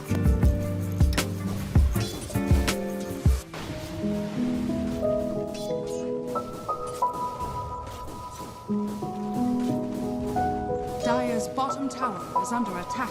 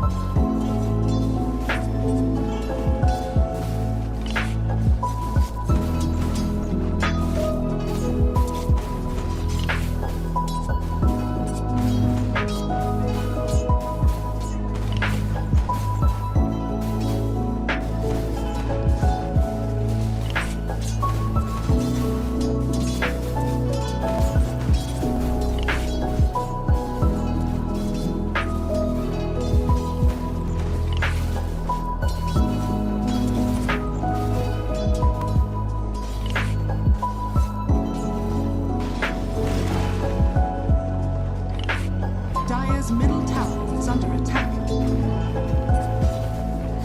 Radiant's bottom tower.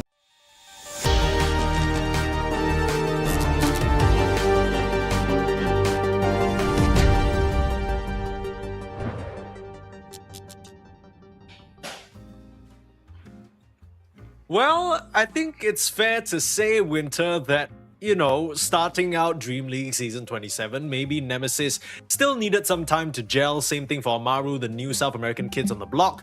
Seeing them here at the 0-1 bout isn't necessarily a surprise, but then coming in, you'd think Team Nemesis, so many experienced names on the roster. Amaru Gaming, maybe it's just some light work, but the kids show the oldies how it's done. Some new heroes to boot as well, right? Mid lane Tai Lang busting out that Monkey King, and Wits, of course, on the Cares caught all of us by surprise. And I have to ask, Winter, when you're playing these Dream League Season 27 games, there's not a lot of time to adjust. What do you think Team Nemesis needed to fix there to have come out on top? I think they need to stay away from like a carry mid. I think Analog Space Out is probably more fitting for like a semi carry, not a hard carry. Like he wants to play heroes that like it's like more of like a mid hero, like spirit hero that runs around and pressures. I think Slada, Ember, Storm type of hero. I think those are his better heroes. You know, maybe it's time for them to go back to it. I mean, it's fine to try and experiment to see what actually works because he's new to the team and they're trying to figure things out. But based on the first game, I would stay away from giving Analog too much of like a carry-ish hero. Well, I don't know. You know what? I'll be honest. I agree with you that the Analog playstyle feels a bit less carry-esque, but I thought his DK was looking quite nice. It's just kind of felt like they got outscaled, and I don't know whether they expected that they were going to get outscaled. It's also a Cass issue. I think the Cass is like a hero that's like really broken as well. Maybe they underestimated how strong the hero is in the late game too. I don't know. Do you just ban it then? I mean, I don't know if you have crazy the ban room. the Cass? I don't know if you have room to ban it in the first phase, or maybe in the second phase. First phase, I'm not sure because you're probably not gonna first phase the Cass. I guess Amaru Gaming just knew it was a good matchup in the later stage of the game because very clearly the Cass just out damages so many of these traditional carries, right, in a 1-to-1 situation. Everything coming out again. Everything gets destroyed. I was wondering about this because as much as the Cass and the Monkey King stole the show, you really got to give your flowers to Oscar on that Centaur, right? Yesterday, I keep saying this, but I think it can't be understated. When you come out of a game so rough, like the series that he had against Tundra, he did not get anything done. He was like bottom net worth core, he was like, I dare say, chain feeding it up. And then to come into today up against a pretty decently strong opponent like Team Nemesis, and then you pull on such a clean Centaur performance. He was top net worth, he was right place, right time, Hoofstorm, Stampedes, all on point. So many of these fights, he was living on a sliver of HP, just playing to his limits perfectly. I mean, you could not ask for a better turnaround from your offlaner.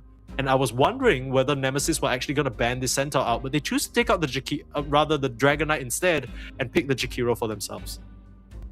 I mean, Jakiro is, I think, an okay trade. They're both like very imbalanced heroes. Sure. I think the Centaur is like the reason why he's also really strong. It's not just the axe, like he's one of the best helm heroes in the game. You need the health, you need the armor.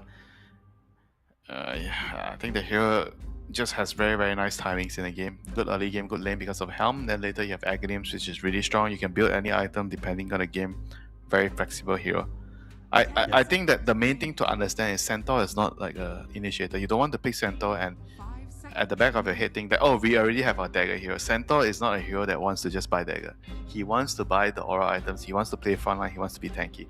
Dagger is like somewhere in between, then he buys dagger, but he doesn't want to be forced to buy dagger early because the lineup needs him to buy dagger. Now, when did that change? Because I feel like in all of history, Centaur has probably been ingrained in so many people's mind as this fight starter, right? You blink, you stun, and then you stampede the rest of your team in and everything. It's not just about like the hero, whether the hero changes, like the game has changed, right? I think Dota has moved into a different direction. Dota is a lot more difficult, different and difficult now. Like it's more about scaling. So you need to play for scaling. I think if you look at the team fighting heroes right now, they are also heroes that scale well, right? If you talk about Mars, if you talk about Pangolier, I think Pangolier, Mars, Centaur, those are the three like main team fighting heroes teams. Like a lot of teams like to pick. They are all heroes that scale as well. They're not just exclusively picked because they just want to buy dagger and fight. You know, they scale well in the late game as well. I think Centaur kind of adapted into that sort of like play style with the items, with the patches and everything. And now players have found a way to keep the hero relevant early, mid, and late game. Yeah. I can see what you're saying. It does feel like Dota has trended that way, right? We're seeing like Snapfires rush Shard so they can farm with their cookie. We're seeing all these heroes like find some sort of build that allows them to farm. I think most recently we saw Skyref Mage come back up as well because people were rushing his Shard and then just using those arcane bolts to just push waves. Right? Like it's all about this farming, and right now they are picking the Juggernaut as a response, still the Bat Rider, still the Warlock. If it ain't broke, don't fix it. But this time round, they opt for the Warlock instead because they don't have the Jakiro. Two very different heroes, even though they both do a good job in securing the safe lane. They're very good against Juggernaut. Two disables that go through your Blade Fury, the Warlock and the Bat Rider. I mean, Warlock and Centaur is also a very, very good combination. Centaur runs in with the stun, you start the fight and then there's a rock and Fatal wants to follow up. And then Centaur is like a very good target to use your Shadow Word on as well, you know. So they both have a lot of synergy together. And I think you Yeah, already that's true. briefly mentioned the Centaur plus Bat Rider. Lasso and Stampede, you know, it's amazing. Yeah, it looked really good in that previous game. And right now, Nemesis, all they really have to keep heroes in place is that ice path, right? You've banned out the Mars, so you don't have a way of caging the horse and his friends. What other ways are you going to employ? Go for the Primal Beast. Could be a mid, could be an off lane. Still some flexibility for Nemesis here. What's the deal with Primal Beast? Is it just because you see a Warlock and you're not scared of him? Yeah, I think it's mainly for the Warlock. Like, you know that in this lane you can kind of get away with it.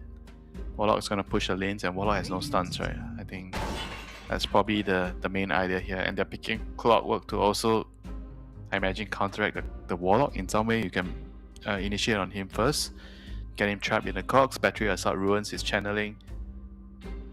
But overall, I'm not gonna lie. I'm not very impressed with the Nemesis lineup. Yeah, I just think, you know, whenever you play a Juggernaut, I'm immediately thinking, okay, who on Amaru Gaming is gonna buy a Lotus, right? You probably can get one on the Centaur, and then suddenly the Lotus gets double value because you can just reflect the Yeah, Pulverize. and this is like a really good Puck pick as well. Like, the supports can't really do much against Puck. I think the best thing you can do is like Jakiro with the Ice Path. I think Jakiro sometimes can catch up Puck. You glimmer yourself, you hide around, and you get an Ice Path off, predicting his movements, and you can catch him. But Clockwork doesn't do much to Puck. And now Nemesis has to kind of figure out a mid hero that can kind of, mid or off lane hero that can kind of counter Puck. Off lane heroes that can counter Puck is like, I think mostly Night Stalker. You need like some sort of hero that can build silence or has some built-in silence. Mid heroes, that's Void Spirit. I think he's the main hero to counter Puck. Yeah, that's quite an analog hero. It's also Tiny as going well. to be Puck or Void Spirit or Tiny. sure. Okay. I feel like the Tiny would make the draft so clunky feeling though. You know, a lot like, of similar heroes, right? I don't really know how to describe what they're similar in other than the fact that they're all melee, but I think the main thing for me, now I'm looking at the Amaru Gaming lineup, just kind of feels like a team that you but don't want to have to run the thing into. is, they can't pick any range heroes that's really good right now for their lineup unless they're picking some sort of like, I don't know, Enigma with Clock and then the Primal is mid. Like, I don't feel like there's any range hero you can pick, I think. Yeah, and then you're picking Enigma into like Warlock Rock that cancels probably your not. black. And the Fatal Ball is very good in the lane to kill off your Eidolons. Yeah, probably not a good idea. Is it March that's the coach of Team Nemesis? That's what I saw recently. I believe he just joined the team. I wonder know. what the in what the original plan is with list, it was these. Masaros. Right. I saw an announcement on. I'm gonna have to check that. Real Maybe quick. he joined the Yeah. team. Give Yeah, me but a right second, now, give me a second. I feel like they're just trying to change up, you know. They're trying to prioritize analog. Because the last game, they picked the heroes early, they flexed it and it didn't work. And I think this game, they're just trying to pick his hero last. I imagine Jabs is going to play the Primal, and they're going to pick like most likely a mid hero last. And Amaru just needs to, I think, finish up their lineup with a solid carry in the lane. There is still Ursa. Yeah, I think Ursa could be good. Ursa against Juggernaut, always a nice matchup. I think that's Ursa. There is maybe, I think Morphling can be good too. Warlock Morphling, you see kind of the heroes like the Primal, the Clock, Juggernaut. Seems like a decent Morphling game too. And those are the two heroes I'll be looking at, Ursa or Morphling. Sure. I'm thinking, so I just looked it up. March, in fact, is their new coach, signed as of 1 week ago. So probably trying to help them with the draft, with some prep. But now I'm not really liking what I see though, to be honest. The Nemesis side feels a bit... It's safe to say we are both not on the Nemesis train. with the draft. Yeah, you know what's tough though? I love both these teams. Like, I genuinely think this whole story with Amaru Gaming and the young talent from SA, you know, supported now by an all, it's so cool to see. And of course, I'm always going to be rooting for any Southeast Asian team and analogs on this team as well, so that makes it even better. But it's just been hard, you know, it doesn't really look very convincing. I kind of get what the Clockwork's meant to do, but then it leaves this gaping hole in your draft that, I don't know, maybe Jokum is going to pull off some magic, right? Maybe he's going to set down the most insane cogs we've seen in our lives, you know, stop the Bat Rider from lassoing, catch the Puck out mid, jump in, you know, stop the Centaur from stampeding. Yeah. Okay. Van Dark means it's terrible. Terrorblade is fine too, but it's just I think it's vulnerable to the Primal in the lane. I think if you see the Terrorblade right now, you're definitely gonna want Primal in this lane, and you pick a new mid hero. Puck counter. They need a puck counter. Silence. I think that's Void Spirit. There is Pangolier can be kind of good. Tiny. You can kind of do co-op also, right? Because no, even though co-op is bad into a puck. The matchup is actually. Don't you just get shot and then you just No. You can't play the matchup. Okay. The coil counters you. The silent counters you in the lane. You can't touch the puck. You have to skill blink and scream. I get you. Yeah, it's just bad. I think it's probably going to be some kind of like Pango, Tiny, Ember, or it's Void Spirit. Yeah, because immediately when I see the TB, I'm thinking back to the discussion we had. It feels like you need so much spell damage, and right now all you really have is Primal Beast, Pulverize, and like Macropire. That just feels like a Sunder waiting to happen. Against Terrorblade for the first 20 minutes, I want to say. But Sure. later, And then after that, it becomes a little bit hard. Yeah, after that it becomes a little bit hard for sure. But in the first 20 minutes, you can deal with Terrorblade. So they just need someone to deal with Puck. I feel a Puck answer. Okay. Somebody to build Orchid or has a innate silence. Yeah, Analog's about to pick his hero, and what it the is. hell is going on? Okay, so Primal is mid against this Puck. You know what you forget, Winter? You know what you forget that's very, very Jabs is always the important? last pick, right? Jabs is always the last pick. How dare you think, after one piddly ass game, he's gonna change the thing he's done for 10 years now? Jabs will always be the last pick. Out comes the axe. Do we like it? Do we hate it? What's the vibe? Against Terrorblade in the lane, I can see it like pressuring, like with Clockwork. I don't know. I don't think he has the best position to enable the axe with Clockwork. I think axe usually you prefer to have a range hero, some kind of Sky Snapfire hero. I think the Warlock and TB, they could potentially survive this lane, and if they can survive this lane, I think they'll be better off in the mid game, in the team fights and everything.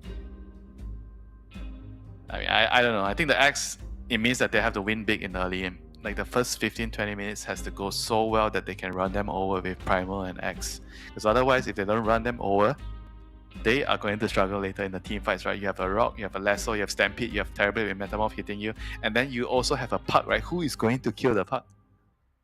I am kind of seeing the same problem start to set in here for Team Nemesis. I'm wondering whether they will have enough scaling. Sure, the Juggernaut can become this insanely scary, beast later on in the game. Same thing for Primal. We've seen this hero with the Refresher. I mean, the Centaur kind of counters him with the Axe though, so Yeah. I feel like it's not like a free Juggernaut game. It's okay. I think he definitely matches up well against Terrorblade. But the other parts of the draft, the other components, I think it requires the whole lineup to be so fast. They have to play at such a pace where they just run away from the lanes. They do well and they keep crushing their opponents with the Primal and Axe running around. Especially they need to kill off the Terrorblade and the Centaur. These are the side lane heroes needs to be killed off, removed from the lane because they can't touch Puck with their lineup. So they are hoping that they can actually win the side lanes enough that they can take control of the game, take Roshan and take Tormentor. This is their game plan, and whether it's going to work, I am not very confident. Yeah, me neither. Jabs, game hasn't even started. He's throwing up the Monster Hunter surrender sticker. That's tough. Gardic, of course, tipping his former teammate. I also realized, apologies folks, I missold a bit of information just now. I was talking about how they were all playing with Animager together. No, that was 23 and Cuckoo, not 23 and Jabs. Silly me. What? That was 23 years ago? No, 23 and Cuckoo, like 23 Savage. I know. I'm just messing with you. I literally... That's not even a good joke, man. Like, I'm just trying to keep things entertaining. There we go. Yeah, okay. I'm trying. I have a feeling I'm gonna get that line repeated back to me a lot. It's 3:30 AM. I'm trying to get you excited or get myself excited. No, but to be fair, I think not even fake hype, right? I think this is really cool to see because we didn't get to see this side of Amaru yesterday at all. And yes, a lot of these teams may be coming from Div 2 or the regional qualifiers. You're like, yeah, I don't know whether they can hold a candle into some of these more experienced players. Amaru Gaming showing they deserve to be here, at least in that game number 1. They proved their worth. We'll see whether they're able to take a convincing 2-0 victory. That certainly would be at least a little bit of an upset, I want to say. Yeah, depending who you ask. True. Yeah, but I guess from the first series, if you're judging from the first series, then it should mean that oh, cancel the TP. Oh, that was close. Oh. Oh no, that could have been huge. I kind of did he hesitate, Yeah, I or think was it he just actually me? canceled the attack the first time around. Yeah, like he could have. I think he could have made it happen. He could have. Just. Yeah. Gardic also kind of tipping, like low-key backhanded tip, right? Saying like you TP'd in front of a clock. Brother, if he finished his auto attack, we'd be cooked. I mean, he'll be late for the lane. Like maybe 10 seconds, you know, he can still get, you know, it's not the end of the world. And Yeah, not if the clock walks back up. Ooh, first blood. What? How did that? That is a Black Grimoire charge. How did that even happen? He was trying to Did he pull the wave, and he took a lot of damage because he was already low from the first exchange, you know, when he was trying to cancel the Bat's TP, and then he went back there and yeah, he got hit by another Shadow Word. And this is really, really bad news here. We are already like doubting the clockwork, like how much can he do, and this happens. At least he's burning some of the Warlock's mana. I don't know how much it's going to matter given that Wits is just popping the Metamorphosis and pushing your Axe out of the lane. Not really what you want to see. I think one of the things with Axe is that you always want to be able to pop that Battle Hunger on the opposing 5 and then the opposing 5 just dies to your 4. But not really something that's very feasible with a Warlock Shadow Word. Yeah, this lane is not starting out well, but right now with the clockwork burning all the Warlock's mana, the Axe should be relatively safe now. 4 Ring of Protections and Metamorph down, so he should be able to farm freely. Oh my god, Seen an Axe with more taking protective fingers. so much damage. Yeah. It's kind of tough, right? Because if you're trying to commit into the Terrorblade, you're also taking the Shadow Word damage, which is not great. Jokum is doing a good job playing pinball here, but he is also tanking a lot of harass. I guess it's not so bad at the end of the day as long as Jabs can farm, but it's not even like his CS is that impressive. He's getting doubled up by the Terrorblade right now. Yeah, I mean, this lane is not easy for Axe, you know, because you're all physical damage with your Battle Hunger. Terrorblade has so much armor, and he has a Warlock. So, what do you think was the plan here? Because it's not like this lane orientation was a surprise, right? They know what they're going into. I think he just has some feeling that it could work. Because logically, I think Primal works really, really well in this lane. Or maybe they just couldn't find another mid laner. Yeah, that was also the other problem. Yeah, I guess so. Seemed like there was only like what did I mention? Void Spirit. You said Void Spirit. And, yeah, maybe not so much Tiny. Tiny is like not a very good hero now. I mean, those aren't very bad options, right? I guess the Pango is a little bit awkward to make work into the path because it could also mean that Analog wanted to play Primal. That also is possible. Sure, yeah. But whatever the reason is, right now they're in this position and they have to find a way to win this game, right? Even though it's difficult. I think there's there's only one way. They need to snowball, they need to do well in the lanes, and they need to just keep the ball rolling. Well, I don't think the ball even exists yet, because if you look at the CS right now, Analog is also getting doubled up on by Tai Long, so kind of being shown up a little bit in his own sort of... Yeah, this is why I find it strange, right? Because this is not a good lane matchup for Primal. Yeah, like what's the plan? Like, okay. Okay, can nice they kill him? Cogs. He has a Waning Rift down to the low ground. Cogs going to be off the mark. Try for a Blood nice Grenade, dodge. easy dodge there. And that was never going to be too difficult for Tai Long. Only if he ran into the first Cogs. I think that's where it will be troublesome. You think this is difficult? Ooh, nicely done. 23. Gets that last hit before the TP completes. So putting a stop to some of the early snowball. We saw how well Oscar could farm on his Centaur if he was just given the free space, and the Jakiro Jug doing what they were drafted for. Lane winners, lane dominators, lane killers, you know. I mean, Yeah. imagine if it's already so hard to kill the puck now this early, it's gonna just get harder and harder in the later portions of the game, you know. That's true. Incoming Clockwork Orchid, thinking? Yeah, maybe. I think that's like definitely a very possible option, you know. But you have to snowball on this hero to buy Orchid. With the current start that he has, I don't know if he's gonna be planning to buy Orchid. Yeah, I don't even know if he's making it to the Tranquil Boots, I'll be honest with you.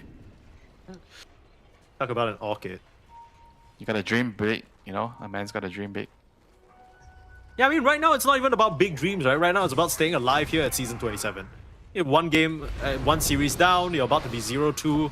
Really not the start you want, especially after you've just been signed by a new organization. You want to show them, yeah, we were worth the investment. We're gonna sort of make your money worth the time. You're reminding me of that TikTok video, money worth. What's the TikTok video? Never mind. Okay. Well, you can keep your inside jokes to yourself, I guess. I'll share with you after our shift, okay? Okay, Jabs being run down. Oh, this has got to sting.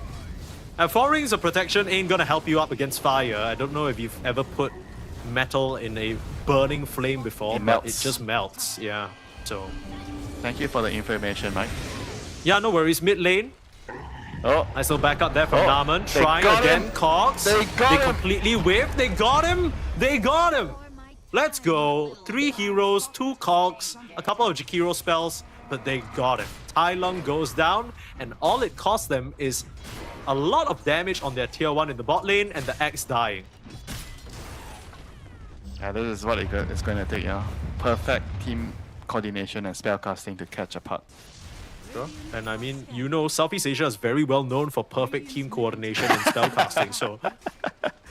Yeah, sure. This is easy. This is no big deal. It's just another day in the office for Nemesis and the gang, you know what I'm saying? Every day we dream of that one game that you have a perfect team in your ranked game.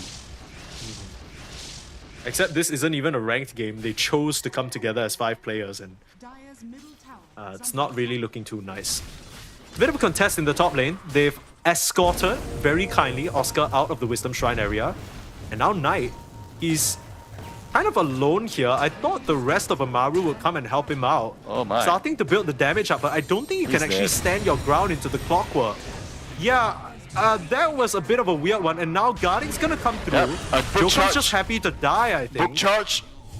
Sure. Tai Lung wrapping around. Pop it for a level 6. They are in a very awkward spot. Dreamcore catching them both. Wit starting to cut them off here. Jabs in big trouble. They're gonna go for the bigger kill onto the Axe, taking the full damage of the orb. And the last hit should be there. Tai Lung will find it. Another kill onto Jabs on this last pick Axe. It has not been a great start for him. 5 book charges for Warlock. He is going to be level 6. This is like a really good start for the Warlock. Absolutely. This is him without getting any Wisdom Shrines, you know. Yeah, I was wondering about that because I thought for sure that maybe Amaru were gonna bring more heroes to push the clockwork out. It was just him alone there until the rest of the backup came. Yeah, the part was, he didn't need to lose was late to the party because he died before that. Ah, okay. Yeah, that's fair. Yeah, I mean, things are still definitely looking really nice for Amaru Gaming. As Nemesis, they need to continue, apparently, to make the snowball keep rolling. But you don't believe the snowball has even begun? Yeah, I see a little bit of snow now. I don't know whether anyone has formed it into a ball just yet. Maybe this Bat Rider can help in that regard. Start with the Pulverize, put some damage in as well. Hogs him up, nowhere to run, and the Ice Path follow-up is there. Very nicely done from the trio of Nemesis. A kill is a kill. So true. Juggernaut is having like a free lane, you know, at top, you know. It's 4.6k net worth, 9 minutes, he's gonna kill the tower. And this is still a really good start for the carry on Nemesis. I mean, you know, you say that, but also this was a similar situation for 23 last game, right? Like I mean great start on the Juggernaut outskills Gyrocopter, you know, let's be fair. A coil onto Clockwork. Terrorblade is here. He is probably dead. Yeah, Wit's committing for this fight, but 23 gonna TP in. They got the power rise, instant cancel. Nice little ice path there. It's gonna allow Wits to get the Sunder off. And the Stampede allowing him to sidestep the onslaught. He's gonna stand his ground with the Shadow Work. Punches the 23. They can't spin enough. He doesn't have the damage, and a full commitment from the side of Nemesis ends up with them in shambles. They lose 2 supports, 1 carry, and a mid lane tower. That's a checkout and a half if I've ever seen one from Amaru Gaming. That is what I call spin to die and spin to lose. Yeah, spin to lose indeed. Usually what happens to you if you go to casinos too often, but this time round Nemesis showing us that it can happen to you too in your pub games if you're not careful. This is such I mean, that was so just clutch, you know. That was like at the last moment he gets the Sunder off. I'm not sure if the Rock actually kind of tanked up some of the Omni Slash damage, which allowed the TV to survive. That was really, really close for sure. And I think one thing is clear for me, Amaru Gaming are very aware about the sequence of the fight, right? We see Analog run in with that Pulverize, and Amaru are not panicking. They're layering their spells. It's the Waning Rift in first. Then when the Ice Path comes out, that's where they have the backup spells to try and help him out. I think really nicely done so far from Amaru Gaming. They're impressing me in this early stage. And now Jabs, another coil, looks to be another kill. Not if Analog has something to say about it though. I mean, Jab's probably dead for this world. But the silence, stopping the Pulverize and Analog, he just has the onslaught forward. The Ice Pop a little bit too late, but it's enough. Tai Lung's gonna come back straight into it and goes down. What looks like it might have been a follow-up kill on the Primal Beast ends up with 2 for him instead. Yeah, Tai Lung kind of overplaying his hand there. I guess he thought he would never die there. He played a bit too aggressive. I got punished there. Yeah, I mean, like I said, you know, Jakiro can be a threat to the puck if you're not really careful. You know, those Ice Path, like precasted Ice Path, can definitely catch you off out of the waning Rave or your Jaunt or your Phase Shift. It's a very hard task for Naman here on the Jakiro, but if he can land those Ice Paths, that's what will make the difference in this game. If they can catch the puck, it feels like 1 or 2 more times. That's further going to cement Analog's lead here. All things as things should be. Look at the net worth. It's all sequential. Pause 1's neck and neck. Pause 2's neck and neck. Same almost net worth for the 2 offlaners as well. It's really just the Warlock as the support who's come out on top in this early stage of the game. Like we said, many Black Grimoire charges already popped for Gardic, and he's looking at using his Nyx Rock in 5 seconds. Naman gonna go down solo to Wits in the bot lane. I believe that was not even lasso needed, just an easy flame break. Yeah, just a flame break. So that's a very, very big kill. And then mid lane, this is an even bigger kill onto Analog. I mean, was he just trying to deny the tower? I guess he was trying to just deny the tower and then got punished by the coil. Yeah, coil into rock, way too many spells, and Nemesis again kind of splitting up on the map and falling prey to these hunting squadrons from Amaru. Maybe they can get a turnaround kill onto Knight here, but he's way too quick with that Stoke Facet. Gosh, now with the Stampede as well, Cobalt's Carp, my goodness, he is out of there. That is one speedy bet right there. I did tick very, very low to the battle hunger and damage over time, but it doesn't really matter if you don't get the kill. Yeah, this is like one of the worst things you can ever imagine happening to Barret. You have this Stoke Facet, and then you're burning yourself, and then there's a battle hunger on top of you. Yeah, true. 2 damage over time. Just help the axe out a little bit in that regard. And there's no creeps to kill, you know, so you cannot remove the hunger.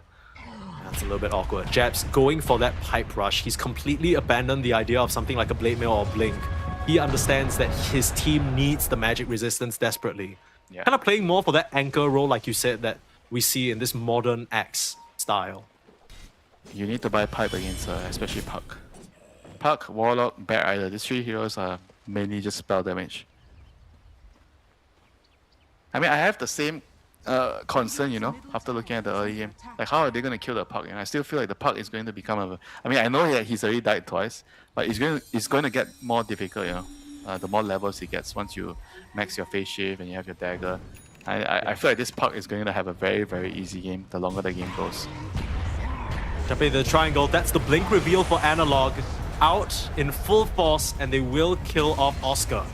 A lot more of a successful, I guess, blink reveal, and I mean, really putting this centaur in the dirt. And yeah, like you mentioned, one more Shrine Steal, more EXP. Lord knows that this Clockwork needs it. The coil, not opting to break it though, starting to take a bit of damage, but Tai Lung and Gardic, they might be having second thoughts.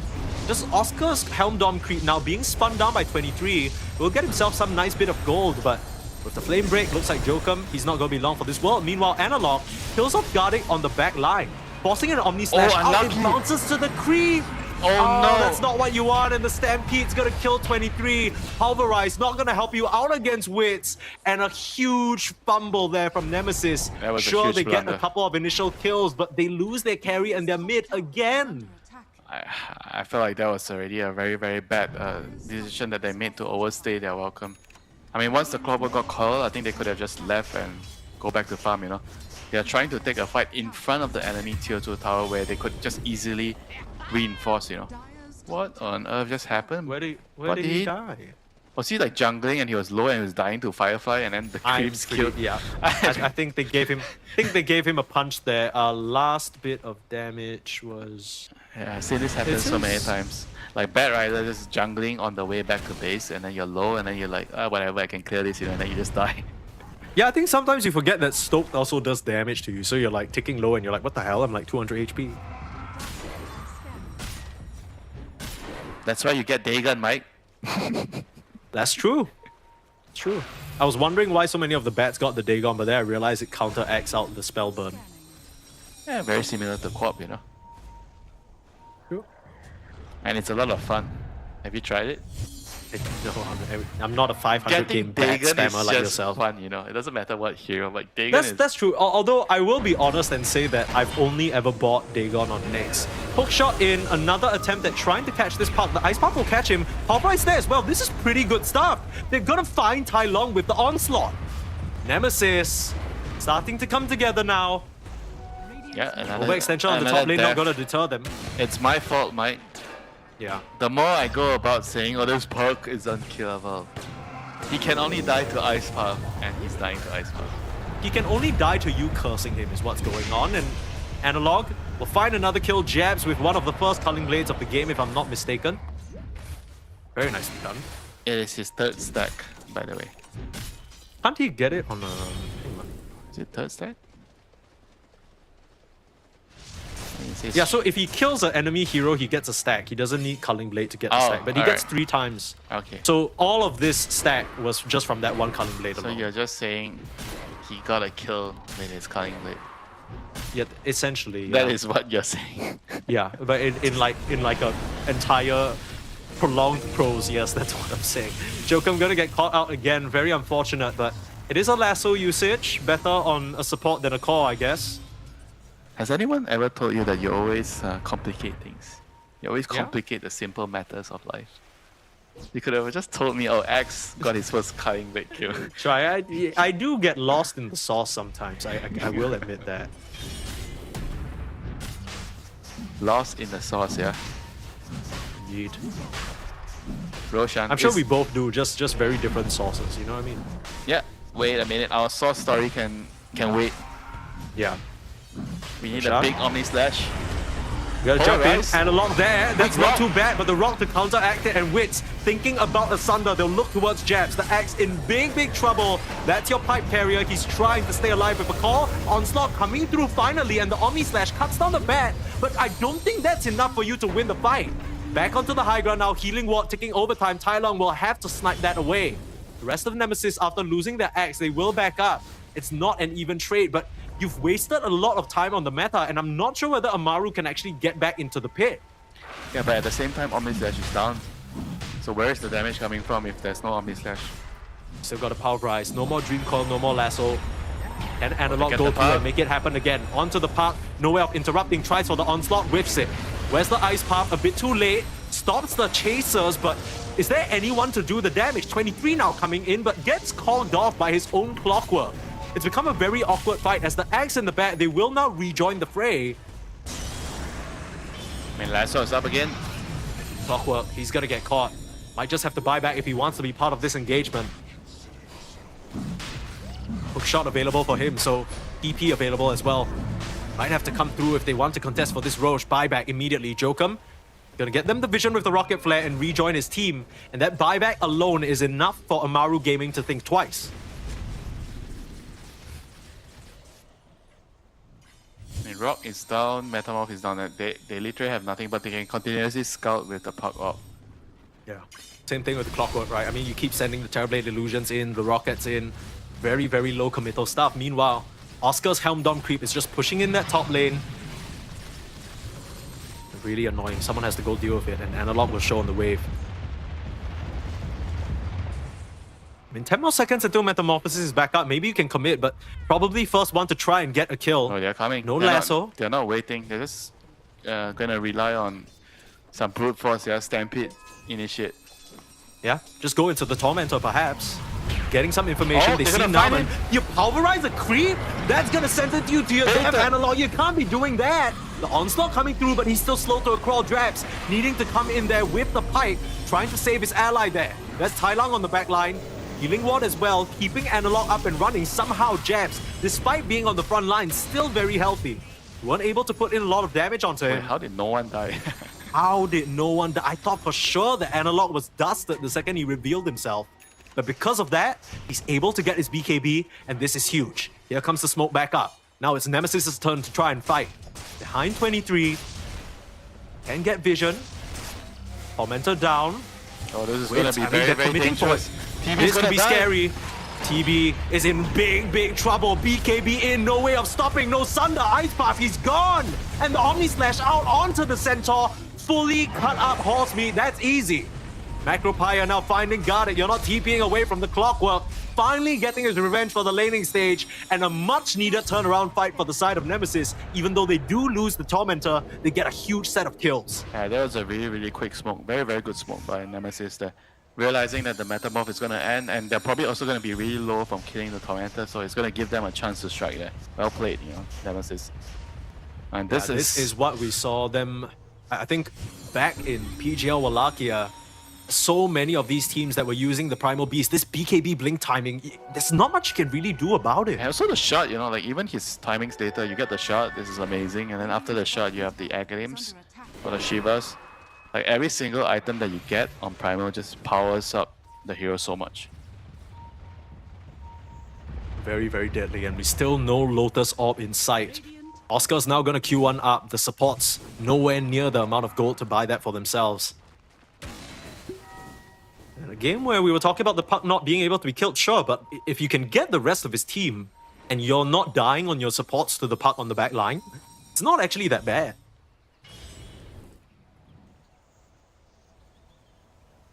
It's all about that execution in team fights. Like who are you going to be able to jump and who do you need to jump first, right? I think for Nemesis, they're going to be definitely looking to kill the Bat, the Warlock, those are the two heroes you want to kill. And then for the Juggernaut, I think the Omnislash has to be reserved to kill off like a core hero. I don't think he can just use it to kill off like either the supports or... Maybe the Centaur is fine, but you're definitely not Omniing the puck. So it's mostly for the Terrorblade. I kind of feel like... I don't mind the fact that he's going for the Centaur with this Omni, right? Because the Centaur otherwise is a very difficult kill for the rest of his team to manage. You don't really want to be pulverizing the Centaur, you don't really want to be hooking. Lord knows you don't want to call him. There's really only one way to slice through that. Yeah, but at the same time, you also have to think about the TB, right? If I am going to Omnislash the Centaur, can we still kill the TB? I get what you mean. I mean, for now, they still have enough damage, but we're fast reaching the point where maybe Wits is going to have more than enough stats to survive the onslaught. Literally. We'll see. Aghanim Scepter now being queued. Shard picked up for Analog, like you mentioned. When this first came out, I was laughing at it because the rock throw seems so memey. But high key, it's like good. Like it really is good, right? Like you're able to clear creep waves from pretty far away. People just didn't understand like how strong it is. It's also the combo, right? You throw the rocks, you get a stun, and then you onslaught in, and then you use your ulti. So everything just lines up perfectly. It didn't really feel that way when it first came out. I think everyone was looking at it like, what the hell am I supposed to do with this? Yeah, it's very normal, A lot of new things get added to the game and people think it's shit, and then 6 months later, wait a minute, isn't this broken? Hold up! Oh, they try. Ice Path? They try. They got him. Ice Path with the catch. Lasso onto Jabs though. Can you find it? BKB used Analog. He'll have to settle for the Centaur. Using that Stampede now, this fight has gotten a bit awkward because the Jug was just not in position to Omni Slash and follow up. Yeah, so BKB pop. That's the problem with their lineup. Outside of Jug, they don't really have a lot of damage on their heroes. Like Primal can only do damage if he's allowed to walk around, like if he doesn't have to control with Pulverize. Yeah. I think this is kind of scary because Analog now down to 7 seconds on the BKB. But just off of that alone, they're happy to go into the pit. They saw the Golem used, saw the Stampede, saw the Lasso, and now into the pit they go. Fresh Butterfly picked up by 23. He's looking really scary damage-wise. This is very dangerous. Fatal Bonds, 3 heroes. No way of dispelling. could be scary. Jumping in, but getting cogsed up. Awkward now for the Bat Rider. He's being pushed around, taking so much damage. Has to force stuff up to the high ground, but look at the setup. The Yules is there, the Pulverize. They found Tai Long. Oh, Not boy. what he wants. You can see immediately on the player cam, his mouth is just tight because he knows he was not supposed to be caught there. But Naaman, I believe that was his Yules, completely blindsiding the puck. That's a very, very nice pickup against Punk. The ice path with the use, there's no way you can dodge it. I mean, Witz was nowhere near, you know, the Roshan pit. He was just like, I'm just gonna farm, you know, so he had no intentions Holy he had no Joker. intention of joining. Did you see that? Nice little style points there. Hook shot, I think it was almost blind. Caught a glimpse with the Jug Illusions, but not sure what Knight was doing there. Trying to push out the wave in the face of the two Jug Illusions. With now the Butterfly, you just don't have the damage to burn through them. Yeah, things are definitely getting very, very tight right now for Amaru. They're making mistakes. They're giving up hero kills on the map when they're playing the side lanes, especially. And this is not something that they want to do. I think you want your puck probably to push out the side lanes. He's the one that's very difficult to kill, and the rest of the heroes maybe hovering around, you know, the Roshan pit, you know. And now this is going to give Nemesis like maybe 10-15 seconds of free time to get the Roshan, and they're probably going to finish it. There is a fresh Linken's now picked up on the puck. It's flying out right now. Could catch Analog by surprise. If he wastes that BKB Pulverize on that target, Maru, that could be the opportunity to win the fight, but a lot harder now that the Aegis has been picked up. And they're looking at guarding Analog, ready to knock over his former captain, but not wanting to overcommit. Not sure where the rest of Amaru Gaming are, and they just got an advantage. No use in throwing it away. Nemesis, they'll slowly reset and look for their next move. Yeah, good fight back there by Nemesis for sure. And now Amaru probably wants to try to stall out the game until the Aegis expires for the next 4 minutes. Try to not take big fights. Just play the map, push out the waves with the TB illusions, use the puck to push out the other side lanes, and the Warlock can clear out the mid lane. Oh, top lane, Lasso, they get a pick. Found Analog, a bit delayed, forcing the BKB, but will end up going down. That ice path comes out far too late. That shot, man, on TB is just so imbalanced. It's ridiculous, yeah. Demon Zeal. Like, sometimes I feel like it's better than the Metamorph. Yeah. It's crazy. You know, you always joke about TV having two ultimate spells with like Sunder and Metamorph, and I think like there's an ultimate 2.5. Like this Demon Zeal is just ridiculous. Yeah, it definitely needs a nerf for sure. One of the best shots in the game. I mean, I can understand certain heroes with certain kits having better shots, you know, like maybe the original kit isn't as good, but TB has a very, very good base kit, you know, and then on top of that he gets a really, really good shot. This is Dota's way of telling you life is not fair. That's true. Not all heroes are built equal, at least not in the patches.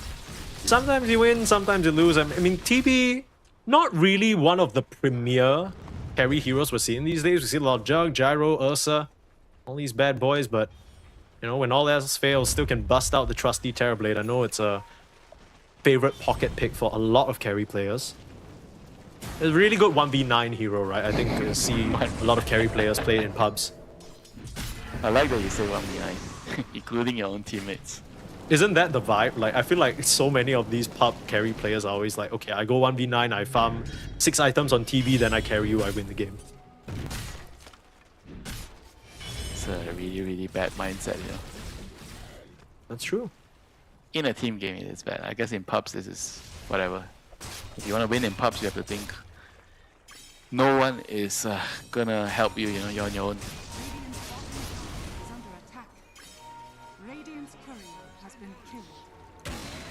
This has not really been the same Centaur game for Oscar as previous. He's still doing pretty decently in terms of net Okay, worth, you know, but it's like an overall first pick. He kind of got sacked, Yeah. you know. True. It's a Jakiro Juggernaut lane, you know, what can you do? That's true. And now he has the Lotus Orb, so I mean 23 has to be a lot more careful with those slashes. No interest from the side of Amaru to the side of Nemesis right now, especially with the Aegis. Kind of funny that during this Aegis power play, they somehow lost 1k gold. And they're gonna force the high ground. Hook shot. Shot They in. catch the Warlock. That's a free kill. Yeah, No buyback. a That is little huge. bit awkward That is from a big Gardic. mistake. That's a very, very big I mistake. feel like we've been seeing this a lot even in the win just now, right? Like Gardic just kind of stepping up by himself in places he has no business Yeah, being. and usually it means that he's talking. Like whenever you see supports like make like random moves, they get caught out. They're like usually, busy on the other yeah, side of the busy map. doing something else, they're microing something else. Okay, and Omni Slash out just to kill Knight, so both slashes used. Of course, if you're wondering why Nemesis suddenly decided to pull out from the bot lane, it's because Tai Lung, as you can see on the map, is cutting the creep waves. So there were no creep waves coming in, the Terrorblade was pushing out mid with some illusions, and of course we can see Oscar is at top. Kind of making things annoying. The red game is fully activated. Yeah. It's only 45 more seconds until the Aegis expires, and then maybe that's Amaru's time to strike. Nemesis still trying to push the issue though, trying to get up to the high ground. 23, another hook shot. another Warlock. hook shot in, Again. Jokum. This is really ballsy. He's gonna turn around and drop the rock. Jokum is in big trouble. I don't think the Clockwork is getting out of this one, but 23 still putting out the slashes, still putting out the damage, and the Lotus couldn't come through in time. 23, he's in a very awkward position now, but again, Omni still Slash. 30 more seconds on the Aegis. It's not too bad. 60 seconds before his Omni Slash. He can't fight. Yeah, time to get out. Bat is chasing, you know. Bat has Aether Lens. So he has very, very far range initiation. They're gonna smoke. He's going to catch someone here, I have a feeling. Yeah. He's way too quick not to find somebody. But the Firefly runs out. A little bit awkward now trying to breach up to the high ground. You don't know where Nemesis are positioned. 45 seconds, no Jokum buyback. Doesn't have the money for it, and very safe play, very disciplined. Nemesis immediately know that this is a moment of weakness for them. They need to back the hell up. Yeah, clean disengage. Not overstaying their welcome. They have to wait for their Omni Slash to come back online. And the team fights are all going to be about the initiations. Can they get the right jumps on the right heroes? Like, is Bat Riker going to be able to lasso the Juggernaut? Like, there's literally no saves. If he gets the Juggernaut and they layer it with a rock or Centaur stun, it's over for 23. Yeah. Gotta be so careful on the Jug. He's made a few missteps already in the earlier part of the game. Like you mentioned, the key player on the side of Nemesis right now has to be the one to do the damage in this game. And it's also the jump, you know. I think the Bat Rider is going to play a very pivotal role. The Centaur, I don't think he wants to initiate like first, you know. Maybe he just wants to tank a lot of the damage. Maybe he can like soft initiate, put his body in front. But the Bat is the one that you want to watch out for. Like, he needs to get the right heroes, you know. Smoke in, Nemesis, high ground ward, Warlock again. He's caught. Okay. They don't have the damage because they don't want to commit for him. They'll just use a macro pyre, but they didn't have anyone who could kill him. He's caught, sure, but what else have you found? Oh, Analog now jumping Analog. in, managing to pulverize, but the lasso pulls him in. Analog, you've messed up big time, buddy. Can't get out of this one. Right into the fountain he goes, just desperately trying to make space for his team. He does get the kill onto Tai Lung on the backside. That's another Ice Path set up for Tai Lung. Being caught out. Naman, again, in what I believe was another Yules, catches the puck. So it's mid lane for mid lane.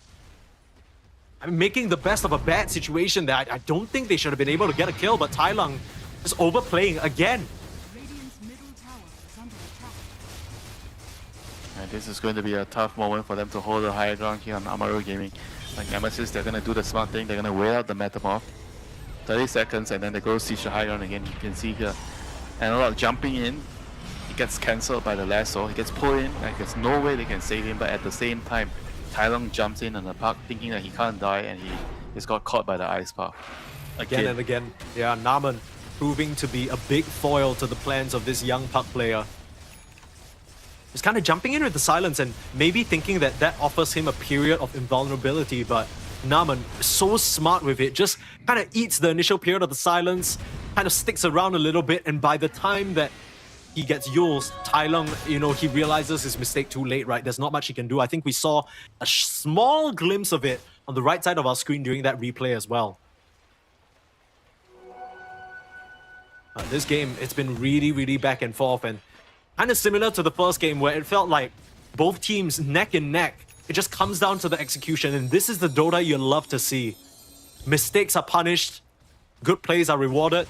With 35 minutes in, it's not even a 1k gold lead. 19-19, you could not ask for a more even situation than this. Yeah, who is going to be the king of the late game, right? The Juggernaut or the TB or the puck, you know? Those are the questions. Even Primal is actually pretty strong in the game. You saw even though he overextended there, but the amount of damage he did on the Primal with his Aghanim was insane there. Yeah. He was melting them. if Joker, he can nice blink somehow away. get the Shivas. That was Oh, clean. no. 23. Looking for a slash. They can't find a thing. Rock throw off the mark as well. That was very, very unlucky there. Was so close. Hookshot barely misses there. Yeah, more than anything, quick reactions from Jokem just to evade that gank right here. Again, right on the front lines, breaking the smoke. That's what you want from your support. And most importantly, not dying. It's still not over. High ground ward. They see the axe. Bad Rider is looking for a lasso here. Night. Yeah. It is night time. He sees an opening. Found him. Ward on the high ground. That's a dead Jokem right there. As the buyback available, this time round he's not quite as lucky to blink out back to safety. They just weren't ready with the de-warding. They weren't ready with the sentries to clean up that area. Now, no lasso, no clockwork. Roshan's gonna get started. A bit of a soft commitment from Wits here as he's just punching away. Now, the Roach is not gonna roar because it was Nemesis who got that previous jump. Onto Tai Lung again! They found the pocket and instantly gets demolished. And they find Oscar as well. Now onto the Bat Rider, some revenge for their fallen friend. And blink and you'll miss it. A huge catch from Jabs. Finding the puck. All thanks to that high ground ward from Naman. Now the Roach will be theirs. Yeah, very, very nicely done there. Good execution, breaking the Lincolns and allowing the Jug to omni-sash there. This is the biggest swing we've seen in the whole game, you know? Yeah. Yeah, Jabs, I mean, we always joke about it. The fact that he gives himself this last pick, even on teams where he fails or even on teams where he succeeds, it's always down to him. He'll give himself that sort of playmaking possibility. And now, after 36 minutes, you know, he's done well to sort of give his team these auras, give his team this space, but this call was huge. Oscar could barely manage to get the card out. The rock came out just a moment too late. And this fight, you can see Wits did not manage to auto-attack a single enemy hero. They managed to do that 4v5 to boot. Yeah, the Centaur is going to need a BKB if he wants to save. He has to BKB and walk into the ice path to get him out. Yeah. I mean, props to Naman as well. I feel like the follow-ups from this Chikiro, I mean, the whole reason why they won that fight was the beautiful high ground ward that he placed right outside the Roche pit. For some reason, with all the 5 heroes of Amaru gaming up, Nemesis don't feel the most confident going back up to the high ground.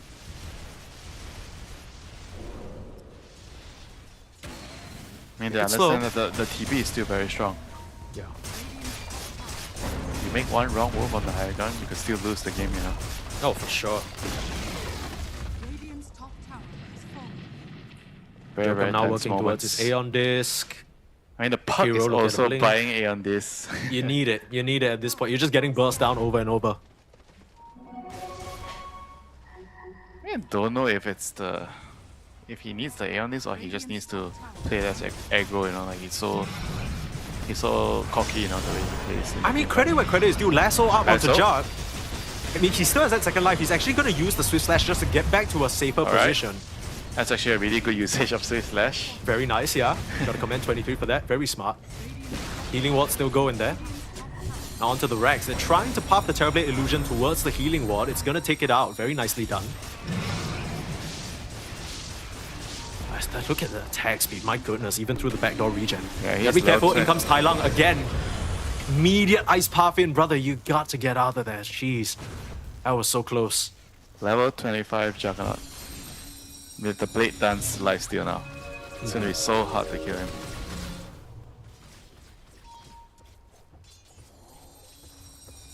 I think it's got to be one of the best level 25 talents. I think it's either this talent or the Brood Mother talent, the BAT talent at 25. That shit's disgusting.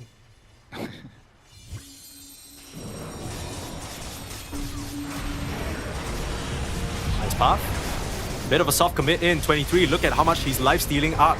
Using the Swift Slash on some creeps nearby just to get his HP back up. Stampede used. It's very awkward.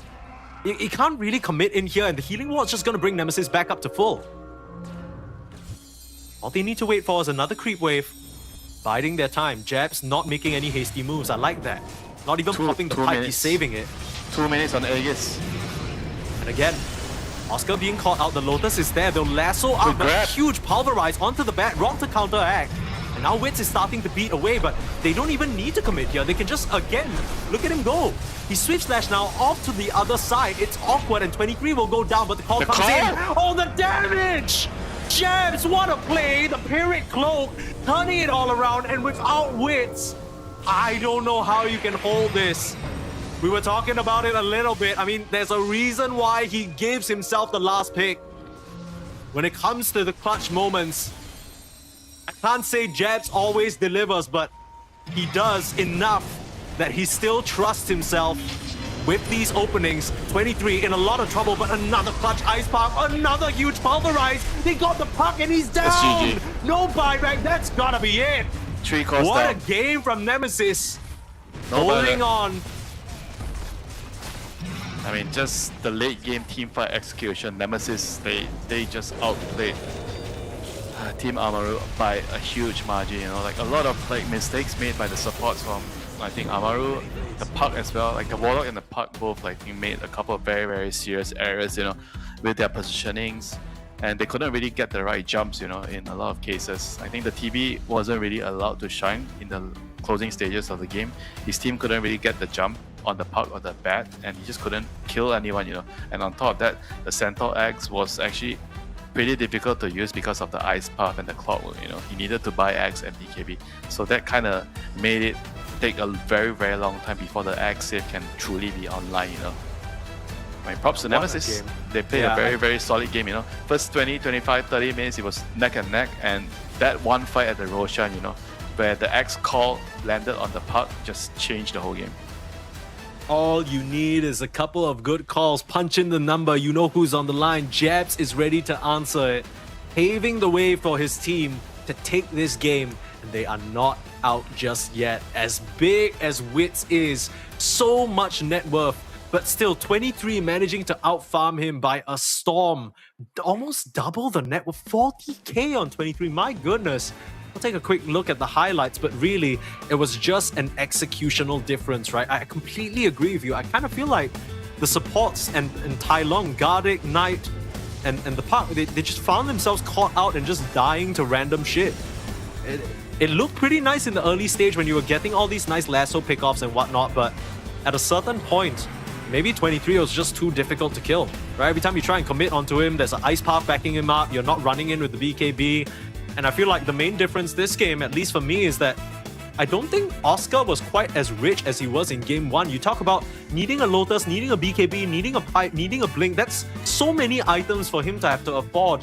And his map is being mopped up by the Puck, by the Terrorblade. It's not easy to maintain that farm on the Centaur. And I feel for him, man. I feel for him. I feel like, you know, he had an amazing game 1. And this game, like you said, he was sacked, but he still needed to do so much. Just wasn't enough. Yeah, just the team fights. Yeah, maybe they had to like focus the Jakiro so that the puck is unkillable in the team fights, right? I think the Jakiro or the Axe, you know, those are the two heroes that kind of cause a lot of problems during the team fights for Amaru, and they have to, you know, reset, try to figure out what went wrong, and try to, you know, just forget about the tough loss and play the next game like it's just another BO1. Yeah, and it is absolutely a BO1. And after that game number 1, you know, we were worried. We were thinking, oh, Nemesis, what's going on with you? Is Amaru really going to storm 2-0? Absolutely not. Down but not out, not without a fight, that is. And we're going to a game 3 between Amaru and Nemesis. We'll have it for you after a short break, so don't go anywhere.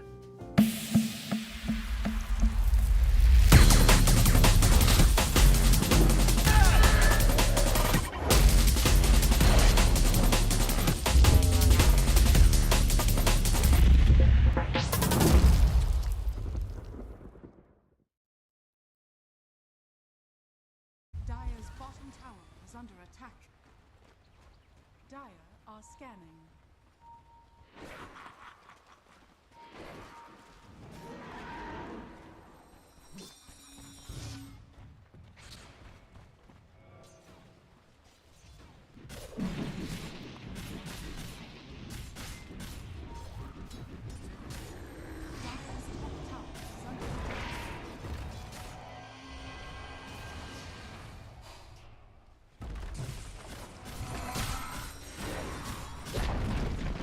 Radiant's bottom tower is under attack.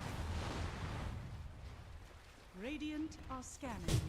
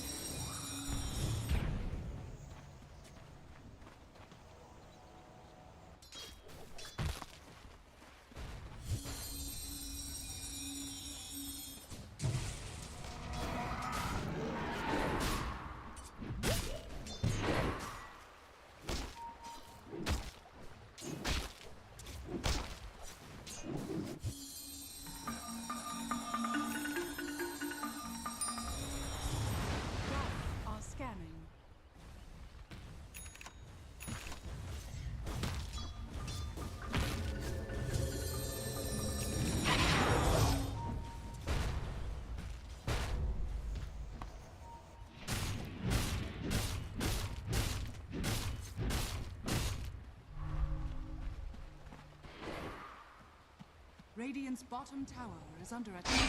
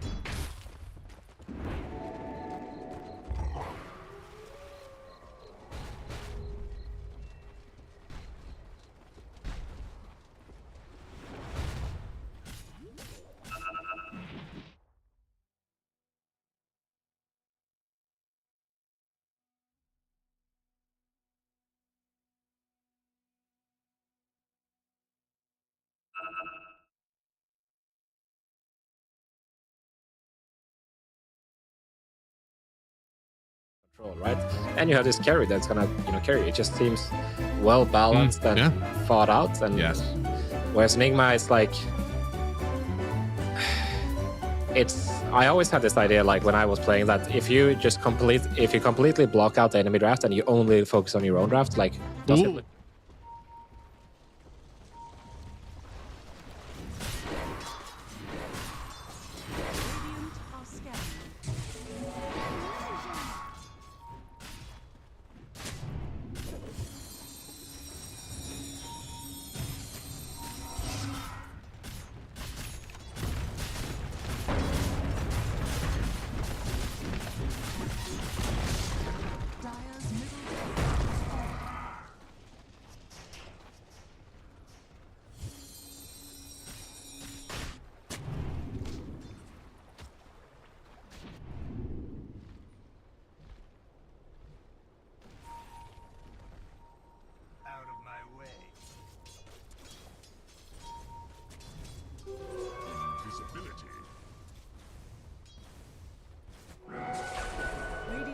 bottom tower is under attack.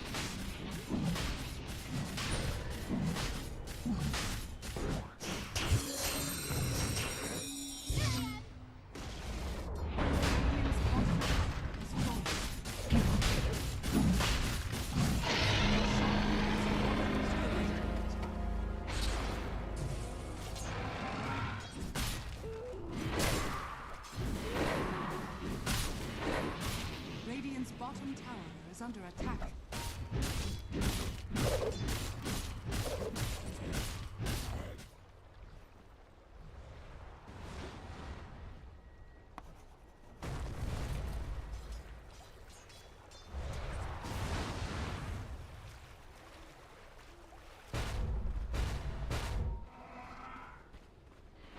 Go crazy! Radiant's middle tower is under attack. Dire's top tower is under attack.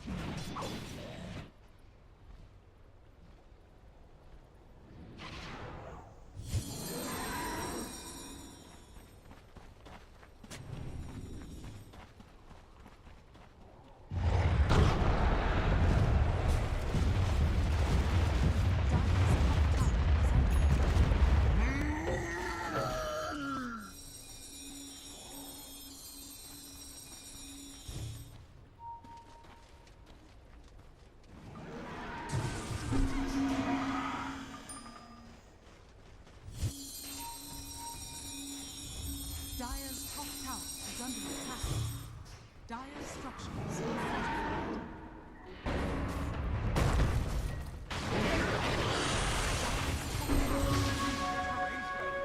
Radiant's middle tower is under attack.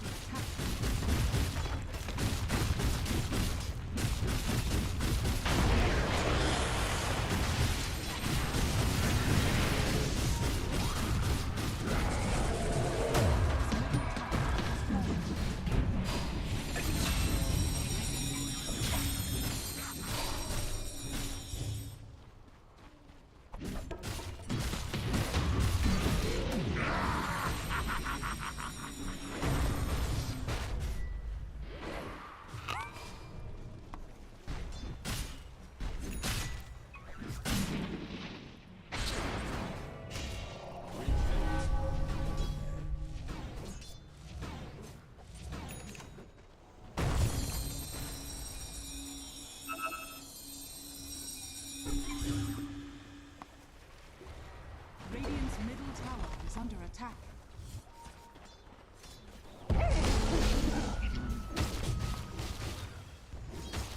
Radiant's bottom tower is under attack.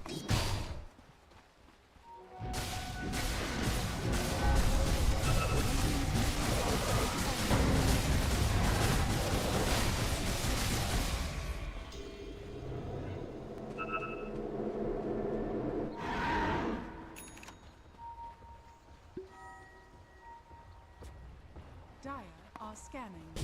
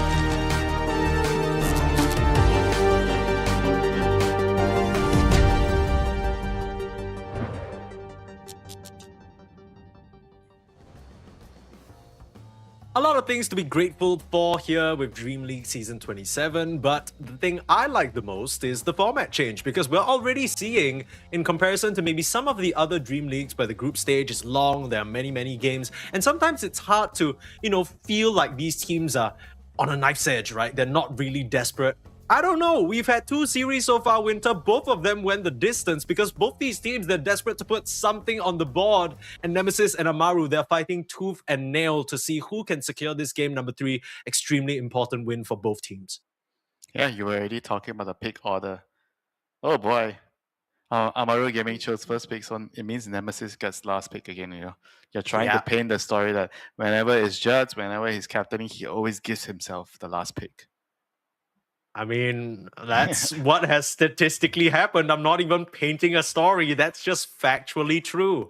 And we'll see whether that trend continues here and whether it ends up working out for Team Nemesis or it ends up biting them in the bum. Because, to be honest, we were praising Jabs at the very end there for some of the moves he made on the axe.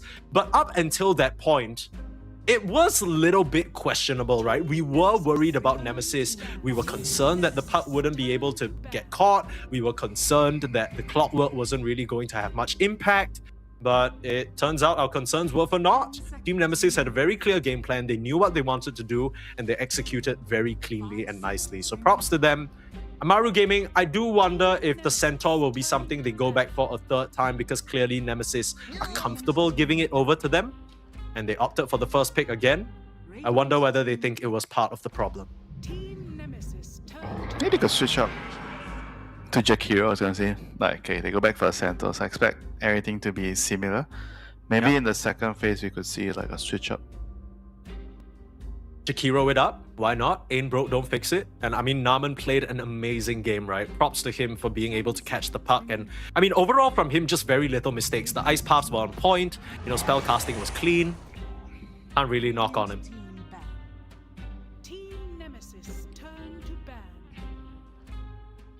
I mean, the primer was also something that kind of I think it worked really well in the late game. Oh, and yeah, he made some questionable moves like overextensions and whatnot, but the hero is really strong still in the late game. Yeah. I think this is just me guessing, but I do think at some point in the game, they probably had a discussion mid-game where Analog was like, look, guys, it's kind of impossible for me to start every single one of these fights. I need backup. And I think that's where Jab started making the jump in, because prior to that, I'm not sure whether you noticed, but there was a really sharp change in his playstyle. Up until that point, even though he did have the blink, he wasn't dumping in. He was kind of saving it for special moments or just kind of reactionary almost. Special moments? Oh. Yeah, just kind of when he saw heroes break smoke or something, then he would blink out, or he would blink to reposition more than start a fight. You know what I mean? He's trying to make a highlight reel. Yeah, I guess so. Now the Primal Beast banned out. I will say that Primal Beast also is such an analog hero, right? He excels at sort of creating space, starting fights. He doesn't really farm the most intensely compared to some other mid laners, like you mentioned. Carry from the mid lane, not really his style. We'll see what they opt to go for him in this game number 2 now that the Primal's banned out. And there's still a lot of heroes that could do that. Jelk's banned as well, so 23 doesn't have that option. The DK Jelk taken out, Ursa as well. Some of the mainstream carries, I want to say, not available. The Jakiro combination, so there's no Jakiro Ursa, there's no Jakiro Jelk. And there's Jakiro Kez. Jakiro Kez, no, 23 doesn't play that hero. I don't think he plays it well enough. I don't know, I don't remember seeing him playing a lot of Kez. They're gonna go for a flex hero first, Pangolier. Not really revealing too much, they want to see more information. So whereas for Amaru you see the Pango, so are you gonna consider picking one of the counters to Pango? It's like Bane. I don't see Bane a lot anymore. Yeah. It is a Gardic hero though, Bane is. Yeah, well, the hero is just not really... I think the hero is not really that good in a lot of scenarios. You have to play him really well. It's a very high execution hero. Yeah, for sure. I feel like it's so strange because when you look at the Bane spells, they all seem like straightforward, right? Okay, I sleep High someone, impact. I take them out of the fight. Yeah, right? Like even the brain set is so straightforward. Okay, I press brain set, I win a trade. In the fight, I find a key target, I Fiend's Grip, and it's easy. But in practice, every time you see it played in pro, it feels like the position 5s or position 4s who play it need to do so much extra just to get the most out of that hero in comparison to others. It's not so straightforward where you get a sleep and then you get a kill, right? There are a lot of things to think about, and maybe not something Amaru Gaming want to worry themselves with. Maybe if they don't want that, they can just go back with their Warlock. I think Warlock, Tusk, Centaur, this trio, I think it's fine. Yeah. Kind of interesting that they skipped over the bat this time, not really feeling that Yeah, it did a lot for them in the Digikiro. The bat is actually, I think, a much better matchup into Pango compared to Tusk. Yeah. You can lasso and control him, and you can kill him. Yeah, Maybe the idea is that during the Rolling Thunder, they are thinking we'll Stampede, and that's the pain that you were mentioning. They will go for it. Yeah, it took a long time, you know. They were definitely considering something to deal with the role. Mm. I mean, the Bane against Jakiro is also quite annoying. Like, you can easily cancel your Fiend's Grip with Ice Path. Yeah. A quick question though, Winter. When you see a Pango and it's into a Centaur, my immediate thought is like, okay, if he Rolling Thunders, I just Stampede, disengage. Why do you still need a Bane to control the role in that case? I mean, it's still going to be useful. I think in some more occasions you want to grip and kill him, because you're not necessarily going to be running away all the time. I think the grip is just useful at controlling him to prevent the Pangolier from creating too much chaos in the team fight.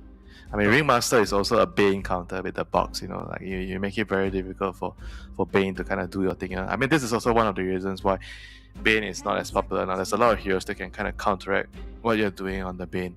And the darts are going to be very nice against Centaur, high HP heroes, percentage based damage.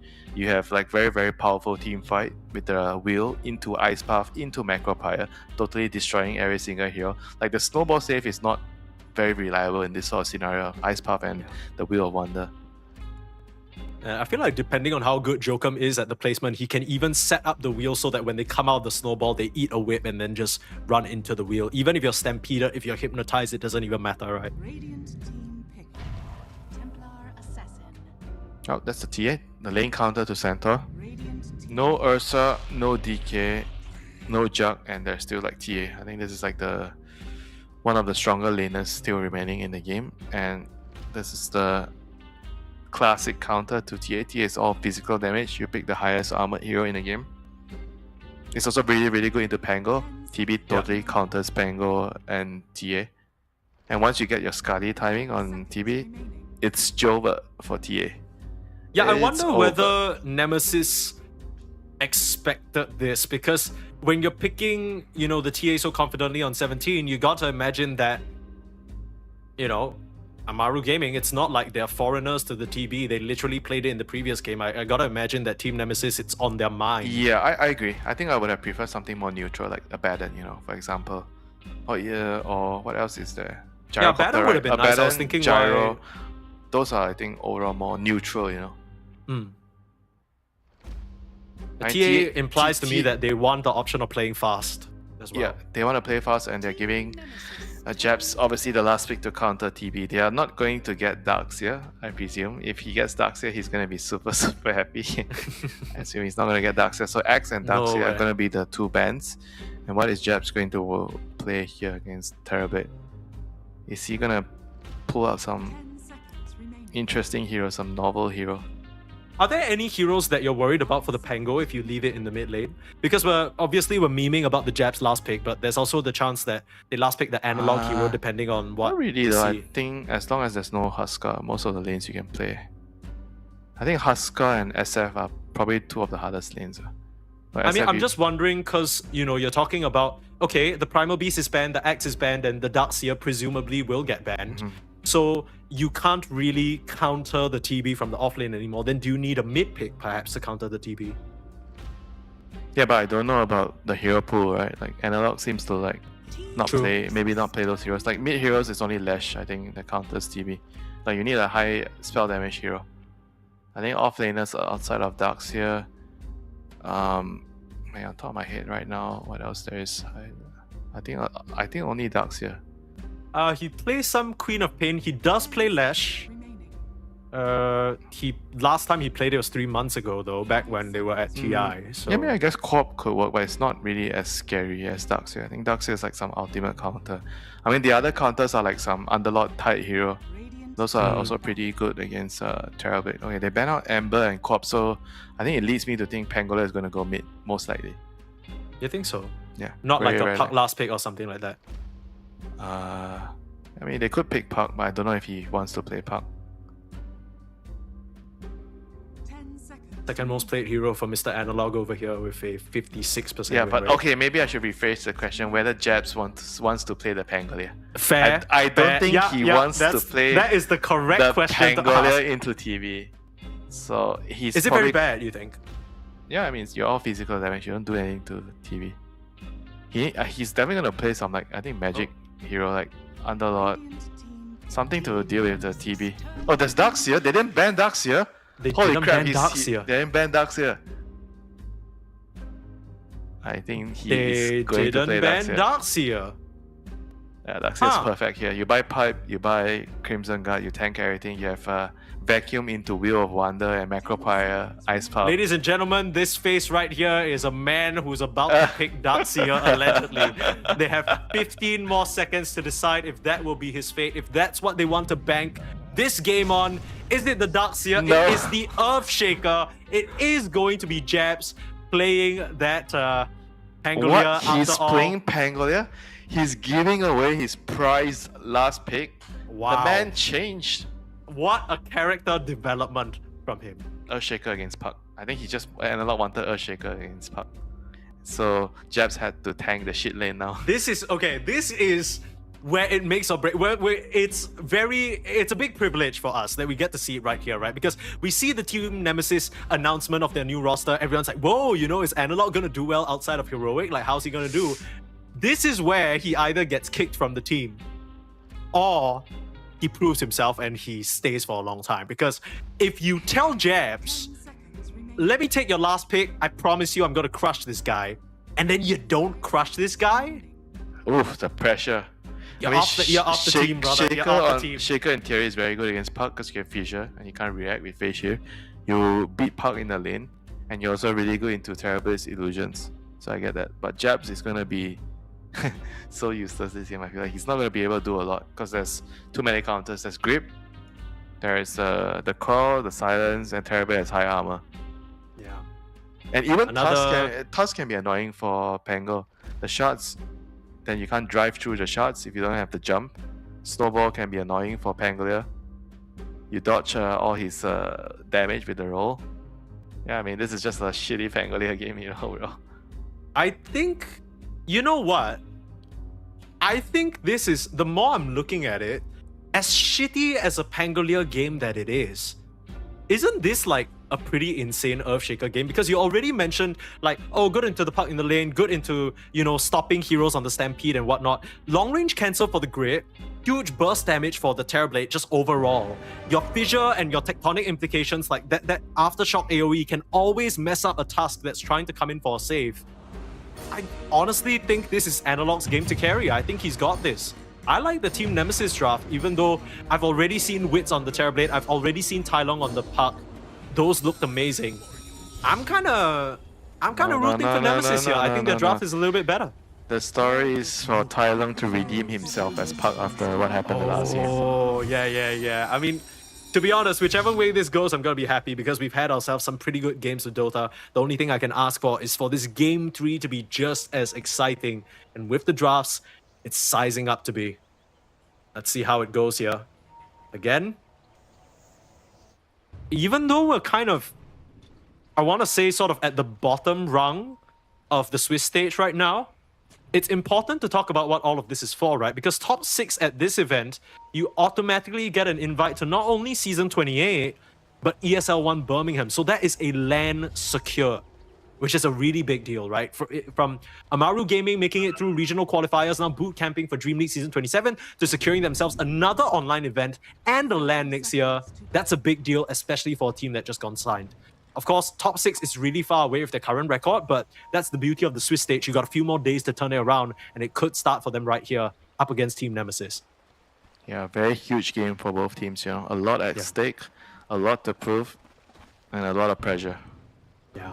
I think kind of, we're talking about the Augs a little bit. Same situation for Nemesis, as I have to hold that thought. 23, forced to level up. That refraction, level 1. Already being body blocked. Beautiful stuff. The Walrus is known to be a rather thick creature. First blood will be drawn by Oscar. Very, very nice. I like how quickly they actually decided to kill the TA. I think they were kind of deciding, they were hesitating a little whether they wanted to go for the bounty run, but I think the task kind of dragged all his teammates over. Let's just get the kill, give them a rune, and play the game. And they were right. They got the kill. Who got the last hit? It was Oscar. Centaur got the last hit. Well, that's an interesting shot to push the wave into the tower. Very nice. Yeah, prevent 23 from blocking, and there's still 3 heroes here, just putting the pressure onto 23. You don't want to give him that lane advantage that he picked this TA for. Already with the double denies. Of course, once Naman hits level 2, level 3, that's where the pain starts to rein in. But until then, 23 very much susceptible.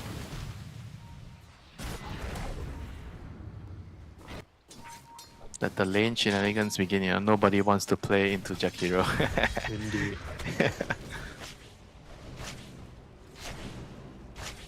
Now this is like the new Undying. Remember back in the day, everyone would do this against Undying? Oh, I remember. I remember. I was there. I was the Undying. So at least you have the balls to admit it. Wait, what's wrong with Undying? I mean, I think, you know what? What's wrong with Undying? If you used to play Undying, and because he's a bit weaker now, you don't play him anymore, that's where you should be ashamed. But I still bust out Undying from time to time. You know, I'm an Undying enjoyer. Yeah, try asking. I think there's pride in that. Try asking any offlaners. What do they think about facing an Undying in the lane? Yeah, that's why I don't talk to offlaners, brother. I'm gonna get my ass beat. I play Ogre, Witch Doctor, and Undying. These and guys hate Venom. me. Don't forget Venom. Correct. Venomancer. Yeah. Yes, indeed, Venomancer. But I think it's I will say that Venomancer is starting to be accepted a little bit more now. What? Accepted by who? Yeah. By like people in pubs, you know. I feel like in the past it's viewed like wait, you are saying the enemy team? Oh, your teammates are accepting my teammates. Because like in the past, you pick Veno, they're like, oh, pick support with no stun, useless creep or whatever. But I think now they're understanding that it's... I think you got it all wrong. Okay. They were reporting the Venos that start level 1 jungle. You know, there was a time where you jungle Venom. Yeah, don't. That's cringe. That's cringe. That's not I think cringe. that's cringe. That was good. There was one point it was good. Okay, you mean the Plague Ward stacking?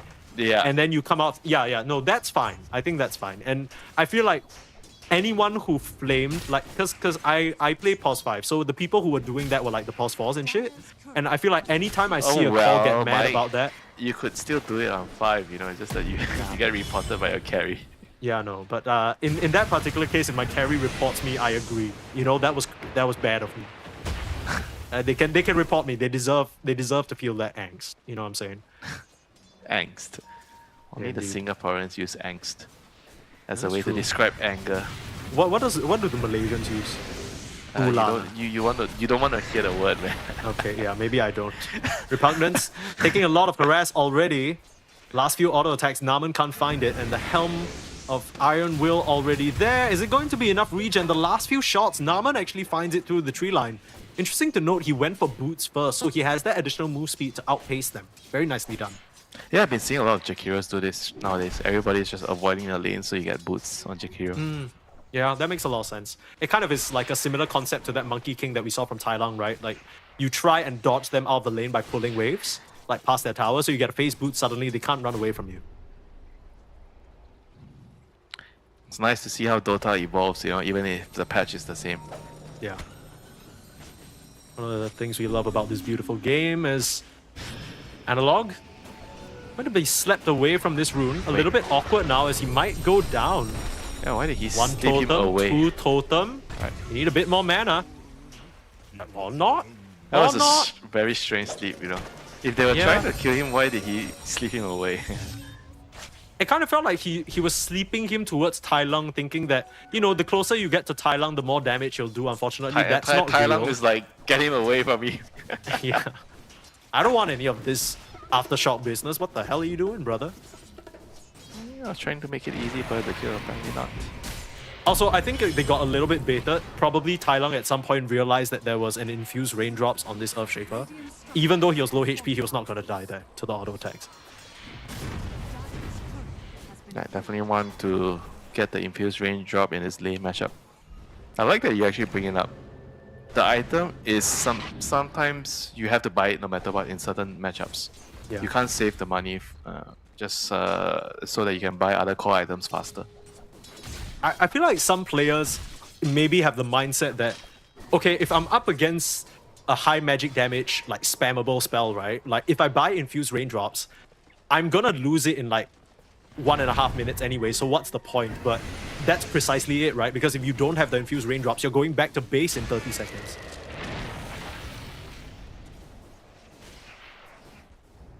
And don't underestimate the mana regen as well, you know. For some heroes, it actually matters a lot. I know Earthshaker loves that, any mana regen that you can get, for sure. Are you talking about support Earthshaker or mid Earthshaker? I mean, either way. I don't think the mid Earthshakers need it as much, you know. They all have their Kaya. I feel like the developers have added so many nice early game items in recent times. Like the blood grenade was so huge, right? Blood grenade is the best early game item ever. I agree. It's actually goated. They're gonna try and fissure up Gardic. I'm not really sure what that was about. Maybe thinking that Jokum could connect, but far from being the case, then Tai Lung securing himself the illusion let's continue the blood grenade discussion. I'm sure you love it because you play so much Undying. It's the best item for Undying. I think just in general, it just feels nice to have. You know, like it's an additional tool. I think it's good enough, like just good enough that it doesn't feel like it's imbalanced, you know what I mean? Because you kind of can't just throw it out. It also takes a chunk of your HP, so early game you can't just like throw it randomly. It completely changed the laning phase, you know, that same it did. It was really cool. 150 gold, measly, piddly tomato. And all of a sudden, certain matchups become different because you can actually die. Yeah. I think big one is like, I've seen some people literally buy a blood grenade just to deal with a primal beast because you slow him down and then suddenly he can't chase you with the. Bro, even the primal beasts are getting blood grenade to clear out the creeps. Yeah, kind of funny. Yeah, just blood grenade, hands down, best early game item ever created. They're kind of going like, they're kind of beating their own records, right? They're outdoing themselves. I thought infused raindrops was one of the most goated ads ever, and then they do blood grenade. I'm like, holy shit. Surely they cannot add a neutral item better than this, but maybe next patch they'll shock us all. I haven't really been talking about the game at hand, but honestly, not much has been happening for us to really comment on. The lanes have been pretty chill, farming up a storm on all these cores. I think it's slightly surprising to me that Analog isn't getting a further lead on this park. And he just cleared a stack with Echo. So he was actually behind. Yeah, as in that's kind of what I mean. I'm like, I thought he would be even, if not even, like, more rich than this part, but Tai Lung just doing a great job. And I mean, Minaroon will be top again, just, very unfortunate. I mean, he just got hit by nerf a lot. It's really not the same anymore. But I still think it's a really good Earthshaker game, but it's just harder to get there. Like you need your shard, you need your talents. Your 10 and 15 talents are very important for this hero to be effective. You need to get to the point where you have travels, Kaya, dagger, and you play the map and you play for pickoffs, you know. So it's all gonna take quite some time, you know. And you're comparing that to Puck. If you're trying to drag out the game, you have to compare it to the Puck getting to that space as well. Jets getting aggressed upon. Snowball forward to try and cancel the Rolling Thunder. Beautiful Ice Path Naman. We've come to expect that from him. There's the shards, there's the coil. And Jabs will not be able to escape this. 4 enemy heroes on his head. We knew this was going to be a difficult Pangolier game, and they're already showing how much hate they have for him. It's 9 minutes, it's his first death. I think, looking at the lineup, I think this is good news still, you know, for Pangol. He hasn't died more than once. He survived the lane, he has some early game levels, he's building into a default. Yeah, not too bad, honestly. Could be worse. Yeah, I actually maybe would have preferred him to go maybe like earn into Vessel, you know. I think in some games where you kind of can't really snowball, I think it's actually a really decent option to go for the Vessel instead, you know. I think Boom does this a lot. In bad matchups, he actually doesn't go Diffuser. I know Diffu is like an item that you never ever want to skip, Right. on Pangolier. Yeah. It's like skipping Dagger on Centaur. Okay, maybe not Centaur, but let's say Sand King, for example. Sure, Or, yeah. or Tusk, I know what you mean. It's Jabs, right? He's always going to play for scaling. I don't think I've ever seen him play for the team. The Axe performance from the previous game was the closest thing I've seen in a long while.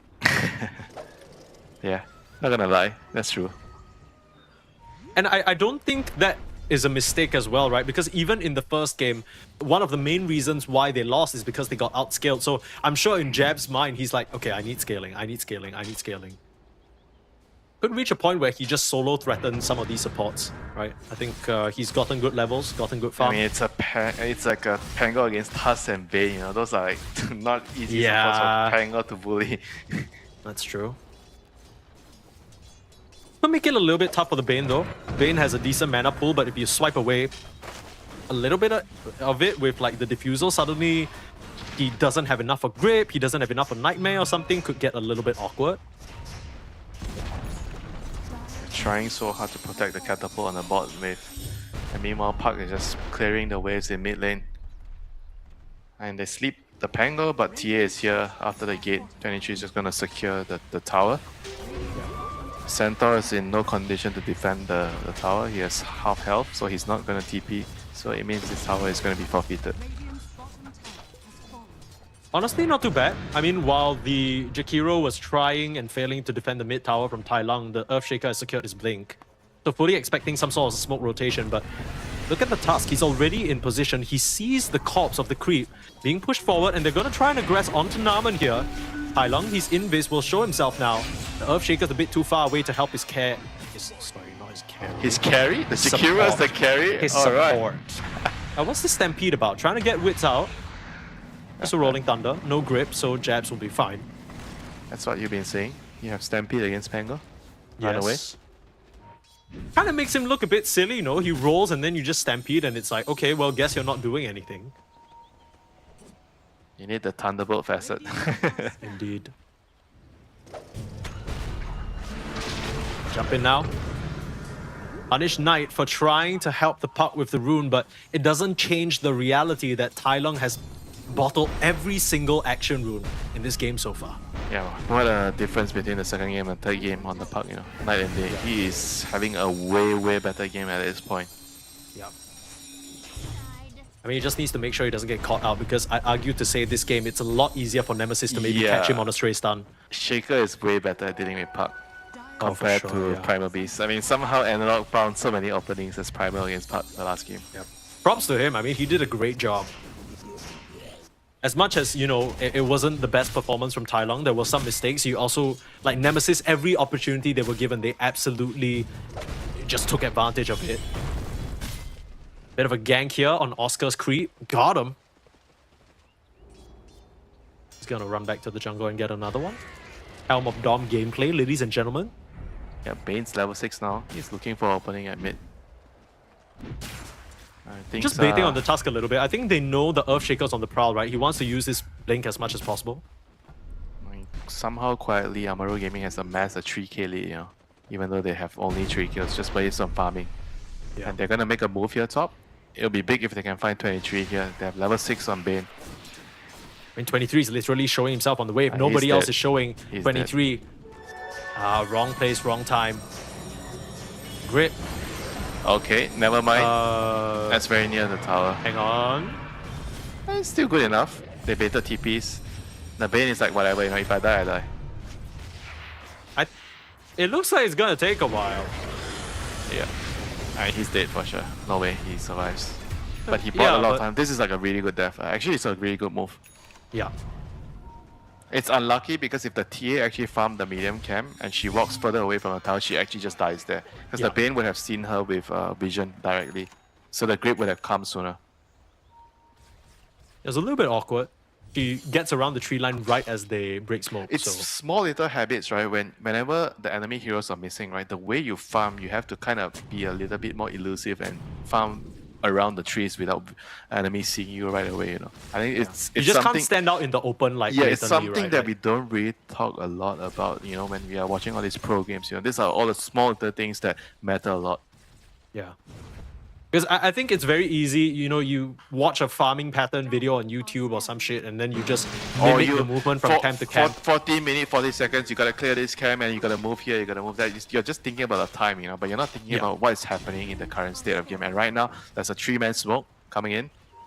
Shaker. Oh no, Terror Blade. He is gone. Oh wait, They're gonna echo. Oh, what? He did? Well, they get him. Oh, he's gonna have to pay for his greed right now. I mean, it's not just him that's paying. Nice box, nice snowball save. Those saves on both sides. Straight back onto Joker. He's dodging away nicely using these classics. Ice Path slightly off the mark. That's gonna allow for the Stampede out. Very awkward fight. So messy. That was not good at all. And if they can at least find this task, it won't be too bad. There's the swash. Hailung now being chased down. Gotta be careful. That's a lot of damage coming out from 23. But that should have just been a very easy Terrorblade kill. And Analog not wanting to press that Echo Slam cost him big time. He's a little shy on clicking his R button, yeah? Don't be shy, Analog. The SEA fans won't come for you if you just use ulti to kill the carry. Yeah, and the SA fans won't come for you. They won't be like, you're a traitor, you killed your brethren. You know, like, we get it. It's business. You don't have to show mercy. There's a nice grip. Huge echo. He saved it for this, but that's what the snowball is for. Helps them turn things around. Punch up into the sky now. Analog in big trouble, turning around with a fissure and still has the strongman tonic, but it's not going to be enough to keep him up and running. Gardic there, starting the fight out with a huge Fiend's Grip onto the Pango. Maru Gaming showing why they picked these two supports. The save combination between the Tusk as well as the control from the Bane helped them out big time there. Yeah, the center was also really durable, right? With the pipe just keeping heroes alive there. Just making it very difficult for the Shaker, the Jig Hero, even the Ringmaster to burst heroes, right? They're all just spell damage. They're all spell damage. Like the TA, if the TA is not there, they're not killing anyone when Centaur pops the pipe. And their timing... One of those weird things. The timing is closing, you know? You have a TA and you're not exactly in the lead, and Terrorblade is free farming, your gut does not feel good, you know? Absolutely not, no. It's kind of like playing against a Medusa, right? The longer you're not breaking high ground, the longer you're not killing her, you know she's farming up a storm. Same situation for Wits.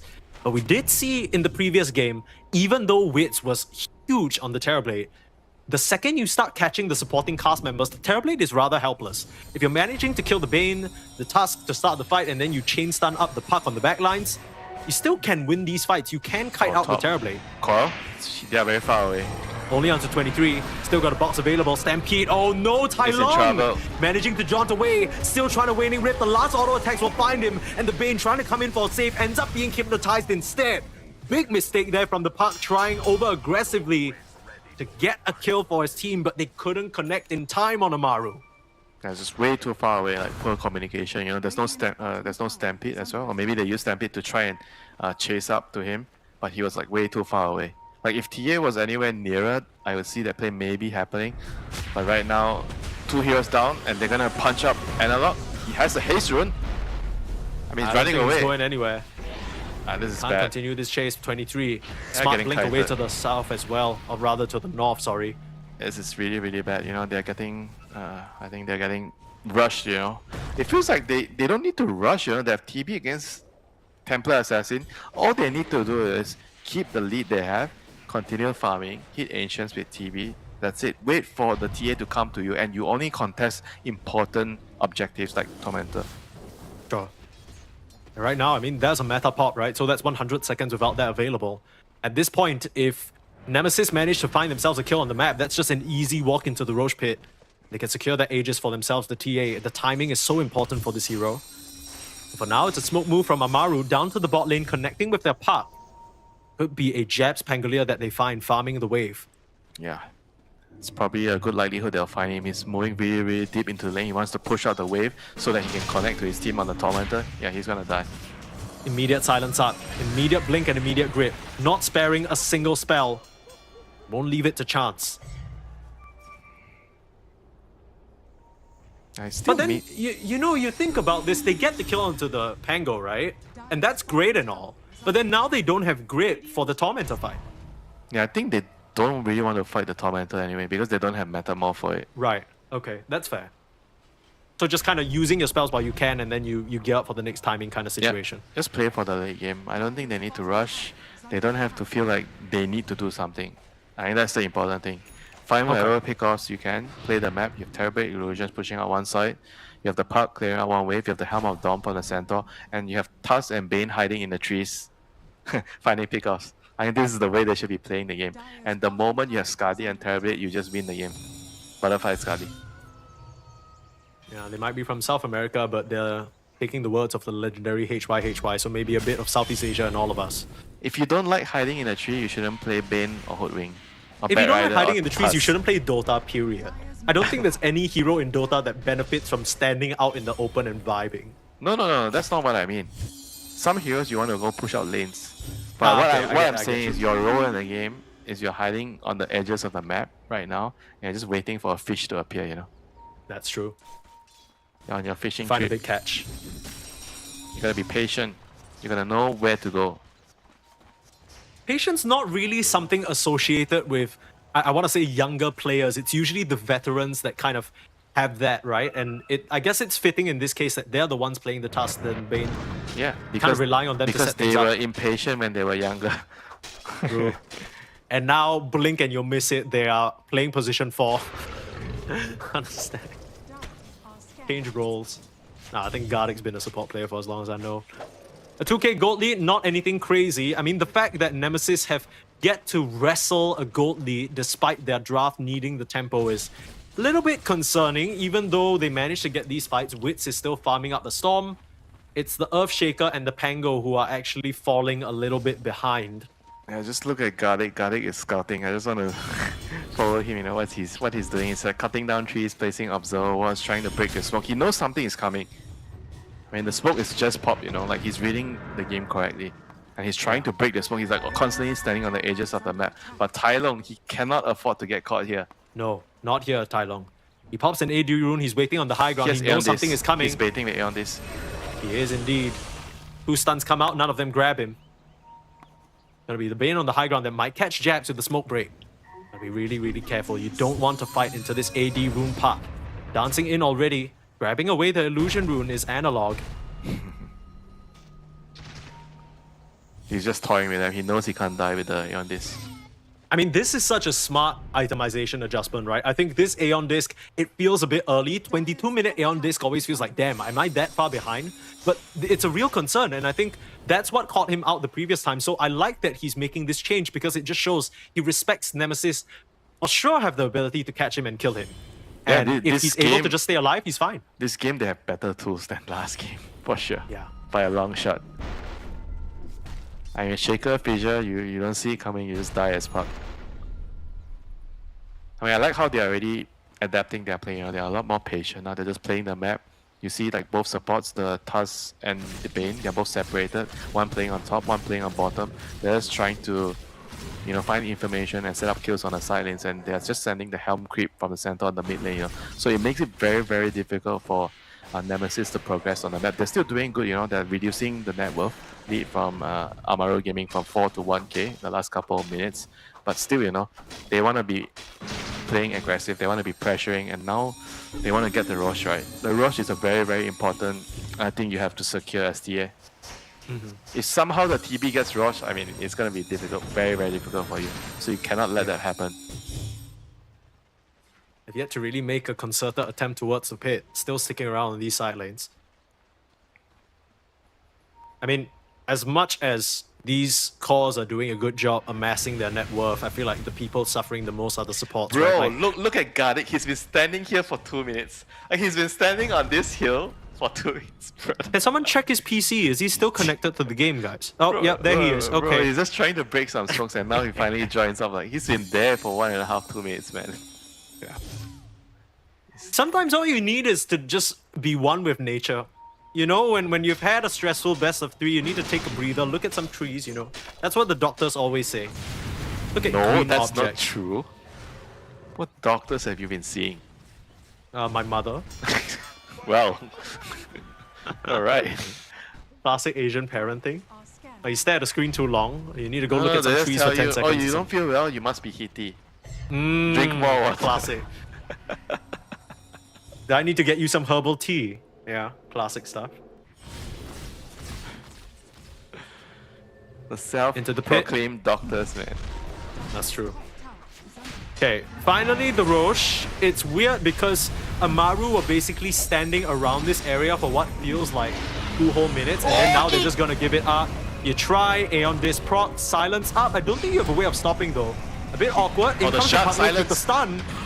Shout silence, like you mentioned, Tylung dropping very low, but the fissure walking, allowing Analog to get out, and it's a nice Rolling Thunder controlling the Bane. There's no Fiend's Grip, and the Wheel of Wonder, does it catch the puck? The last jump, they got him! Oh, they got him on the fissure!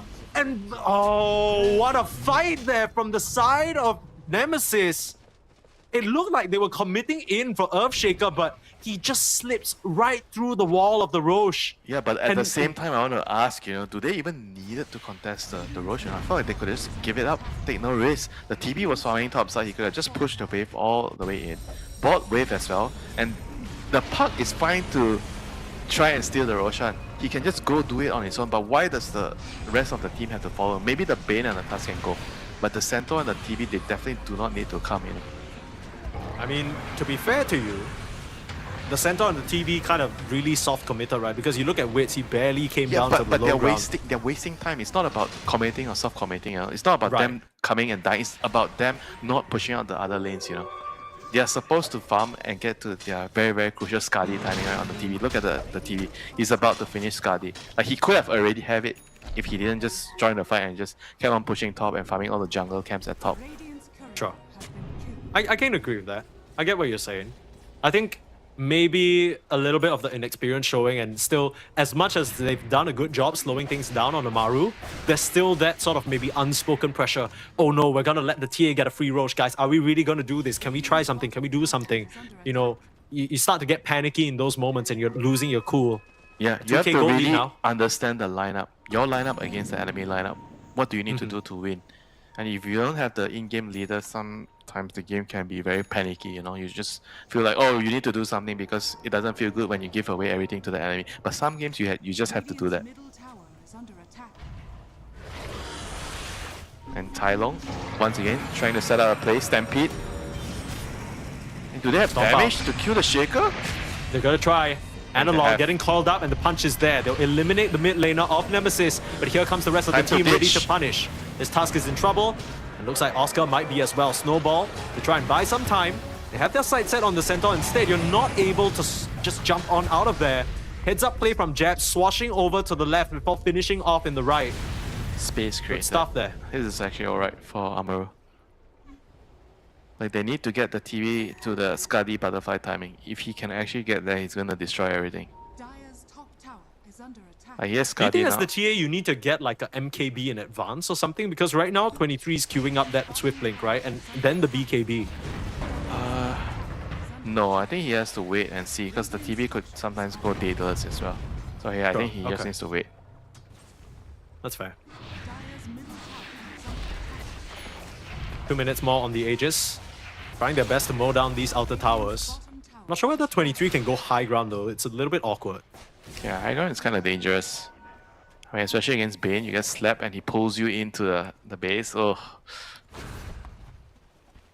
that is very, very hard to save. Your teammates are gonna... I mean, you got the Ringmaster save on paper. I mean, yeah, but he's pulling you into the base with the sleep. It could be dangerous. Can't you just like box in advance? Like if you just box while you're slept? I mean, you could. You definitely could. But it's a risk, I'll right? see. You have to go deeper into the base. You could expose your position so the puck could find you. Yeah, that's valid. I mean, Puck is like one of those heroes when you play enough support, you just don't want to play against that hero. I do, yeah, I can. Too many games terrorized by Puck, honestly. Oh, 23? No. Oh, brother. no. Brother.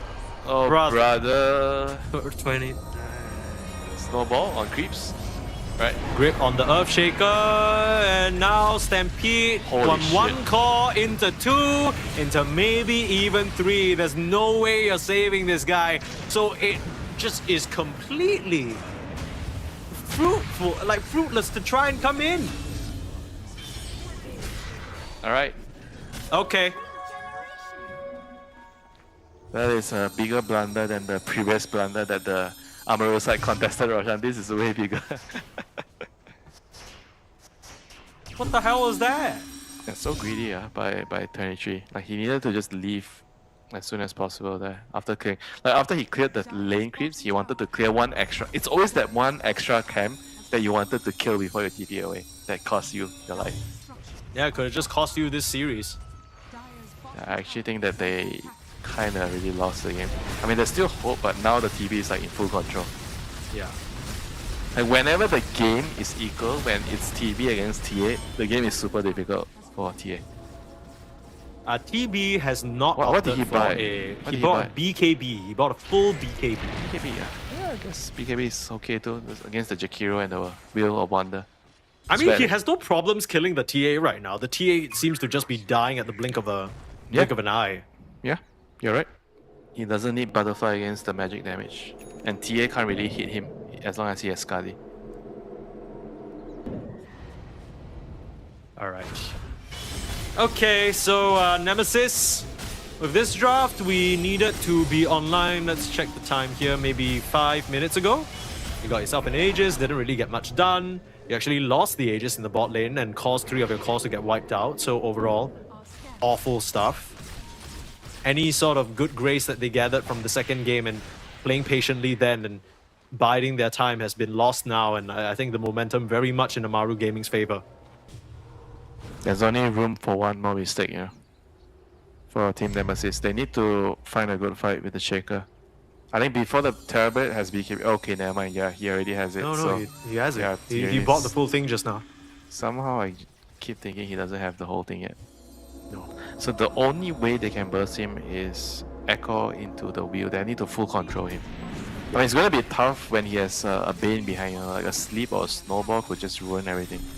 Yeah, anything to just let him have that half a second and pop BKB, right? Yeah. That's all he needs.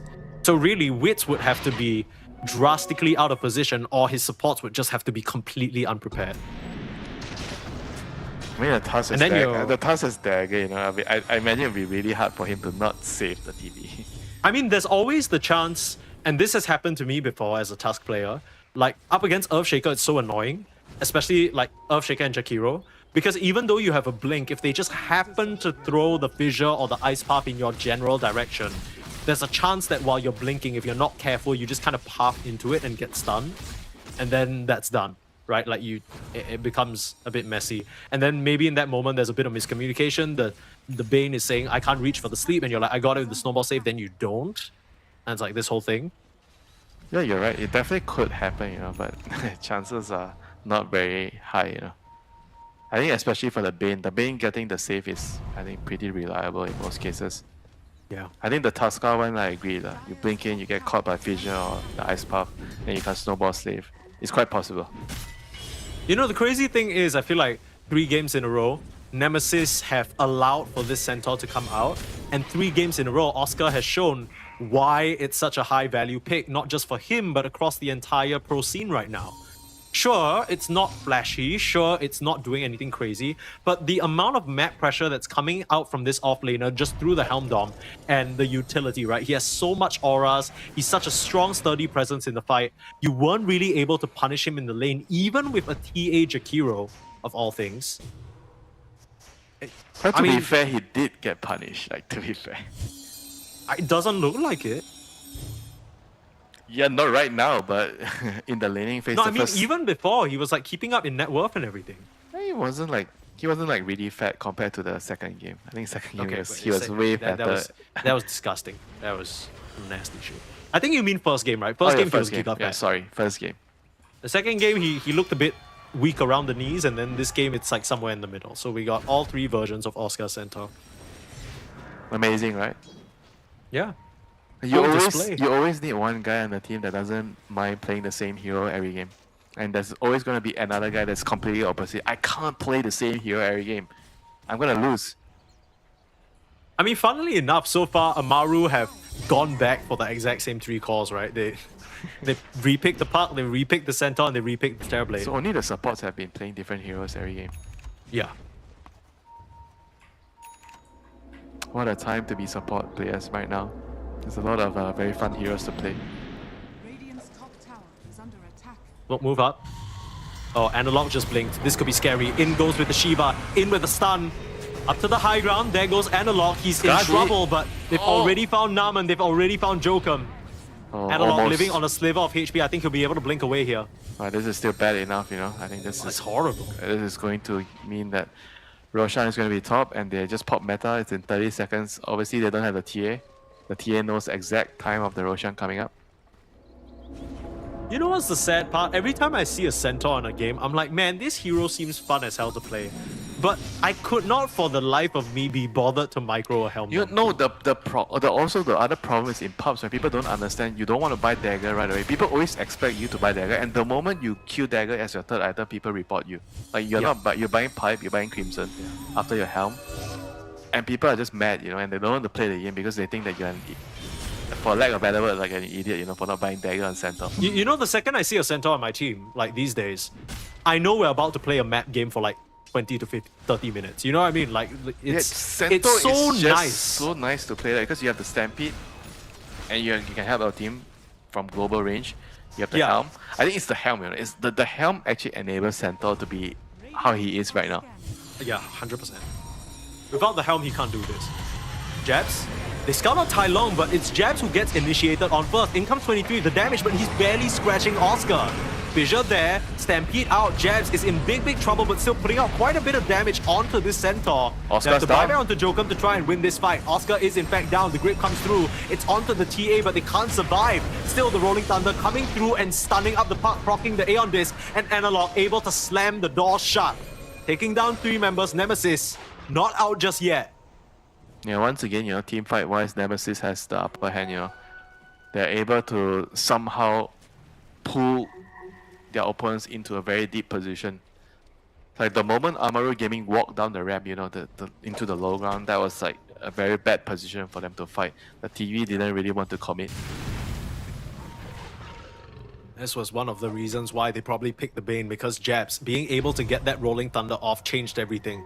Just controlled the entire backline, kept the Centaur in place for 23 to just lay into him. Yeah, the TV wasn't in range to kill the Pango. The Pango would definitely die, you know, if the TV was around there. They need to just follow the TV. It was a bit awkward as well because Tai Long kind of got spotted out by an Impalement Arts the moment the Centaur jumped in, right? So it's like you want some follow-up from your puck, but you can't even find it because he doesn't have the blink.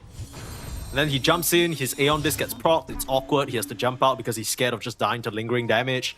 Analog comes back in for a nice Echo Slam.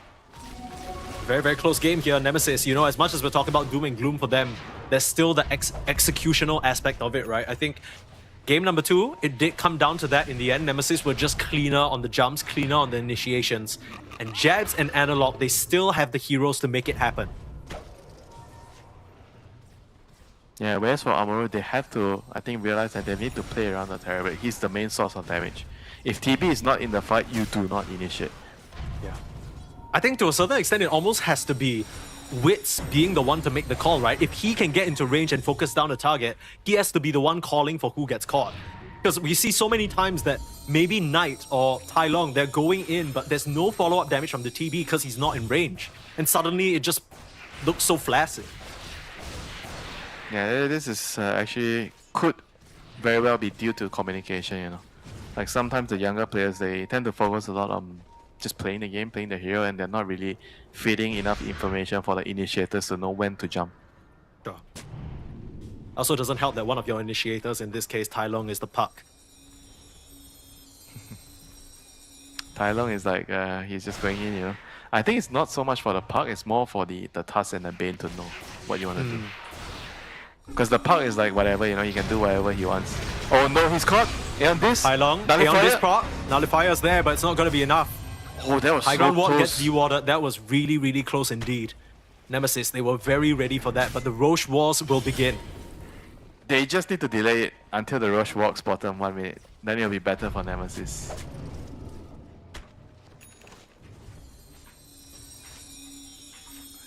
And this is getting to be a very tense ending towards the game, you know. Oh, dude, what the hell? Both teams are so afraid of getting the jump, and now Gardic has the axe, you know. Right, I mean, the axe is kind of nice. Dude, does get cancelled by one very nicely placed fissure though. Yeah. I would It's have, kind of maybe, annoying. would have maybe preferred like some other items like 4-staff, Ada Lens, you know, to help the teammates. Sure. Axe is We'll see not whether it very- ends up paying off. Yeah, the Axe is like a risky business. 10 seconds. Roche is going to move to his summer home, right? You like to call it his summer home. Sure. And meanwhile, the Helm Creep is pushing bot, and TB, he's pushing out the mid wave. There is a Wait, what bit does this of do? If you a- keep fissuring the mid lane, what, Roshan just gets stuck in the middle or what? Oh, wait, hang on. Wait, you're right. Could you just trap him there forever? That'll I be think fun. at some point he gets mad and then he just charges through everything, right? That's the whole thing. Isn't Roshan always mad? Yeah, but like even more mad. You know what I mean? Like, I get it So there because are you ever levels. walk. There are levels to being mad, right? Yeah, for sure, for sure. Maybe you're just a bit annoyed. You know, you start to get a bit cranky, and then the people block you enough. You know, you ever walk in a crowded mall, and then people just keep getting in your way. Oh, that gets my blood boiling. I hate that shit.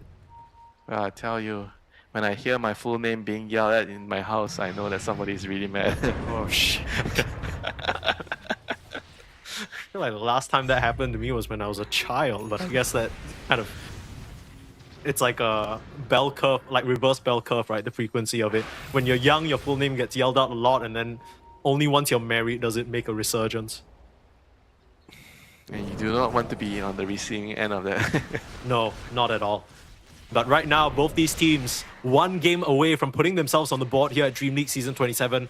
Like we already mentioned for Amaru, a new organization, a lot for them to prove, especially after that performance against Tundra yesterday. It wasn't really a fair fight, but here, they're looking a lot more warmed up, they're looking a lot more comfortable, and they might be able to take their first series, but same situation for Nemesis. I mean, this is a team of 4 of the players that were on Boom for that short stint before they unfortunately decided to leave Dota. Just a week ago, or just a few days ago actually, and now finding a home in a new organization, one that managed to make it to TI, but since then hasn't really been able to make any waves. A good placement at DreamLeague would secure so much for them. The stun comes out, Kailang Echo completely off the mark, and the storm comes through. This is not what you want. Analog having to refresh, the second fissure coming through. It's going to be enough to take down Oscar. Poor little Centaur, the one to take the blame. 80 seconds without your offlaner, but you've used quite a bit on Nemesis to try and get that kill. Grip still available, coil already used. They are still very strong with the TV here. The TV can actually kill everything. They need to find the right angle of approach. Nemesis knows it's coming. They baited out with the Roshan Raw. They're backing up to the high ground. Oh, wait, look at his position off to the side. They're trying for a big wraparound. They know Nemesis, it's are they coming. going to see this coming? Up onto the the high tangle. ground, Metamorphosis Jab's gotta start to get auto attack. They need help and he needs it now. Echo Slam coming in, saving the day, and the box is there. But there's the grip, holding on to Analog, and that's your Earthshake out of the picture. Jab's able to blink away, but Wits, he's starting to do the damage. 23, he needs to Ice find Path. an angle. Ice Path catches the puck, and 23 able to kill him off, but the punch is there. Now 23 in big trouble. He's not able to get out alive. The Terrorblade is the true boss in the late game. We talked about it. You have to fear the timing of the Terrorblade. With that Skadi, the TA stands no chance. And even though the rest of the team, their movements were spotted out, they knew they were coming through by the secret shot, but Wits, Oh, the task. such a heads-up play from him. Should be fine. The trap. Oh my god, he was so close to sundering him. He in fact Oh, was, he's gonna but... die now! Did the task die? Oh my god. Okay, The well, second we'll trap. watch this team fight first. A very clutch Beans grip that can't be cancelled. Analog controlled up. And at this very last moment, the puck finishes the kill off onto Jabs, but a clutch Ice Path from Naman. But you gotta wonder what the plan was from 23. He was walking back up towards the Terrorblade. That feels like a fight he was never going to win. And now you got the Aegis on the Terrorblade. Naman's caught off in a bad way now. Ghost Scepter up just means that you take more damage from Double Edge. Man, I mean, the game was looking really rough for Nemesis, but they managed to pull a few punches and bring it back a little bit. At least felt somewhat stable, but now, with the Terrorblade Aegis, like you mentioned, Winter, I don't know if there's any way they can kill him twice. And this is why the game, like, I constantly favor the Terrorblade in this matchup. Like it's just so easy for him if he finds the right opening, right? Whereas for the TA, you need to play so much better than the TB to be able to out carry him, outplay him. Yeah. And now the TB is getting to the phase where once he reaches level 30, I think he's gonna get the duration on the Metamorph, and once he gets the butterfly, it's gonna be so hard to. I mean, sure you have the MKB done already on the TA, but the butterfly is also still helpful against the other heroes. Your illusions are so hard to kill. You push out the waves. You're gonna be stuck in your base, at that point. What does one do in this situation with the puck scaling up big time as well? Aghanim Scepter completed, Shard, the Giant's Maul with the Titanic Enchantment. This puck is doing oodles and oodles of damage and already hitting level 25, so even when you have the BKB, even when you're rolled up, you're going to be taking that damage on jabs. All you really have is a save on Jokum to rely on, but he can't save everybody by himself. And already a nullifier in the back pocket for the puck to even stop that from being a factor. Yeah, things are definitely on a knife's edge right now for Nemesis. No more mistakes allowed. They have to make the next fight count big time. Try to wait out the Aegis. 3 minutes Aegis. Echo Slam. Echo Slam again? No. Not what you wanted. Hailong's not going to be caught by that. Aeon Disc not even proc. I mean, they need to go together.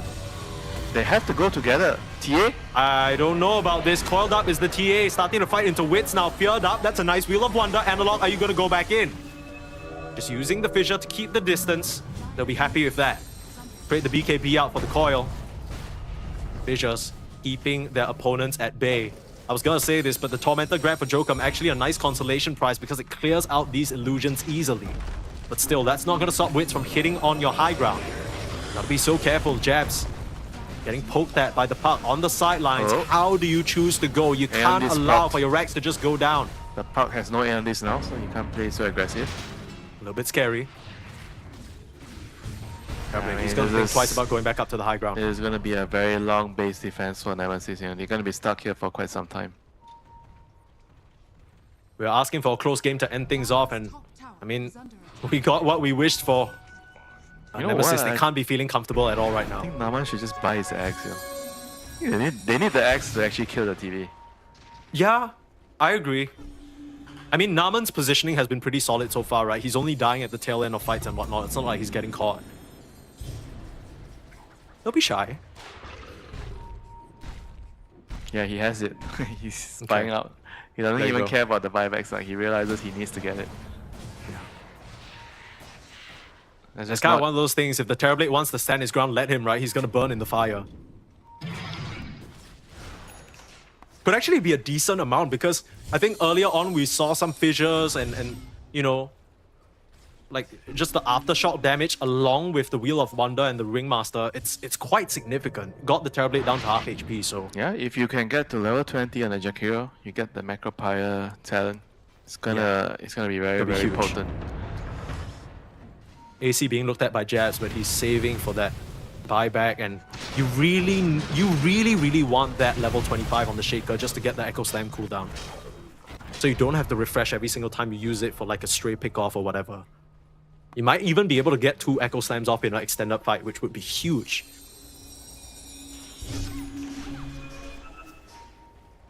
I thought the Tusk would get something like a BKB or Aghanims by now, but he opted for a Vlad's, maybe thinking that it was going to be close to a game-ending fight.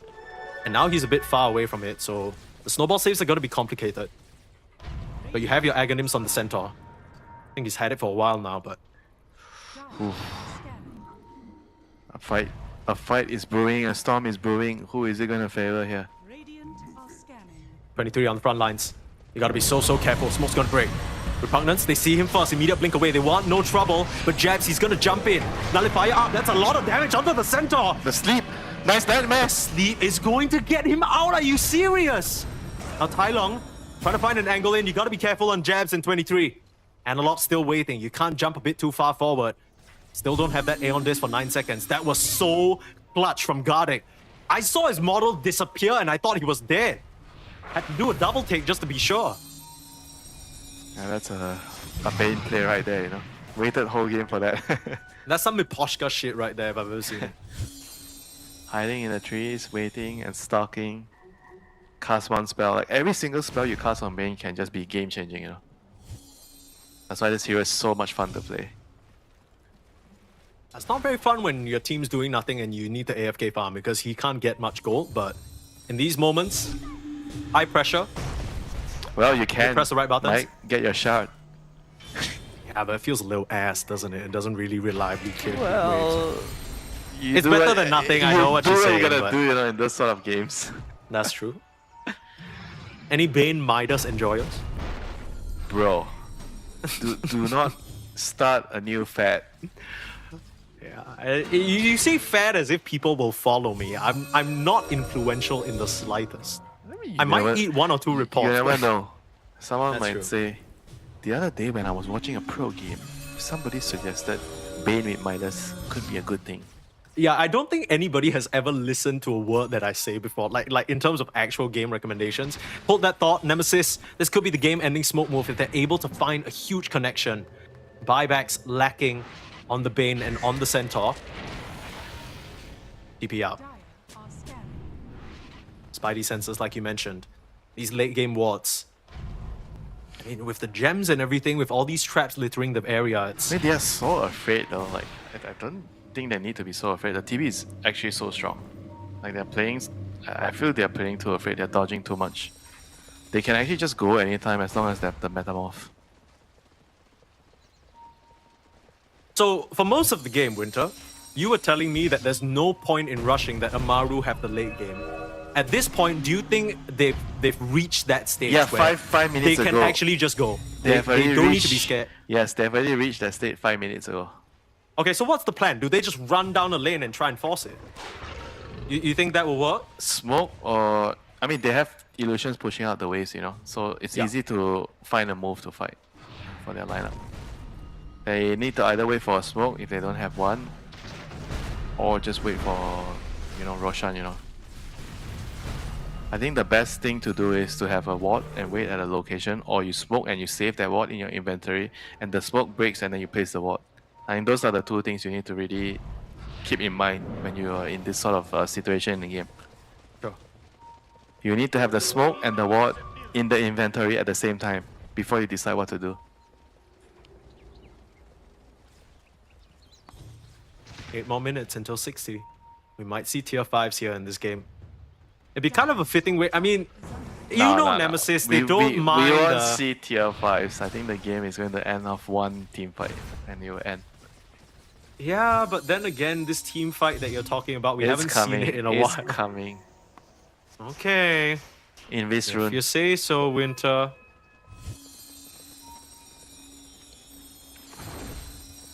You seem to be feeling more the game being dragged out for more than 60 minutes because both teams are afraid to fight. No, look, I'm not playing the game and I'm scared.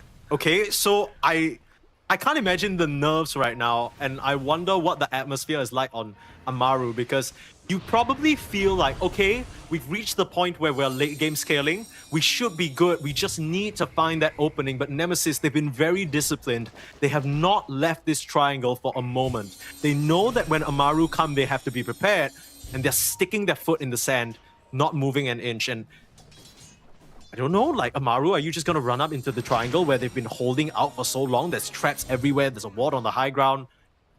It's kind of scary.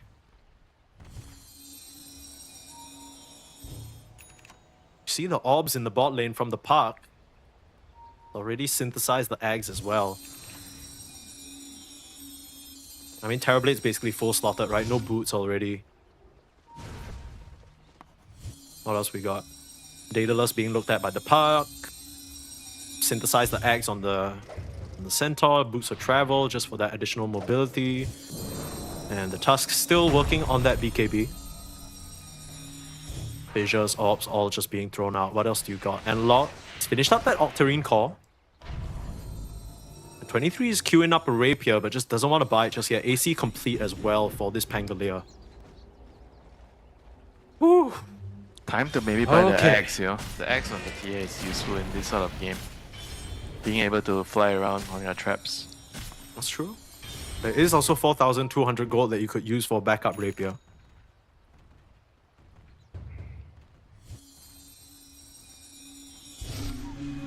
You know, they say you can't put a price onto convenience, you know. That's true. That's true. Everything you buy now is for your convenience. And if You need to start clearing up the inventory space. You want to make sure things are smooth. If you really need it, there's no price you wouldn't pay for it. You know what would have been convenient? It would have been convenient if Amaru hit their timing 5 minutes ago and actually pushed the issue, but they didn't. Now we're here. Mike. Nemesis are on the prowl. They're gonna walk through, potentially a Watcher. Where's the Echo Slam? They don't find it. The grip onto 23. Someone save him! Jabs is gonna come through, but 23, he's already dead! No one was there to help, and he has to buy back, but Analog is gone as well. Jabs, he's bouncing around. All he sees is ice in front of him, and it's not the time that makes you smile. Oh no, Nemesis. A bit slow on the reactions. They're getting beaten by the kids. It's the Terror Blade, man. He was just allowed to stand there and hit everything. Like, there was no chance for the TA. Zero, Mike. Zero chance. Like, I don't know what you do. I mean, right now you've bought up the Desperation Divine Rapier post buyback. You're basically broke as shit right now, 23. That was the last reserves of this gold. You got a buyback available on Jokum, but you don't want to use it yet. Roshan is alive in the top lane. All or nothing, my friend. All or nothing. Echo Slam back up in 30, but you've already used the refresher. I mean, that didn't work. You basically walked into the Tusk and the Puck at the same time. That could have been just a flat echo out, instant burst down. If you got the nullifier off as well, his Aeon Disc was not going to work out.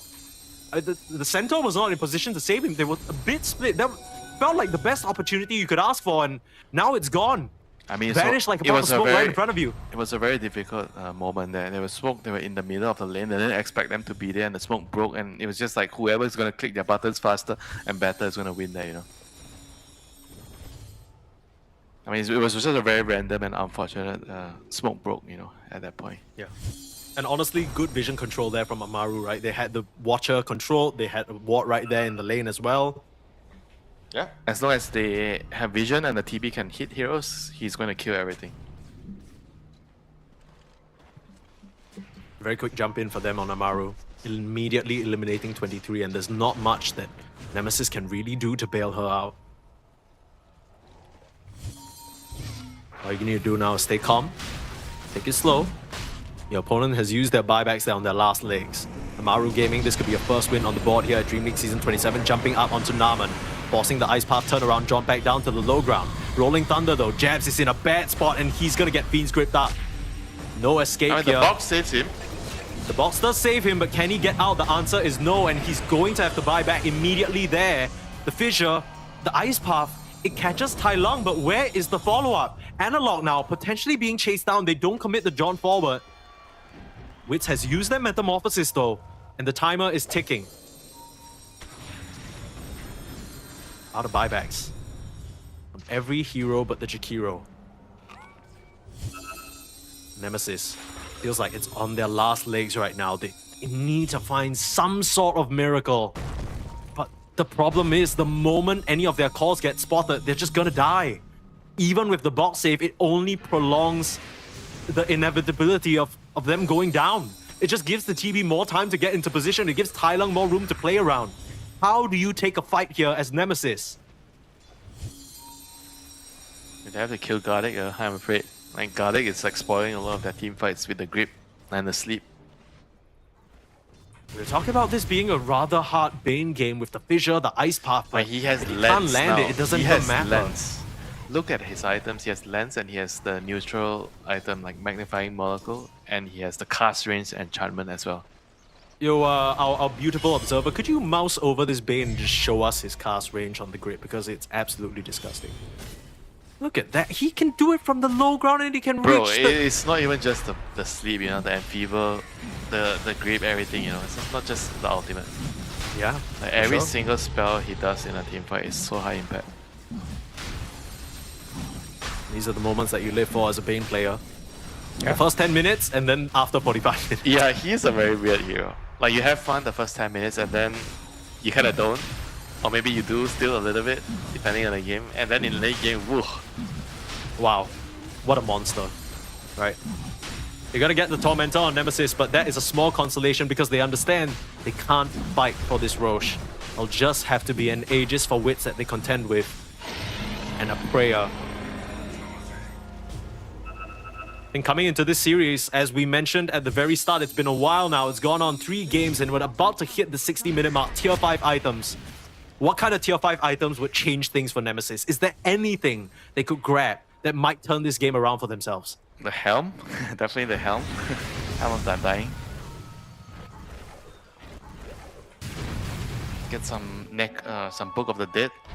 So if you don't get Helm of Undying or Book of the Dead, you're done. It's over. It's over. Yeah, pretty much. I don't know if anything else helps the direct combat, direct engagements, you know, because they just can't kill the TB.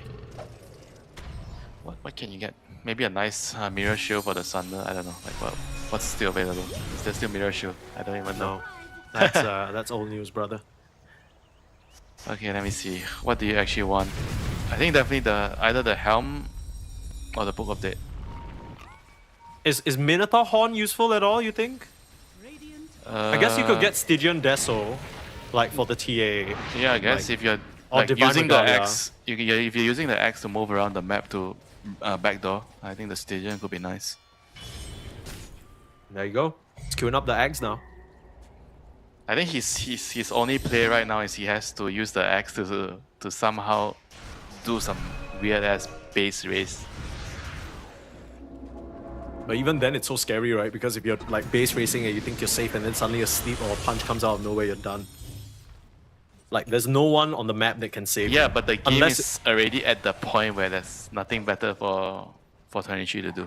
Like, you can't fight the TB head on. So the only thing you can do is play dirty. You know what, like, what somewhat disappoints me the most before we talk about the tier 5 items? It goes back to something I was mentioning in the draft, like, you've played against the TB in the previous game, but for some reason it feels like Nemesis didn't account for it. They don't have a solution to Wits at all. And now he's banging on your high ground. You got Divine Regalias, you got a Helm of Undying for Oscar, that's huge. Divine Regalia for the Puck as well. Spider Legs for Wit, so just not needing the move speed anymore because he has that through the neutral. And just like that, your tier 3 is gone. I mean, the Spotlight just destroys the illusions. Oh, but you only have it once every 20-something seconds, and then Wits is back to business. Okay. Well, destroy illusions all you like. Your racks are getting destroyed right now. What's the play here? 23 is not even in the base. The Divine Regalia has the Agonyms. He's trying to psionic project around. Is the Chikiro just dead here? Yep, okay. Well, rest in peace, Naman. That's a Dream Coil. Bye-bye. You'll buy back immediately for sure.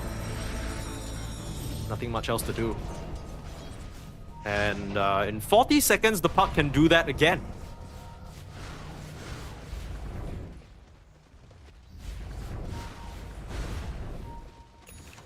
And running out of time, running out of options, they just need to jump them and try. Hopefully the double echo will win them the fight. Aghanim Scepter now being queued up from Wits as well. I mean, it's starting to reach the point where the Tusk could probably also buy his own Aghanim Scepter, opt for a kickback or some sort. You could kick to break the coil.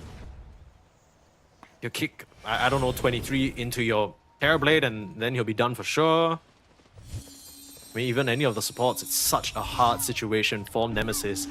I really don't see an angle for them, but they have to do something. I haven't really found a successful move in 20 or so minutes at this point.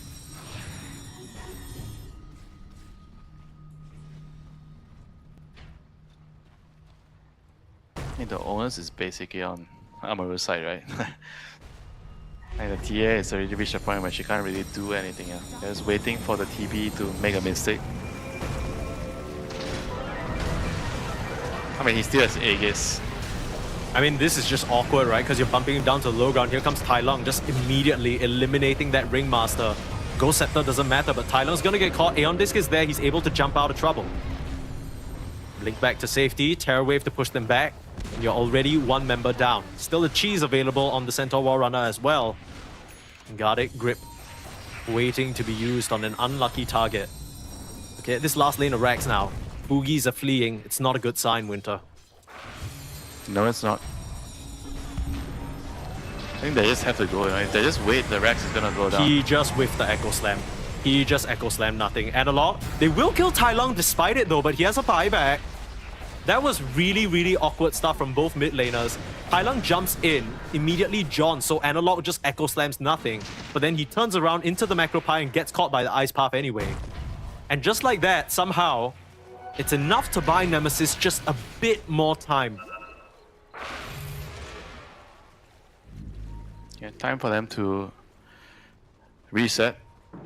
I think they just have to go, like they're just under too much pressure. They can't really worry about too much. I think the Earthshaker just has to go. He can't be worrying about what will happen if he goes. He needs to see the task, he needs to see the bane. He just has to go. I mean, at this point, I feel like Analog has kind of whiffed so many, and it's not even flame, right? It's just like there's so many times where he tries for the echo and it just hits absolutely nothing. I know a lot of these pro players very mentally resilient. Analog especially, he's been in these rough situations on Heroic back when he was on there before. But this has got to be one of the most difficult situations I've seen him put in. Like, sometimes you lose and everyone's getting shafted and it feels bad, but this time around there's so much pressure on him alone to make it happen. In the previous game, he was at least able to split that pressure with jabs. In the end, it was jabs on the axe that came jabs! through. He's in trouble, he's gripped! But he's alone, it's just a bait, never mind. He just casually walked up and gripped him and he was... The Guardian just... Bro, that was my favorite play of the whole game. Did he just blink and grip and walk away? Yeah! I don't even think he blinked, he actually just walked up and he gripped him and he blinked you away. said jabs and I got so confused because I'm looking at this panel on my screen. Jabs. Sorry, and then I realized, oh shit, wait, it's like if 23 dies, it's done. Like, he has buyback, sure, but then his Divine Regalia is cooked. Okay, quick look at the neutral items because I think... okay, so Analog elected to keep the Dezun Blood Right over any option that he got. So, relying on that AoE, you got Divine Regalia, you got 2 Helm of the Undyings, and you got Book of the Dead on the side of Nemesis. And because Tai Lung died, his Regalia is now disgraced, which is a bit unfortunate. And I believe the Tusk opting to keep the Outward Staff over the options that he got. Enchantment-wise, nothing too crazy. Some Timelesses on the Centaur, Timeless on the Bane, yep, as expected. Timeless, evolved, yep. Okay. Fight's gonna break out now. Gardic in trouble, immediate Echo Slam. This is what you talked about going. A call onto 3 though, gonna do quite a bit of damage. You need to break it. You can't survive it. Naman, get the hell out of there. Meanwhile, a Rolling Thunder on the backline. Jabs, he has to be careful. There's no more grip to control him, but they can still burst him down. Nemesis able to hold for now. I got a feeling they might be waiting for the next Roshan, yeah, this way. There's no way. They're just so afraid to commit. 20 seconds. Not the last game of the day ass moment right here. 67 minutes in this game. Amaru up against Nemesis. Both teams a lot to prove and there have been swings and misses so far, but Nemesis, it feels like they should have been out of this game 20 minutes ago. They shouldn't still be here, but somehow, some way, they're holding on. It's cost them a lot in terms of buybacks and spell usage and throwing away these lives, but they're not done just yet. Yeah, I think they have to just somehow force the glyph, and then the TB, once the glyph is out, just use his BKB, go in, meta, and hit the Rex, and get Megas. But the game doesn't end there at this point, even if you get Megas. At what point, you think, does the Jakiro start to build right-click and take advantage of too that? early for this conversation. Too early. Okay, we got 40 more minutes until then. Sorry, I'm getting ahead of myself here. There's still a Rex. Yeah, okay, our server is like, what the hell are you talking about, brother? He doesn't need that shit. Yes, Roshan just comes up, spot it out. This is what they were waiting for. Just some support thinking it's time for him to transition as a carry. A little bit too soon. Sorry, my bad. Twin Terror Jakiro, what with your 25? Yeah. It's dope, right? Max health damage, that's gonna do a number on this Centaur and the Terrorblade. tell you that. Now, if you're allowed to hit in the team fights. We forgot to say, by the way, now that it's 70 minutes into the game, Centaur has gained 1000 HP from his innate Rawhide. Which is just cool and balanced, of course. What's the most you've ever seen?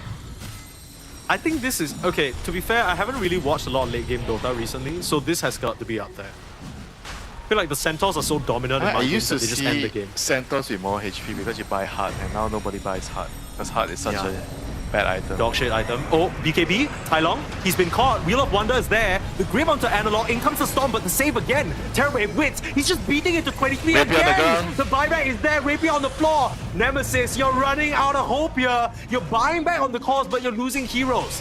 On the backline, Jab's able to find one solo Bane, but now with the Nullifier, he's brought back down to earth and into the dirt. Divine Rapier, reclaimed by 23, he can grab that. The Jabs will go down, so you do have a buyback. Roshan now moving to the bot lane. They've wasted enough time, but I don't know whether they can keep committing here. 2 Rapiers now for 23. Radiant are scanning. I don't know how much that matters, you know. He just can't hit the TV. He's not even playing the game. Like, he's literally just dying. I don't remember the last time I saw him auto-attack things. Rosh at half HP now. I think you gotta go back and defend. This just has to be let go, right? No way Nemesis contests this. They're thinking about it. I'm faking a couple of fissures to stop anyone from who's chasing. even But taking the Aegis? Everybody has no slots. I mean, you gotta give it to the TB over his BKB, right? I mean, he swaps out the Manta for it.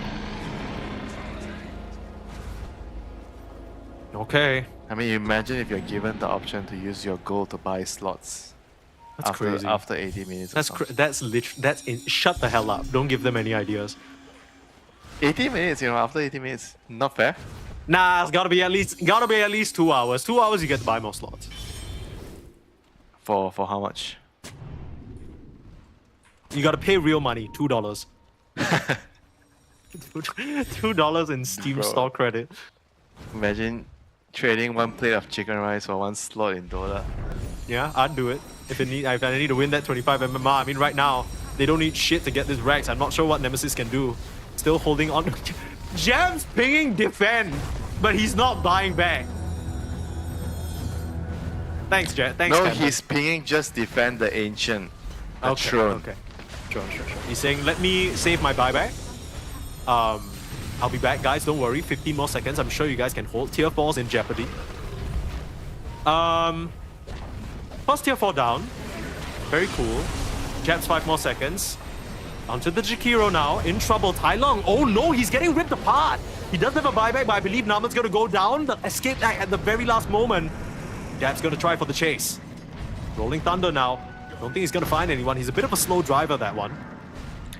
The Fissure blocking him off. That's unfortunate. Didn't we have this conversation about the changing facet? Because you will want to change your facet late game. Pay real money to change your facet. Yeah, pay real money. $5 to change your facet. Well, I mean, I imagine it has to be like some 20k gold in game, you know. You buy to change your facet. You want Thunderbolt late game, you change, you know. What if you do it like... Oh, okay, that's the axe coming into play.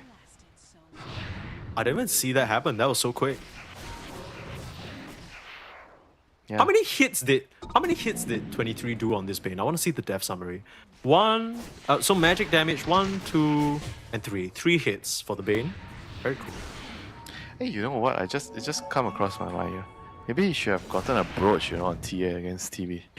Yeah, that's he that's should what have I was actually thinking. Like, definitely isn't done that kind of like goated? Isn't that the item versus TB? Yeah. Because you're doing magic damage. You actually have to buy brooch against TV. There's no way you don't buy brooch. I just realized. It's funny also that he never ended up going that butterfly, so 23 never had to go for the True Strike. He's also rebuilt into the Minotaur Horn instead of the Divine Regalia, so he wants that magic resistance instead. I don't blame him. It's a lot of shit. Like, if he's able to just Minotaur Horn off the jump, Terrorwave in, 23 in some trouble. He doesn't have buyback. He needs help. Where's the save? Where's the save? Oh, Jokum, you just couldn't get in, and As easy as that. What an anticlimactic way for this game to end. I mean, Analog's gonna come in, Echo Slam, take down Witch, but that's only an Aegis, and he immediately has to blink out. You ever see a dead Rolling Thunder before? First time for me. Second Echo Slam comes through, but it doesn't even matter. As Analog and the gang, they'll just have to give this one up. An AD rune for Witch just to further rip into their opponents. Just gonna let the game end naturally. GG is finally called. Analog will call it. And what a series coming out from Amaru. It was messy, it was gross, but they come out on top over Nemesis. Don't think most people would have expected that, but the South American boys showing that they are here to play. They're gonna put themselves on the board. 1 win and 1 loss. And meanwhile, the fellas on your screen right there, 23, probably a lot of regrets in this series. Not really playing the sharpest. Few too many mistakes, and that's gonna cost them. Nemesis, from attending TI, now to going down 0-2. This is one of the few tournaments that they are still part of, making it through the close qualifiers, and this was just not what you wanted to see, but I guess at the end of the day, it's not all bad news, right? There still are some moments where it looked decent, I want to say, for Nemesis. And you got to remember that this is also a new addition, right? Trying to include your mid laner, completely different region, completely different playstyle. It's a lot to ask for. So I think Nemesis fans, maybe don't be too harsh, right? There's still 3 more games. They can still turn this one around. But big props to Amaru for coming out on top in this one. Yeah, this is it's a very rough way to lose the game, you know. But the mid lane is probably the easiest role, like to have a new guy come in, you know, because like the team, I think the rest, if you're already familiar with each other, like adding someone in the mid lane, you don't really need to adapt so much. You just have to play your side lanes. I think the side lanes are the ones where it's difficult, right? Because you have to create chemistry, you have to play with a new partner, so it can take time. Yeah. I think for Nemesis, it's going to come way quicker than you imagine. I think having a new mid laner doesn't really take too long to integrate him into the team, and hopefully in the next couple of series they're going to be able to show better games. So I think overall they've played quite good Dota. Again, even in the series against Liquid, I think they played some good Dota. It's about closing off the series. You know, sometimes when it becomes really tense, the drafts kind of maybe is a bit questionable, or sometimes the play has been questionable. But I feel like in this game, it's always really going to be hard for them to win, you know. The lineup doesn't really give them a lot of room. Like this TA against TB, you have a very, very sharp window of closing and ending the game. That's why I didn't really understand the Earthshaker pick, so I didn't really trust it. You know, I understood why he was picked, because they think that he could counter both Puck and TV, but it just didn't really work out, and it gave them such a small window of timing to win the game, you know, and they just couldn't do it. They just couldn't. Yeah, it was a lot of pressure. I think there were so many moments in that series that felt so tense. Even watching it, I was on the edge of my seat. I was like, damn, like Amaru Gaming really going to do this? Are they really going to kind of... It's a small one, but it's still very much an upset, right? Because we talked about it at the very start. Nemesis, all of their players have attended TI, I'm pretty sure. I'm not sure. The only one I'm not sure about is Naman, whether he's attended TI. I feel like he might have at some point, but they are TI attending players, they're LAN attending players. They've been around the scene for so long. They've been in Southeast Asia. You would think that on paper, you know, these guys would have the upper hand, especially in a tense late game situation. And speaking of the late game, we've gone the distance today. We're the last stream running on DreamLeague, and yeah, 3 games a series will do that to you. But of course, a lot other action has happened, right? Earlier on today, we saw Team Tightbound versus Virtus Pro. That was the selected matchup of the day. It certainly lived up to the hype, but Virtus Pro managing to come out on top. And then earlier on, we saw Pipsqueak +4 take it over Passion UA. And of course, the series that we just watched, Amaru Gaming versus Team Nemesis. The teams on the right side, of course, reigning supreme here, getting up to a 1-1 win-loss record.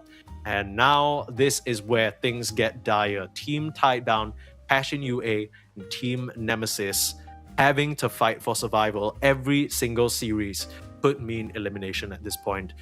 I guess the final game result or final series result was a bit of a surprise, but other than that, is the results how you expected them to be, Winter?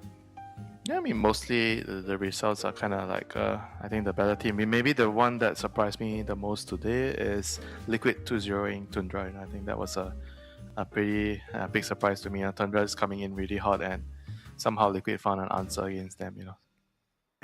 You gotta remember as well that in the land that Tundra won, Liquid were not there, right? They didn't make it to that stage. So after getting some time to sort of rest, relax, really absorb everything that Tundra is going through. I mean, that's one of the downsides, right? When you are the best team, when you're winning, everyone's gonna study what you're doing. They're gonna take notes. They're gonna figure out ways to beat you because they know if they want to win, they need to get through you. And that's kind of one of the big things. I mean, Tundra, we'll see whether they're able to turn their fate around in the later parts of the Swiss stage. But let's have a look at today's overall standing, since we're talking about the other matches as well. How have we settled in? So still some teams completely undefeated. Liquid, Spirit, Falcons, Bet Boom, and OG making it to 2-0 after day 2. You got Heroic and Paravision claiming the 3-1. They'll be facing off against each other. And down the list, I mean, I'm not going to name every single thing, but how are we looking so far? I mean, Nigma Galaxy going 0-2, especially against the opponents that they're facing up against. I think that's a bit of a surprise to me. But other than that, pretty expected results. Yeah, pretty straightforward. I think OG is also kind of like doing really well. Beating Yandex today, that's I think a really huge result against Yandex. That's a tough series for them. I think the rest of the results are kind of, yeah, I mean, pretty straightforward overall. I don't think that's like much of a surprise. Yeah. And we're just going to now get the chance to talk to none other than the man who was relegated to Centaur duty for 3 games in a row. I'm sure he's very happy about that, as you can see. Oscar, can you hear us? Yeah, I can hear you. Hi. Amazing. We can hear you too. Thank you so much for taking the time. I know it's been a long series, but we have to ask. You know, you got a few younger players on your team, and, you know, you're pretty experienced when it comes to, you know, being compared to them. Do you feel like you're the calm voice, especially in tense games like that game number 3? Things are going crazy. It's 60 minutes. You know, everything's gone out the window. What's the vibe like? And do you feel like you kind of need to be a parent to them a little bit? Not really. It was actually Witz who was very calm and making all the calls. Damn. Okay. I was like, at some point I was calling like the mid game when I had my auras, but it was mostly Witz in the whole game calling like, just be patient, just take this area, we play for rush, it doesn't matter if we like don't farm, I'm farming. So he was calling the shots. It was Witz. Yeah.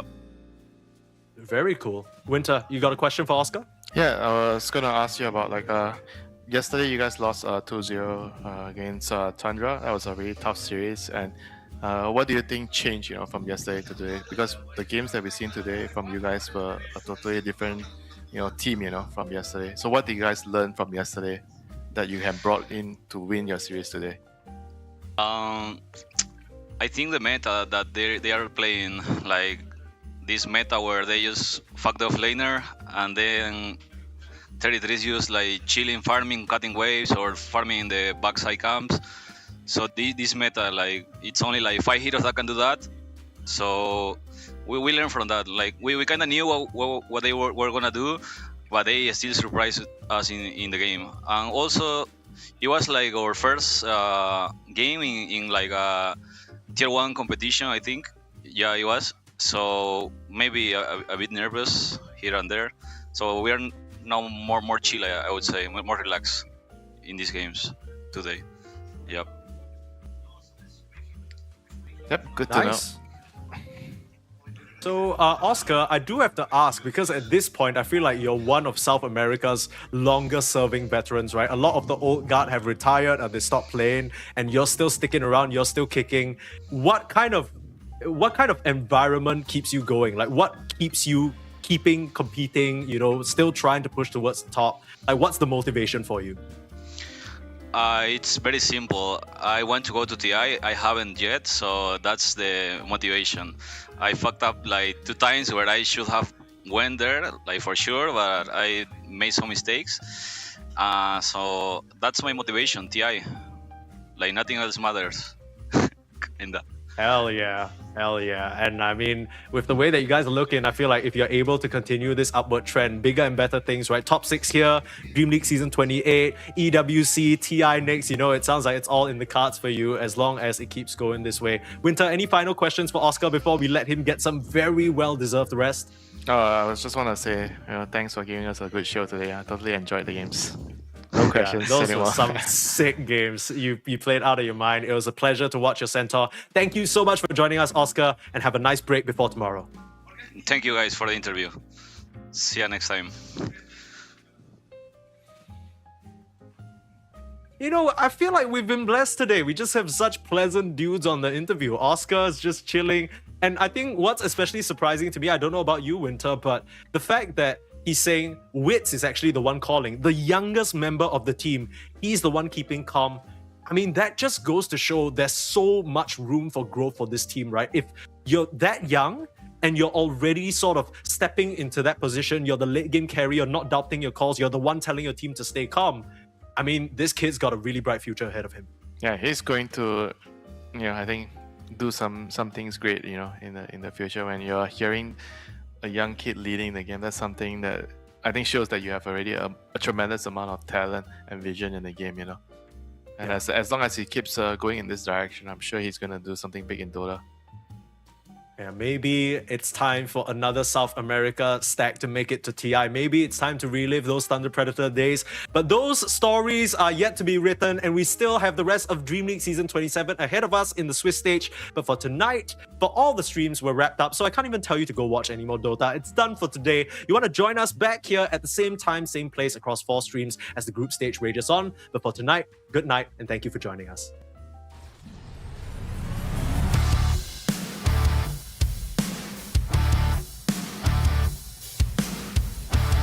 GG, what the fuck?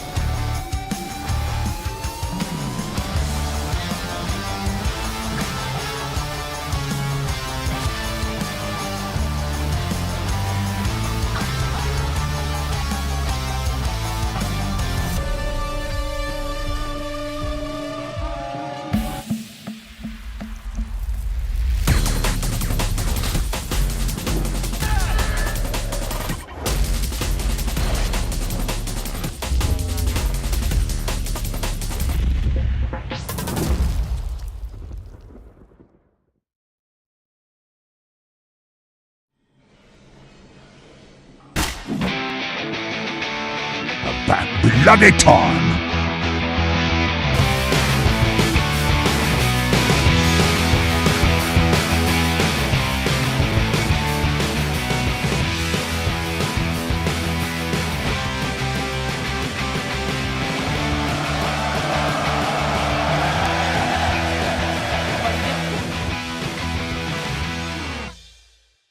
DreamLeague Season 27 is brought to you by DHL.